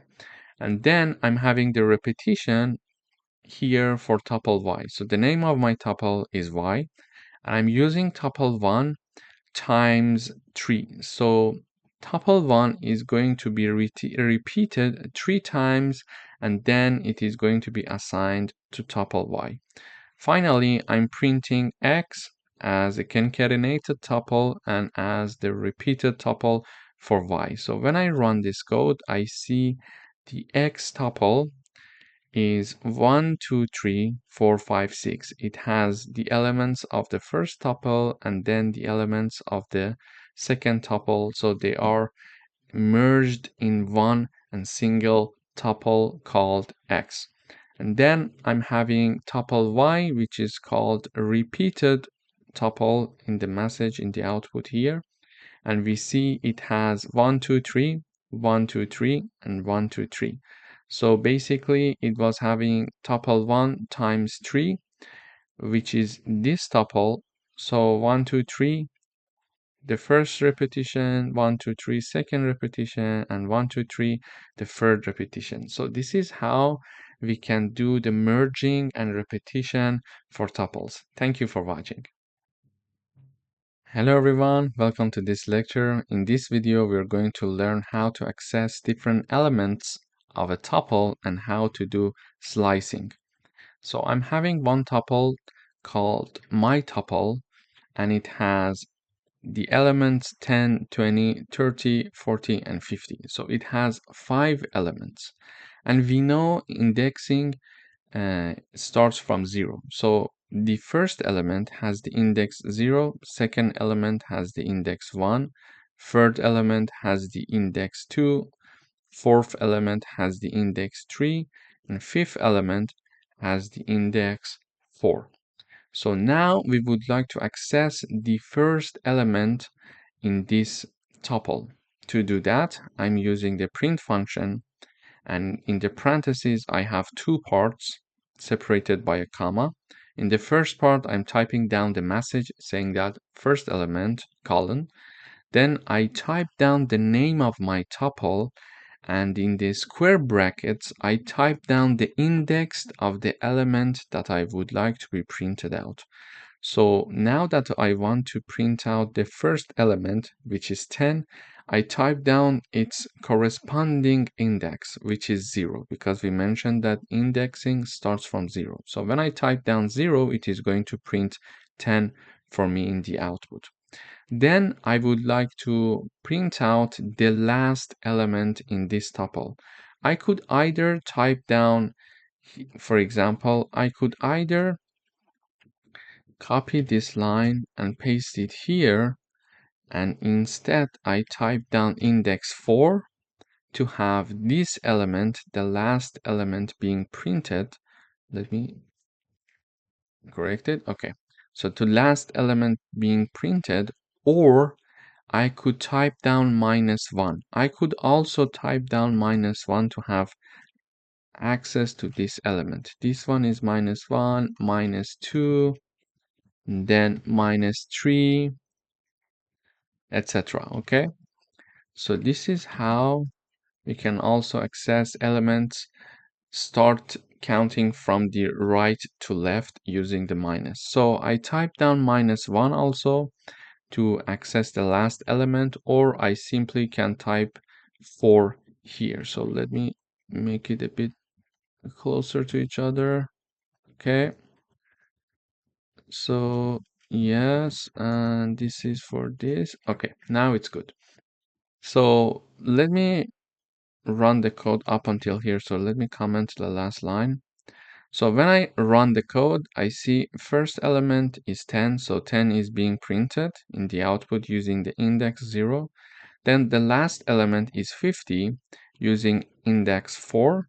Or we could access the last element using -1. So the last element is 50 here again. We could also, for example, type down, for example, if I want to access this 40, I could either type down the index 3 or -2. So I type down -2 to access this 40 element. I would say element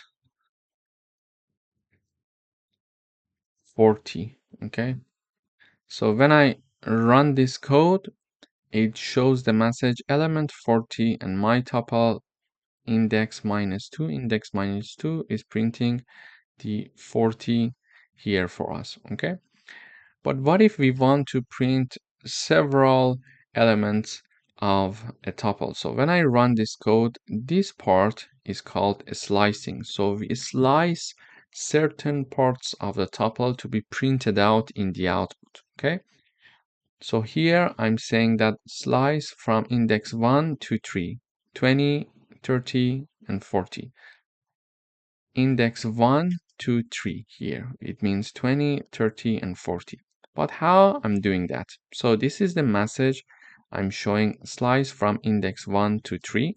So index 1 to 3 is this part. It means that it is going to print 20, 30, and 40 for us. Then I type down my tuple name. So the name of my tuple is my tuple. I type down its name. Then I use the square brackets as before. However, I have a colon in the middle. On the left side of the colon, I'm going to type down the starting point, the starting index, let's say, and on the right side of the colon, I'm typing down the ending index. So I'm typing down to start from 1 and end at 4. But we mentioned that we want slicing from index 1 to 3. Why am I typing down 4 here? The reason is that the starting point is inclusive and the ending point is exclusive. So it is going to include index 1 when I'm having this code here. So index 1 is being printed, index 2 is being printed, index 3 is being printed, but the ending point 4, which is this part, is not going to be printed because it is exclusive.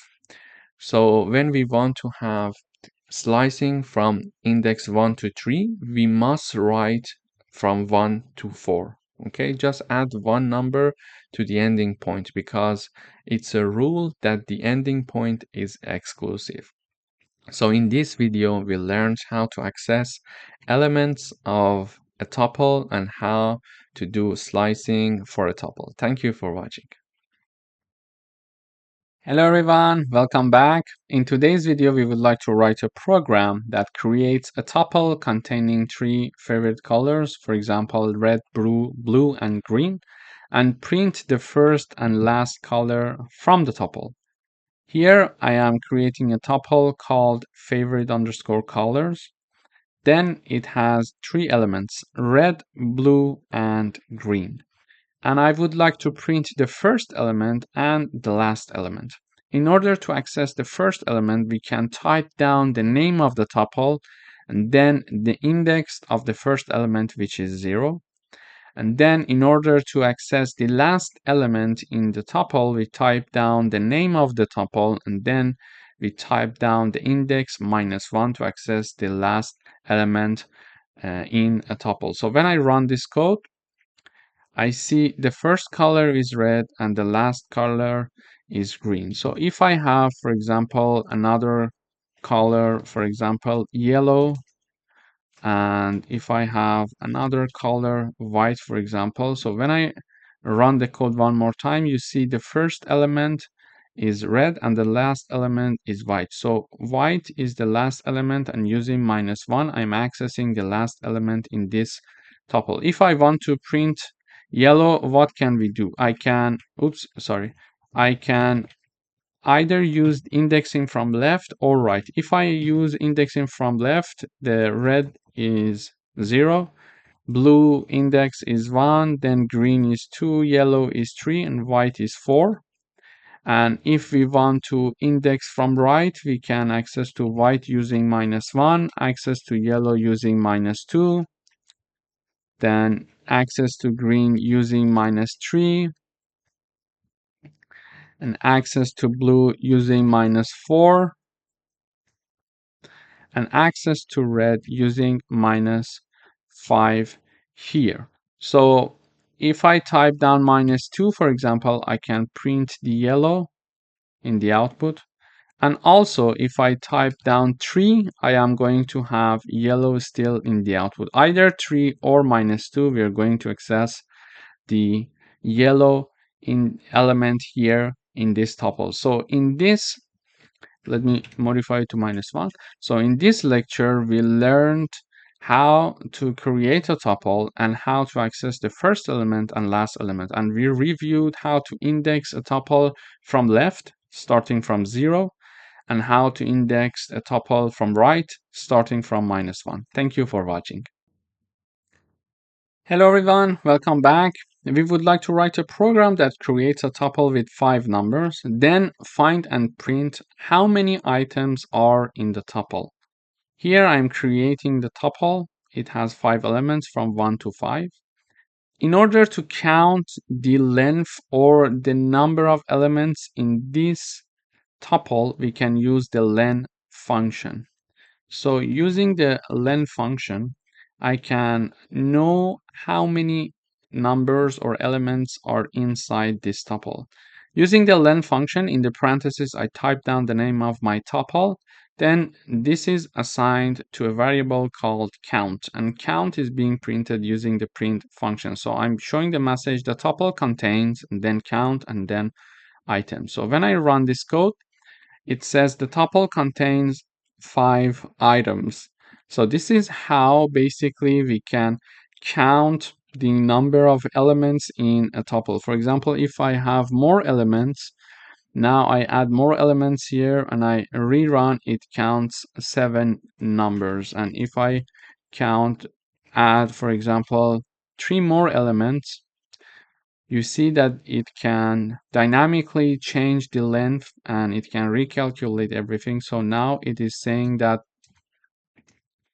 it has 5 elements or items, and this tuple is called number tuples, and we can change and modify the tuple in the first stage and add or remove anything in the line that we are creating and initializing the tuple. So when I add more elements to this tuple, we see that the length of the tuple has increased. And also, if I remove, for example, some elements and I rerun, we see that we are having only 3 elements. And as you see here, there are only 3 elements in the tuple indeed.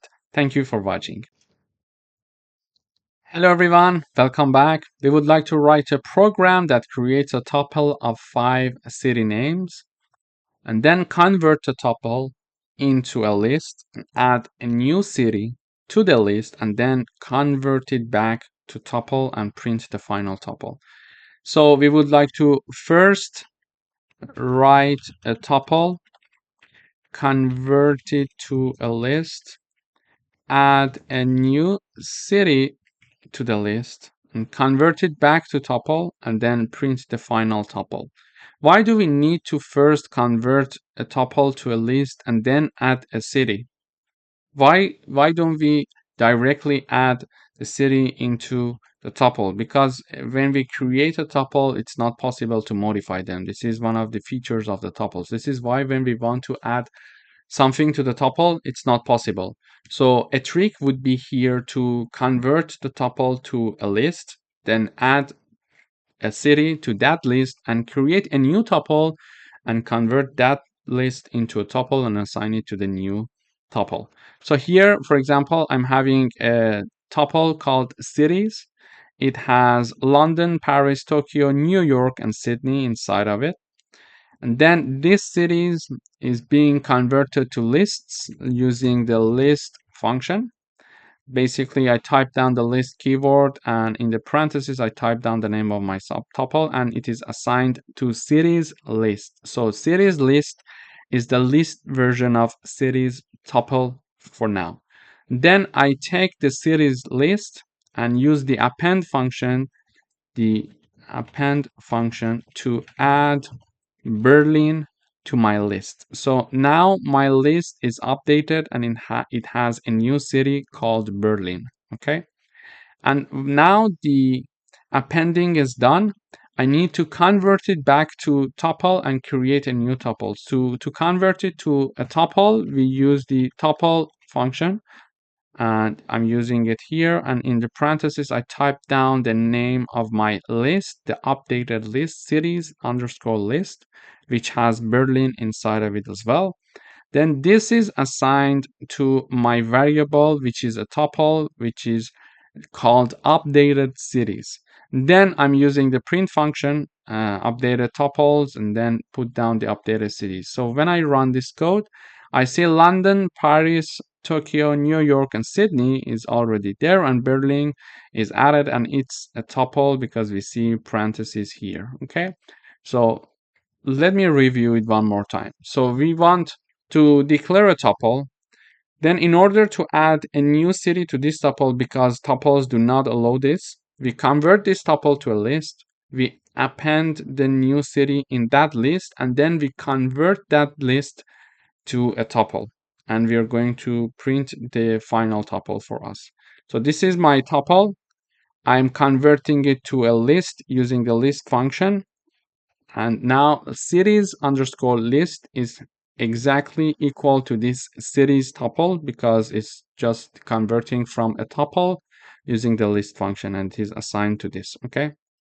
Then I use the name of my list, which is cities underscore list dot append. Using the append function, I add the new city, Berlin. So now my list is having a new city inside of it.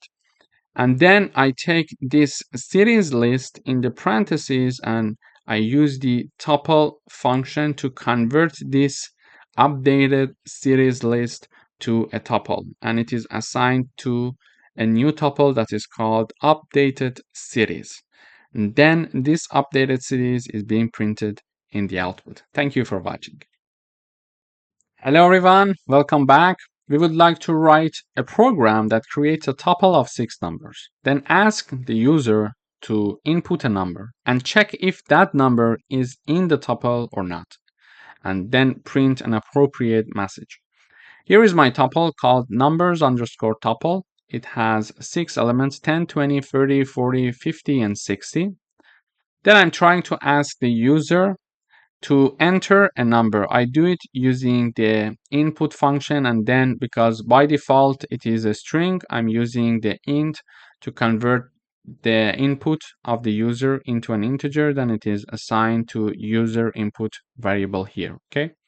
Then I check to see if this user input is having one number that is inside this tuple or not. To do that, I type down if conditions, if user input variable in numbers underscore tuple. So the user input is the input of the user, and numbers tuple is the name of my tuple. So I would like to check if the element that is entered by the user is indeed one of the elements of this tuple or not. Is it inside that tuple or not? So if so, just show the message that the user input is in the tuple, else show the message that it's not in the tuple. So when I run the code, it says enter a number in this line.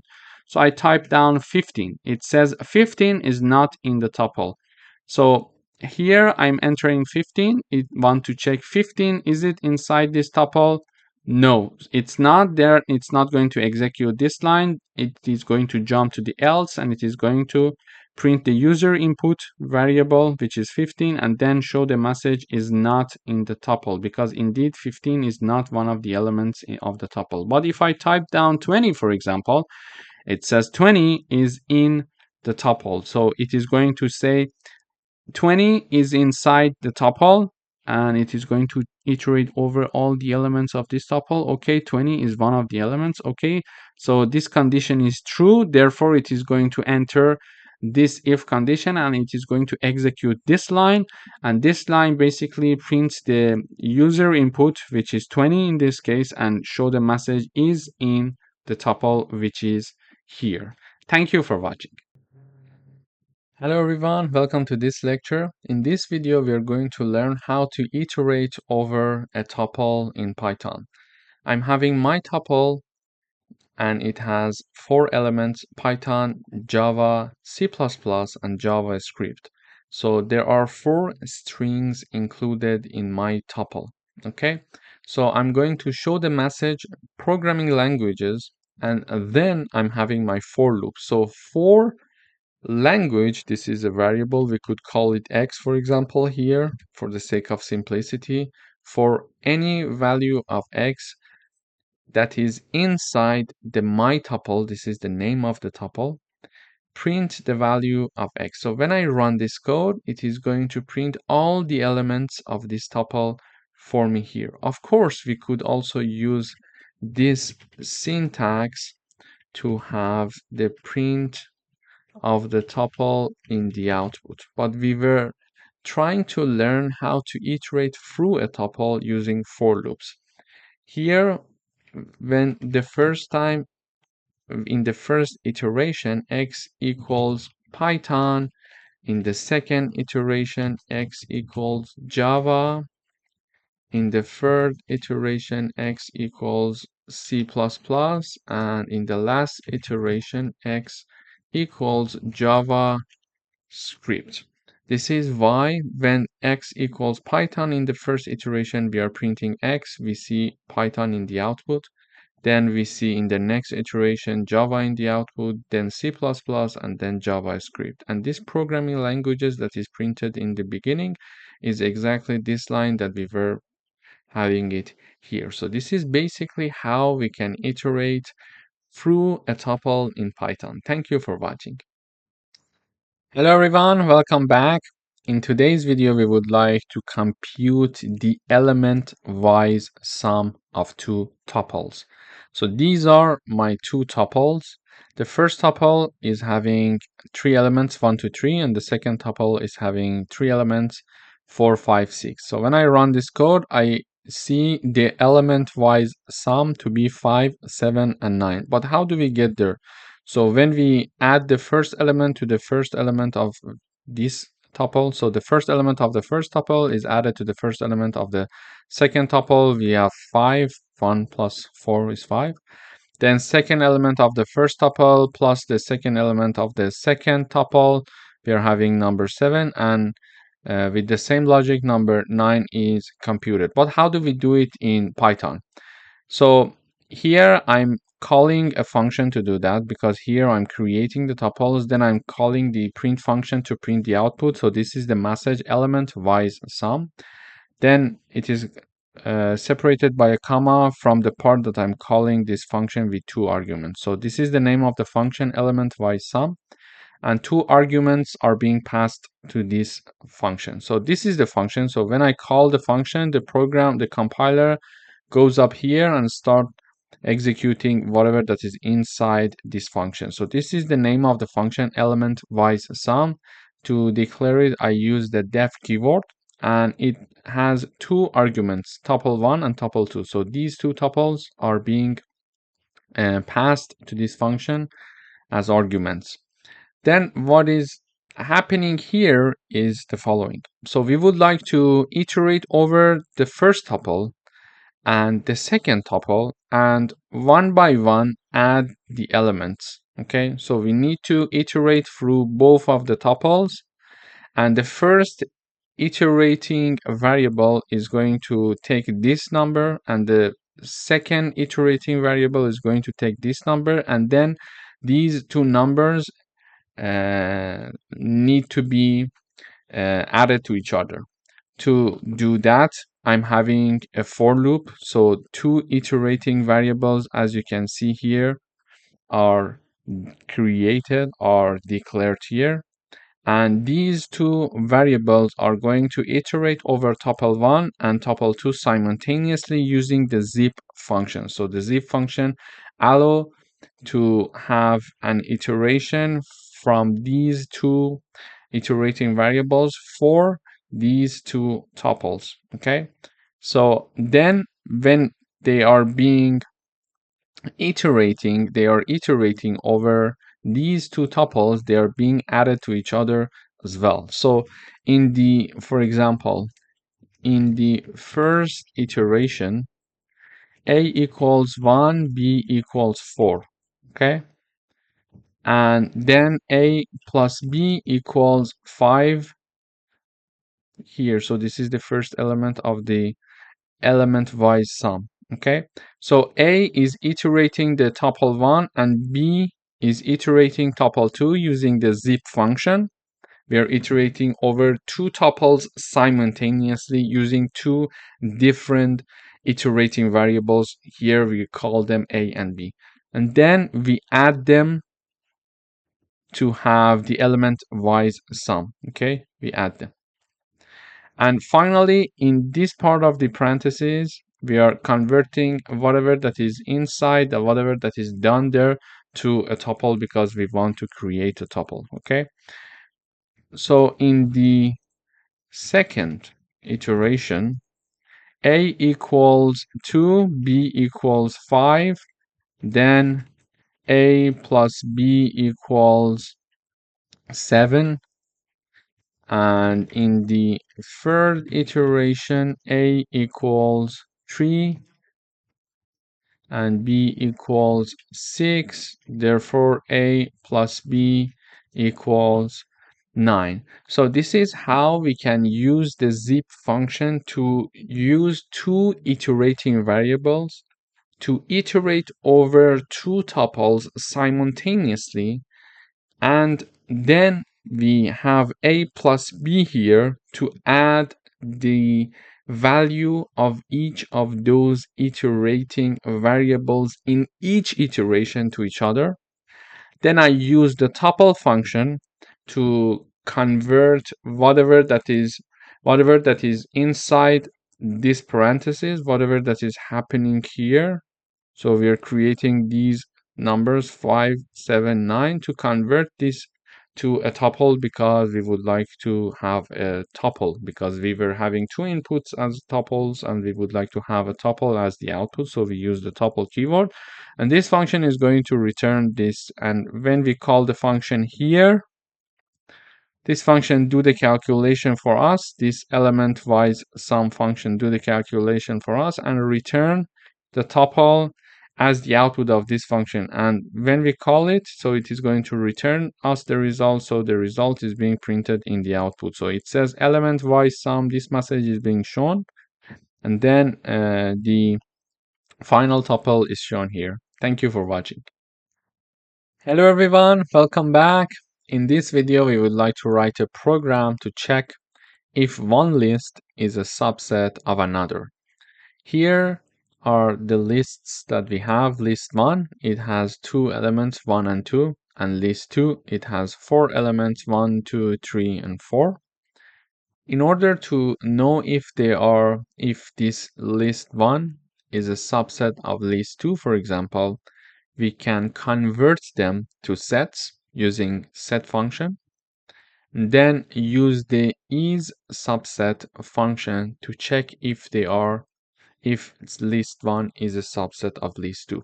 Okay, let me illustrate it with an example here. Now I would like to check if list 1 is a subset of list 2.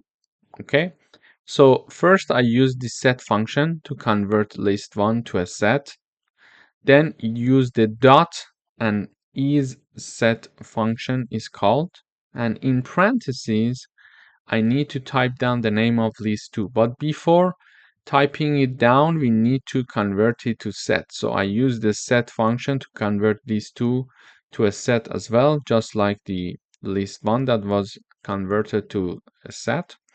Then all this is inside a parenthesis to call the is subset function to check if list1 is a subset of list2 when they are converted to sets. Of course, we can use this function. And the result is assigned to this variable. So we expect to see a boolean in the output because it is going to be either true or false. And the result is stored in is subset variable. And here I'm printing out the is subset variable. So the answer is true. It means that list1 is a subset of list2. Why? Because all the elements of list1 are contained in list2. So and this is how it works, but we can also check the superset. So I would say now list1 is superset of list2. The answer should be false. The answer is false. But if I change their name, so list2 is a superset of list1, the answer is now true. So depending on what we are looking for, we can basically convert our lists to sets and use the functions instead to perform some of these tests that are interesting. Thank you for watching. Hello everyone, welcome back. In this section, we're going to talk about sets. But what are sets in Python? Sets are collection of unique elements in Python. They are mutable, but their elements must be immutable. Let me illustrate this concept with an example. Here I'm declaring a set. The set has three elements, 1, 2, and 3. So the set itself is mutable, meaning that I can add an element to it or I can remove one element from it. And when I print my set here, the set was originally 1, 2, 3. I added 4, then I removed 2, so the set will have 1, 3, and 4, these three elements. So it shows that the sets are mutable, so they are modifiable, let's say, in other words. However, the elements of our sets must be immutable. What do we mean by that? So a valid set, for example, is like this. We have one element called hello, one element is 1, and we have a tuple to be one element of this set. So a tuple is inside this set. And it is possible. Why? Because we learned in the previous sections that tuples are immutables. So when we are declaring a tuple, we cannot change its element. This is why they are allowed to be part of a set. However, this set would be invalid. Why? Because one element of this set is a list. So a list is inside this set and it is declared to be one element of our set. But we will have a problem with that because lists are modifiable. So they cannot be a part of a set if they are modifiable because we mentioned that sets themselves are modifiable or they are mutable, but their elements must be immutable. And because here we are having one element as a list, here it will have errors because this element, that a list is now an element of our set and that element is modifiable. Therefore, there will be a problem. So we cannot integrate sets inside, lists inside sets. And sets are generally useful for storing and performing operations on unique data. And one of their key features is that they do not allow duplicate elements. Let me illustrate the differences between sets, lists, and tuples that we learned so far. So sets and lists are mutable. So it means that we can add one element or remove one element from them. However, tuples are immutable. It means that they cannot change after they are created. This is why tuples can be one element of a set, but lists, because they are modifiable, cannot be one element of a set. Regarding the duplicates, sets do not allow duplicates values. However, lists and tuples, it's okay for them to have duplicate values in as their elements. Regarding the usage, for unique elements, sets are for unique elements and they are fast membership testing and are very good for mathematical set operations. Lists are usually practical for dynamic collections of elements that frequently change, as we learned in previous sections. And for the tuples are very good. These are very good for fixed collections of elements that should not change. And with respect to the syntax to declare them or to create them, if we want to create a set, we need to define them with curly braces or use the set function here, like empty parentheses.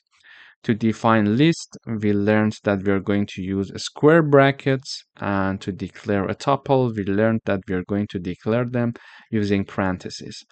In the following videos, we are going to talk about different concepts of sets, and we are going to provide a lot of coding exercises so we get familiar in this section with sets in Python. Thank you for watching. Hello everyone, welcome to this video. In today's video, we're going to learn how to create sets and different types of set creation.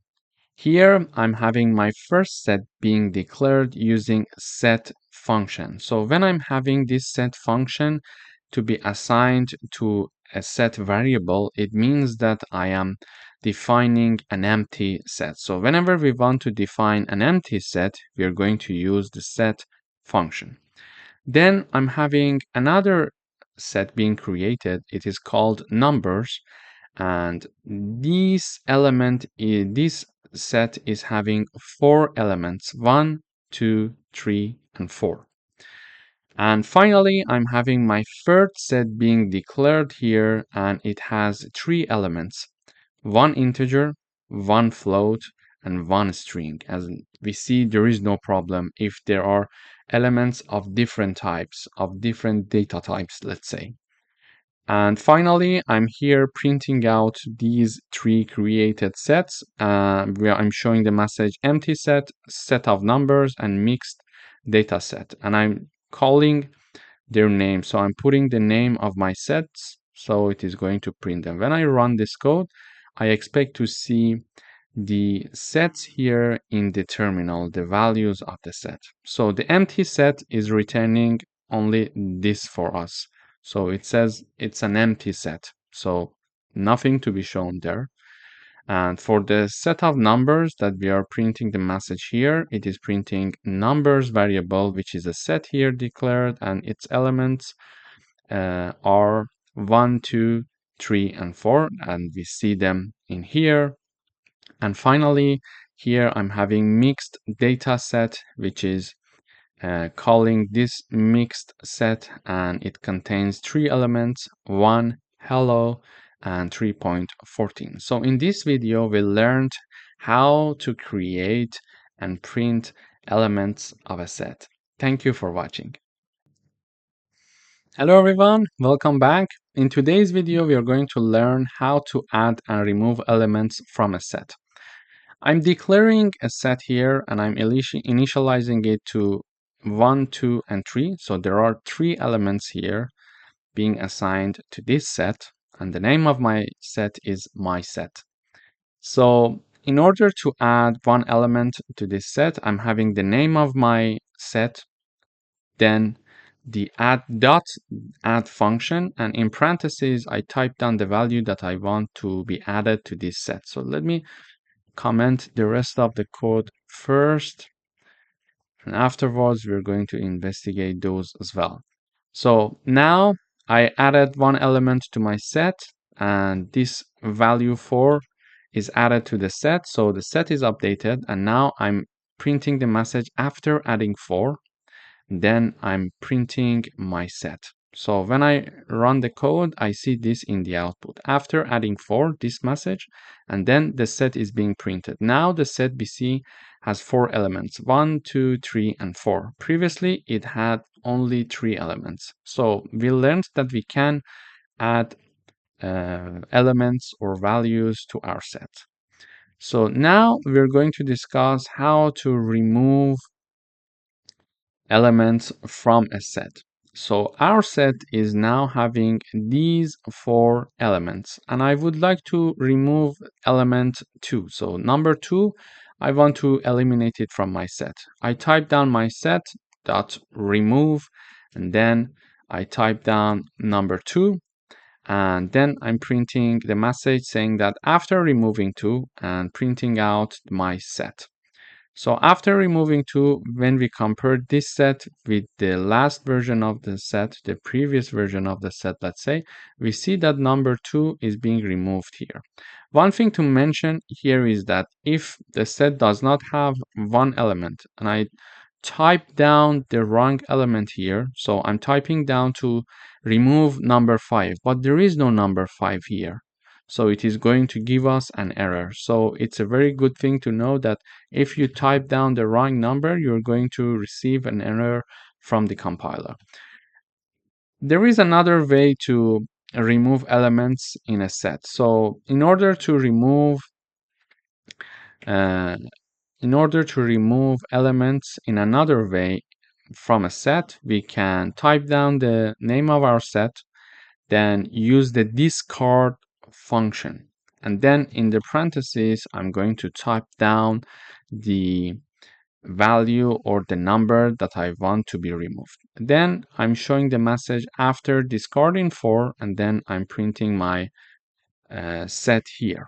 So when I have this function discard being run, we see that after discarding 4, this message, and we're printing our set. So the previous version was containing 1, 3, and 4. So we discarded number 4, and we see only 1 and 3. So there are only 2 elements left now in the set. And one thing to mention here is that if we type down the wrong element number here in parentheses when using discard function, and when I run, it shows no error to me. So it runs, but it does nothing. Okay, so this is very important to know that. So in this video, we learned how to add or remove elements from a set. And also we learned if we are using the remove function, if we type down the wrong number in parentheses to be removed from the set, and that number is not existing in our set, it is going to return an error. We learned that we can do the same thing with discard function. We can remove elements with the discard function, but the difference is that if we are going to type down the wrong number that does not exist in our set, it is not going to return any error message for us in the terminal, so we are not able to trace it easily if we are typing down the wrong number. So this was it. In the next videos, we are going to dive deeper into the set concepts. Thank you for watching. Hello everyone, welcome back. In today's video, we are going to check if a value is present in a set or not. So this is my set here. It has 1, 2, 3, 4, 5 elements, and the elements are from 1 to 5, in fact. And I would like to check to see if number 3 is inside this set or not. To do that, I'm having a variable called value. It is assigned to number 3. So I'm calling the isValue in set function, and I'm passing 2 arguments. First, I'm passing my value variable, and then I'm passing my set.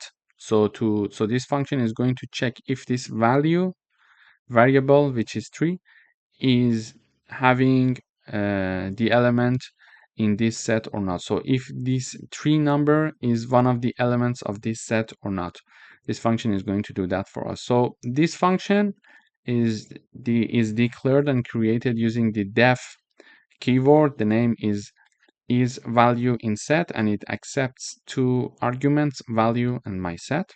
then it is going to return the output for us, and it is going to return this for us. It is going to check if value is in the my set. So 3 already exists in this set. So we expect the output of this return function will be true. So when I run this code, the output, it says is value in set. So this is the message, and then we're calling the function and passing the argument. So it is going to return the result for us, and the return of this is going to be true. Why? Because 3 exists in this my set element. So if I type down 5, the answer is still true, because I'm asking to see if number 5 is inside this set, and we see that number 5 is indeed there, so the answer is true.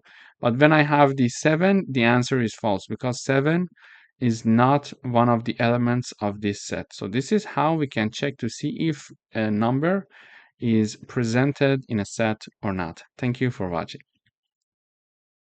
Hello everyone, welcome back. We would like to write a program that finds the maximum and minimum values in a set. Here is my set. It has 5 elements. The elements are 5, 1, 8, 3, and 7. So we would like to find the maximum and the minimum. So the maximum we can find easily ourselves. So it's 8, and the minimum is 1. But what if we have a set that is very large? We need to use coding to find the maximum and minimum. So in order to do that, I'm having my function called max and min. And here is the function call. So we are calling this function, and as the argument, I'm passing my set here, okay? And when this function is called, it is using the max function. So let me type it here. And min function. It is using these two functions to find the maximum number in the set and the minimum number in the set. So basically, if I want to find the maximum number in my set, which is the name of the set here, and the minimum number of my set, which is again the name of my set here, this function, this is predefined in Python, is going to find the largest number and the smallest number in this set for us. And this function is returning two values, first the maximum and then the minimum. Then here, when I'm calling this function, it is going to return two values for me, first maximum and then minimum. This is why on the left-hand side, I'm having two variables, because this function is returning two output. It returns two values. So the first variable from the left is the maximum, because first we are returning the maximum. So this maximum output is going to be assigned to the maximum variable, and then the minimum number is going to be assigned to the minimum variable here. And then I'm typing down the print function, and I'm typing the message maximum minimum, and then I'm calling these two variables that we initialize. So when I run the code, I see maximum is 8 and minimum is 1. So this is how we can find the maximum and minimum values in a set. Thank you for watching. Hello everyone, welcome back. In today's video, we are going to talk about intersection. So in order to understand intersection between sets, we need to use certain functions or certain signs in Python. Let me illustrate it with an example. Here I'm having a set, and the set name is set1. It has 3 elements, 1, 2, and 3. And my other set is set2, and it also has 3 elements, 2, 3, and 4. And as you can see it here, numbers 2 and 3 are shared between these two sets. So 2 and 3 is shown in the first set and also in the second set. So how can I have a code that can give me the shared numbers between two sets? So I would like to have the expected output to be 2 and 3. This means that I would like to write a code, and that code computes the shared number, or let's say intersection, between these two sets and return me 2 and 3. We can do it in Python quite easily. We can use AND operator. So I type down the name of the first set, and using the AND operator, and then the name of my second set. And these equation here, like set1 AND operator set2, is equal to my new set. So it is a intersection set. I name it intersection set. And then I use the print function and I type down intersection using the AND operator. And then I'm printing out my set that is called intersection set. So let me comment this part first.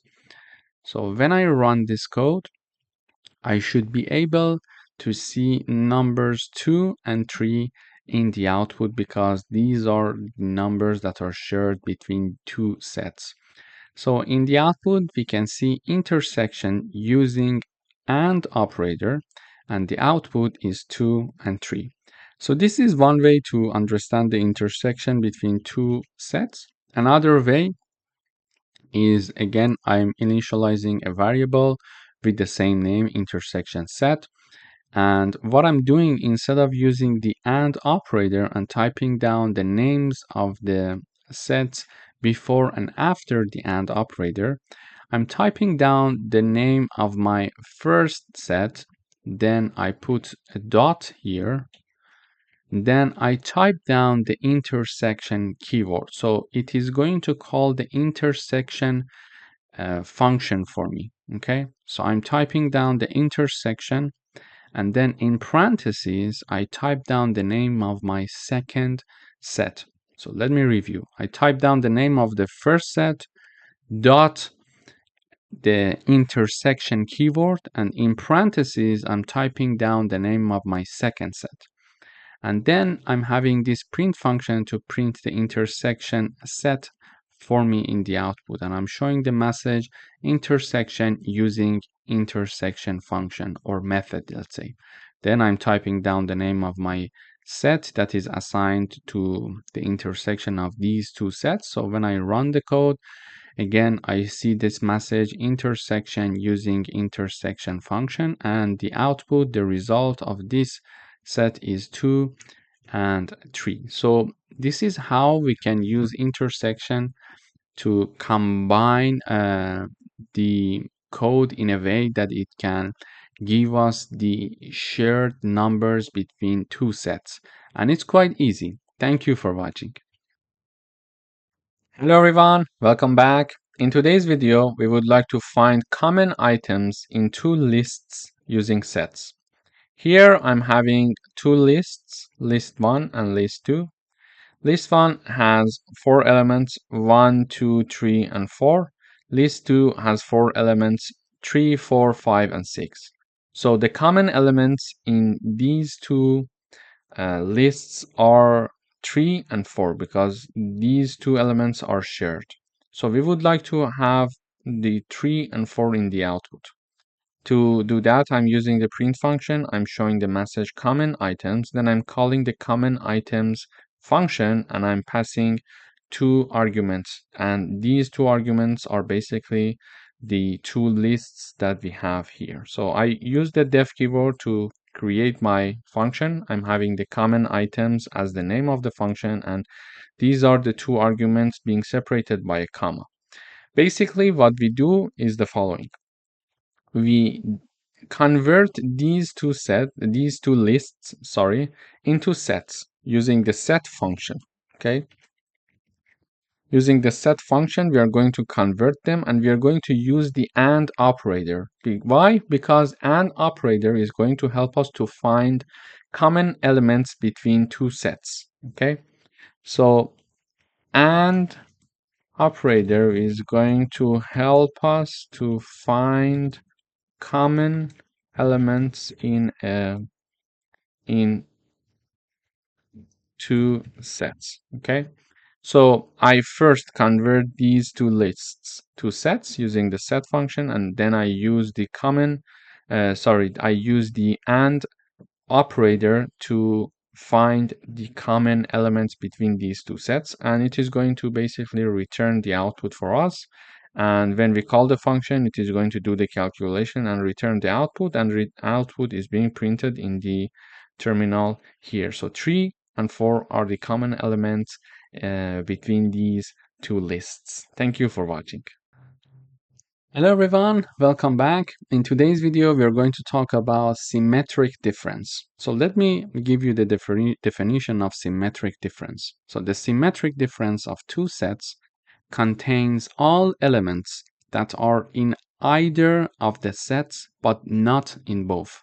This means that the symmetric difference excludes elements that the two sets have in common. To illustrate it with an example, I have set 1. It has 3 elements, 1, 2, and 3. I have set 2. It has 3 elements as well, and the elements are 3, 4, and 5. So the common elements between these two sets is number 3. And if we exclude number 3, we can get the symmetric difference. So the symmetric difference of set 1 and set 2 equals 1, 2, 4, and 5. All elements that are in either of the sets but not in both. So this is the meaning of symmetric difference. But how do we do it using Python? To do that, we have the name of the first set, then the operator of the symmetric difference, and then the name of the second set, and this is equal to our new set, and I name it symmetric difference set. It could be X, for example. It could be Y. It's your choice. Then in the output, I'm using the print function and I'm typing down symmetric difference using, and then I type down the name of the set. So it is going to print me the symmetric difference of two sets. And there is another way to do that as well. So I type down the name of my first set dot symmetric underscore difference keyword, and in parentheses I type down the name of my second set. This is equal to my new set that I call symmetric difference set, and I print symmetric difference using symmetric difference function or method is, and then we are having the comma here and then the name of my newly generated set. So when I run this code, I see exactly this output: 1, 2, 4, and 5, 1, 2, 4, and 5, and 1, 2, 4, and 5. So we learned two methods by which we can compute the symmetric difference of these two sets. Thank you for watching. Hello everyone, welcome back. Today we would like to write a program that finds the second smallest number in a list, and we can do it using sets. Okay, so here is my list and it is not sorted.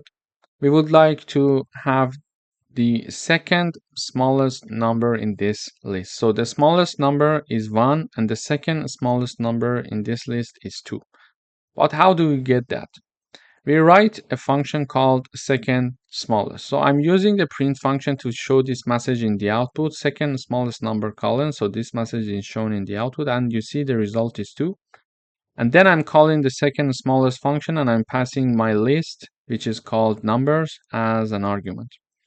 Then what we basically do here is the following. I have my list being converted to a set.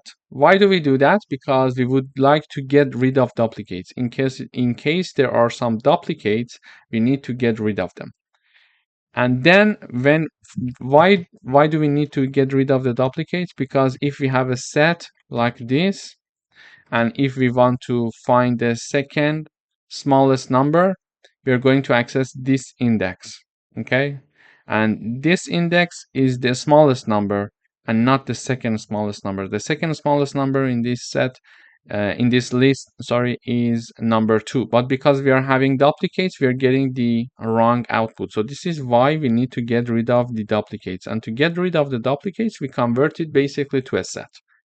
Automatically, duplicates are removed. Then I use the sorted function to sort everything in ascending order.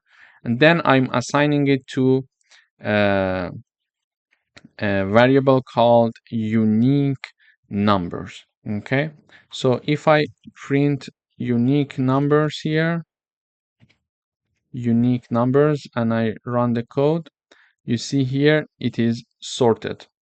Okay, and there is no numbers that is being repeated. So we got rid of the duplicates because we were having two fives, for example, there. So we got rid of the duplicates using the set, and then we sorted in ascending order. So now uh, we are having in ascending order, and the second smallest number is basically the second number from left. And to access that, we type down the name of the variable, and then we type down the index. And the index 1 is for number 2 because the first element has the index 0. And in order to access this element, we need to use index 1. So if I type down, for example, index 0, it is going to print 1 in the output for me. But 1 is the smallest number and it is not the second smallest number. The second smallest number here, as we see, is number 2, which has the index 1. So when I run, I see in the output number 2. Thank you for watching. Hello everyone, welcome back. In today's video, we are going to learn how to do membership testing for sets. I'm having one set that is called my set. It has 3 elements, 1, 2, and 3. Then I'm printing is 2 in the set. I would like to check if number 2 exists in the set my set. Mathematically speaking, if I want to check that, I type down number 2, then I use the in keyword, and then I type down the name of my set. Okay. And also I would like to see if number 5 exists in the set or not. Here I type down the message, is 5 in the set? And if I want to do it in the programming language, I type down the number, then in keyword, then name of the set. Let's say set name. Set name. Okay. So when I run this code, the first statement is true. Why? It returns us the value true because 2 is indeed existing in my set. So number 2 in set. I'm saying, is number 2 in the set? And the answer is yes. This statement is true because 2 indeed is inside this set and it is one of its elements. And then I'm saying that is 5 in the set? And no, the answer is no. This statement is not true because 5 is not in the elements of the set. Therefore, the answer is false. But if I type down, for example, here is 5 not in the set, is this statement true or false? 5 not in my set. Okay. So what do you think? Is 5 not in the set? I'm saying, yeah, number 5 is not in the set. Yeah? And I'm typing it in Python programming language. 5 not in, and the name of the set. So the answer of this statement is true. Why? Because indeed 5 is not in my set. Because it's not in my set. So we could do the membership testing either using the in keyword or not in keyword. And in order for you to have a better understanding when you're doing it, it would be nice to type down these statements in words as well. So you're typing it in mathematical language, for example, here, or in Python syntaxes. But it would be nice to type it down in words as well. It sounds nicer when you type it down, I think. So you type down is 2 in the set, and then you type down the code.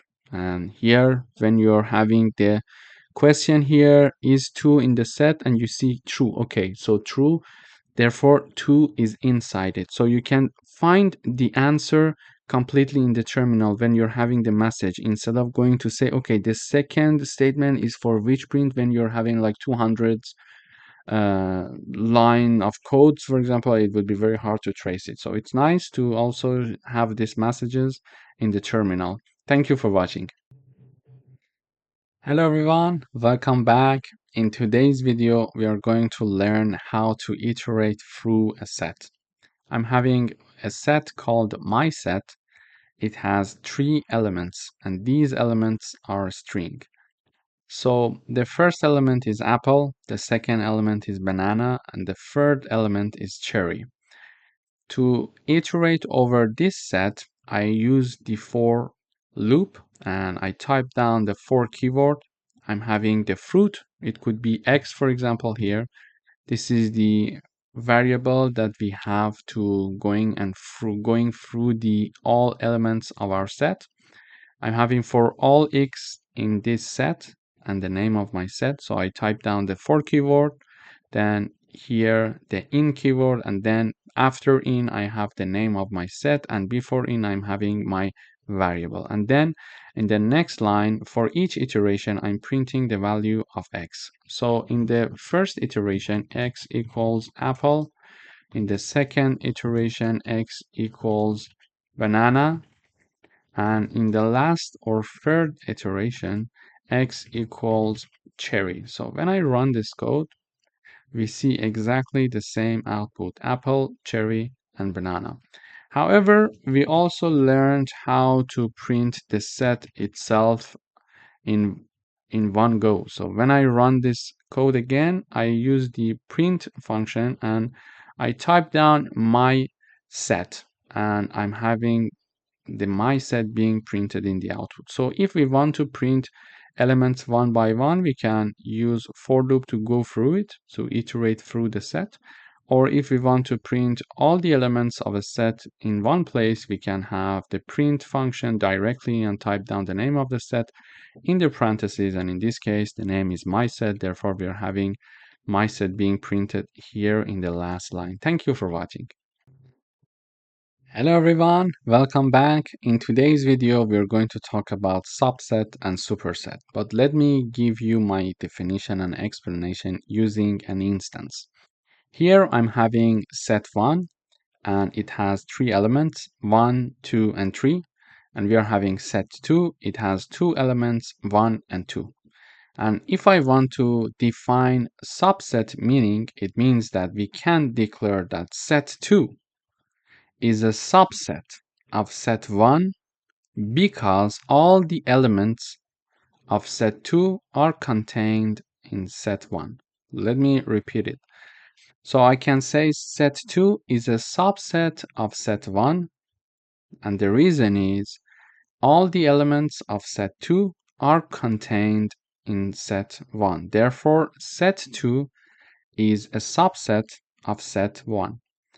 And vice versa, we can say set 1 is a superset of set 2 for the same reason, because all the elements of set 2 are contained in set 1.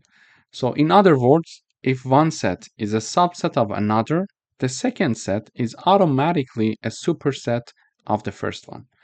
So if we want to do this checking with Python in codes, we can have the code like this. So I type down the print function, and in the parentheses, first I type down the message. I would like to see if set 2 is a subset of set 1. To type down in codes, I type down the name of the set 2. So set 2 lower than or equal to, and then set 1. This sign represents a subset. And if I want to check the superset, so I would like to mention if set 1 is a superset of set 2, I type down the name set 1 and using the larger than or equal to sign, which is the superset sign, and on the right hand side, I'm having set 2. So for the subset, when we are checking, I type down the set 2 on the left hand side, and for the superset, I type down the set 1 on the left hand side. So when I run this code, we see this in the output. So I'm asking to see, is set 2 a subset of set 1?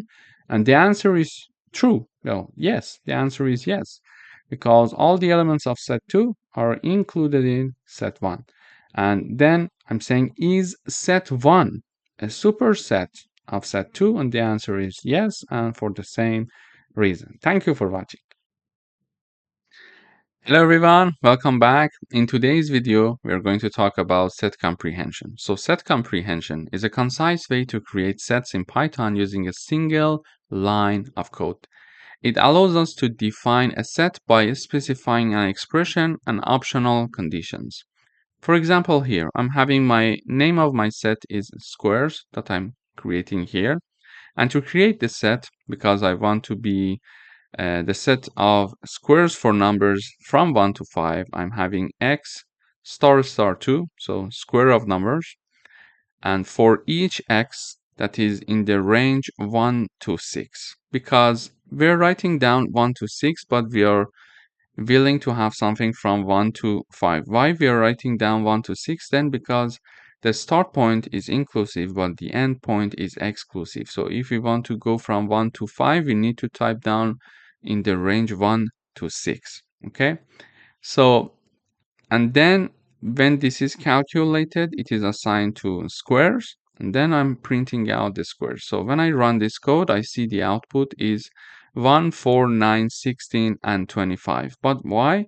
The reason is, so x is taking value 1 to 5, 1, 2, 3, 4, 5.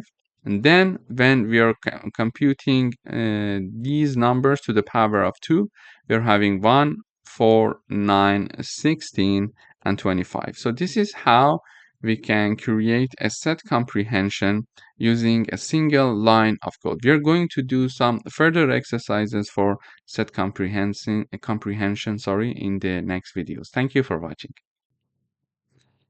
Hello everyone, welcome back. Here we're going to discuss another example, another coding exercise for set comprehension. So we would like to create a set of even numbers from 1 to 10. What is the definition of even number? The definition of even number is the following. So if a number is divided by 2 and the remainder of this division equals 0, it means that number is an even number. Otherwise, it is an odd number. Okay, so this is the definition of even and odd numbers. So if a number is divided by 2 and the remainder of this division equals to 0 or equals 0, it means that the number is an even number. Otherwise, it's an odd number. So using a set comprehension method to create that, I'm setting a name for my set, and I'm saying that for this is the x, and for any x that is in the range of 1 to 11, again, we are saying 1 to 11 because the end is exclusive. So it is going to go from 1 to 10. And if x is divided by 2 and the remainder of this division equals to 0, using the modulo sign, we can compute that. Then we are going to set that number into this even numbers set. And finally, I'm printing the elements of this even numbers set. So when I run this code, I see 2, 4, 6, 8, and 10. But how this set is created like that? So for the first time, x equals 1, and then x equals 2, x equals 3, x equals 4. So let me copy paste these parts. So here is the iteration. So here is the iteration. So when we are saying for each x in the range 1 to 11, it means that x is going to take values from 1 to 10. So when x equals 1, it is saying that if x is divided by 2, the remainder equals 0. No. Therefore, this number is not going to be assigned to the set. So then 2 divided by 2, the remainder equals 0. Yes. So number 2 is assigned to the set. So 3 divided by 2, the remainder equals 0. No. Then 4 divided by 2, the remainder equals 0. Yes. So 4 is going to be added to the set. 5 divided by 2 equals 0. No. So 5 is not going to be added. 6 divided by 2 equals 0. The remainder equals 0. Yes. And 7 divided by 2 equals 0. No, so it's not going to be added.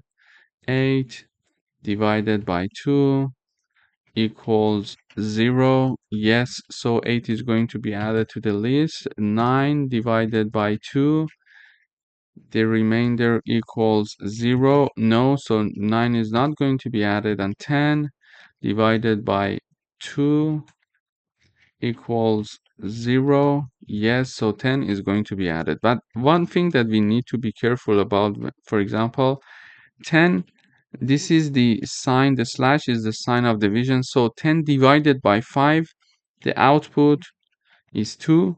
But 10, when we're having the modulo sign, 5, it is going to calculate the remainder for us, and the remainder is 0 for this division. Okay, so this is just a reminder for you. So when I compile this, we see 2, 4, 6, 8, and 10. So 2, 4, 6, 8, and 10. So for each x that is in the range 1 to 11, and if x is divided by 2 and the remainder of this division using modulo sign equals to 0, we're going to keep that x and assign it to even numbers, and then we are printing out the even numbers. So it was a very good example of set comprehension, and I think we could have now a better idea of how to create set comprehensions. We're going to have some further coding exercise with respect to set comprehension. Thank you for watching.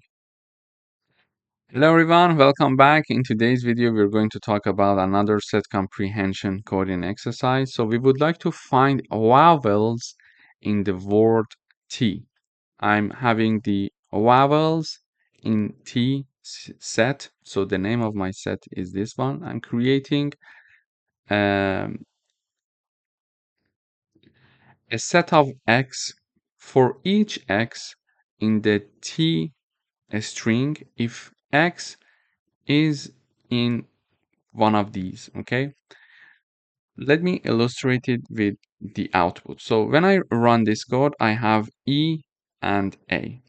So when X is going to iterate over all the letters of T using this for loop, okay, one time it is going to be equal to T, one time it is going to be equal to E, and one time it is going to be equal to A.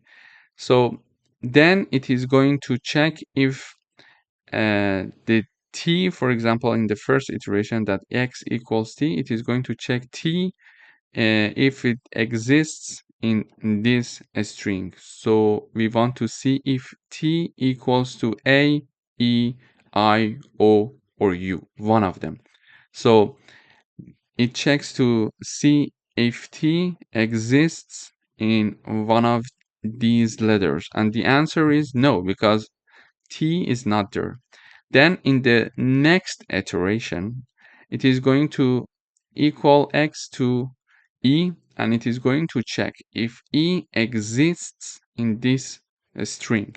And these strings, when we are going through its letters one by one, these are the letters.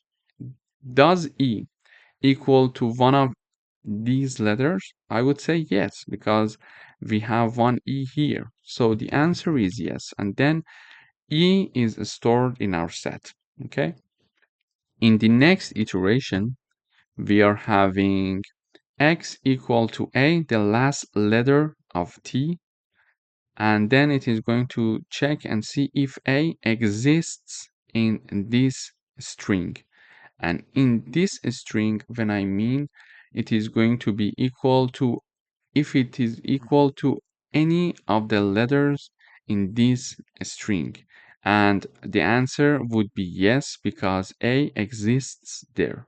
So the answer is yes. So when I run this code, I see E and A in the output, because these are the two letters that are vowels in the T string. So in this coding exercise, to review it, in this coding exercise, we are creating a set of X for each X in T string. So it is going to iterate over the letters of T if X is in one of the letters in this string. Okay, so these are the vowel letters in English, and this is our string. So we are iterating over the letters of T and the letters of this string, okay, the vowel letters. Then we would like to check if one of the letters in T, so for example, if the T, the first letter, equals to any of the letters here. Then if the second letter of T, which is E, equals to any of the letters here. And finally, we're going to check to see if the last letter of T, which is A, equals to any of the letters in this string that contains all the letters of our vowel sound. And the answer for T is no, because we don't see T here. For the E, the answer is yes, because we have one E here. And for the A, the answer is yes, because we are having A as well here. So the output is E and A. So this is how we can create a set of X for each X in T if X in this string. Okay, A, E, I, O, and U. This is how we can make a comparison letters by letters between two strings. So if the first letter equals to any of the letters of the second string, the second letter of the T, which is E, exists in any of the letters of the second string, and the last letter A exists in any of the letters of my second string. So basically, we are saying if T equals to any of the letters of my second string, and when I say string, I mean E, I, O, U, because we are defining it in double quotes, so it's a string. And then if E equals to any of these letters, A equals to any of these letters. So this is how we can create a set of X using set comprehension. Thank you for watching. Hello everyone, welcome back. In today's video, we would like to create a set of vowels found in the string hello world. So here I'm typing down the name of my string vowel in word. Then I am creating a set of X for each X that is in hello world string if X is in this string A, E, I, O, U as well. So here we see that when we are having this for loop, it is going to iterate over all the letters of the hello world string and checks to see if that specific letters equals to any letters in this string, which are the vowel letters. For example, it is going to say for the first iteration, while we are iterating over this string, it is going to check and see when if equals to H, if H equals to any of the letters in this string. Okay, so it is going to check if H equals to A, H equals to E, H equals to I, H equals to O, H equals to U. Okay, so it is going to check this out. It is going to check this out, and because the answer is no, it is not going to um, store H in the created set of X. Okay, then it is going to move on to the second letters in the next iteration. So it sees that E exists in this string. So the second letter in the hello world is E. X equals to E. So it is going to check to see if E equals to A, E equals to E, E equals to I, E equals to O, and E equals to U. So it is going to check these conditions. So the answer for this one is no, for this one is no, for this one is no, for this one is no, but for this one the answer is yes, because we are having one letter E in the second string. So it is going to mention that, okay, the second letter in the hello world string exists in this string, okay? So it is going to get this E letter and assign it to our vowel in word set. So we're going to store this E. So it is going to iterate over all the letters of a hello world. L, another letter O, for example. So O is here and O exists in the second uh, string.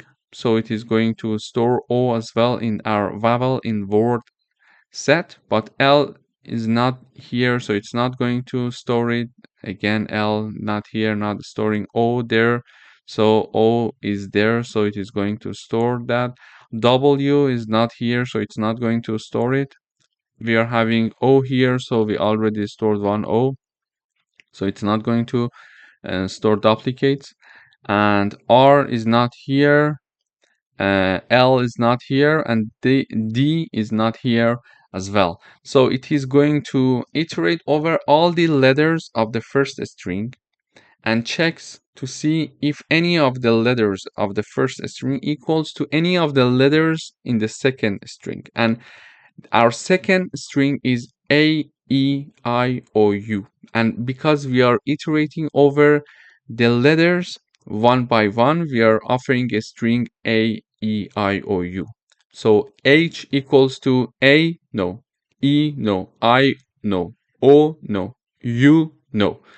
Then second letter of the first string is E. E equals to A, no. E equals to E, yes. So it is going to store E. Then the third letter of the first string, which is the hello word, it is L. So L equals A, no. L E, no. L I, no. L O, no. L U, no. So L does not exist in the second string. Therefore, it's not a vowel letter because in the second string we are only storing the vowel letter. So this is how it is going to go over all the letters in the first string and compare it with all the letters in the second string. Okay, so the first letter and first letter, second letter, third letter, and like fourth letter and fifth letter. So it is going to compare the first letter with all the letters of the second string, then the second letter with all the letters of the second string again, then the third letter of the first string with all the letters of the second string, etc. until the end. And when uh, we find a letter in the first string that exists in the second string, it is going to store it in this set. So when I run this code, I see E and O in the output. It means that this string is having E and O letters that are existing in the second string as well, and the second string are the vowel letters. So we are mentioning in the hello world string, we are having two letters that are vowel. Thank you for watching. Hello everyone, welcome back. In today's video, we are going to talk about frozen set. There is a function in Python that we can use to freeze the set for ourselves for any purposes. For example, in the beginning of your code, you want to initialize the set and you want to make it to be frozen to make sure there will be no modification for this set throughout your program. Okay. In order to do that, I'm just having a set name called frozen set. It could be, for example, X. I would say, let's put it X. It's easier.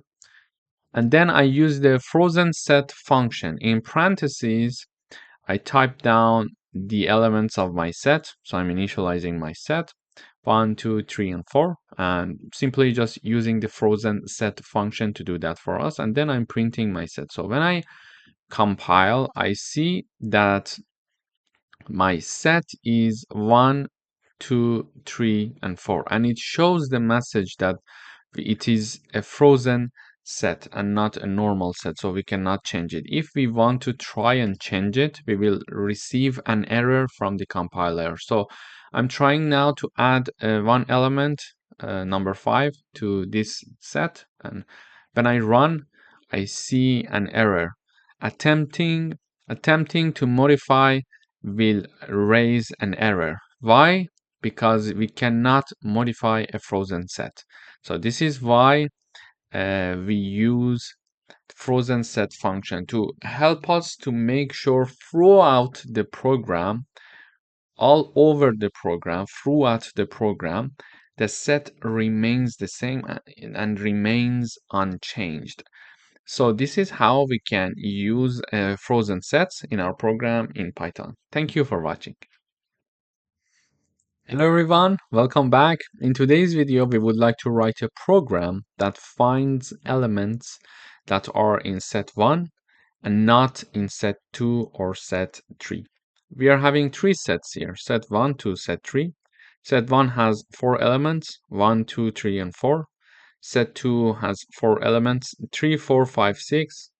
And set 3 has 4 elements as well. So 4, 5, 6, and 7. So we would like to find elements that are in set 1 and not in set 2 or in set 3. So let us start with the first element, 1.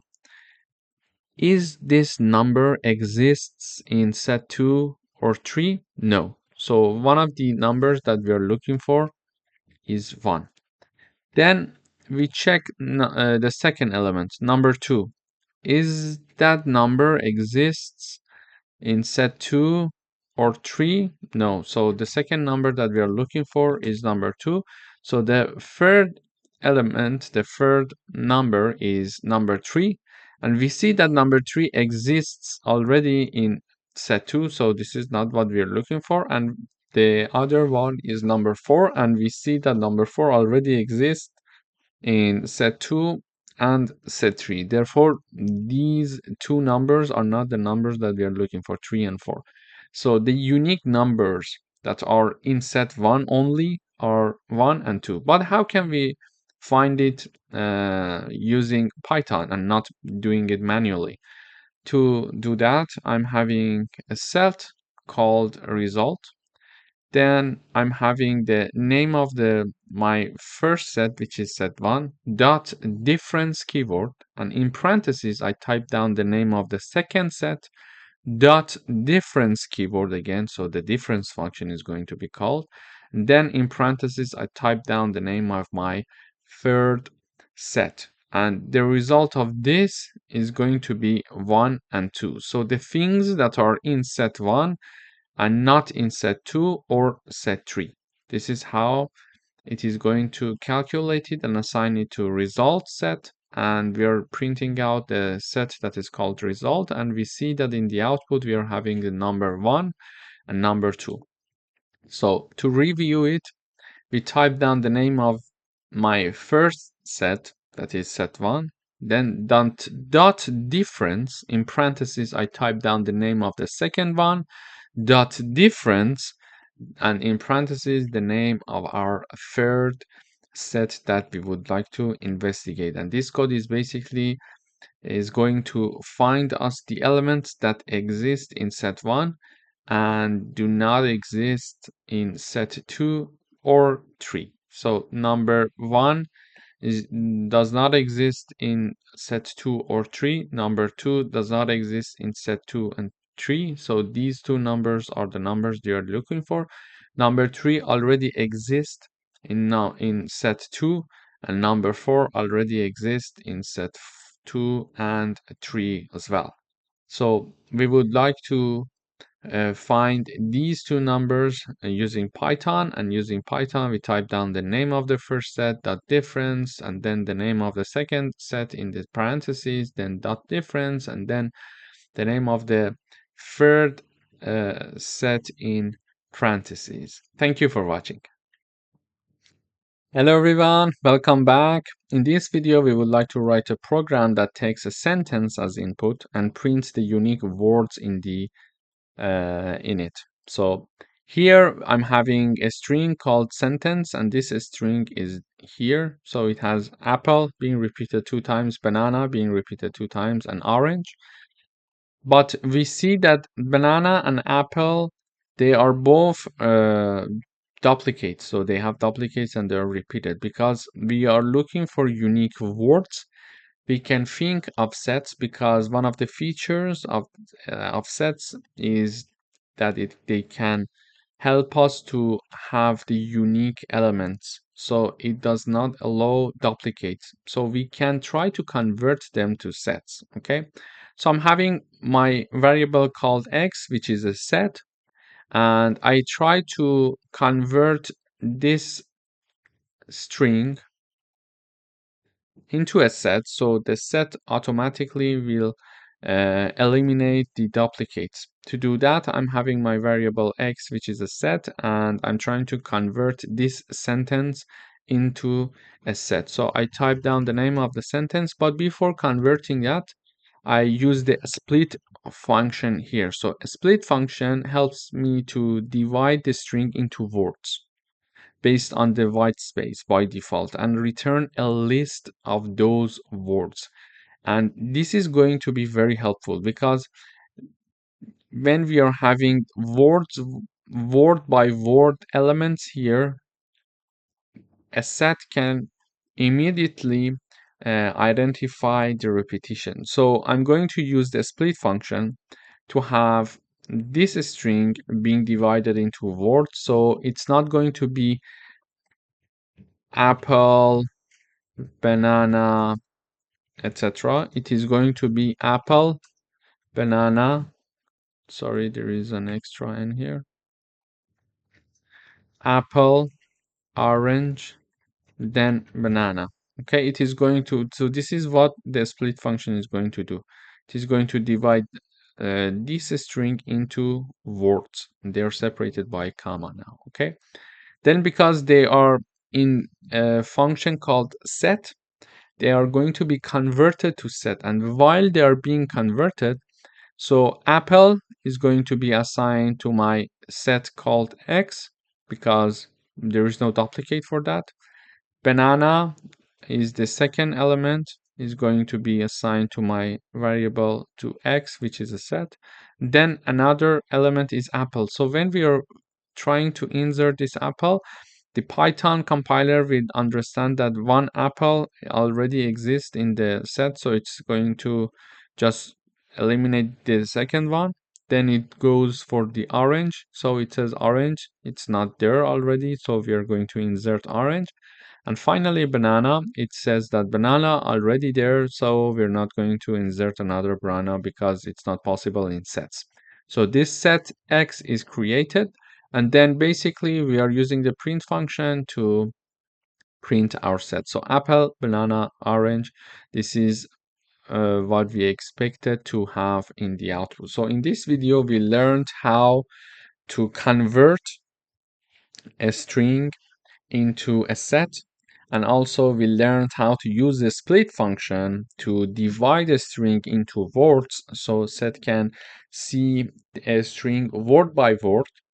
Therefore, it can identify the duplicates and it is going to automatically basically eliminate the duplicates. Thank you for watching. Hello everyone, welcome back. In this video, we would like to write a program that takes two lists and prints their common elements. We learned that using AND operator in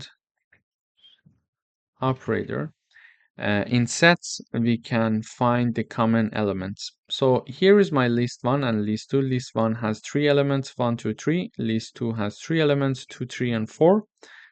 So first of all, we need to convert them to sets. To convert them to sets, I'm having the set keyword, and in parentheses, I type down the name of the first list and then the name of the second list.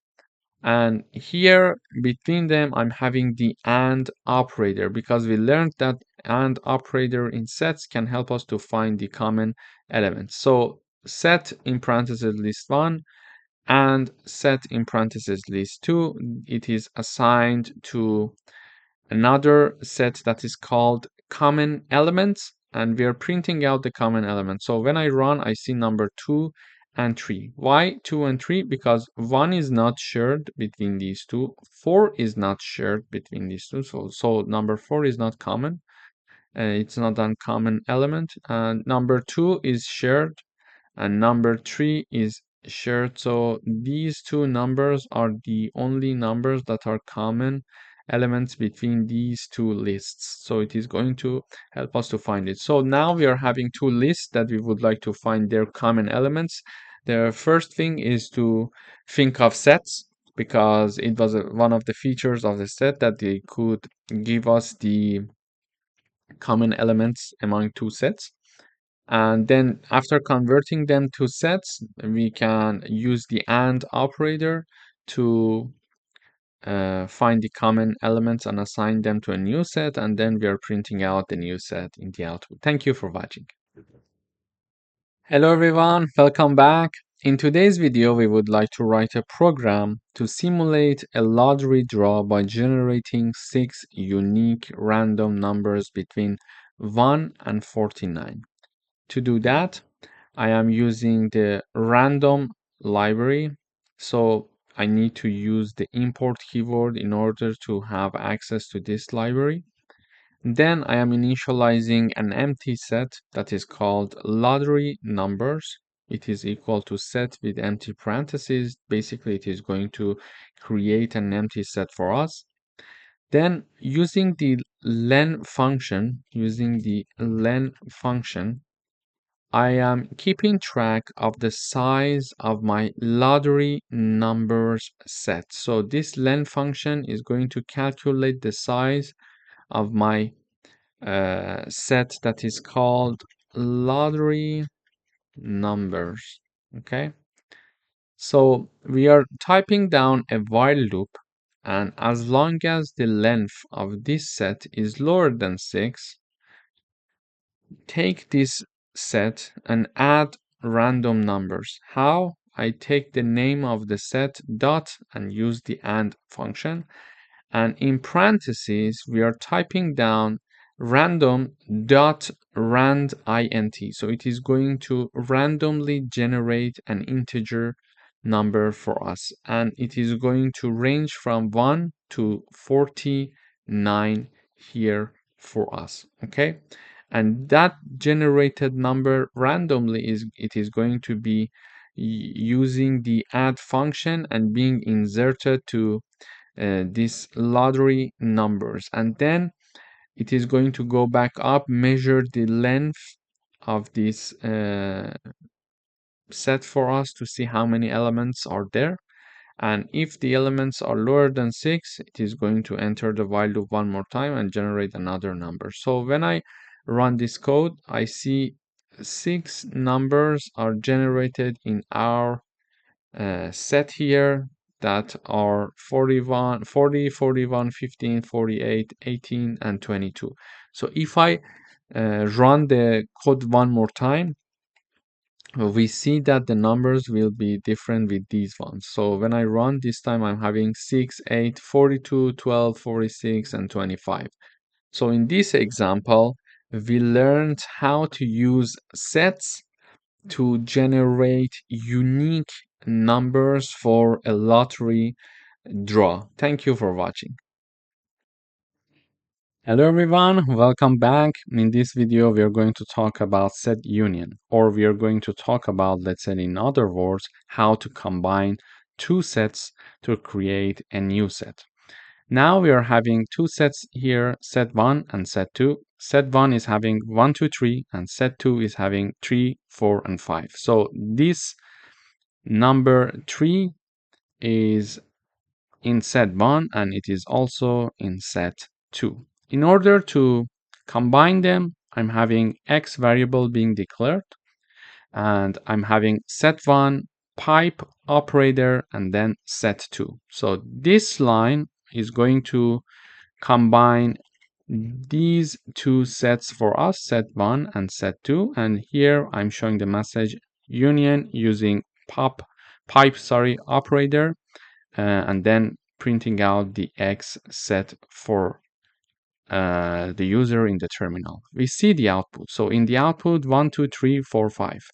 So the sets are combined. But what happened? Here we see only one tree. We had one tree here and we had one tree here. Why we are not having two trees in the output when we are combining two sets? The reason is this.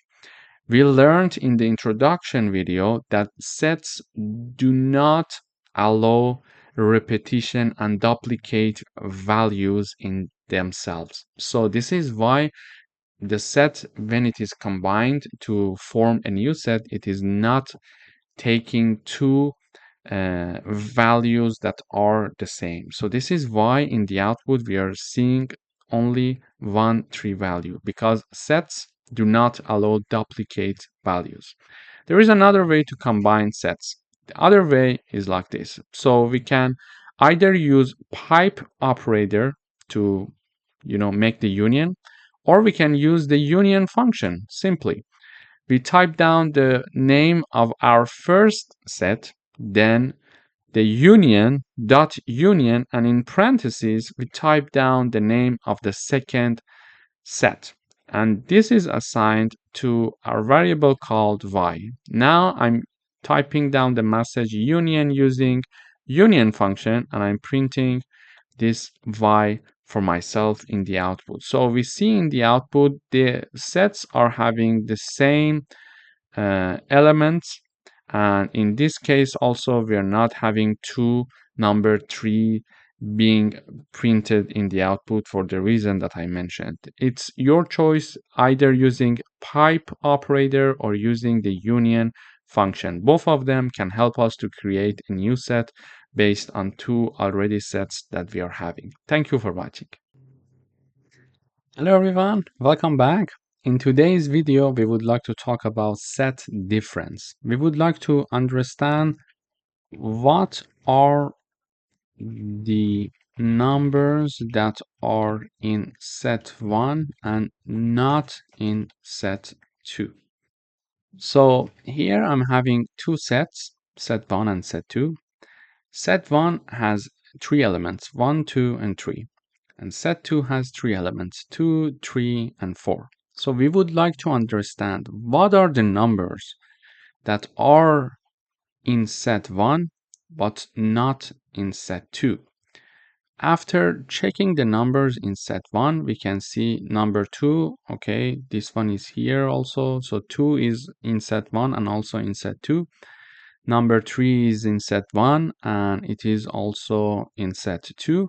But number 1 is in set 1 and it is not in set 2. So we are looking to find the numbers that are included in set 1 and not in set 2. Okay, so we see that number is number 1. But how can we understand it using like some coding or functions in Python? To do that, it's very easy. We type down the name of the first set and then minus or subtraction operator and then set 2. And this is going to calculate for us the numbers that are indeed in set 1 and not in set 2. And it is assigned to a new set called difference set.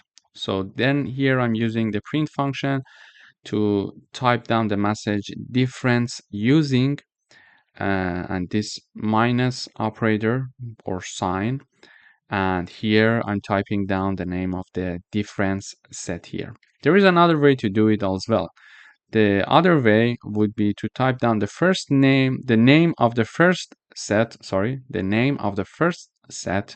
dot the difference keyword, and in parentheses we type down the name of the second set, and this is assigned to my new set that is called difference set. So, and we are typing the message saying that difference using the difference function or method, and then I type down the name of my set that I want to print its value. So when I run, I see number 1 is shown using both methods, we reached to number 1, showing that we did the correct calculation, because when manually we checked that, it was again number 1.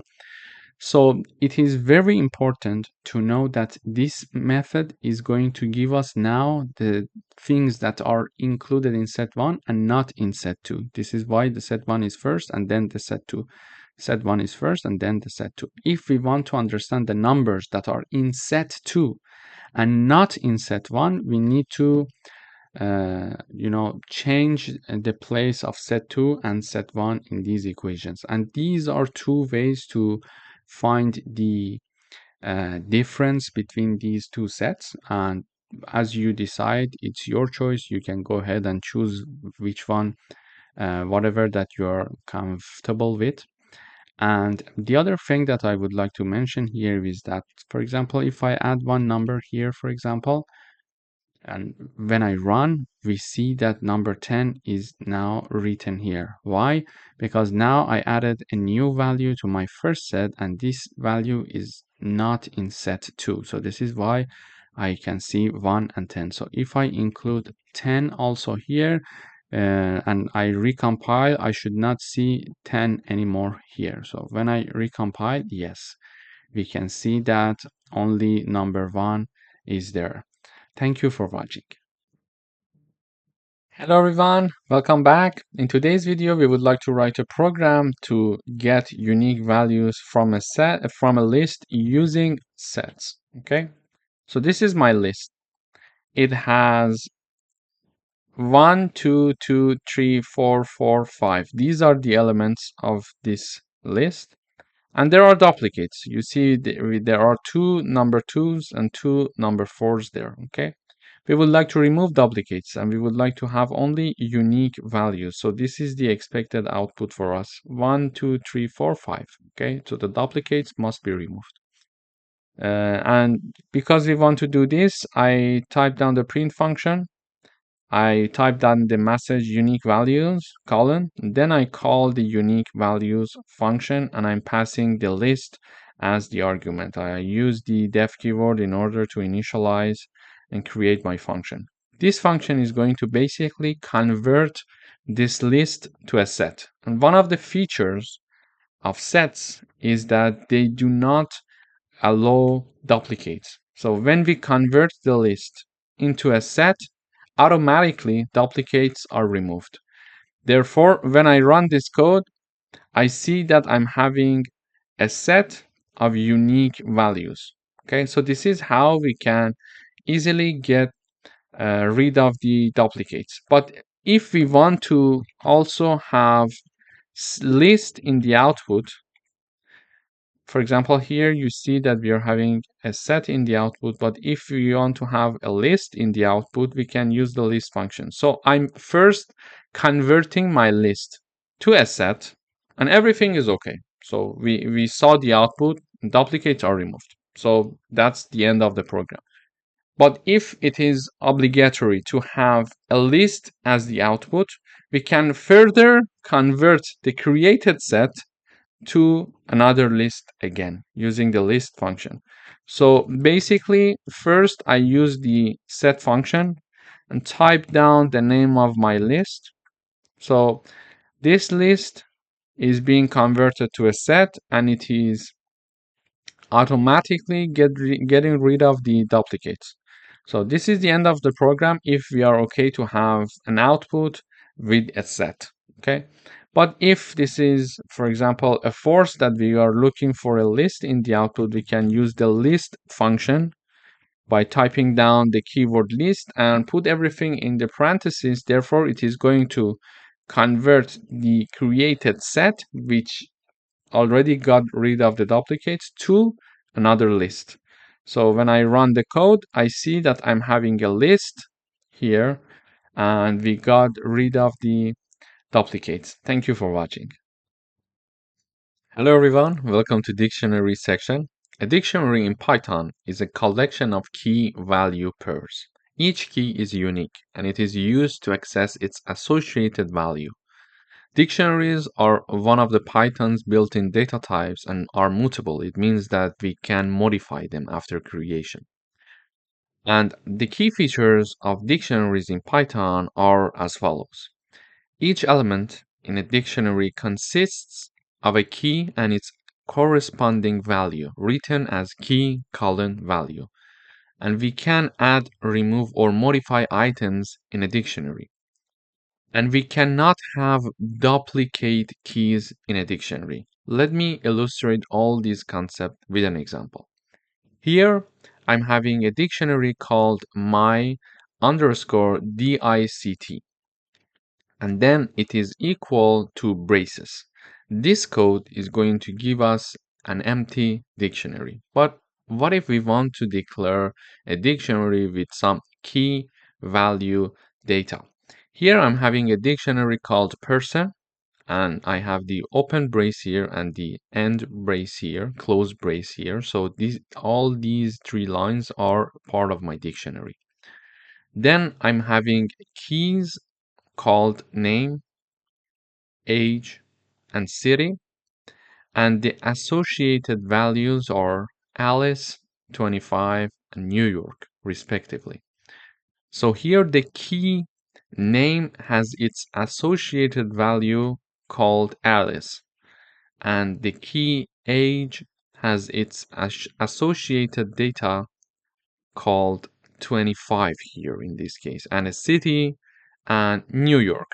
So this is how we are having a declaration or creation of a dictionary called person with three keys and three values. As you remember, we we mentioned when declaring a dictionary, we are having key, colon, then values. So on the left hand side, we are having the keys. On the right hand side, we are having the values. But how can we access these keys or values of a dictionary? To have access to them, we can use the print function. And in parentheses, we type down the name of the dictionary, which is person in this case. And in square brackets here, in a square bracket, I'm typing down the name key, the key which is the name, sorry. So here, when I'm having the name in the square bracket for the dictionary person, we are expecting to see Alice, its associated value. So whenever you want to access, for example, one of the values, we can access it through typing down the key of the dictionary. So when I run this code here, let me comment the last line. So when I run this code here, we see Alice in the output. So let me give you another example to access other uh, keys or values in Python. So here, as I mentioned, we are going to type down the name of the dictionary, which is person, and then open brace here. Then we are having quotes. And then I type down the age because the age is the second key in this dictionary that is called person. And I'm going to close everything here now. So when I run the code again, I expect to see 25 as well in the output. As you can see, we are having the 25 here as well. And finally, we can have the name of the dictionary. Then we can have the city, which is our last key in the dictionary person. So in order to access these values, we need to use these keys along with the name of the dictionary, because we may have like several dictionaries. We need to mention of which key, the value that is associated to which key in which dictionary we would like to have access to it. Okay. So here I'm typing down the name of the dictionary, and in braces, sorry, in a square brackets, I'm typing down the name of the key, and the last key is city. So when I rerun the code, I expect to see New York in the output. So here also is the last value that is associated to the last key, which is the city here. And if I want to print out the dictionary, the whole dictionary in one place, When I run the code, I see it in the output. So we simply type down the print function, and then we mention the name of the dictionary in parentheses. So we see the name Alice, age 25, city New York. So this is how we can create and access different elements in a dictionary in Python. In the following videos, we are going to dive deeper into this concept in Python. Thank you for watching. Hello everyone, welcome back. In today's video, we are going to make a comparison between list, tuple, set, and dictionary. As you remember, lists are declared in brackets and they are mutable. It means that we can modify them after creation. We can add, remove, or change item, and duplicate elements are allowed in lists. Then we discussed about tuples. So tuples cannot be modified after creation, and when we are willing to create them, we need to use parentheses. And duplicate elements are allowed as well. Then we learned about sets. Sets are declared in braces, and it is possible to add or remove items, but duplicate elements are automatically removed when we are working with sets in Python. And finally, we are going to learn in this section about dictionaries in Python. So we can add, remove, or update key value pairs. So it is possible to do that. However, the keys in dictionaries must be unique. So values can be duplicate, but the keys must be unique. For example, in the previous example, we had a key called name and the value called Alice, for example. Okay, so it means that the next key is age, for example, and its value is 25.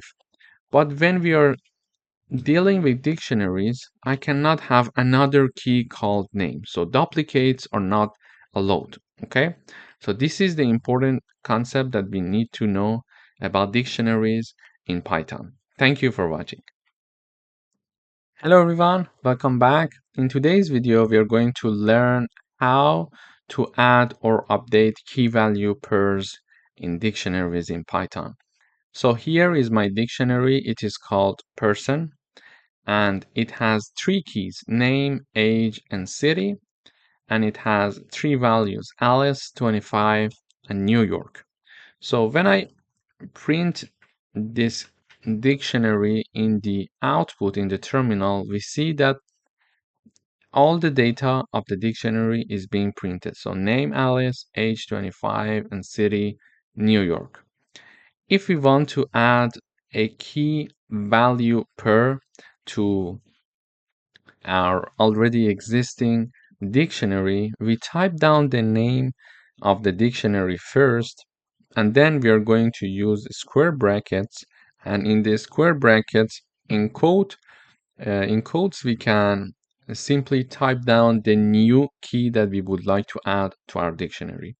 And then the left hand side equals to the right hand side, and the right hand side represents the value that is associated to this key for this dictionary. So if I now again print the dictionary person, we need to see the updated dictionary. So up until here, everything is the same, but as you see, email is being added here, and also the email address is written on the right hand side. So it means that somehow like this is being written in the dictionary now when we are having the uh, adding of the new key value pair. So when we are having this, it means that a new key is being written here and a new value associated to this key that was just declared is also existing there. So in order to do that, I am going to review now. We type down the name of the dictionary.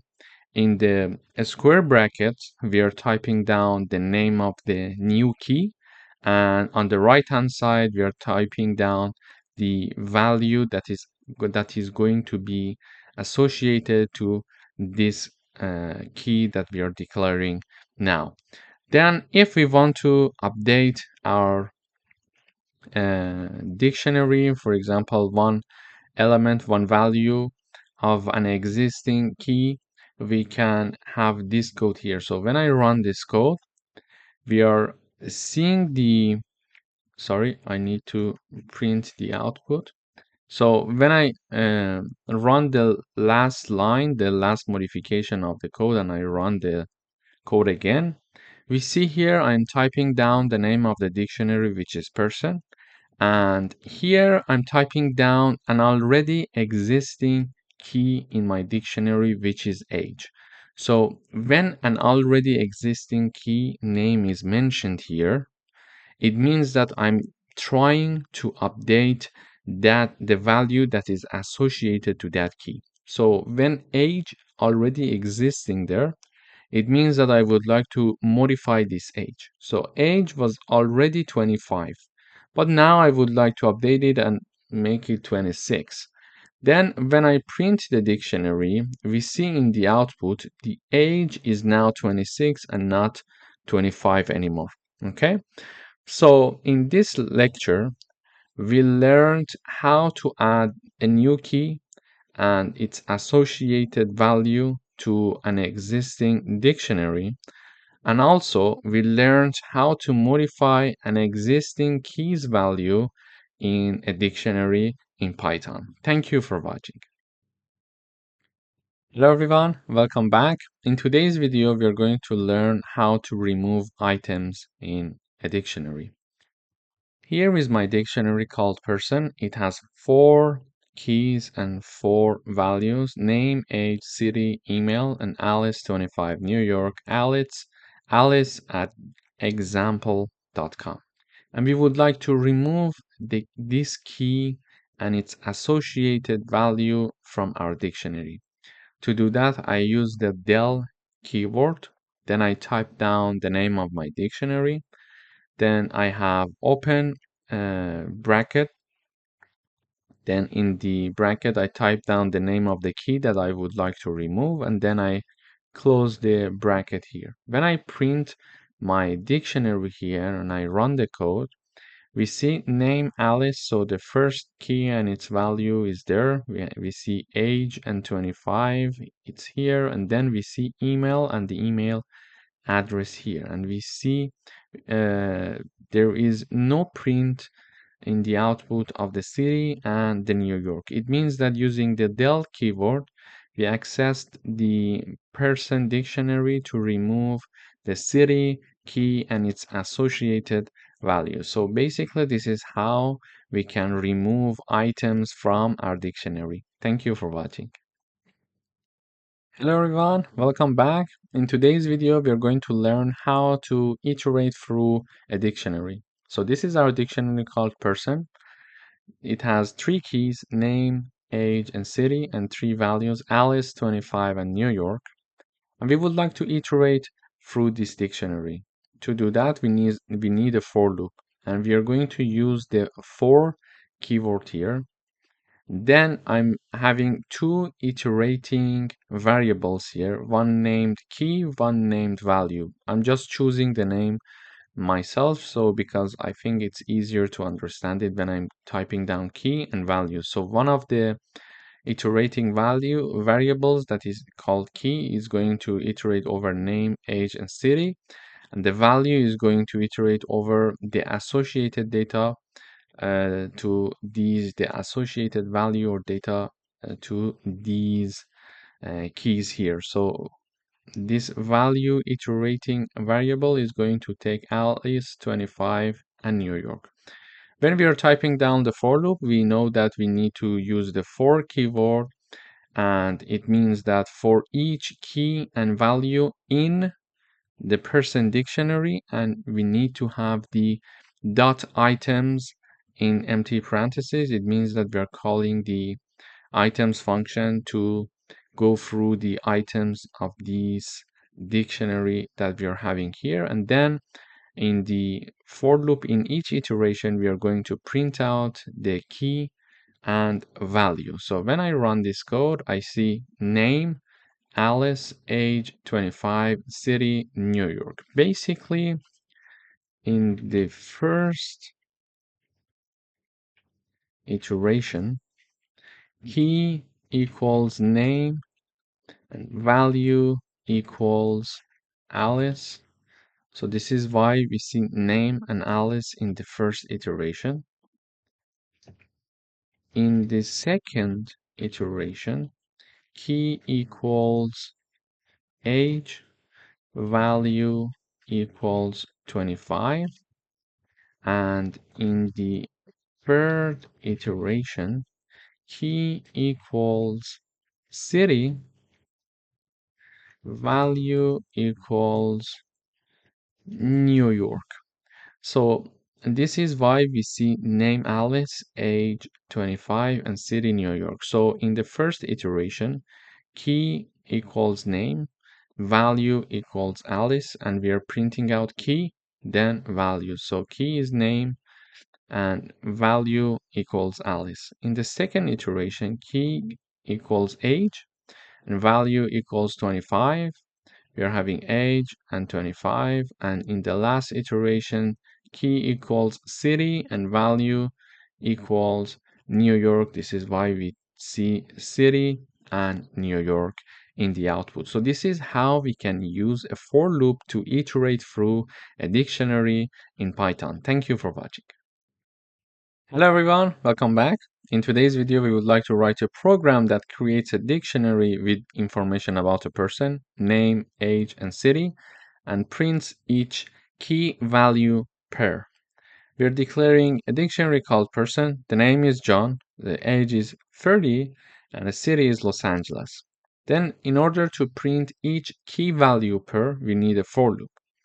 And we need two iterating variables, key and value, for each key and value in the person dictionary, and we use the items function with empty parentheses to iterate over the items of our dictionary one by one, and then we're going to print key and value in each iteration. So we see name John, age 30, and city Los Angeles. So in the first iteration, key equals name while value equals John. In the second iteration, key equals age, value equals 30. In the third iteration, key equals city, value equals Los Angeles. So in the first iteration, key equals name and value equals John. This is why when we are printing key and value, we see name John. Then in the second iteration, key equals age and value equals 30. This is why we see age 30. And in the third iteration, key equals city and value equals Los Angeles. This is why we see this part in the output. Thank you for watching. Hello everyone, welcome back. We would like to write a program that adds a new key value pair to an existing dictionary and prints the updated dictionary. Here I'm having a dictionary called student. It has two keys, name and grade, and two values, Emma and A. In order to add a new key value pair, we learned that we can type down the name of the dictionary, and then in brackets we type down the name of the new key, and then on the right hand side we type down the associated value. This is how we can add a new key value pair to an existing dictionary for a student. The name of the dictionary, the name of the key, and the value on the right hand side. Then we are going to print the student dictionary. So when I run this code, I see name Emma, which was there already. I see grade A, which was there already. And we see subject math, which is something that we added here. So the subject and math. So our new dictionary looks like this now. subject, then it's having the math as its associated value. Thank you for watching. Hello everyone, welcome back. In today's video, we would like to write a program that removes a key value pair from a dictionary and prints the updated dictionary. I'm having a dictionary called car. It has three keys: brand, model, and year. And it has three values: Toyota, Corolla, 2020. If we want to remove one key value per from this existing dictionary, we use the del keyword, then we type down the name of the dictionary, and in the brackets, we're going to type down the name of the key that we would like to be removed from this dictionary. So after that, I'm trying to print the dictionary here. So when I run this code, I'm having brand Toyota, model Corolla, and year 2020. When I delete this key, the associated value to this key is going to be removed as well automatically. So when I print my car dictionary, I see brand Toyota here, and then I see year 2020 here. So I see no information about the model Corolla in the output after having uh, the model keyword and its associated value being removed using the del keyword in Python. Thank you for watching. Hello everyone, welcome back. In today's video, we would like to program that checks if a specific key exists in a dictionary. I'm having a dictionary called colors. It has three keys: red, blue, and green, and it has three associated value. And in this program, we would like to check and see if one key called blue is existing in our dictionary or not. Is it there or not? Does this blue key exist in our color dictionary or not?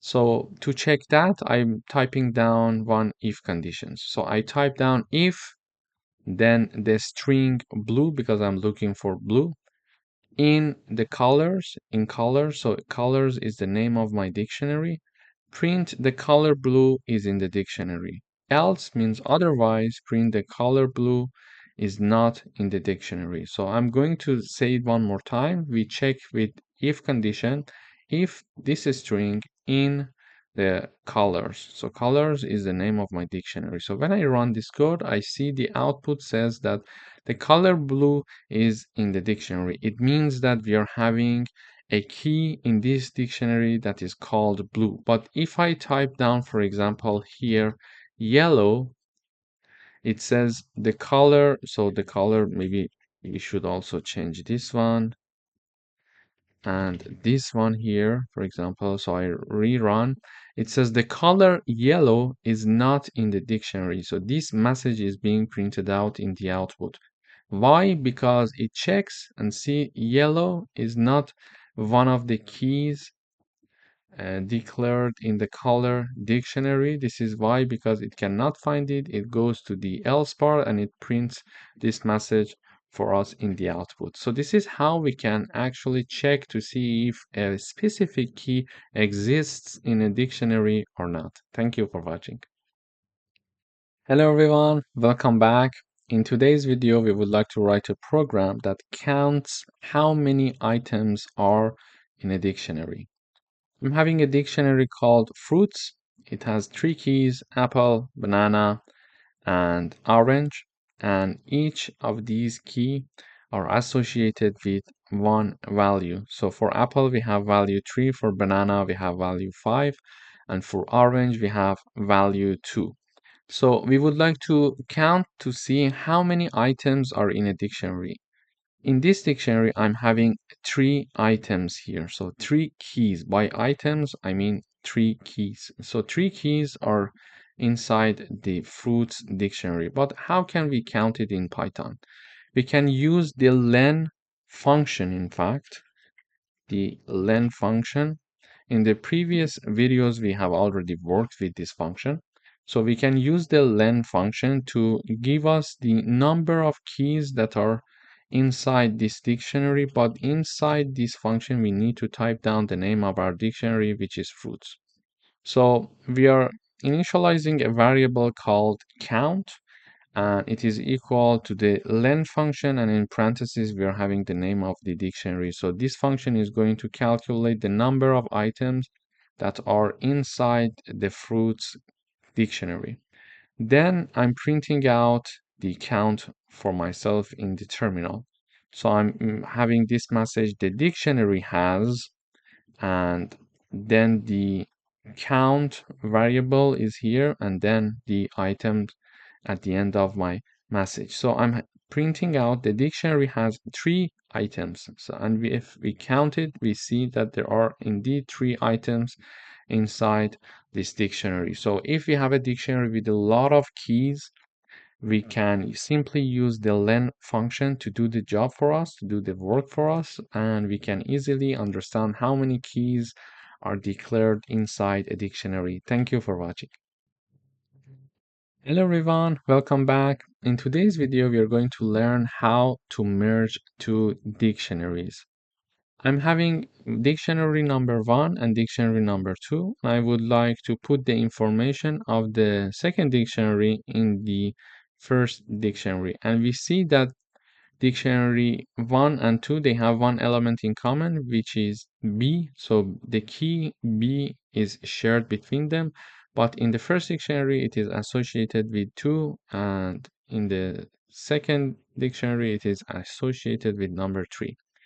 I'm going to type down the name of my first dictionary dot update. So I'm using the update function, and in the parentheses I type down the name of my second dictionary, and then I'm printing out the first dictionary in the output. When I print the first dictionary in the output, I expect to see this element in the dictionary 1 and these 2 elements in the dictionary 1 and not this one. Why? Because B is a common element, is a common key, let's say, between these 2 dictionaries, and we are updating the information of the first dictionary with the information of the second dictionary. Therefore, because they have one key in common, it is going to, this part is going to be replacing this part. Okay, so I expect to see A1, B3, and C4 in the output when I'm using this line of syntax and code. So the name of the first dictionary dot update using the update function, and in the parentheses I'm typing down the name of my second dictionary. So in the output, as you see here, I'm printing the first dictionary. I see A1, B3, and C4. So we don't see B2 in the output. Why? Because the information of the first dictionary is being updated, and the information of the second dictionary is being inserted in the first dictionary, and because they have one key in common, the key of the second dictionary is going to be in the place of the B key in the first dictionary. So we see this one in the first dictionary and this one in the first dictionary, and this one is going to replace this one here. And we have another method to merge 2 dictionaries as well. To do that, I'm having a new dictionary being declared called merged, and then I'm using braces, and in braces I'm having star star and the name of the dictionary 1, comma, star star, the name of the second dictionary. So this is going to do the same work as this line does. So it depends which one you find more convenient, and you can go ahead and choose it. So after that, I'm printing the merged dictionary, and as we see here, the output of the first method and second method, both of them are the same. The outputs are the same. So it depends on you which one that you prefer. You can go ahead with that. So this is the second method. So in this video, we learned how to merge or update dictionaries In Python, we can use this method, name of the first dictionary, then update function, and in parentheses, the name of the second dictionary, or we create a third dictionary. For example, in our case here, it is called merge. And in the braces, we type down star star the name of the first dictionary and comma and star star the name of the second dictionary. Then we are printing out this third dictionary that has been created, which is called merge in this case. And then we see the outputs are the same. Thank you for watching. Hello everyone. In this video, we're going to learn how to loop through keys, values, and items in a dictionary. Here I'm having a dictionary and it has 3 keys here as you see, name, age, and city, and it has 3 values, John, 30, and New York.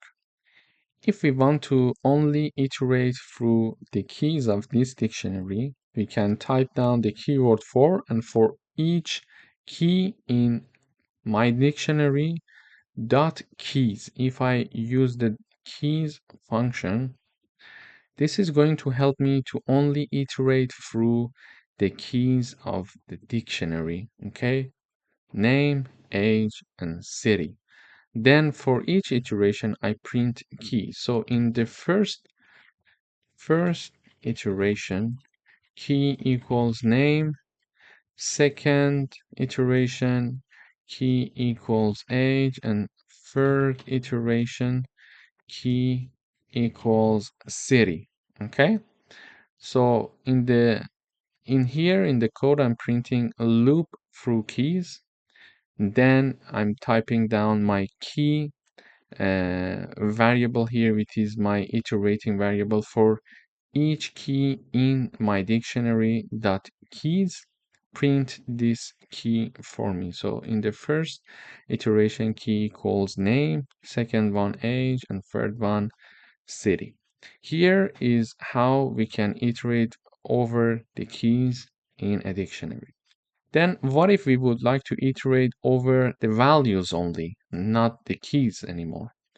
We are typing down this message for us, loop through values, and then I type down 4 values in my dictionary and then dot values in parentheses, in empty parentheses. So we are using the values function to iterate over values, and then in each iteration I'm printing the value in the output. So in the first iteration, value equals John. In the second, value equals 30. And in the value, the third value equals New York, as you see it here. So using values function in dictionaries, we are able to iterate through only values. And if we would like to iterate over key value pairs, we use the items keyword. So I'm typing down for any key and values in my dictionary dot items print key and value. So it is going to say name John, age 30 in the second iteration, and the third iteration city and New York. So when I run this code, in the output we see loop through keys, and only keys are being printed as we expected here, name, age, and city. Then we are having loop through values. So values are John, 30, and New York. John, 30, and New York as we expected. And then loop through key value pairs. We see name John, age 30 in city, New York, as we were expecting to see the same thing. So in this video, we learned how to loop through keys, values, and key value pair. Thank you for watching. Hello everyone, welcome back. In this video, we are going to talk about nested dictionaries, a dictionary that contain another dictionary as a value. So here I'm having a dictionary called students, and in this student dictionary, I'm having 2 other dictionaries called Alice and Bob. And the Alice dictionary has two keys, age and grade, and two values, 25 and A. In the nested dictionary called Bob, I'm having two keys again, age and grade, and two values, 22 and B. In order to access the nested data in our dictionary here, for example, if I want to know the grade of Alice from the student dictionary, I can type down the print function here, then type down the name of the dictionary, then I'm having square brackets, and in the first square bracket I'm typing down the name of Alice, for example, and then the grade key that I would like to have the output here. So as you see here, I'm printing that. So when I run the code, I see A in the output, which is the grade for Alice in the student dictionary. We could also have the, for example, students, then have the Bob here, and then having the grade of Bob in the output. So when I run this code, I see B, which is the grade of Bob. And if I wanted to have the age of Alice, I could type down the name of the dictionary and two square brackets. In the first one, I type down the name of the first nested data, which is Alice. Then I type down the age. So when I run this code, I expect to see number 25 in the output. And similarly, we can have the output for Bob's age here. So when I run this code now, I see 22. So in this video, we learned about nested dictionaries, or how to access nested data in a dictionary. Thank you for watching. Hello everyone, welcome back. In today's video, we would like to write a program to sum all the items, or let's say values, in a dictionary. I'm having my dictionary here. It has three keys, A, B, and C, and three values, 10, 20, and 30. So we would like to have the sum of 10, 20, and 30. But how do we do that? To do that, I'm having my variable called total sum. Then I'm typing down the name of my dictionary dot using the values function, and using the values function, this function will allow us to access these values in this dictionary. Okay, and this is inside the parentheses of the sum function, and sum function is going to help us to get the values of my dictionary and sum all the values and return the result. And the returned result is assigned to total sum. Basically, with this line, I'm accessing the values, these 30, 20, and 10 of my dictionary. And these values are being summed using the sum function. And the output of this is going to be assigned to total sum variable. And then I'm printing the output. So I'm showing the message, the sum of all items in the dictionary is, and then the total sum variable is here. So when I run this code, I see the output is 60. So 30 plus 20 will be 50, plus 10 will be 60. So in this video, we learned how to sum all the values in a dictionary. Thank you for watching. Hello everyone, welcome back. In today's video, we would like to write a program to multiply all values in a dictionary. So when I mention items, I mean values here. So all the values in a dictionary. So I'm having my dictionary, A, B, and C are the keys, and 2, 3, and 4 are the values. So we would like to write a program to multiply all the values. It means that I would like to have the result of 2 times 3 times 3 times 4, and the result is 24. So we would like to get to this number by multiplying the values 2, 3, and 4 in this dictionary. To do that, I'm initializing a variable called result to be assigned to 1. Then I'm using a for loop to iterate through the values of my dictionary. To iterate through the values of my dictionary, we learned that we can use the values function. So for each value, and this value is my iterating variable, for each value in my dictionary values, I'm going to type down this code. So this code equals to this code, result times value. Okay, so in each iteration, this value is going to have these three values. So in the first iteration, value equals 2. In the second iteration, value equals 3.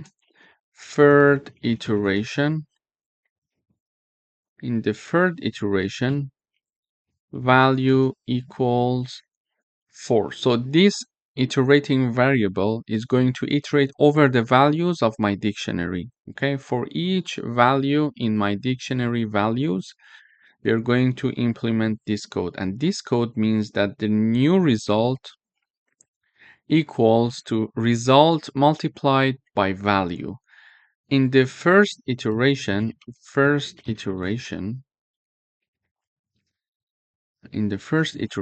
value equals 2 because this is the first value in my dictionary, and then it is going to be equal to 3 in the second iteration. In the third iteration, it will be equal to 4. Okay, so when value equals to 2, result will be 1 times 2, and it will have the output of 2.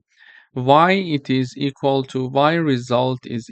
to 1 multiplied by 2 because the formula says result multiplied by value. So result was initialized to be 1, and then I'm typing down 1 multiplied by 2. 2 is my value, so the result will be 2. Then in the next iteration, result will be 2 times 3, and result will be 6. And why 2 times 3? Because we are having the result multiplied by value. So result from previous iteration was equal to 2. So I'm having the number 2 here multiplied by 3. 3 is the value in this iteration. So it is the second value in my dictionary. And finally, in the last iteration, result equals 6 times 4. Therefore, result equals 24.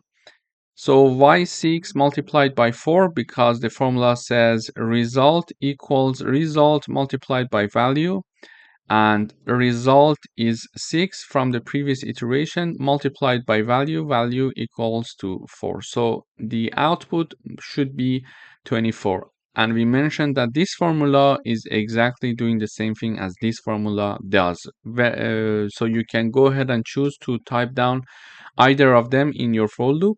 It's more concise writing it this way, so this is why we're using this way.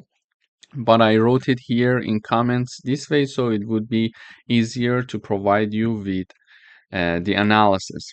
Then after having the output of result, we are going to print the result variable here in the output, and we would like to say the product of all items in the dictionary is, and then having the result variable being printed. So the output is 24 as we expected based on our computation here. So in order to have the multiply of all items in a dictionary, we iterate through all the values of a dictionary, and we use this formula to have the output of the multiplication of all the values in a dictionary. Thank you for watching.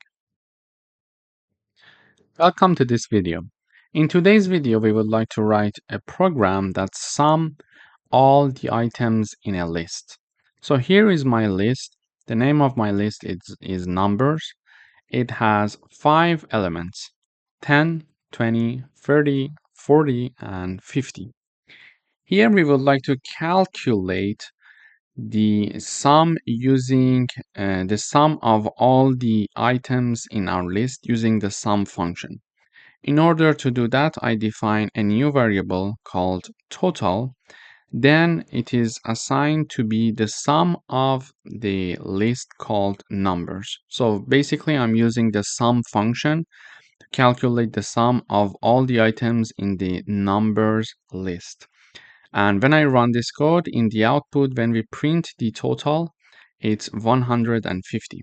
So this is one way to do it. Another way to do it would have been to write a for loop, for example. And using a for loop, we could do that. For example, I'm having a variable called total1 equals 0. And we could say for num in numbers, we could have total1 plus equals num. And then we were printing the value of total1. So when I run the code, we see that the output is the same. So there are two ways to do that. The first one is to simply use the sum function. So this sum function is going to add 10 plus 20 plus 30 plus 40 and plus 50 and assign the output to variable called total. And we print the total in the output here. Or another way to do that is to use a for loop. For example, here, in order to use a for loop, we need to initialize a variable to 0. Then we are having for each num is my iterating variable here. For each num that is in numbers, we are going to add that element to our total1 variable. For example, in the first iteration, num equals 10 because the first element in numbers is 10. Then we are going to have total1 equals total1 plus num. And this means that total1 is initialized to be 0, so it's 0 plus num is 10, so the total1 equals 10.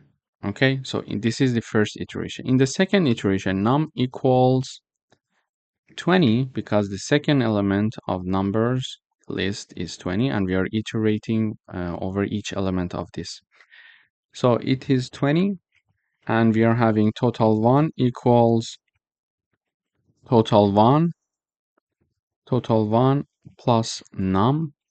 And we know that from previous iteration, we calculated total1. Total1 is 10. So we are having 10 plus 20. Why 20? So 20 is the num in this iteration and 10 is the previously calculated total1. So 10 plus 20, it will be total1 equals 30. Then we have num equals 30 in the next iteration. And this means that total1 equals total1 plus num, meaning that we are going to have 30 plus 30 and we are going to have total1 equals 60 this time. Why 30 plus 30? Because total1 is 30 from the previous iteration and num is 30 also. So we are having it equals 60. Then we are having num equals 40, meaning that total1 equals total1 plus num, and we are going to have 60 plus 40, so it is 100. Then we are going to have the next iteration, which is 50, num equals 50, so total1 equals 100 plus 50, which is 150 in the end. So we see that we are having 150 in the end. So in order to address this problem, there are two methods here that we explained. There may be many methods to address a problem. It depends on you. So the easiest way, I think, is to use the sum function, and simply it is going to do everything itself. And we are assigning it to total, and total is being printed. But otherwise, you can also have a for loop, which is not so hard to be done. For each num that is inside the numbers list, we are adding num to the total1 variable, which is initialized to 0, and then we are printing it out. And we could test it on many different lists. For example, I could have a list, numbers 1, for example. I could have 10, 50, 100, 150, 200. Then here I could have my new total equals sum. What was the name of the list? Yeah, numbers 1. Okay, so we're going to use that, and then we are going to print this message saying that the sum of the second list is, then we are having my new total. So when I run the code, this time we see that the sum of the elements that are inside this list is 510. So this is how we can use the sum function. We could get the same result using a for loop as well. So if I wanted to do a for loop, I could say total 2 equals 0. First, this is my variable. Then we are going to have this code, meaning that we are having my iterating variable num iterating over the numbers 1 list. Then in each iteration, we are adding the value of that element to total 2 and we are printing it out. So we see that using a for loop, we can also do that. Thank you for watching. Welcome back. In today's video, we would like to write a Python program to multiply all the items in a list. So here is my list. It has 4 elements, 2, 3, 4, and 5. We would like to know what would be the output of this. 2 multiplied by 3 multiplied by 4 multiplied by 5. What is the output of this? Of course, we can do it ourselves manually, but how can we do it using Python? Here, first of all, we are going to initialize a variable to store the product. So it is called product and it is initialized to 1. We are having the loop that we need to iterate over all the elements of this list. And in each iteration, we are going to multiply that element by the product, okay, which was initialized to be 1. So what we mean here is the following. So in the first iteration, we are going to have num equals 2. So product equals product multiplied by num, meaning that we're going to have 1 multiplied by 2, meaning that product equals 2. Okay, so this is what we're going to get.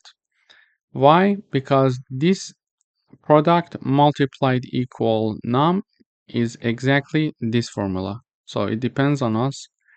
If this is easier for you to follow up, you can simply write this instead of that. They are the same thing. So here I'm having the product equals product multiplied by num. So product is 1 because it is initialized to 1. Then num is 2 because it's the first iteration and the first element in the list called numbers. It's 2, so the product equals 2. Then in the second iteration, we are having num equals 3, meaning that product equals 2 multiplied by 3, which is 6. So why 2 multiplied by 3? Because the formula says product multiplied by num. So product is 2 and num is 3. In the second iteration, num is 3 because it's the second element of the numbers list. So the output of the product is 6 after this iteration. Then we are having the third iteration, and here we are having num equals 6. So product equals 6 multiplied by 6. So we are having 36 as the output here. Why? Because the first number is the product from the last iteration and the second 6 is the third iteration, which is our value. Sorry, this is number 4. So this place should be 4 and 6 multiplied by 4, it's 24. So here 6 is the last value that we have for the product in the last iteration. So the value for the product variable is 6. We calculated in the previous iteration. So product equals product multiplied by num. So 6 comes from the last iteration of product multiplied by 4. So 4 is my variable num, and it is because it's the third element and we are in the third iteration. And finally, we are having the fourth iteration equals num equals 5 because 5 is the fourth element of the numbers list. And here we are going to have product equals 24 multiplied by 5. And the output of this will be 120. So when we run the code, we see that here, when we calculate this over the iteration, we are assigning everything to product. After after the for loop is finished, we have done all the iterations. So we are having the value of updated product, which we expect to have 120 when we calculate it manually.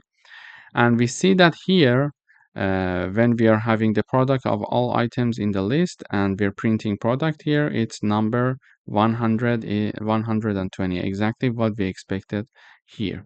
And if we have another list, for example, numbers 2, it's like having 1, 5, 10, 20, and we are having a list like this. We are going to have for num in numbers 2, and we are going to have product. For example, let me initialize another variable, product 1 equals 1. So product 1 multiplied equal to num. Okay, and in the end I'm going to print this value. So the product of the second list is, we're going to have its print, which is product 1. So now I defined a new list called numbers 2. I have a new variable to store the product, which is called product 1. It is initialized to 1. I'm having a for loop over the elements of numbers 2, which is my list. So for each num in the numbers 2, we are going to multiply that element by the product 1 variable.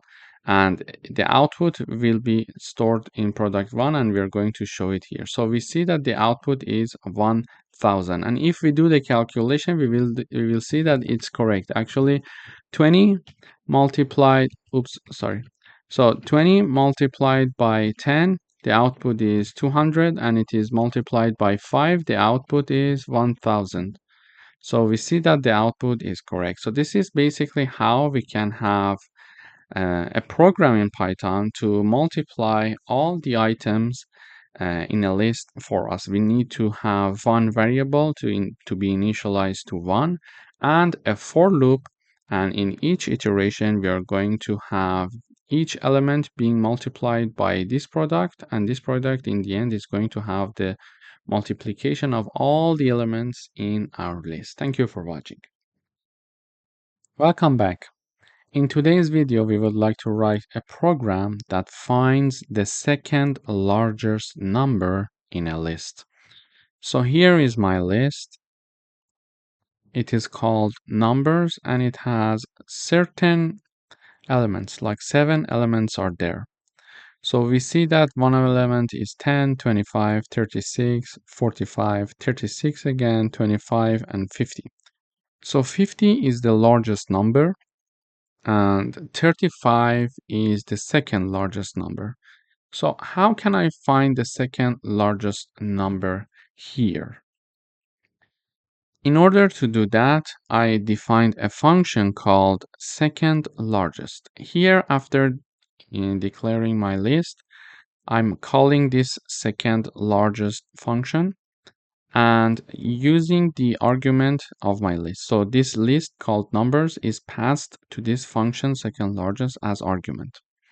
So in this function, we are having the first line when it is called, the numbers is converted to a set and then again converted to a list. Why do we need to do that? So if you see here, we are having number 36 two times, and we are having number 25 two times. So we are having duplicates. In order to find the um, unique list, it is good to remove the duplicates. So here we are talking about the second largest number. When we are having duplicates here, it can provide some problems for us. For example, here is my numbers 2, and just assume that we sorted our list here in descending order, and we are having, for example, 50, 50, 46, 26, and 2. These are the elements of my list called numbers 2. Okay, but there is a problem here. So now if I'm looking to find the second largest number when the list is sorted in the descending order, the second largest number is the second element. Okay, so the first largest number, the largest number is the first element because it is sorted in descending order. You see? So the second element should be the second largest number if we have no duplicates. But because we are having duplicates here, we see that the second largest number, which is 46, is in the third place because we are having a duplicate here.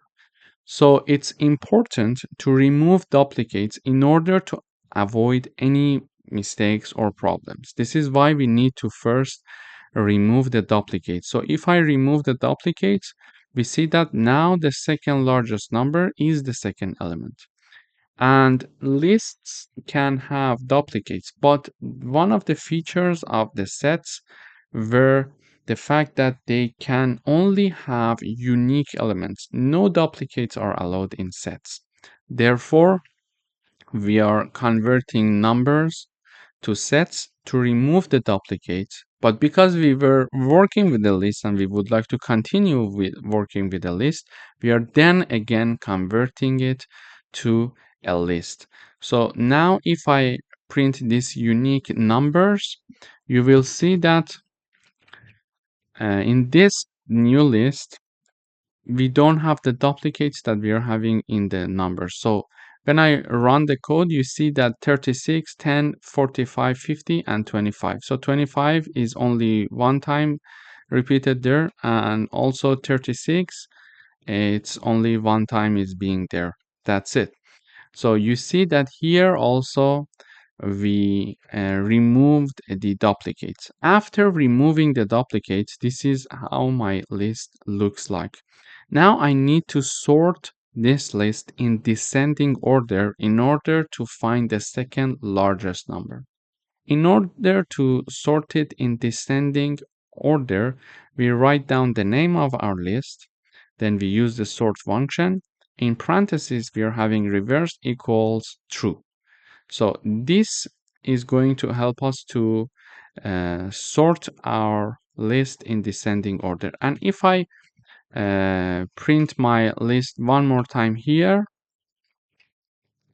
we see that now this unique numbers list is sorted in descending order. So this was the initial print of my new list with no duplicates. Then it is the version that we are having in descending order. Okay, so in descending order, we are having my list 50, 45, 36, 25, and 10. This is the sorted in descending order.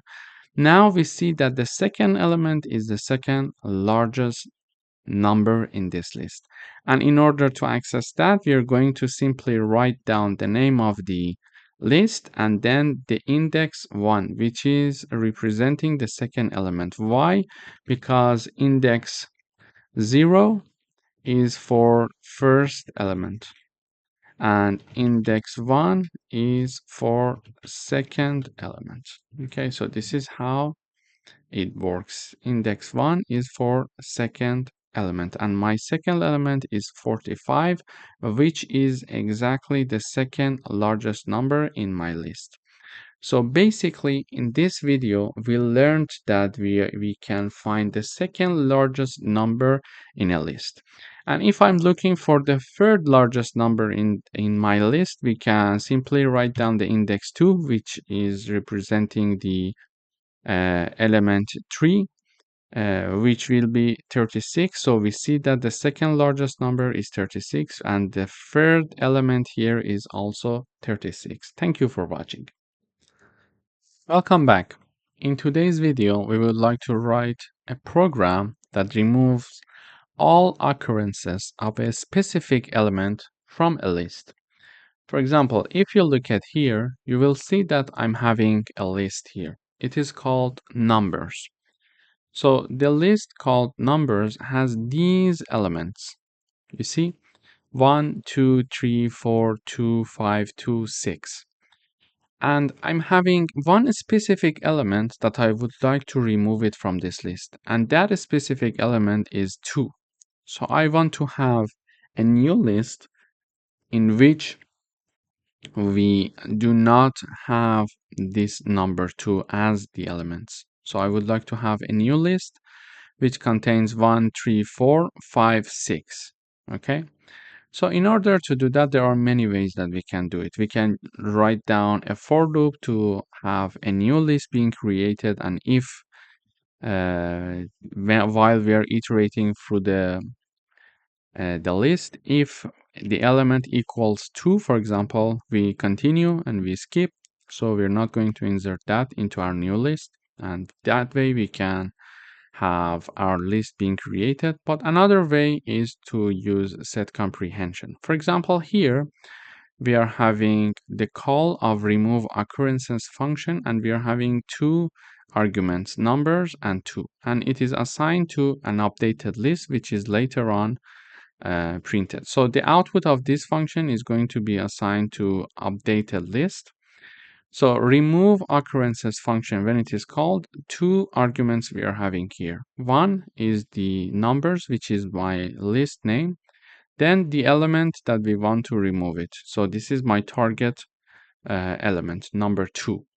So in this function, we are having two arguments, my list and the target. Here, this function is going to return for each item that is in my list. If that item is not equal to my target, which is number 2, we assign it to my new list here. So this is a set comprehension.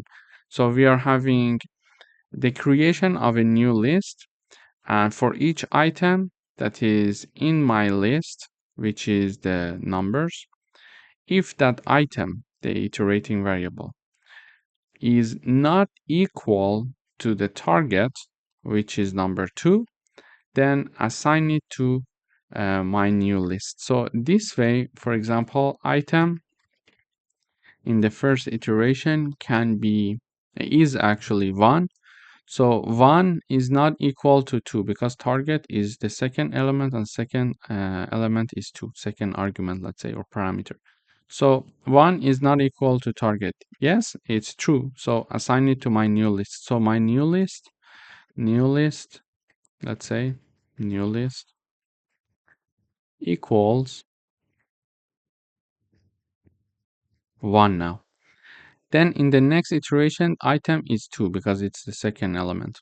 So in the second iteration, we are having the second element. So 2 equals target is 2. So it is not equal to target. This is what it is asking. 2 is not equal to 2.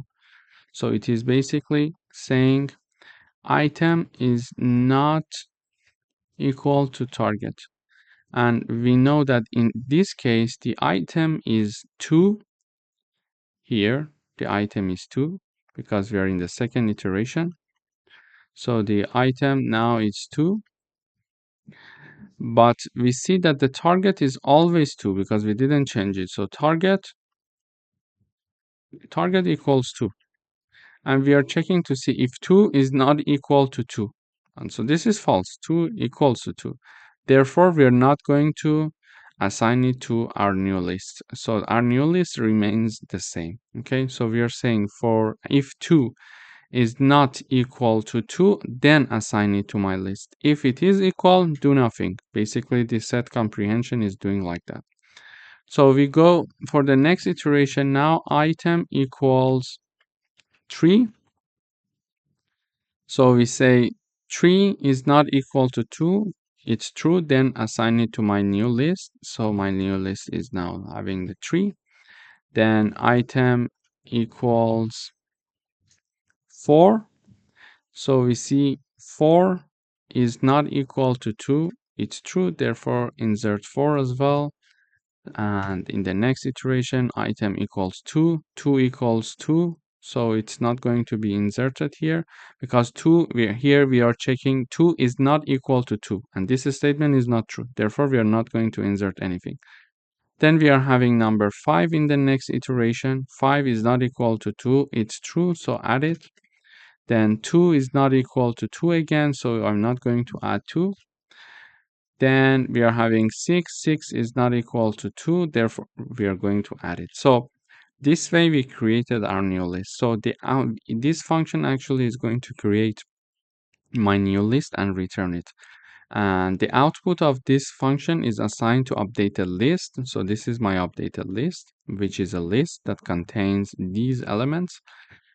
And basically here we are simply printing this list. So the updated list is 1, 3, 4, 5, and 6. 1, 3, 4, 5, and 6, and 5 and 6. So this is exactly what I expected.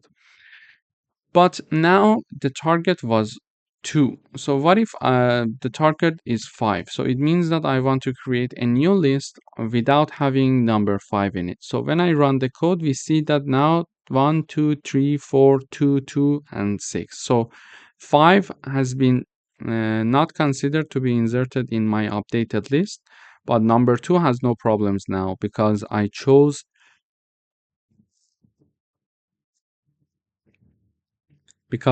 simply to remove number 5. And if I wanted to have number 1 as the target element to be removed, so when I run, we see that number 1 is not there anymore. Basically, this is how we can remove all occurrences of a specific element from a list. Thank you for watching. Welcome back. In today's video, we would like to write a Python program to get the largest number from a list. So here is my list. As you see here, the list contains these elements. So there are 6 elements in this list: 10, 25, 78, 45, 89, and 23. So when I run this code, we see that it says the largest number in the list is 89. So basically, here we are finding the maximum number in the list, and this is what we wanted to do. But how can we do it in Python? So there is a built-in function in Python that is called max, and this function can help us to find the maximum number. We are having the max, and in parentheses we are having numbers. So we are having our list being in the parentheses. So this max function is going to find the maximum number that is there in the list numbers, and then it is assigned to largest variable. So variable is called largest, and that max number that is found from this numbers list is going to be assigned to the largest. And basically here the largest number is 89. So 89 is assigned to this variable, and then 89 is being printed here. So this is the easiest way to do it. However, there are other methods that we can do this. So another method that we can think of is the following. So here I am having my list called numbers being converted to a set. So if there is any duplicate, it is going to be removed. Then it is going to be assigned to, it is going to be converted to another list again, because we were working with a list. We would like to keep it with list. And this is going to be assigned to my new list. Okay. So now why did I do that? So this way, because sets are having this feature that they cannot have duplicates, and it's very important because, for example, we are having a list, and this list is having, for example, number 20, 20, 13, 15, and these are my numbers. And usually when we are having a set, we are not going to have a duplicate. So it's one of the features. They are not going to allow you to have duplicates. So now if I want to find the second largest number in my list, it should be, when I sorted it in descending order, it should be the second element. But because I'm having duplicates, there is a problem there. So duplicates should be removed before finding any numbers in my list. If I'm looking for the third smallest element or the fourth largest element, etc., duplicates must be removed. So now I see that the second element is the second largest number, for example. No, because now it's not sorted. We need to first sort it as well. So now I would have the sorted list, and now it is equal to 20, 15, and 30. So we see that now the second element, after removing the duplicates and then sorting it, we see that here we are having the second element being the second largest element in this list. So it's important, if you are looking for the third largest number or second smallest number in a list, it's very important to first remove the duplicates and then sort it. And in order to remove the duplicates, the easiest way is to convert it to a set, because sets cannot have duplicates, and then convert it back to lists and assign it to a new list. So now my new list is called my new list. This is the name. And if I print my new list here, when I have my new list, for example, in the print, so if I print it here, so let me comment these parts.